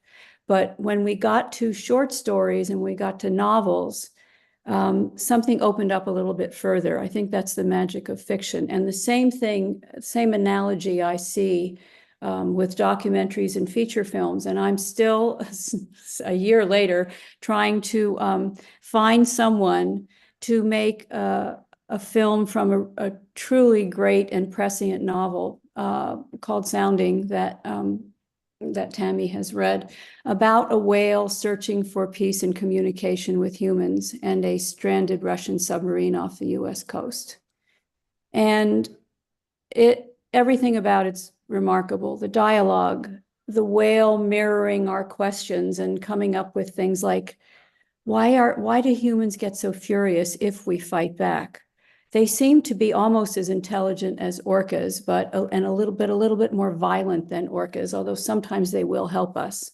And so the sonar officer, who's a failed musician, and the sperm whale are drawn to each other through sound, and they're both desperate for various reasons. And the ending of the book is very upbeat. And it's really a break through the species barrier to connect. And I think that's where where I find my magic in choosing to try not to cause harm, is that you break through a barrier that our species has set up and extended for so many years between us and the other and the animals. And that moment of connection with another human, with an animal, whether you're protecting or feeling the light pass between the two of you, is truly magic.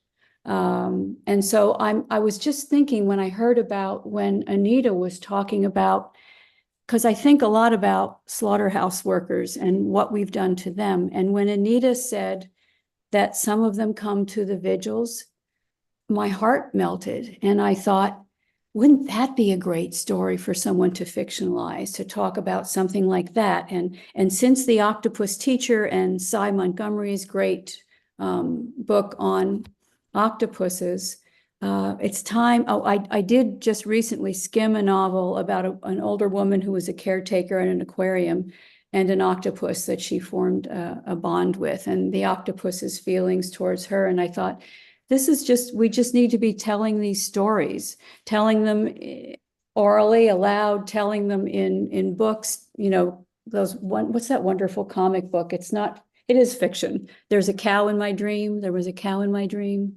Who did that? The kids, the woman who leads the kids, Veggie Kids.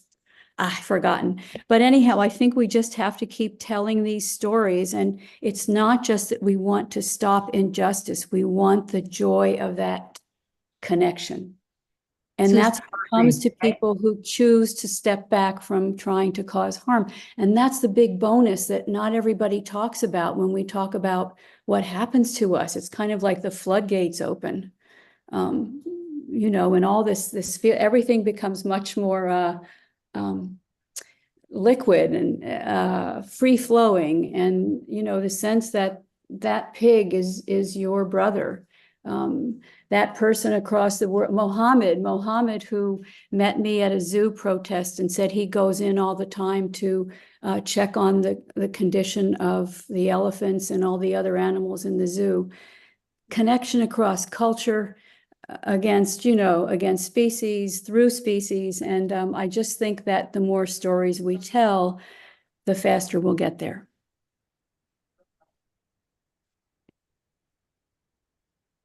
Thank you so much, Deborah. And Deborah has a website, Teaching with Movies. And Teach with movies, right? With movies, and she's was a teacher, and the power of film. I mean, they say that more people have become vegan through film than any other way, film and documentaries. And yeah, so, and I think, and we've talked about this, that the fictional and the expository, or the documentary and the fictional film, feed and enhance each other. Both formats are really, really useful. And in fact, I did show a wonderful film to one of my classes called The Music Within, about the disability rights movement. And the kids had read some articles about it, but when we showed the film with these wonderful characters and, you know, what the change in societal attitudes, several of them said it was the best experience of their year. So yeah, film is very powerful because you're the protected participant in the action and you're in the fourth corner of the room. So it's a very interesting way to feel a lot emotionally. And for those of us who are text people reading, you know, and still feel safe while you're trying out these new thoughts and reacting to these feelings. And I'm excited about the games. I didn't get to hear everything that he said, but literally video games, is that what's coming up? Video games for this, I mean, yeah, that's fantastic. Maybe some of us will learn to play video games. Grandmas, grandpas. with our grandkids, the real games. Right. Thank you.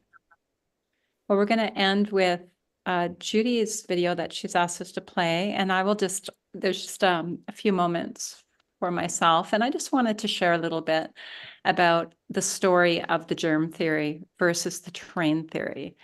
So my first book, after I went away to a few wellness centers, including True North, I realized it was definitely the terrain theory. I didn't have to worry about the inflammation in my gut if I put in the right things and ate the right things and had enough peace, love, and what I call happy microbes.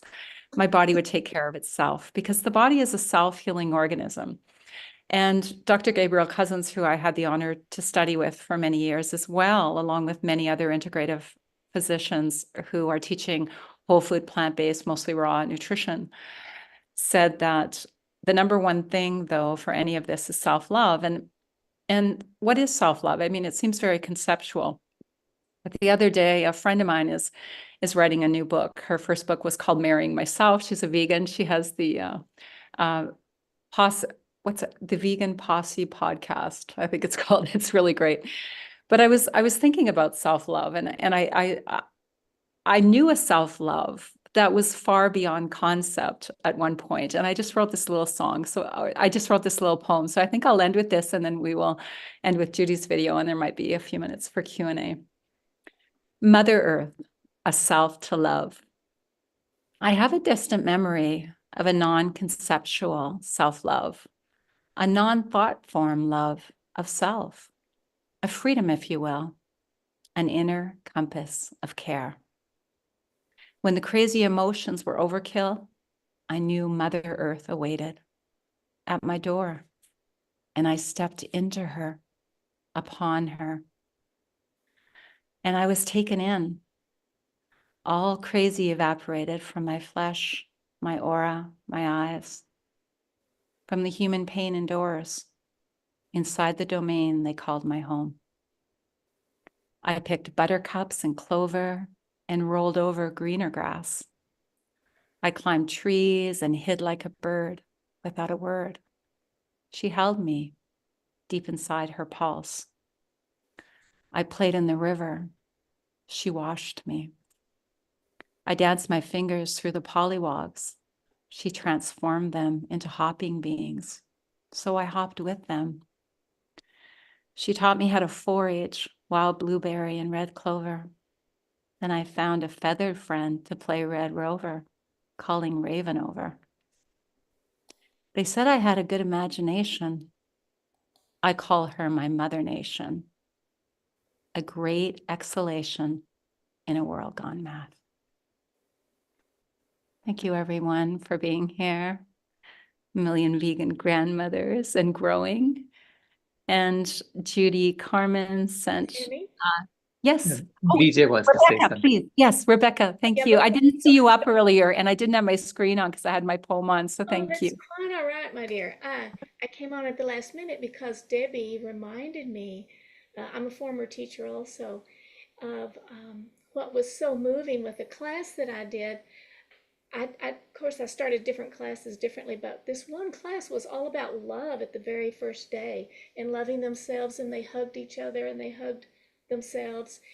And also that was the semester that we adopted some baby kittens from the shelter that didn't have a mother. So every 2 hours we had to feed them and help them use the bathroom. And so that went on, and it helped bind the class together so that when I see those students out there, there's sort of more of a bond than some where we didn't have that animal connection. And I just wanted to share that. Thank you, BJ. And BJ is one of our grandmothers. We don't have to be a biological grandmother. We just have to show up with maybe a few years of understanding things a little deeper than we might have in the beginning. So, and Silash is a million vegan grandmother, grandfather. Would you like to say a couple of words, Silash, before you play the video? Sure. I mean, these stories reminded me of Glenn Mercer. He's writing he's written a fictional screenplay, to promote our movement, but it's very subtle. He's done it in a beautiful way. I'm sure he's going to talk about it later. But reading it, there was one sentence that the character says that stuck with me. He says that the world is not such a terrible place as long as you look at it wrong. And that's what all of us are doing. We're looking at the world all wrong, and it looks beautiful. Mm-hmm. So with that, I'll play Judy's, leave some time for Q&A. Stylish, this was done by Julie Griffin. She's reading from my book, Homo Ahimsa, and she just does such a beautiful job. So thank you, Julie. I think you're here. Okay.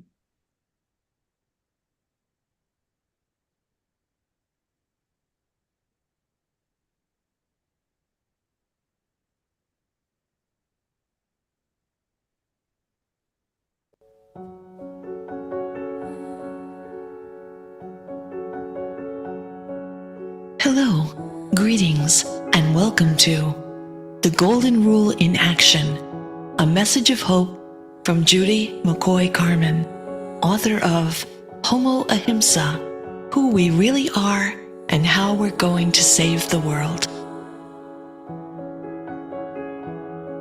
Is the land that we dream of really somewhere over the rainbow and far away? Or could it be closer than we've ever imagined? Could it be right here in our own hearts waiting? Think about it. We all love the golden rule. We all vote yes on loving one another. Our souls long for that love because that's who we really are. Yet our hearts ache when we look around at the damage Homo sapiens has done. Dogs and donkeys and bluebirds did not pollute our Earth Mother's waters, air, and land. They did not cause the extinction of millions of beings. They do not slaughter trillions of animals of the land and sea every year for food. No, Homo sapiens does that. We do that.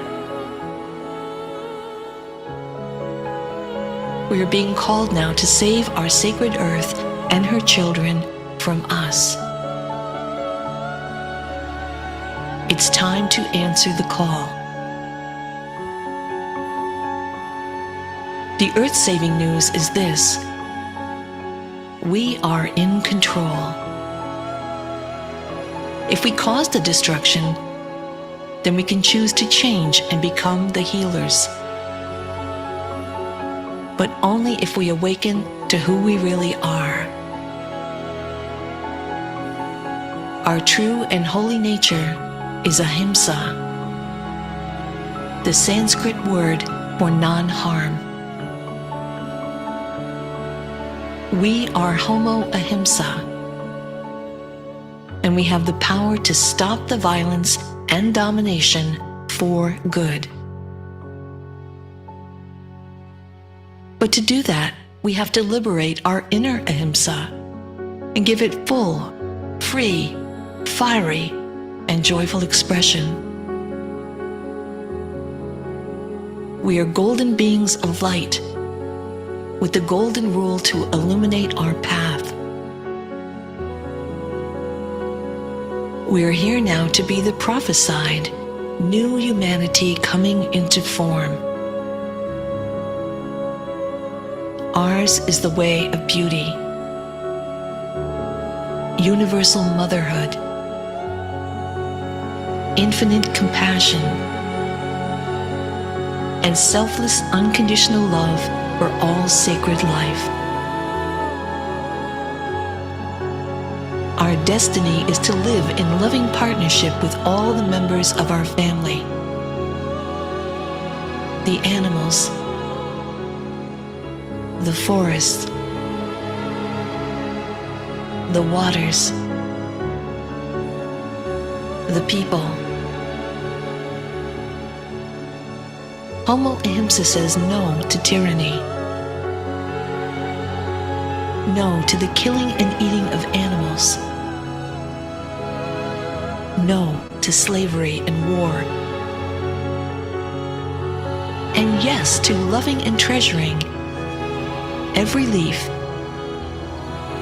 every stone, and all of our relations. Vegan ahimsa living is the golden rule in action. It is divine love in action. Let us come home to our true hearts and be who we really are. Homo ahimsa. Amen. And namaste, vegan. On behalf of Judy McCoy Carmen and the Interfaith Vegan Coalition, this is Julie Griffin. We bid you peace.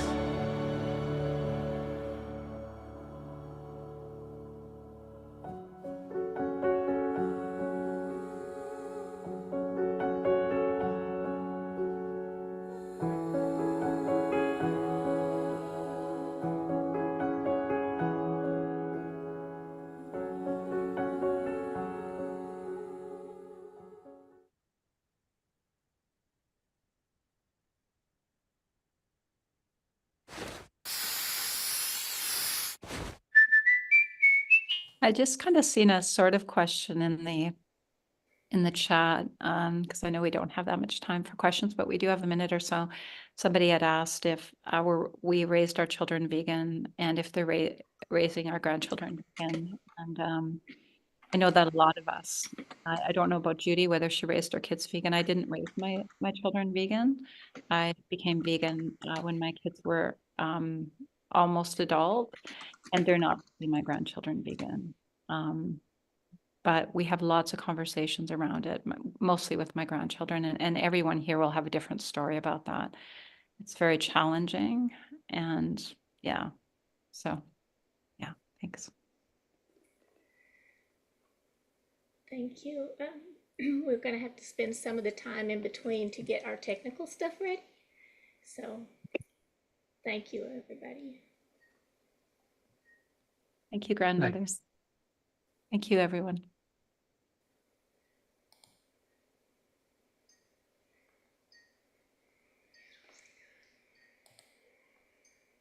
Wherever Hello. you are, it looks so beautiful.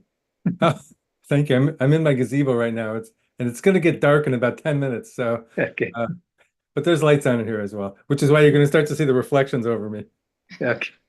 So, but yeah, it's good to see you, Silas. Thanks for inviting me. Pleasure. Thank you for being here. Absolutely. Dr. Should I Rao, try sharing my screen now, or should I wait? just a moment, if you don't mind. I want to Oh, make sure. sure that Dr. Rao knows that we're not sharing live right now, and so he may need to restart the thing. Custom live streaming service. Uh-huh.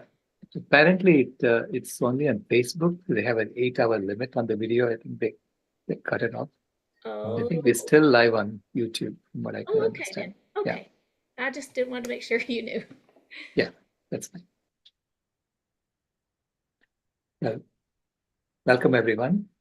This is the last and certainly one of the more anticipated talks. So thank you for being here. Dr. Ted Barnett he's been vegan a lot longer than most of us. And he and his wife have done an amazing job with the Rochester Lifestyle Medicine Institute. So take it away, Dr. Barnett. Great, thanks. That's a hard act to follow. So I never had to follow vegan grandmothers before, but let me see if I can share my screen. Let's see, I gotta, where's the sound thing? Oh, did they move the sound? Yeah, it should be in the middle now, on the right. In the middle? Share sound. I see share, but I don't see share sound anymore. Oh, there it is, share sound. Yeah. Okay, it's kind of in the middle. You're right. Okay, good. All right. And, oh, I need a password to do this, huh? What? It says I need a password to share. What was that 1, 2, 3, 4, 5? Was that what it was? 1, 2, 3, 4, but I don't think that's what it is. Is No, it that's asking what for that? it's Oh, no, you're trying to share on my screen, I think. trying to share on your Oh, screen. hold on a second. Let me see if I share. Yeah, you're sharing. Oh, is it sharing now? Yeah. Okay, perfect. Okay. Well, I do have some sound, and if it doesn't work, just let me know and I'll skip it. I have a couple of videos, but I got plenty to talk about. So yeah, thank you for having me. I'm so excited to be here. This is really wonderful. I have a lot to talk about, so I'm going to go kind of fast in parts of it and kind of slow for other parts, just so I can get through the whole thing. This is a little bit about Rochester Lifestyle Medicine Institute. We have our own wellness wheel, which is which we developed, probably back in 2017 or so. If you let's see here, I got my thing working. There we go. So if you look at the first 6 on the right, if you go clockwise, those are the 6 that are defined by the American College of Lifestyle Medicine, the 6 pillars. So plant-based diet, activity, avoiding toxins, restful sleep, managing stress, and relationships. And we've added 3 more, enjoying nature, finding purpose, and finding joy. And then there's an arrow there over the plant-based diet because we feel like that's the foundation, the whole food plant-based diet. We are trying to operationalize plant-based nutrition in a broken healthcare system. Our mission is to establish lifestyle medicine, especially the adoption of whole food plant-based nutrition as the foundation for health and the healthcare system. We do that by educating as many medical providers as we can about the benefits of a whole food plant-based living, and by reaching as many individual participants as possible, educating even more medical providers in the process. We receive generous support from various organizations, including the Ardmore Institute in Oklahoma, Accountable Health Partners, which is an ACO in Rochester, New York, PCRM, I'm sure you're all familiar with them, University of Rochester Medical Center, Department of Nephrology, where we've done some research, Nutrition Facts, Michael Greger, T. Colin Campbell Center for Nutrition Studies, Veg Fund, and then very generous donors. And shameless plug, please ask how you can join the cause. Just to clarify, my wife and I are full-time volunteers for RLMI, so any donations are not, we don't receive, but we do, I do make my living as a diagnostic and interventional radiologist. We do have 6 full-time staff members and at least 5 part-time paid employees. This is just a screenshot from our website, rochesterlifestylemedicine.org. A number of the programs that we run. You can see on the upper left, there's our 15-day whole food plant-based jumpstart, which I'll be talking quite a bit about at the end of this talk. Because we feel like it's the most scalable and most effective program that we run for making more vegans in the world. We run the LIFT project. We're really proud of what's up on the upper right-hand side there, the Lifestyle Medicine Grand Rounds, which is unique. We run that every month, and it's for healthcare professionals who can also get a free CME for joining. I know Dr. Michael Clapper's in the audience, and he's been on the panel, and he's been an expert panelist at various times. So we also do health coaching, and we have lifestyle as medicine lectures, and that's actually bifurcated now. We every month we run lifestyle as medicine lectures. We've been doing that since 2016. We just this year added lifestyle as medicine for the planet, or our LAMP series, and in fact Silas was our speaker last week. And we've just started a new community platform dedicated to promoting human and planetary health called Pale Blue Dot Community. I just wanted to talk a little bit about politics, believe it or not, and something called the Overton window. I don't know how many people have heard of that, but the Overton window is a way of understanding the range of acceptable political ideas. It was developed by somebody named Joseph P. Overton in the mid-1990s at the Mackinac Center for Public Policy in Michigan. The Overton window represents the range of policies considered politically acceptable by the public at a given time. So you can think of this window that if you have 2 extremes, yes and no, or slavery and freedom, or whatever, the Overton window moves along this, or women's right to vote, women's not having a right to vote, and the Overton window moves and also gets narrow and widens. So I'm going to give some examples in a minute, but policies must fall within the Overton window to be politically viable. Organizations can influence the Overton window by promoting ideas strategically, not just organizations, but individuals, obviously, and organizations like this. So media and social institutions play a role in shaping the Overton window. And examples of ideas that have shifted within the Overton window include abolition of slavery, women's right to vote, environmental protection, same-sex marriage. I mean, to me, that's one of the most amazing things that just took place so quickly. Early in the Obama administration, as I recall, same-sex marriage was not allowed and not encouraged, and now it's the law of the land. And fortunately, because our youngest son, Nate, who's 31, just married his male partner last summer, and it was very exciting. And also, veganism is an area that we are helping to shift that Overton window with our activities. So the Overton window is a useful concept for understanding shifts in public opinion and political acceptability. It highlights the importance of public discourse and the role of various actors in shaping policy debates. And is it our job as vegan activists to help move the Overton window? And I think that's what conferences like this are for. So yes. Now, let me just tell you a little bit of myself and my wife. Not only have we been running the Rochester Vegan Society since 1995, and we have been running Rochester Lifestyle Medicine Institute since 2015, but we, like any good parents, we performed an experiment on our children. In 1991, we decided to become vegan. So we did it for the planet and all its inhabitants. And we actually, at the time, I had set a very low bar. I just said this. It's pretty obvious this is better for the animals. I was really had been I defined myself as an environmentalist. I'd been in the Sierra Club since I was 18. I said, well, it's really pretty obvious that this is better for the health of the planet, global warming, land use, all that. So I set the bar really low. I said, all this diet has to do is be just as healthy as the diet we were already on, which was the diet our parents taught us. And we quickly learned about the health benefits of a whole food plant-based diet and began to realize that not only is it just as healthy, but it's far healthier, which is fortunate because it aligns with the fact that it's also far better for the planet. How great is that? So let me just answer the question, how did the experiment on your children turn out? We did experiment on our children, and I do actually recall, I'm not making this up, at the time thinking, in 30 years, people are going to want to know, like, can we raise our kids this way? Is it safe? So here they are back in 1990. There were just 2 of them. That's Rebecca and Elizabeth. And then Nathaniel was born in 1991, or 1992, sorry, a year after we became vegan. So he's been vegan since before birth. Here we are all in the Galapagos Islands. Everybody in this picture is a vegan, including the Galapagos tortoise. Here we are crossing the Panama Canal together. My wife Carol gets a break when I take the kids traveling, and so you won't see her in these pictures, but you will see her in this picture because this is local. This is when we're at a wedding in our hometown in Western New York, and everybody kept saying, "But Nathaniel, isn't he too short? He's never going to grow. You're gonna have to feed him meat and dairy." So then there he is a few years later. He grew. Here he is towering over everybody else, and so it worked for him as well. He's, I think, a bit taller than I am, and certainly faster than I am. Here we are, all plant powered in 2009. Here is my first attempt at photobombing with a selfie. This is in 2016. You can see everybody there is quite healthy, no animal products at all for Nathaniel, and the girls basically have been vegan since, when they were toddlers. So it definitely works. And a little bit of bragging here. Our youngest Nate also has 1/24th of a Grammy Award because the professional choir he's in is in Philadelphia won a Grammy for their album last year. And he's living in Chicago now and about to move to LA with his husband, actually. And I just want to share a video with you. Now, somebody will have to tell me if the sound doesn't work because I'm hoping it will, but here we go. If you suffer from the side effects of pharmaceutical commercials, including nausea, headache, vomiting, frequent trips to the pharmacy, or an overdrawn bank account, then Wafitben may be right for you.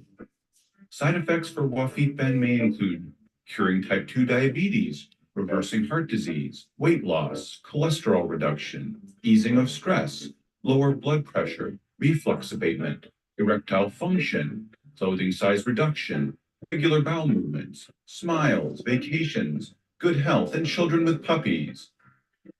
Ask your doctor if Wafitben is right for you. Whole foods, plant-based nutrition. Maybe our ancestors did know the secret to good.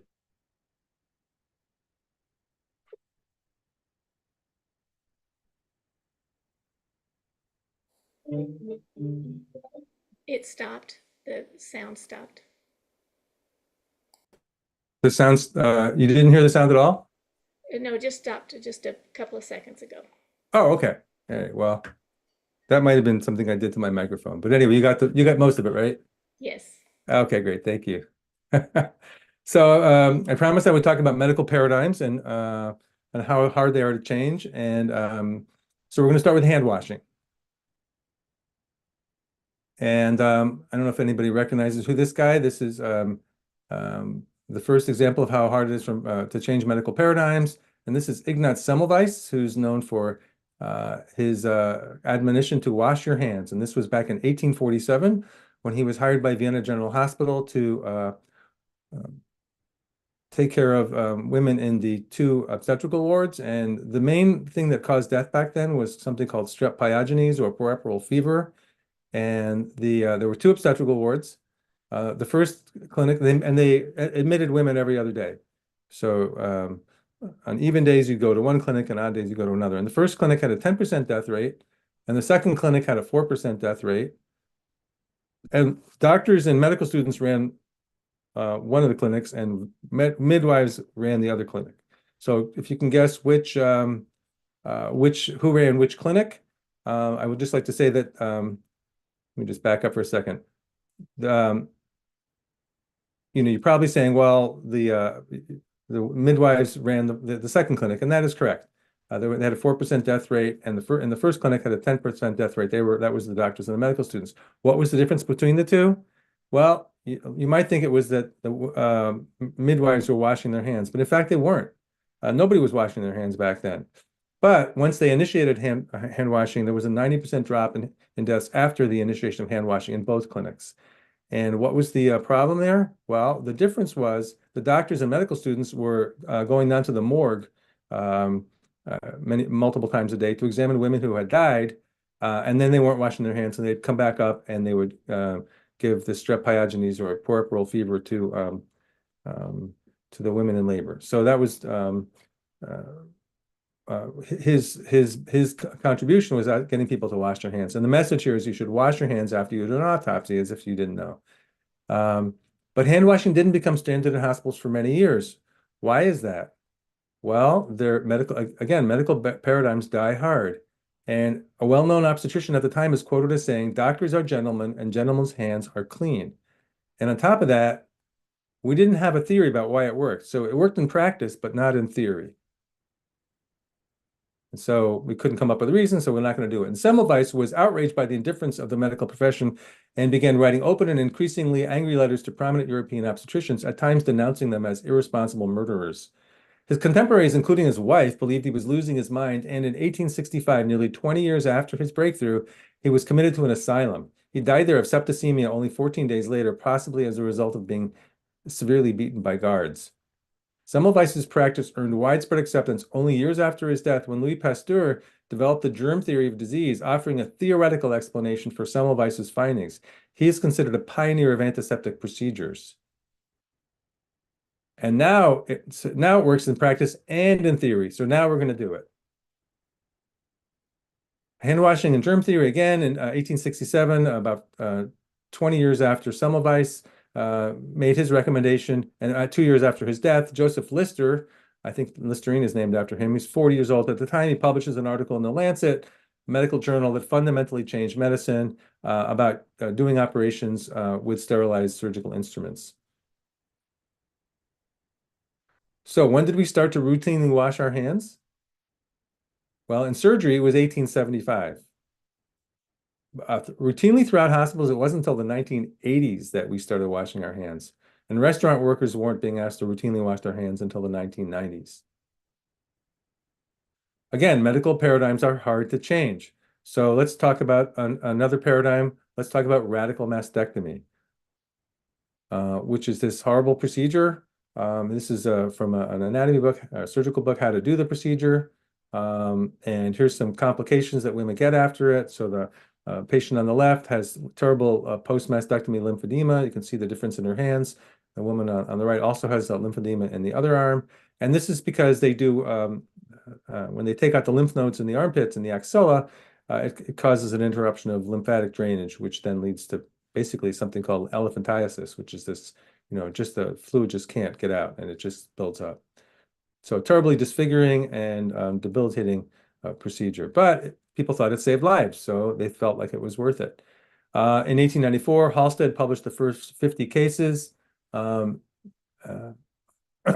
were performed at Johns Hopkins, and he has quite the resume. He went to Andover, Yale, Columbia, and Johns Hopkins. Radical mastectomy was the standard treatment for breast cancer from 1894 until the 1970s. We were still doing it when I was in medical school and actually as an intern in the late 70s and early 80s. Halsted's procedure, published in 1894, persisted among physicians in the United States for a very long time. It was not until 1951 that another cancer surgeon seriously challenged Halsted's underlying assumptions. Ian MacDonald, a Canadian teaching in Los Angeles, argued that radical mastectomy might not be necessary for all women, especially those with slow-growing tumors. But relatively few surgeons supported MacDonald's theory. One of them was George Barney Creel, Jr., whose father, also a cancer surgeon, was renowned for describing in horrific detail the effects of radical mastectomies on his patients. Both father and son practiced at the Cleveland Clinic, and Barney Creel was Caldwell Esselstyn's father-in-law. Many of you probably have heard of Caldwell Esselstyn, and you'll hear more about them later. It's just interesting to look at medical history and see the connections. So in the early 1950s, Creel Jr. became the first surgeon in the United States to offer women a choice, radical mastectomy or simple mastectomy. And he performed his last radical mastectomy in 1954. Praised for his actions by a small but vocal group of patients, Creel's less extensive simple mastectomy was vigorously attacked by his colleagues, some of whom considered equivalent to malpractice. By the 1960s, the lines were drawn. Surgeons were either for or against radical mastectomy, citing published case reports based on their own subjective clinical experience. At the same time, breast cancer patients increasingly began to question the efficacy of the Halsted procedure. Another group argued that the only way to objectively determine the effectiveness of radical mastectomy was through a randomized clinical trial, a relatively new concept at the time. In 1971, the first randomized trial in America that compared radical mastectomy with simple mastectomy or simple mastectomy followed by radiation therapy was launched. Published in 1974, its early results based on findings from 1,700 patients enrolled at 34 institutions showed that the survival outcomes for patients were the same regardless of which type of treatment was performed. Despite the mounting evidence to the contrary, many surgeons continued to advise their patients that the Halsted procedure was, in their opinion, the safest treatment. But as later results confirmed the efficacy of the simple mastectomy, the medical profession altered its standard treatment for breast cancer patients. In 1983, there were only 5,000 radical mastectomies performed in the country, down from 46,000 in 1974.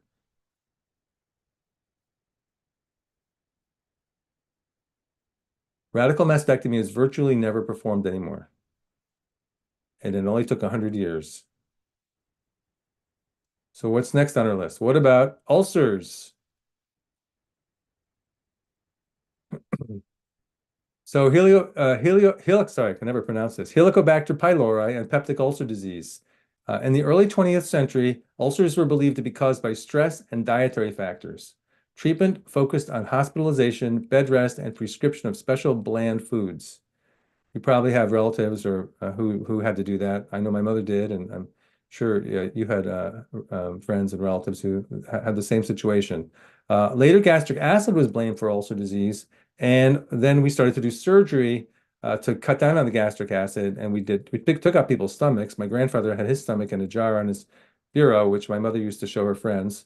And then we, instead of taking out someone's stomach, you could do a vagotomy, which is you cut the vagus nerve so the stomach can't make so much acid.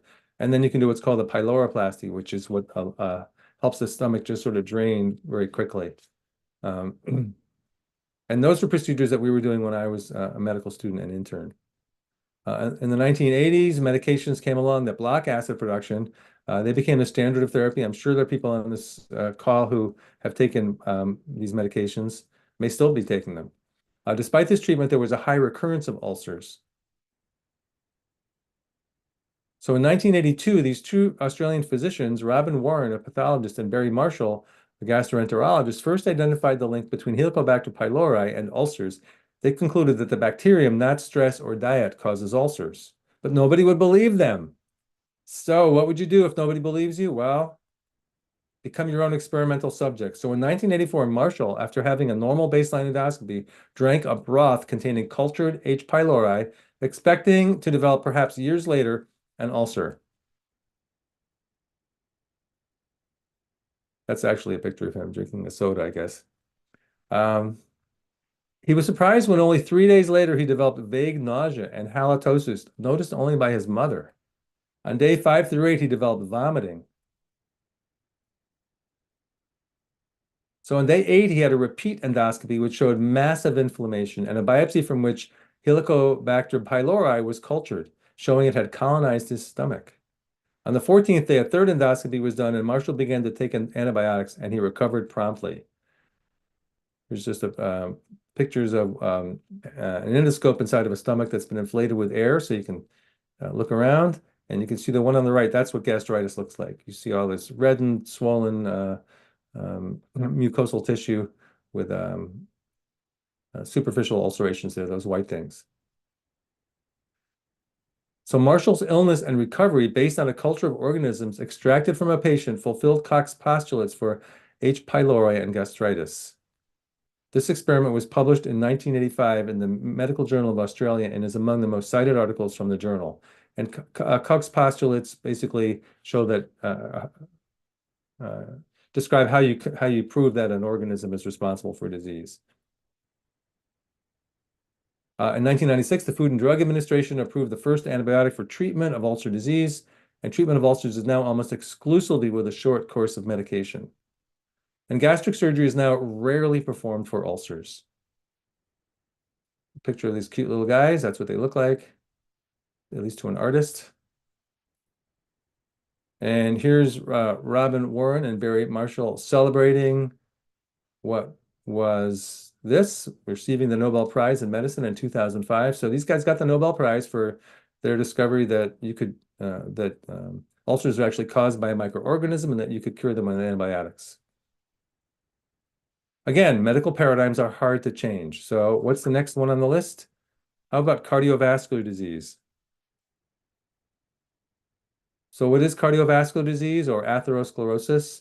It's hardening of the arteries, and it can be responsible for stroke, heart attack, claudication, which is when you have trouble walking because your legs get tired very quickly, erectile dysfunction, and it's a systemic disease. It affects arteries everywhere in the body and therefore affects every organ. And in different people, it just presents differently because it may be a different rate in different parts of the body. So on the left-hand side, you can see a normal coronary artery lumen. I borrowed these from Dr. Esselstyn himself, these slides. And so the thin black line, see if my mouse shows up for you guys. This thin black line, here is what's called the endothelial layer, and then there's muscle in the artery, and then that's the outer wall of the artery. And you can see it's a nice big lumen. And on the right-hand side, this is the type of plaque that causes angina, because the blood has to go through this little tiny hole or lumen in the vessel. And at an arteriogram, this would be demonstrated as what we call a string sign. So just a thin amount of blood is getting through there, and it shows up on an angiogram as this little white line or string sign. Now that causes angina. What do you think is going to happen if that completely closes over? I know most of you are thinking, well, that'll probably cause a heart attack, but not necessarily. That may be a non-event when that lumen closes over, because this person has had time to develop collaterals around that narrowing, which has taken a long time to develop, probably decades. So that person's arterial tree has basically made its own internal bypasses around this, so that when that closes over, there may be plenty of blood supply to the part of the heart that was supplied by that artery anyway, and it's not going to cause maybe any symptoms at all. And at the very least, though, it's going to probably cause angina, which is this person's going to have trouble exercising. So going up the stairs, walking to the mailbox, those types of things. And this person would also have an abnormal stress test if they put them on a treadmill.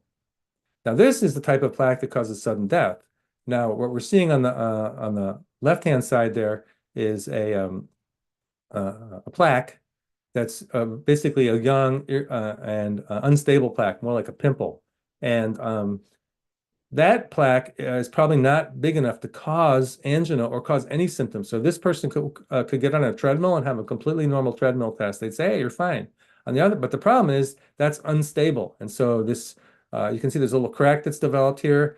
And because this is like pus underneath this thin gossamer layer of endothelium, and maybe the press or had a big fatty meal or something along those lines. And so a little crack develops and right here, and that gets bigger very quickly and starts to form a clot. And then within minutes, it's completely blocked. And now you have a complete occlusion or blockage of an artery that previously the body didn't even really know about. So there's no collaterals, and this is what causes sudden death. Now, it can either cause, complete cardiac dysfunction because there's just not enough blood getting to a significant part of the heart, but more likely this person will die from a cardiac arrhythmia, and that's why it's great to have all these defibrillators around, because you can oftentimes reverse those fatal arrhythmias. Again, this is a diagram that I borrowed from Dr. Esselstyn showing this what the endothelial cells look like. They're all drawn here as little hexagons, kind of paving stones. And that's a normal looking artery. Anybody know what artery that is? So that is the abdominal aorta. These little pairs coming off the back of the aorta are going to the spine. So thoracic and lumbar spine arteries. And then this is branching into the iliac arteries down here. And here's the celiac axis, which goes to the stomach and the first part of the small intestine. There's the superior mesenteric artery, which goes to the small intestine and the first part of the colon. And there's inferior mesenteric artery, which goes to the rest of the colon. And there's just some renal arteries coming off there to the kidneys. But this is what a nice normal vessel looks like: smooth, shiny, glistening, normal appearing endothelium. This, on the other hand, is the same artery from a different person, obviously. This is an abdominal aorta that's had a lifetime's worth of the standard American diet or the modern industrial diet. And when I ask people what they think this looks like, I often hear people say pizza, because it looks like cheese. And it's probably because they were eating a lot of cheese. And various other things that we know are inflammatory for the arteries. So I asked people, what if this stuff were growing on your face? Would you wait for decades before you went to the doctor? Of course not.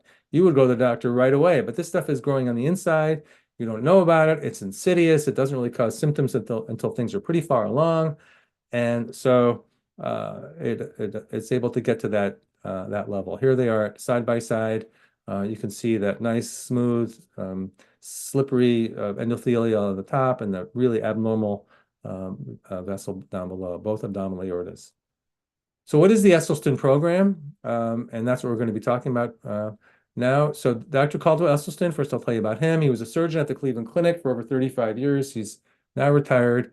As I mentioned earlier, here's the son-in-law of the surgeon who actually was the first person to stop doing radical mastectomies and doing simple mastectomies instead. Former president of the American Association of Endocrine Surgeons. He has an Olympic gold medal in rowing from when he was on the Yale rowing team in Melbourne, Australia in 1956. Got a Bronze Star as an Army surgeon in Vietnam. First recipient of the Benjamin Spock Award for Compassionate Medicine. He's a very compelling figure. I'm guessing a lot of people on this call know of Dr. Esselstyn and may have met him.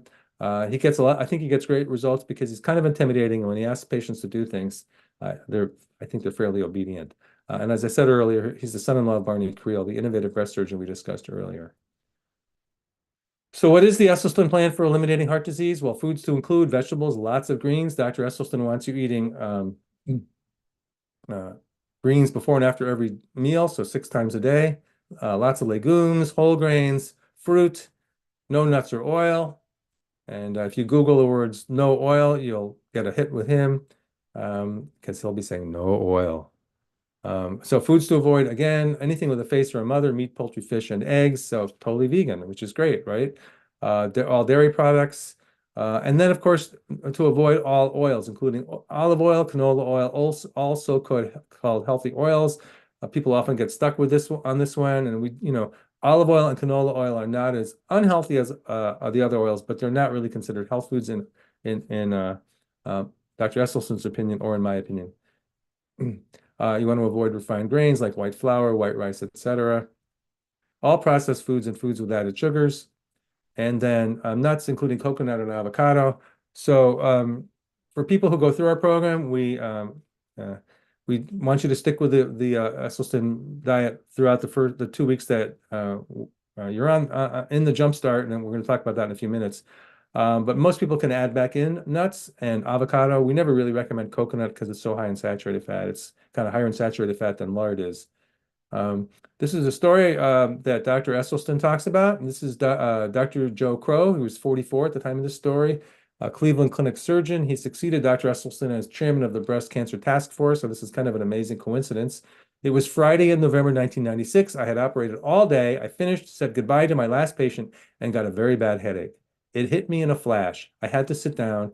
A minute or two after that, the chest pain started. It radiated up my arm and shoulder and into my jaw. So what was happening to him?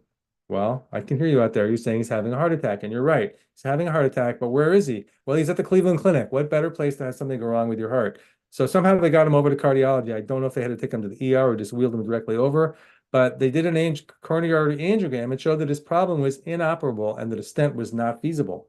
So is that good news or bad news? Well, most people think that's bad news, but actually it's good news because they left him alone. They didn't put a stent in. They didn't rip open his chest and do a bypass. And 2 weeks later, he and his wife went to the Esselstyn's house for dinner. And they immediately embarked on the Esselstyn plan. And his total cholesterol dropped from 156 to 89, and his LDL dropped from 98 to 38.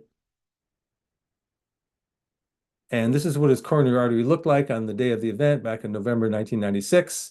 You can see that's the distal LAD. That stands for left anterior descending artery, otherwise known as the widowmaker. And you can see this is very irregular. That's what it should look like up here. But as you get distal further from the aorta, where this is branching off of, you see very narrow, long, irregular narrowing. And probably many of you have seen these pictures. But this is 2.5 years later, completely normal. So he's a complete reversal of his plaque. Now, you don't expect this in most people. Most people who are a bit older when they have an event like that, and there's calcification and scar tissue, but I think this must have been just really an inflammatory plaque because it's completely normal at this point. You would think he never had anything there. And you can also see there's a lot more small collateral vessels on that picture as well, just because they're showing up better for whatever reason. So how fast does the Esselstyn diet work? Well, we can't do an angiogram on people whenever we want, but we can do, just because they're kind of dangerous, and invasive, but we can do a PET scan to show coronary artery flow. And if you look over here on the right side, this is a normal looking left ventricle. It's got the red is good. That's all normal blood flow. And you can see 3 weeks earlier, this is the left ventricle, and the apex of the heart is not getting enough blood flow. This is after exercise, and there's just not getting enough blood flow to that part of the left ventricle. But 3 weeks after going on the Esselstyn program, he now looks like this. And this is after 12 weeks. It's basically normal. And 12 weeks earlier, we have lateral wall ischemia. So not enough blood getting out to that part of the heart, but now it's quickly, relatively quickly reversed. This is after 6 weeks of therapy, and you can see pretty much normal, although there's a little defect down here in the inferior wall. But look how it was 6 weeks earlier. So this is probably a completed infarct. That's probably a scar that's never going to get normal blood flow. But again, dramatic improvement after 6 weeks. And here's another a PET scan, almost normal here. After 3 weeks, 3 weeks earlier, there's the lateral wall and the septum of the heart showing ischemia.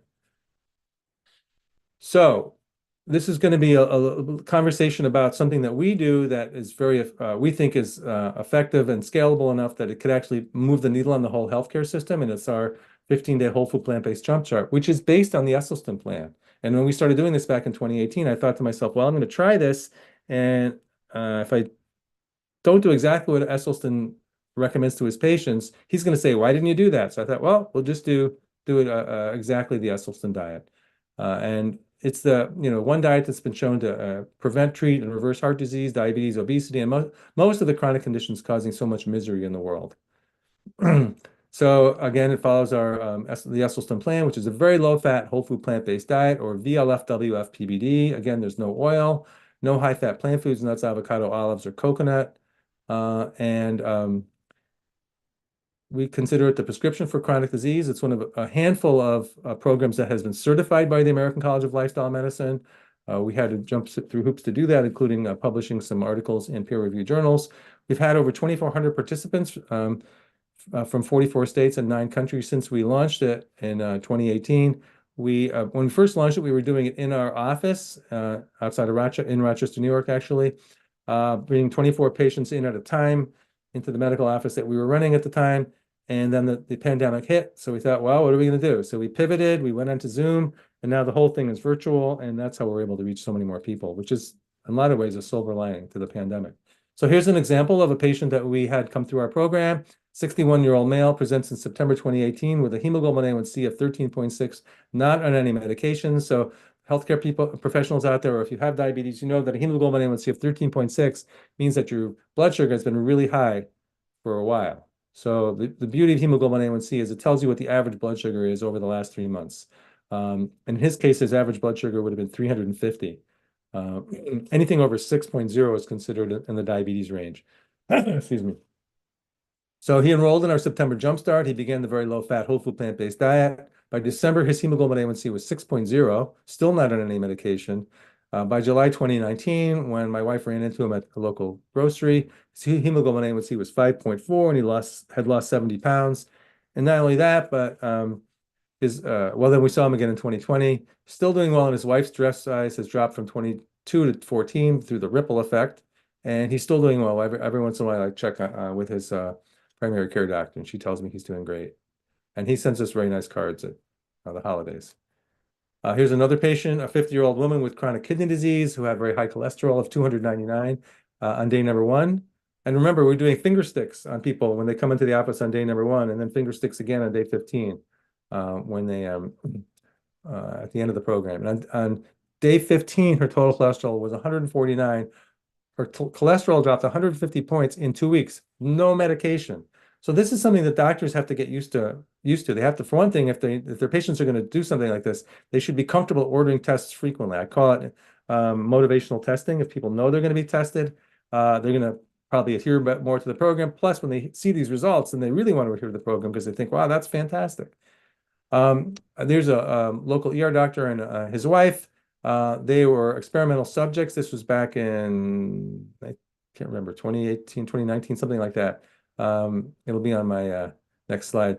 But they wanted to go through the program with his he had a strong family history. His father and grandfather both had died from heart disease, and so he felt he was at risk, and he wanted to have a big reveal at a hospital gala that was coming up. And so he enrolled in the Jumpstart. They had to get their labs drawn on day 14 because the party was on day 15.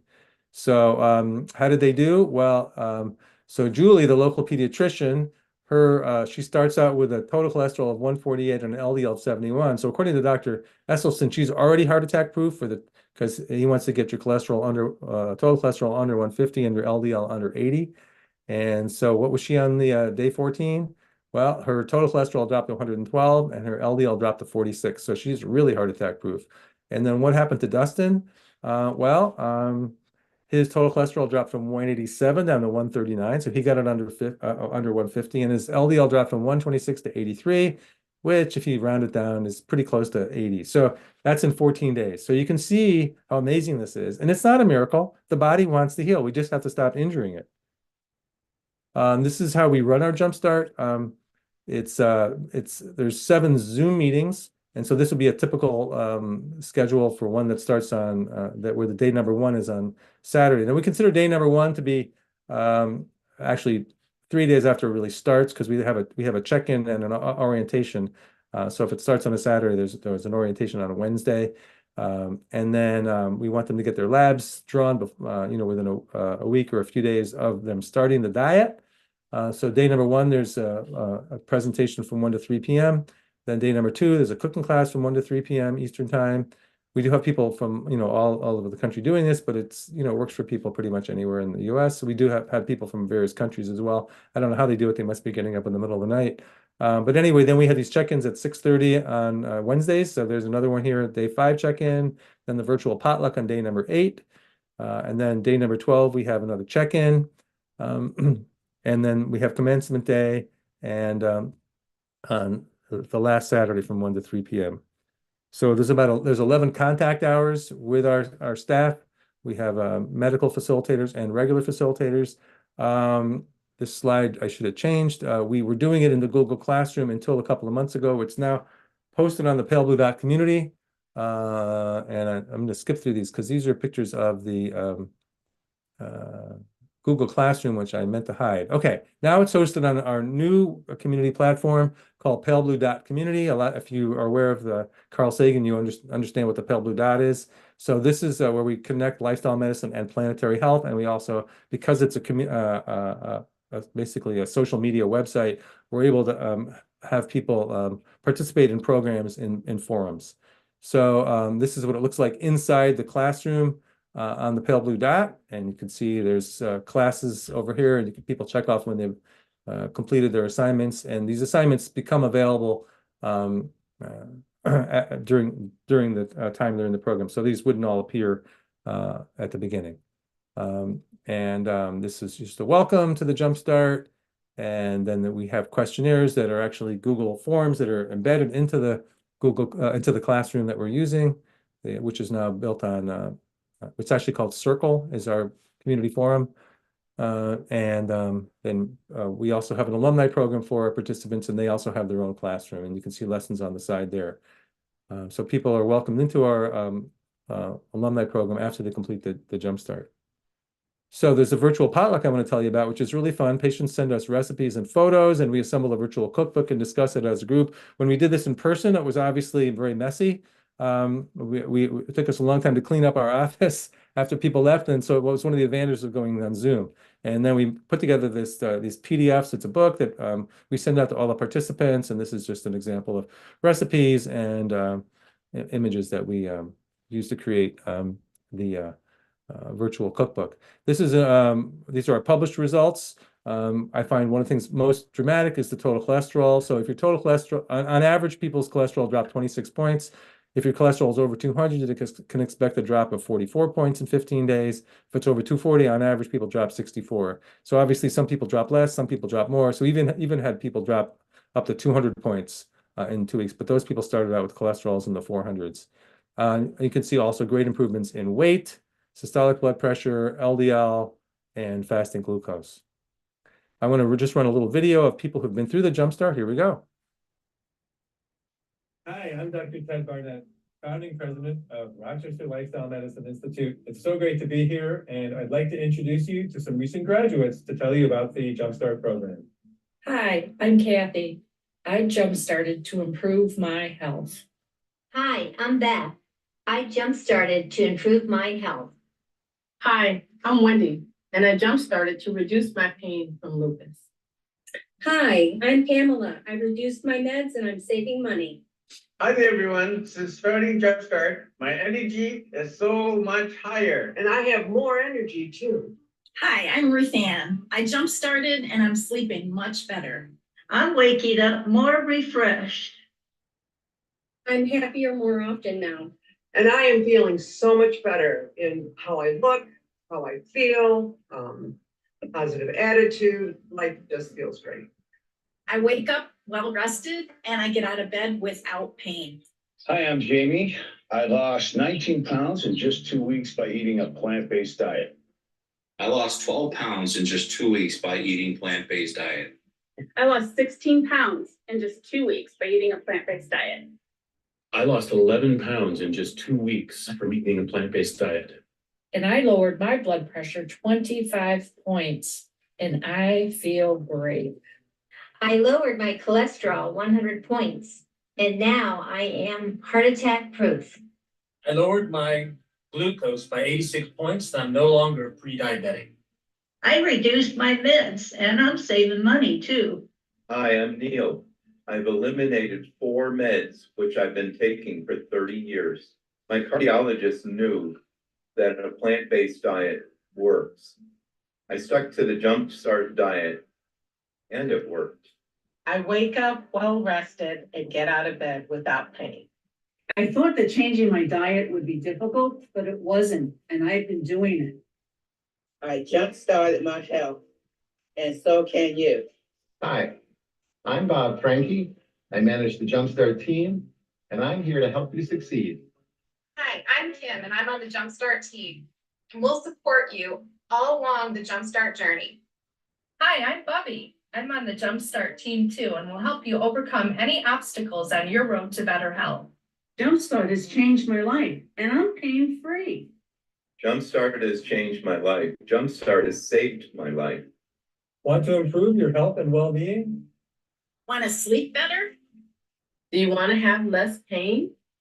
And feeling happier more often? So sign up today and start your journey on the path toward better health. I look forward to seeing you there. We can do this together. So our program is highly scalable. That's why we've moved it onto these digital program platforms. There's a low barrier to entry for doctors and patients. We try to make it as enticing as possible to patients. There's a rapid demonstration of value. We say, look, you're a grown-up. You can do anything for 2 weeks. And it's fun and supportive. It's affordable. It costs $299. And we do have scholarships available for people who can't afford that. We've given it monthly about 70 times to about 2,400 people. And it's very easy for physicians to order. I'll show you how that works in a minute. Over 300 doctors around the country have sent us their patients. We're trying to increase that as quickly as we can. And it counteracts misinformation and disinformation. People have no idea what to believe anymore. There's so many different opinions and statements out there on the internet, and people just don't know what to believe. So here they can do it on their own body and find out. And it only takes 2 weeks to find out if we're telling them the truth. It's reproducible for research and demonstrations. I love the idea that it's a standardized research tool. It's like pouring pills out of a bottle. So if there's a physician who wants to find out if a plant-based diet will work for a particular condition, we're happy to help them, and I'll tell you about that in just a minute. So these are, we've completed a randomized controlled trial, or RCT, with the nephrology department at the University of Rochester Medical Center on 40 patients with stage 3 and 4 chronic kidney disease, and it's in publication now. There was an abstract presented about it at the 2023 conference of the American Society of Nephrology. In progress now, we're working with the rheumatology department at URMC, that's Rochester, randomized controlled trial on psoriatic arthritis patients. We're going to be working with the Rochester Institute of Technology. It's a large trial with their employees. So, you got to get yourself into the literature. Here's some articles that we've published. I'll go through these really quickly. You don't need to read these. just these are examples. And Dr. Susan Friedman, the lead author on those, is she's on our staff. She's our director of clinical studies. She's a professor at the University of Rochester. These are peer-reviewed conference posters that we've presented at the American College of Lifestyle Medicine. This first one was the winner for best overall abstract in 2016. This one was the winner in 2018 for best professional abstract. And these are other posters that we've presented. This was the winner in 2019. So there you have it. We make it easy for busy doctors. If doctors go to our website, they can just click on resources for medical professionals. They can click on referral form. It takes them right to a Google form. All they have to do is type in the patient's information, or their medical assistant can do that. And then we reach out to the patient and get them enrolled in the Jumpstart. And then this is this other program I was telling you about, the Pale Blue Dot Community. Again, it's at the intersection of planetary health and lifestyle medicine. It's our program. This is a lifestyle medicine grand rounds, which is now hosted on the Pale Blue Dot Community. You can see Dr. Clapper there in the middle. I know he was here in the audience, and we've been doing this now for about 2 years. So we have, at least 20 of these, maybe I think more of these presentations of challenging patients to a panel of lifestyle medicine experts. So just in closing, this was an editorial in the American Journal of Cardiology, November 2022. And it's Are We What We Eat? Are We What We Eat? The Moral Imperative of the Medical Profession to Promote Plant-Based Nutrition. And just a summary of that abstract: the typical Western diet, high in processed and animal-based foods, is nutritionally and ethically problematic. Beyond the well-documented cruelty to animals that characterizes the practices of the factory farming industry, current patterns of meat consumption contribute to medical and moral harm in humans on both an individual and a public health scale. We aim to deconstruct, by highlighting their fallacies, the common positive and normative arguments that are used to defend current nutritional patterns. Animal-based foods promote the mechanisms that underlie chronic cardiometabolic disease, whereas whole food plant-based nutrition can reverse them. Factory farming of animals also contributes to climate change, antibiotic resistance, and the spread of infectious diseases. A societal shift toward more whole food, plant-based patterns of eating stands to provide significant health benefits and ethical advantages, and the medical profession has a duty to advocate accordingly. And that's from a conservative standard medical journal, the American Journal of Cardiology, November 2022. So you can help too. You can help to change the paradigm. That's wrong. You can help to change the paradigm and move the Overton window. So thank you for your attention, and I'm going to stop sharing. And it looks like I made it. You did great. Thank you. I'm sorry that was a little fast, but we did it. So yeah, you did great. Thanks. Some questions in the chat. Sure. Yeah. How long was bloodletting a practice? I'm sorry? Bloodletting? Oh, how long was bloodletting a practice? You know, we're still doing that. Didn't you know? When did we quit? I didn't know we quit. Okay. Actually, it's still used for people with hemochromatosis, which is too much iron in their liver, which is actually dangerous. So there's still an indication for bloodletting. Okay. You didn't mention cancer. So what about follicular lymphoma, which is considered a chronic disease? Interesting question. So it sounds like a setup, because I think, didn't Dr. Goldhammer do something with follicular? I think so. Yeah. I don't. There's no question that that both as an etiology for cancer, it's the cause of underlying cause of cancer. We want to get away from eating processed food and animal products, and there's evidence that in several different cancers that you can actually improve the outcomes if you switch to a whole food plant-based diet during that period. So all the cancer that we're seeing nowadays, and it's becoming more common, and we're seeing it more in younger people. There's so many reasons that that could be occurring, and diet is a big one. Mm-hmm. So the other question is, what is the difference between the Jumpstart program and the Eating for Happiness and Health online course? Oh, okay, great. So that's so the Eating for Happiness and Health is it's a self-paced course that we have on our website, and people have we've been running that since 2012. And my wife and I used to give that in person in Rochester. We gave it 20 times to almost 900 people, and it was for medical professionals. They would get 12 CMEs for taking the program. I think it's now worth 20. credits the way we've got it set up. Oh, well, no, it's worth 14 credits the way it's set up. No, I'm sorry. There's another one that's a medical one, but the Eating for Happiness Health is for the general public, which is basic. And yeah, it's just a self-paced course. It's a lot of fun. We did that as a labor of love. We converted that into a program that also can doctors can get 14 CME, and if doctors also take the Jumpstart, they can get 10 CMEs just for doing the Jumpstart with us. It's a unique program. There's no other way that doctors can actually get experience running group medical visits for lifestyle patients. It's just that's the only way they can do it, and we have that. It's unique that we run that, and they can get 10 CMEs for doing that. We have another program called the LIFT program that doctors can get 10 CMEs for as well. So Wendy asks, can you share the last citation from the American Journal of Cardiology? Oh, sure. Let's see if I can go backwards.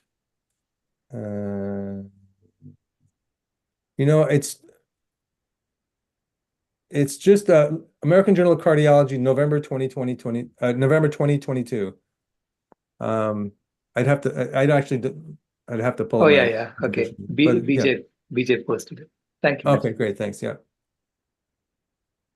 And I think that's all the questions we have from the chat.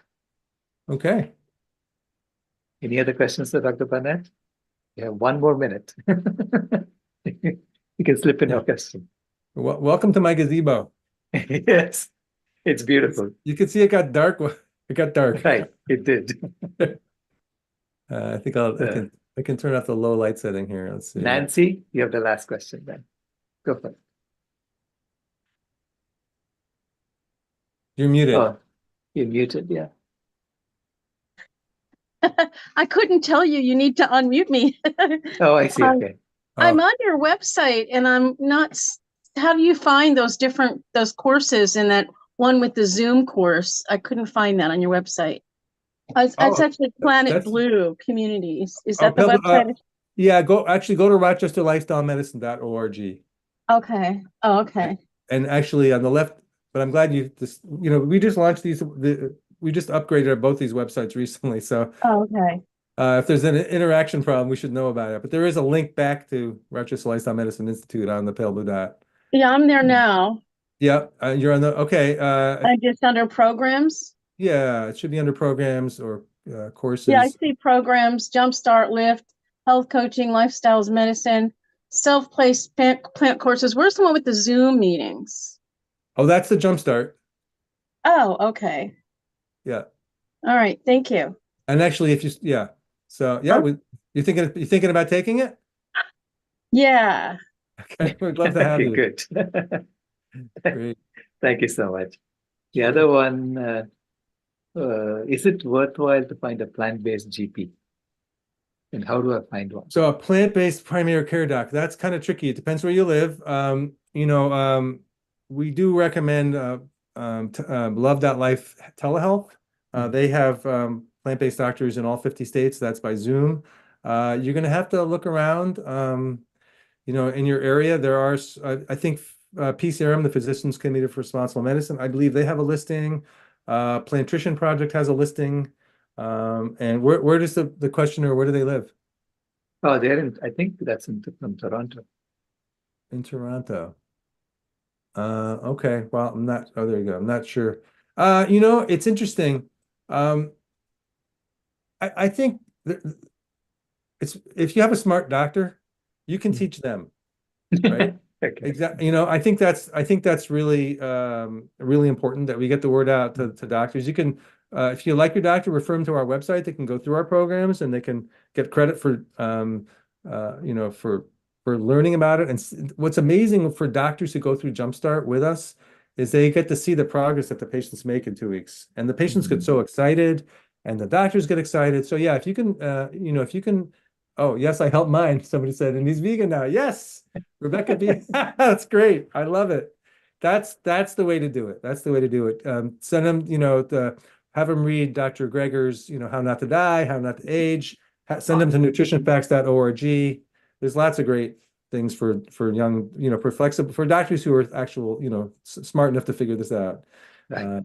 and open-minded? Yeah, that's a great question. I love it. Well, thank you so much, Dr. Burnett. Absolutely. It was a It pleasure. was Thanks for amazing. thank you. Now, Tans, please bring us home. Good evening, everyone. What an amazing day this has been.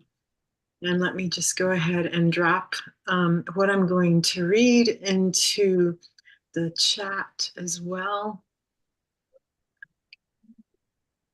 Stop sharing for just one quick second to drop that in the chat. There we go. Okay, so we have a prayer booklet, which is in the chat if you want to have your own copy. And tonight, I thought I'd display it on the screen instead of just saying it. So the one I noticed Dr. Clapper's in here. We have one of his prayers to do in the booklet as well. But tonight I'm picking one by Will Tuttle. And what I want to ask is if let's all take a deep breath, and then if you will close your eyes or read along with me. This is such an amazing vision. So a deep breath.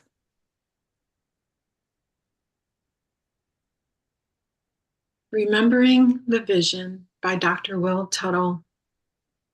I saw a great gathering, people arriving from every direction, from every culture, race, and nation, young and old, great circle forming, till the human family finally gathered as one.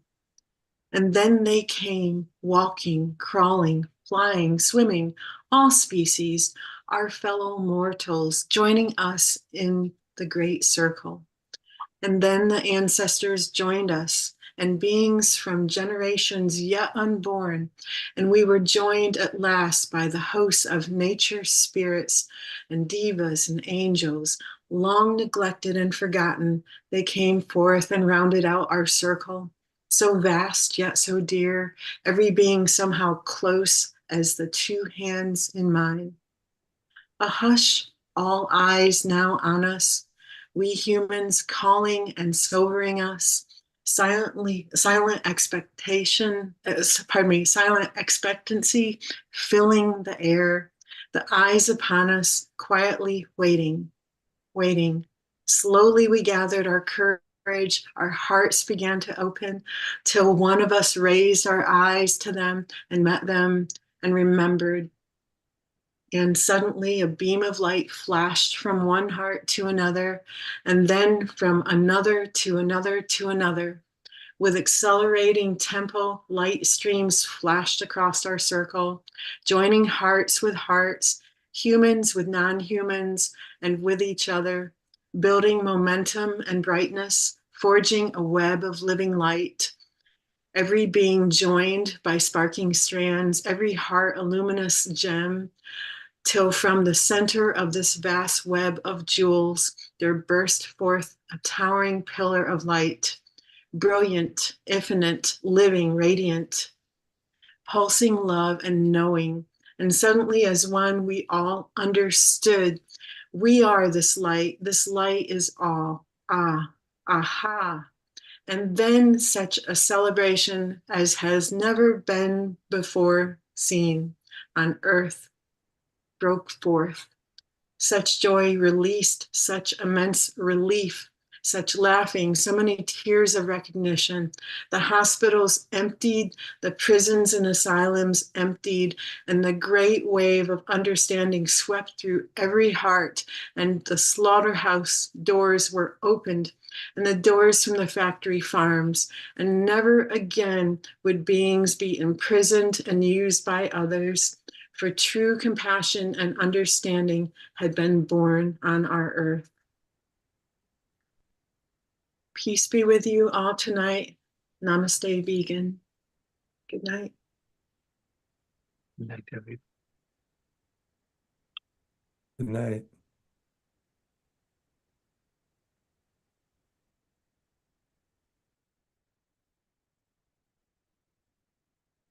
Thank you for letting me close. Thank you for that beautiful video.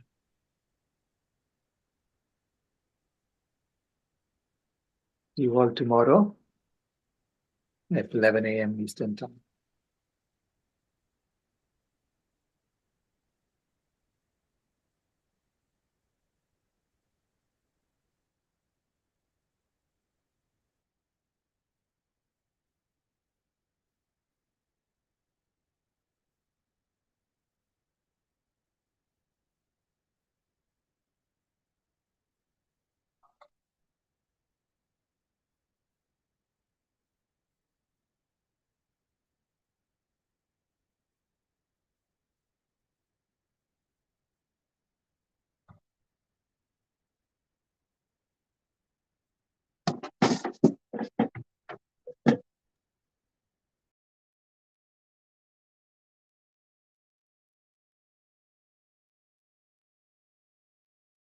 Wow, what a day, huh? Amazing. Again, once again, truly amazing. We had some great speakers. And tomorrow, more of the same.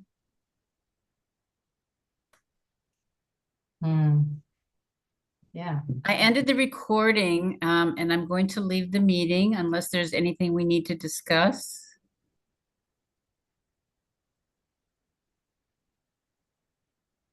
It doesn't sound like it. I think we're all set. Anything you want to discuss? There's one little technical thing that has come up today that we can straighten out tomorrow morning probably before we get started. A tech chat. So Yeah. everybody check the chat. Okay. Shall I close the room? Last minute goodbyes. Namaste. Is Dr. Rao still here? Namaste, Vegan. Left already, huh? Thank you, everyone. Thank you. He's gone, Gabrielle. Okay, I just wanted to ask him if he's going to cue me tomorrow, but I'll ask him in the morning, I guess. Yeah, they're on the chat. Okay. Wait, there he is. Yeah, there he is. Okay. Okay, I'll close the meeting then. Yeah, and then it'll start converting. It'll take a few hours before I can upload it. Right. Okay. Thank you for doing that. Oh yeah, my pleasure.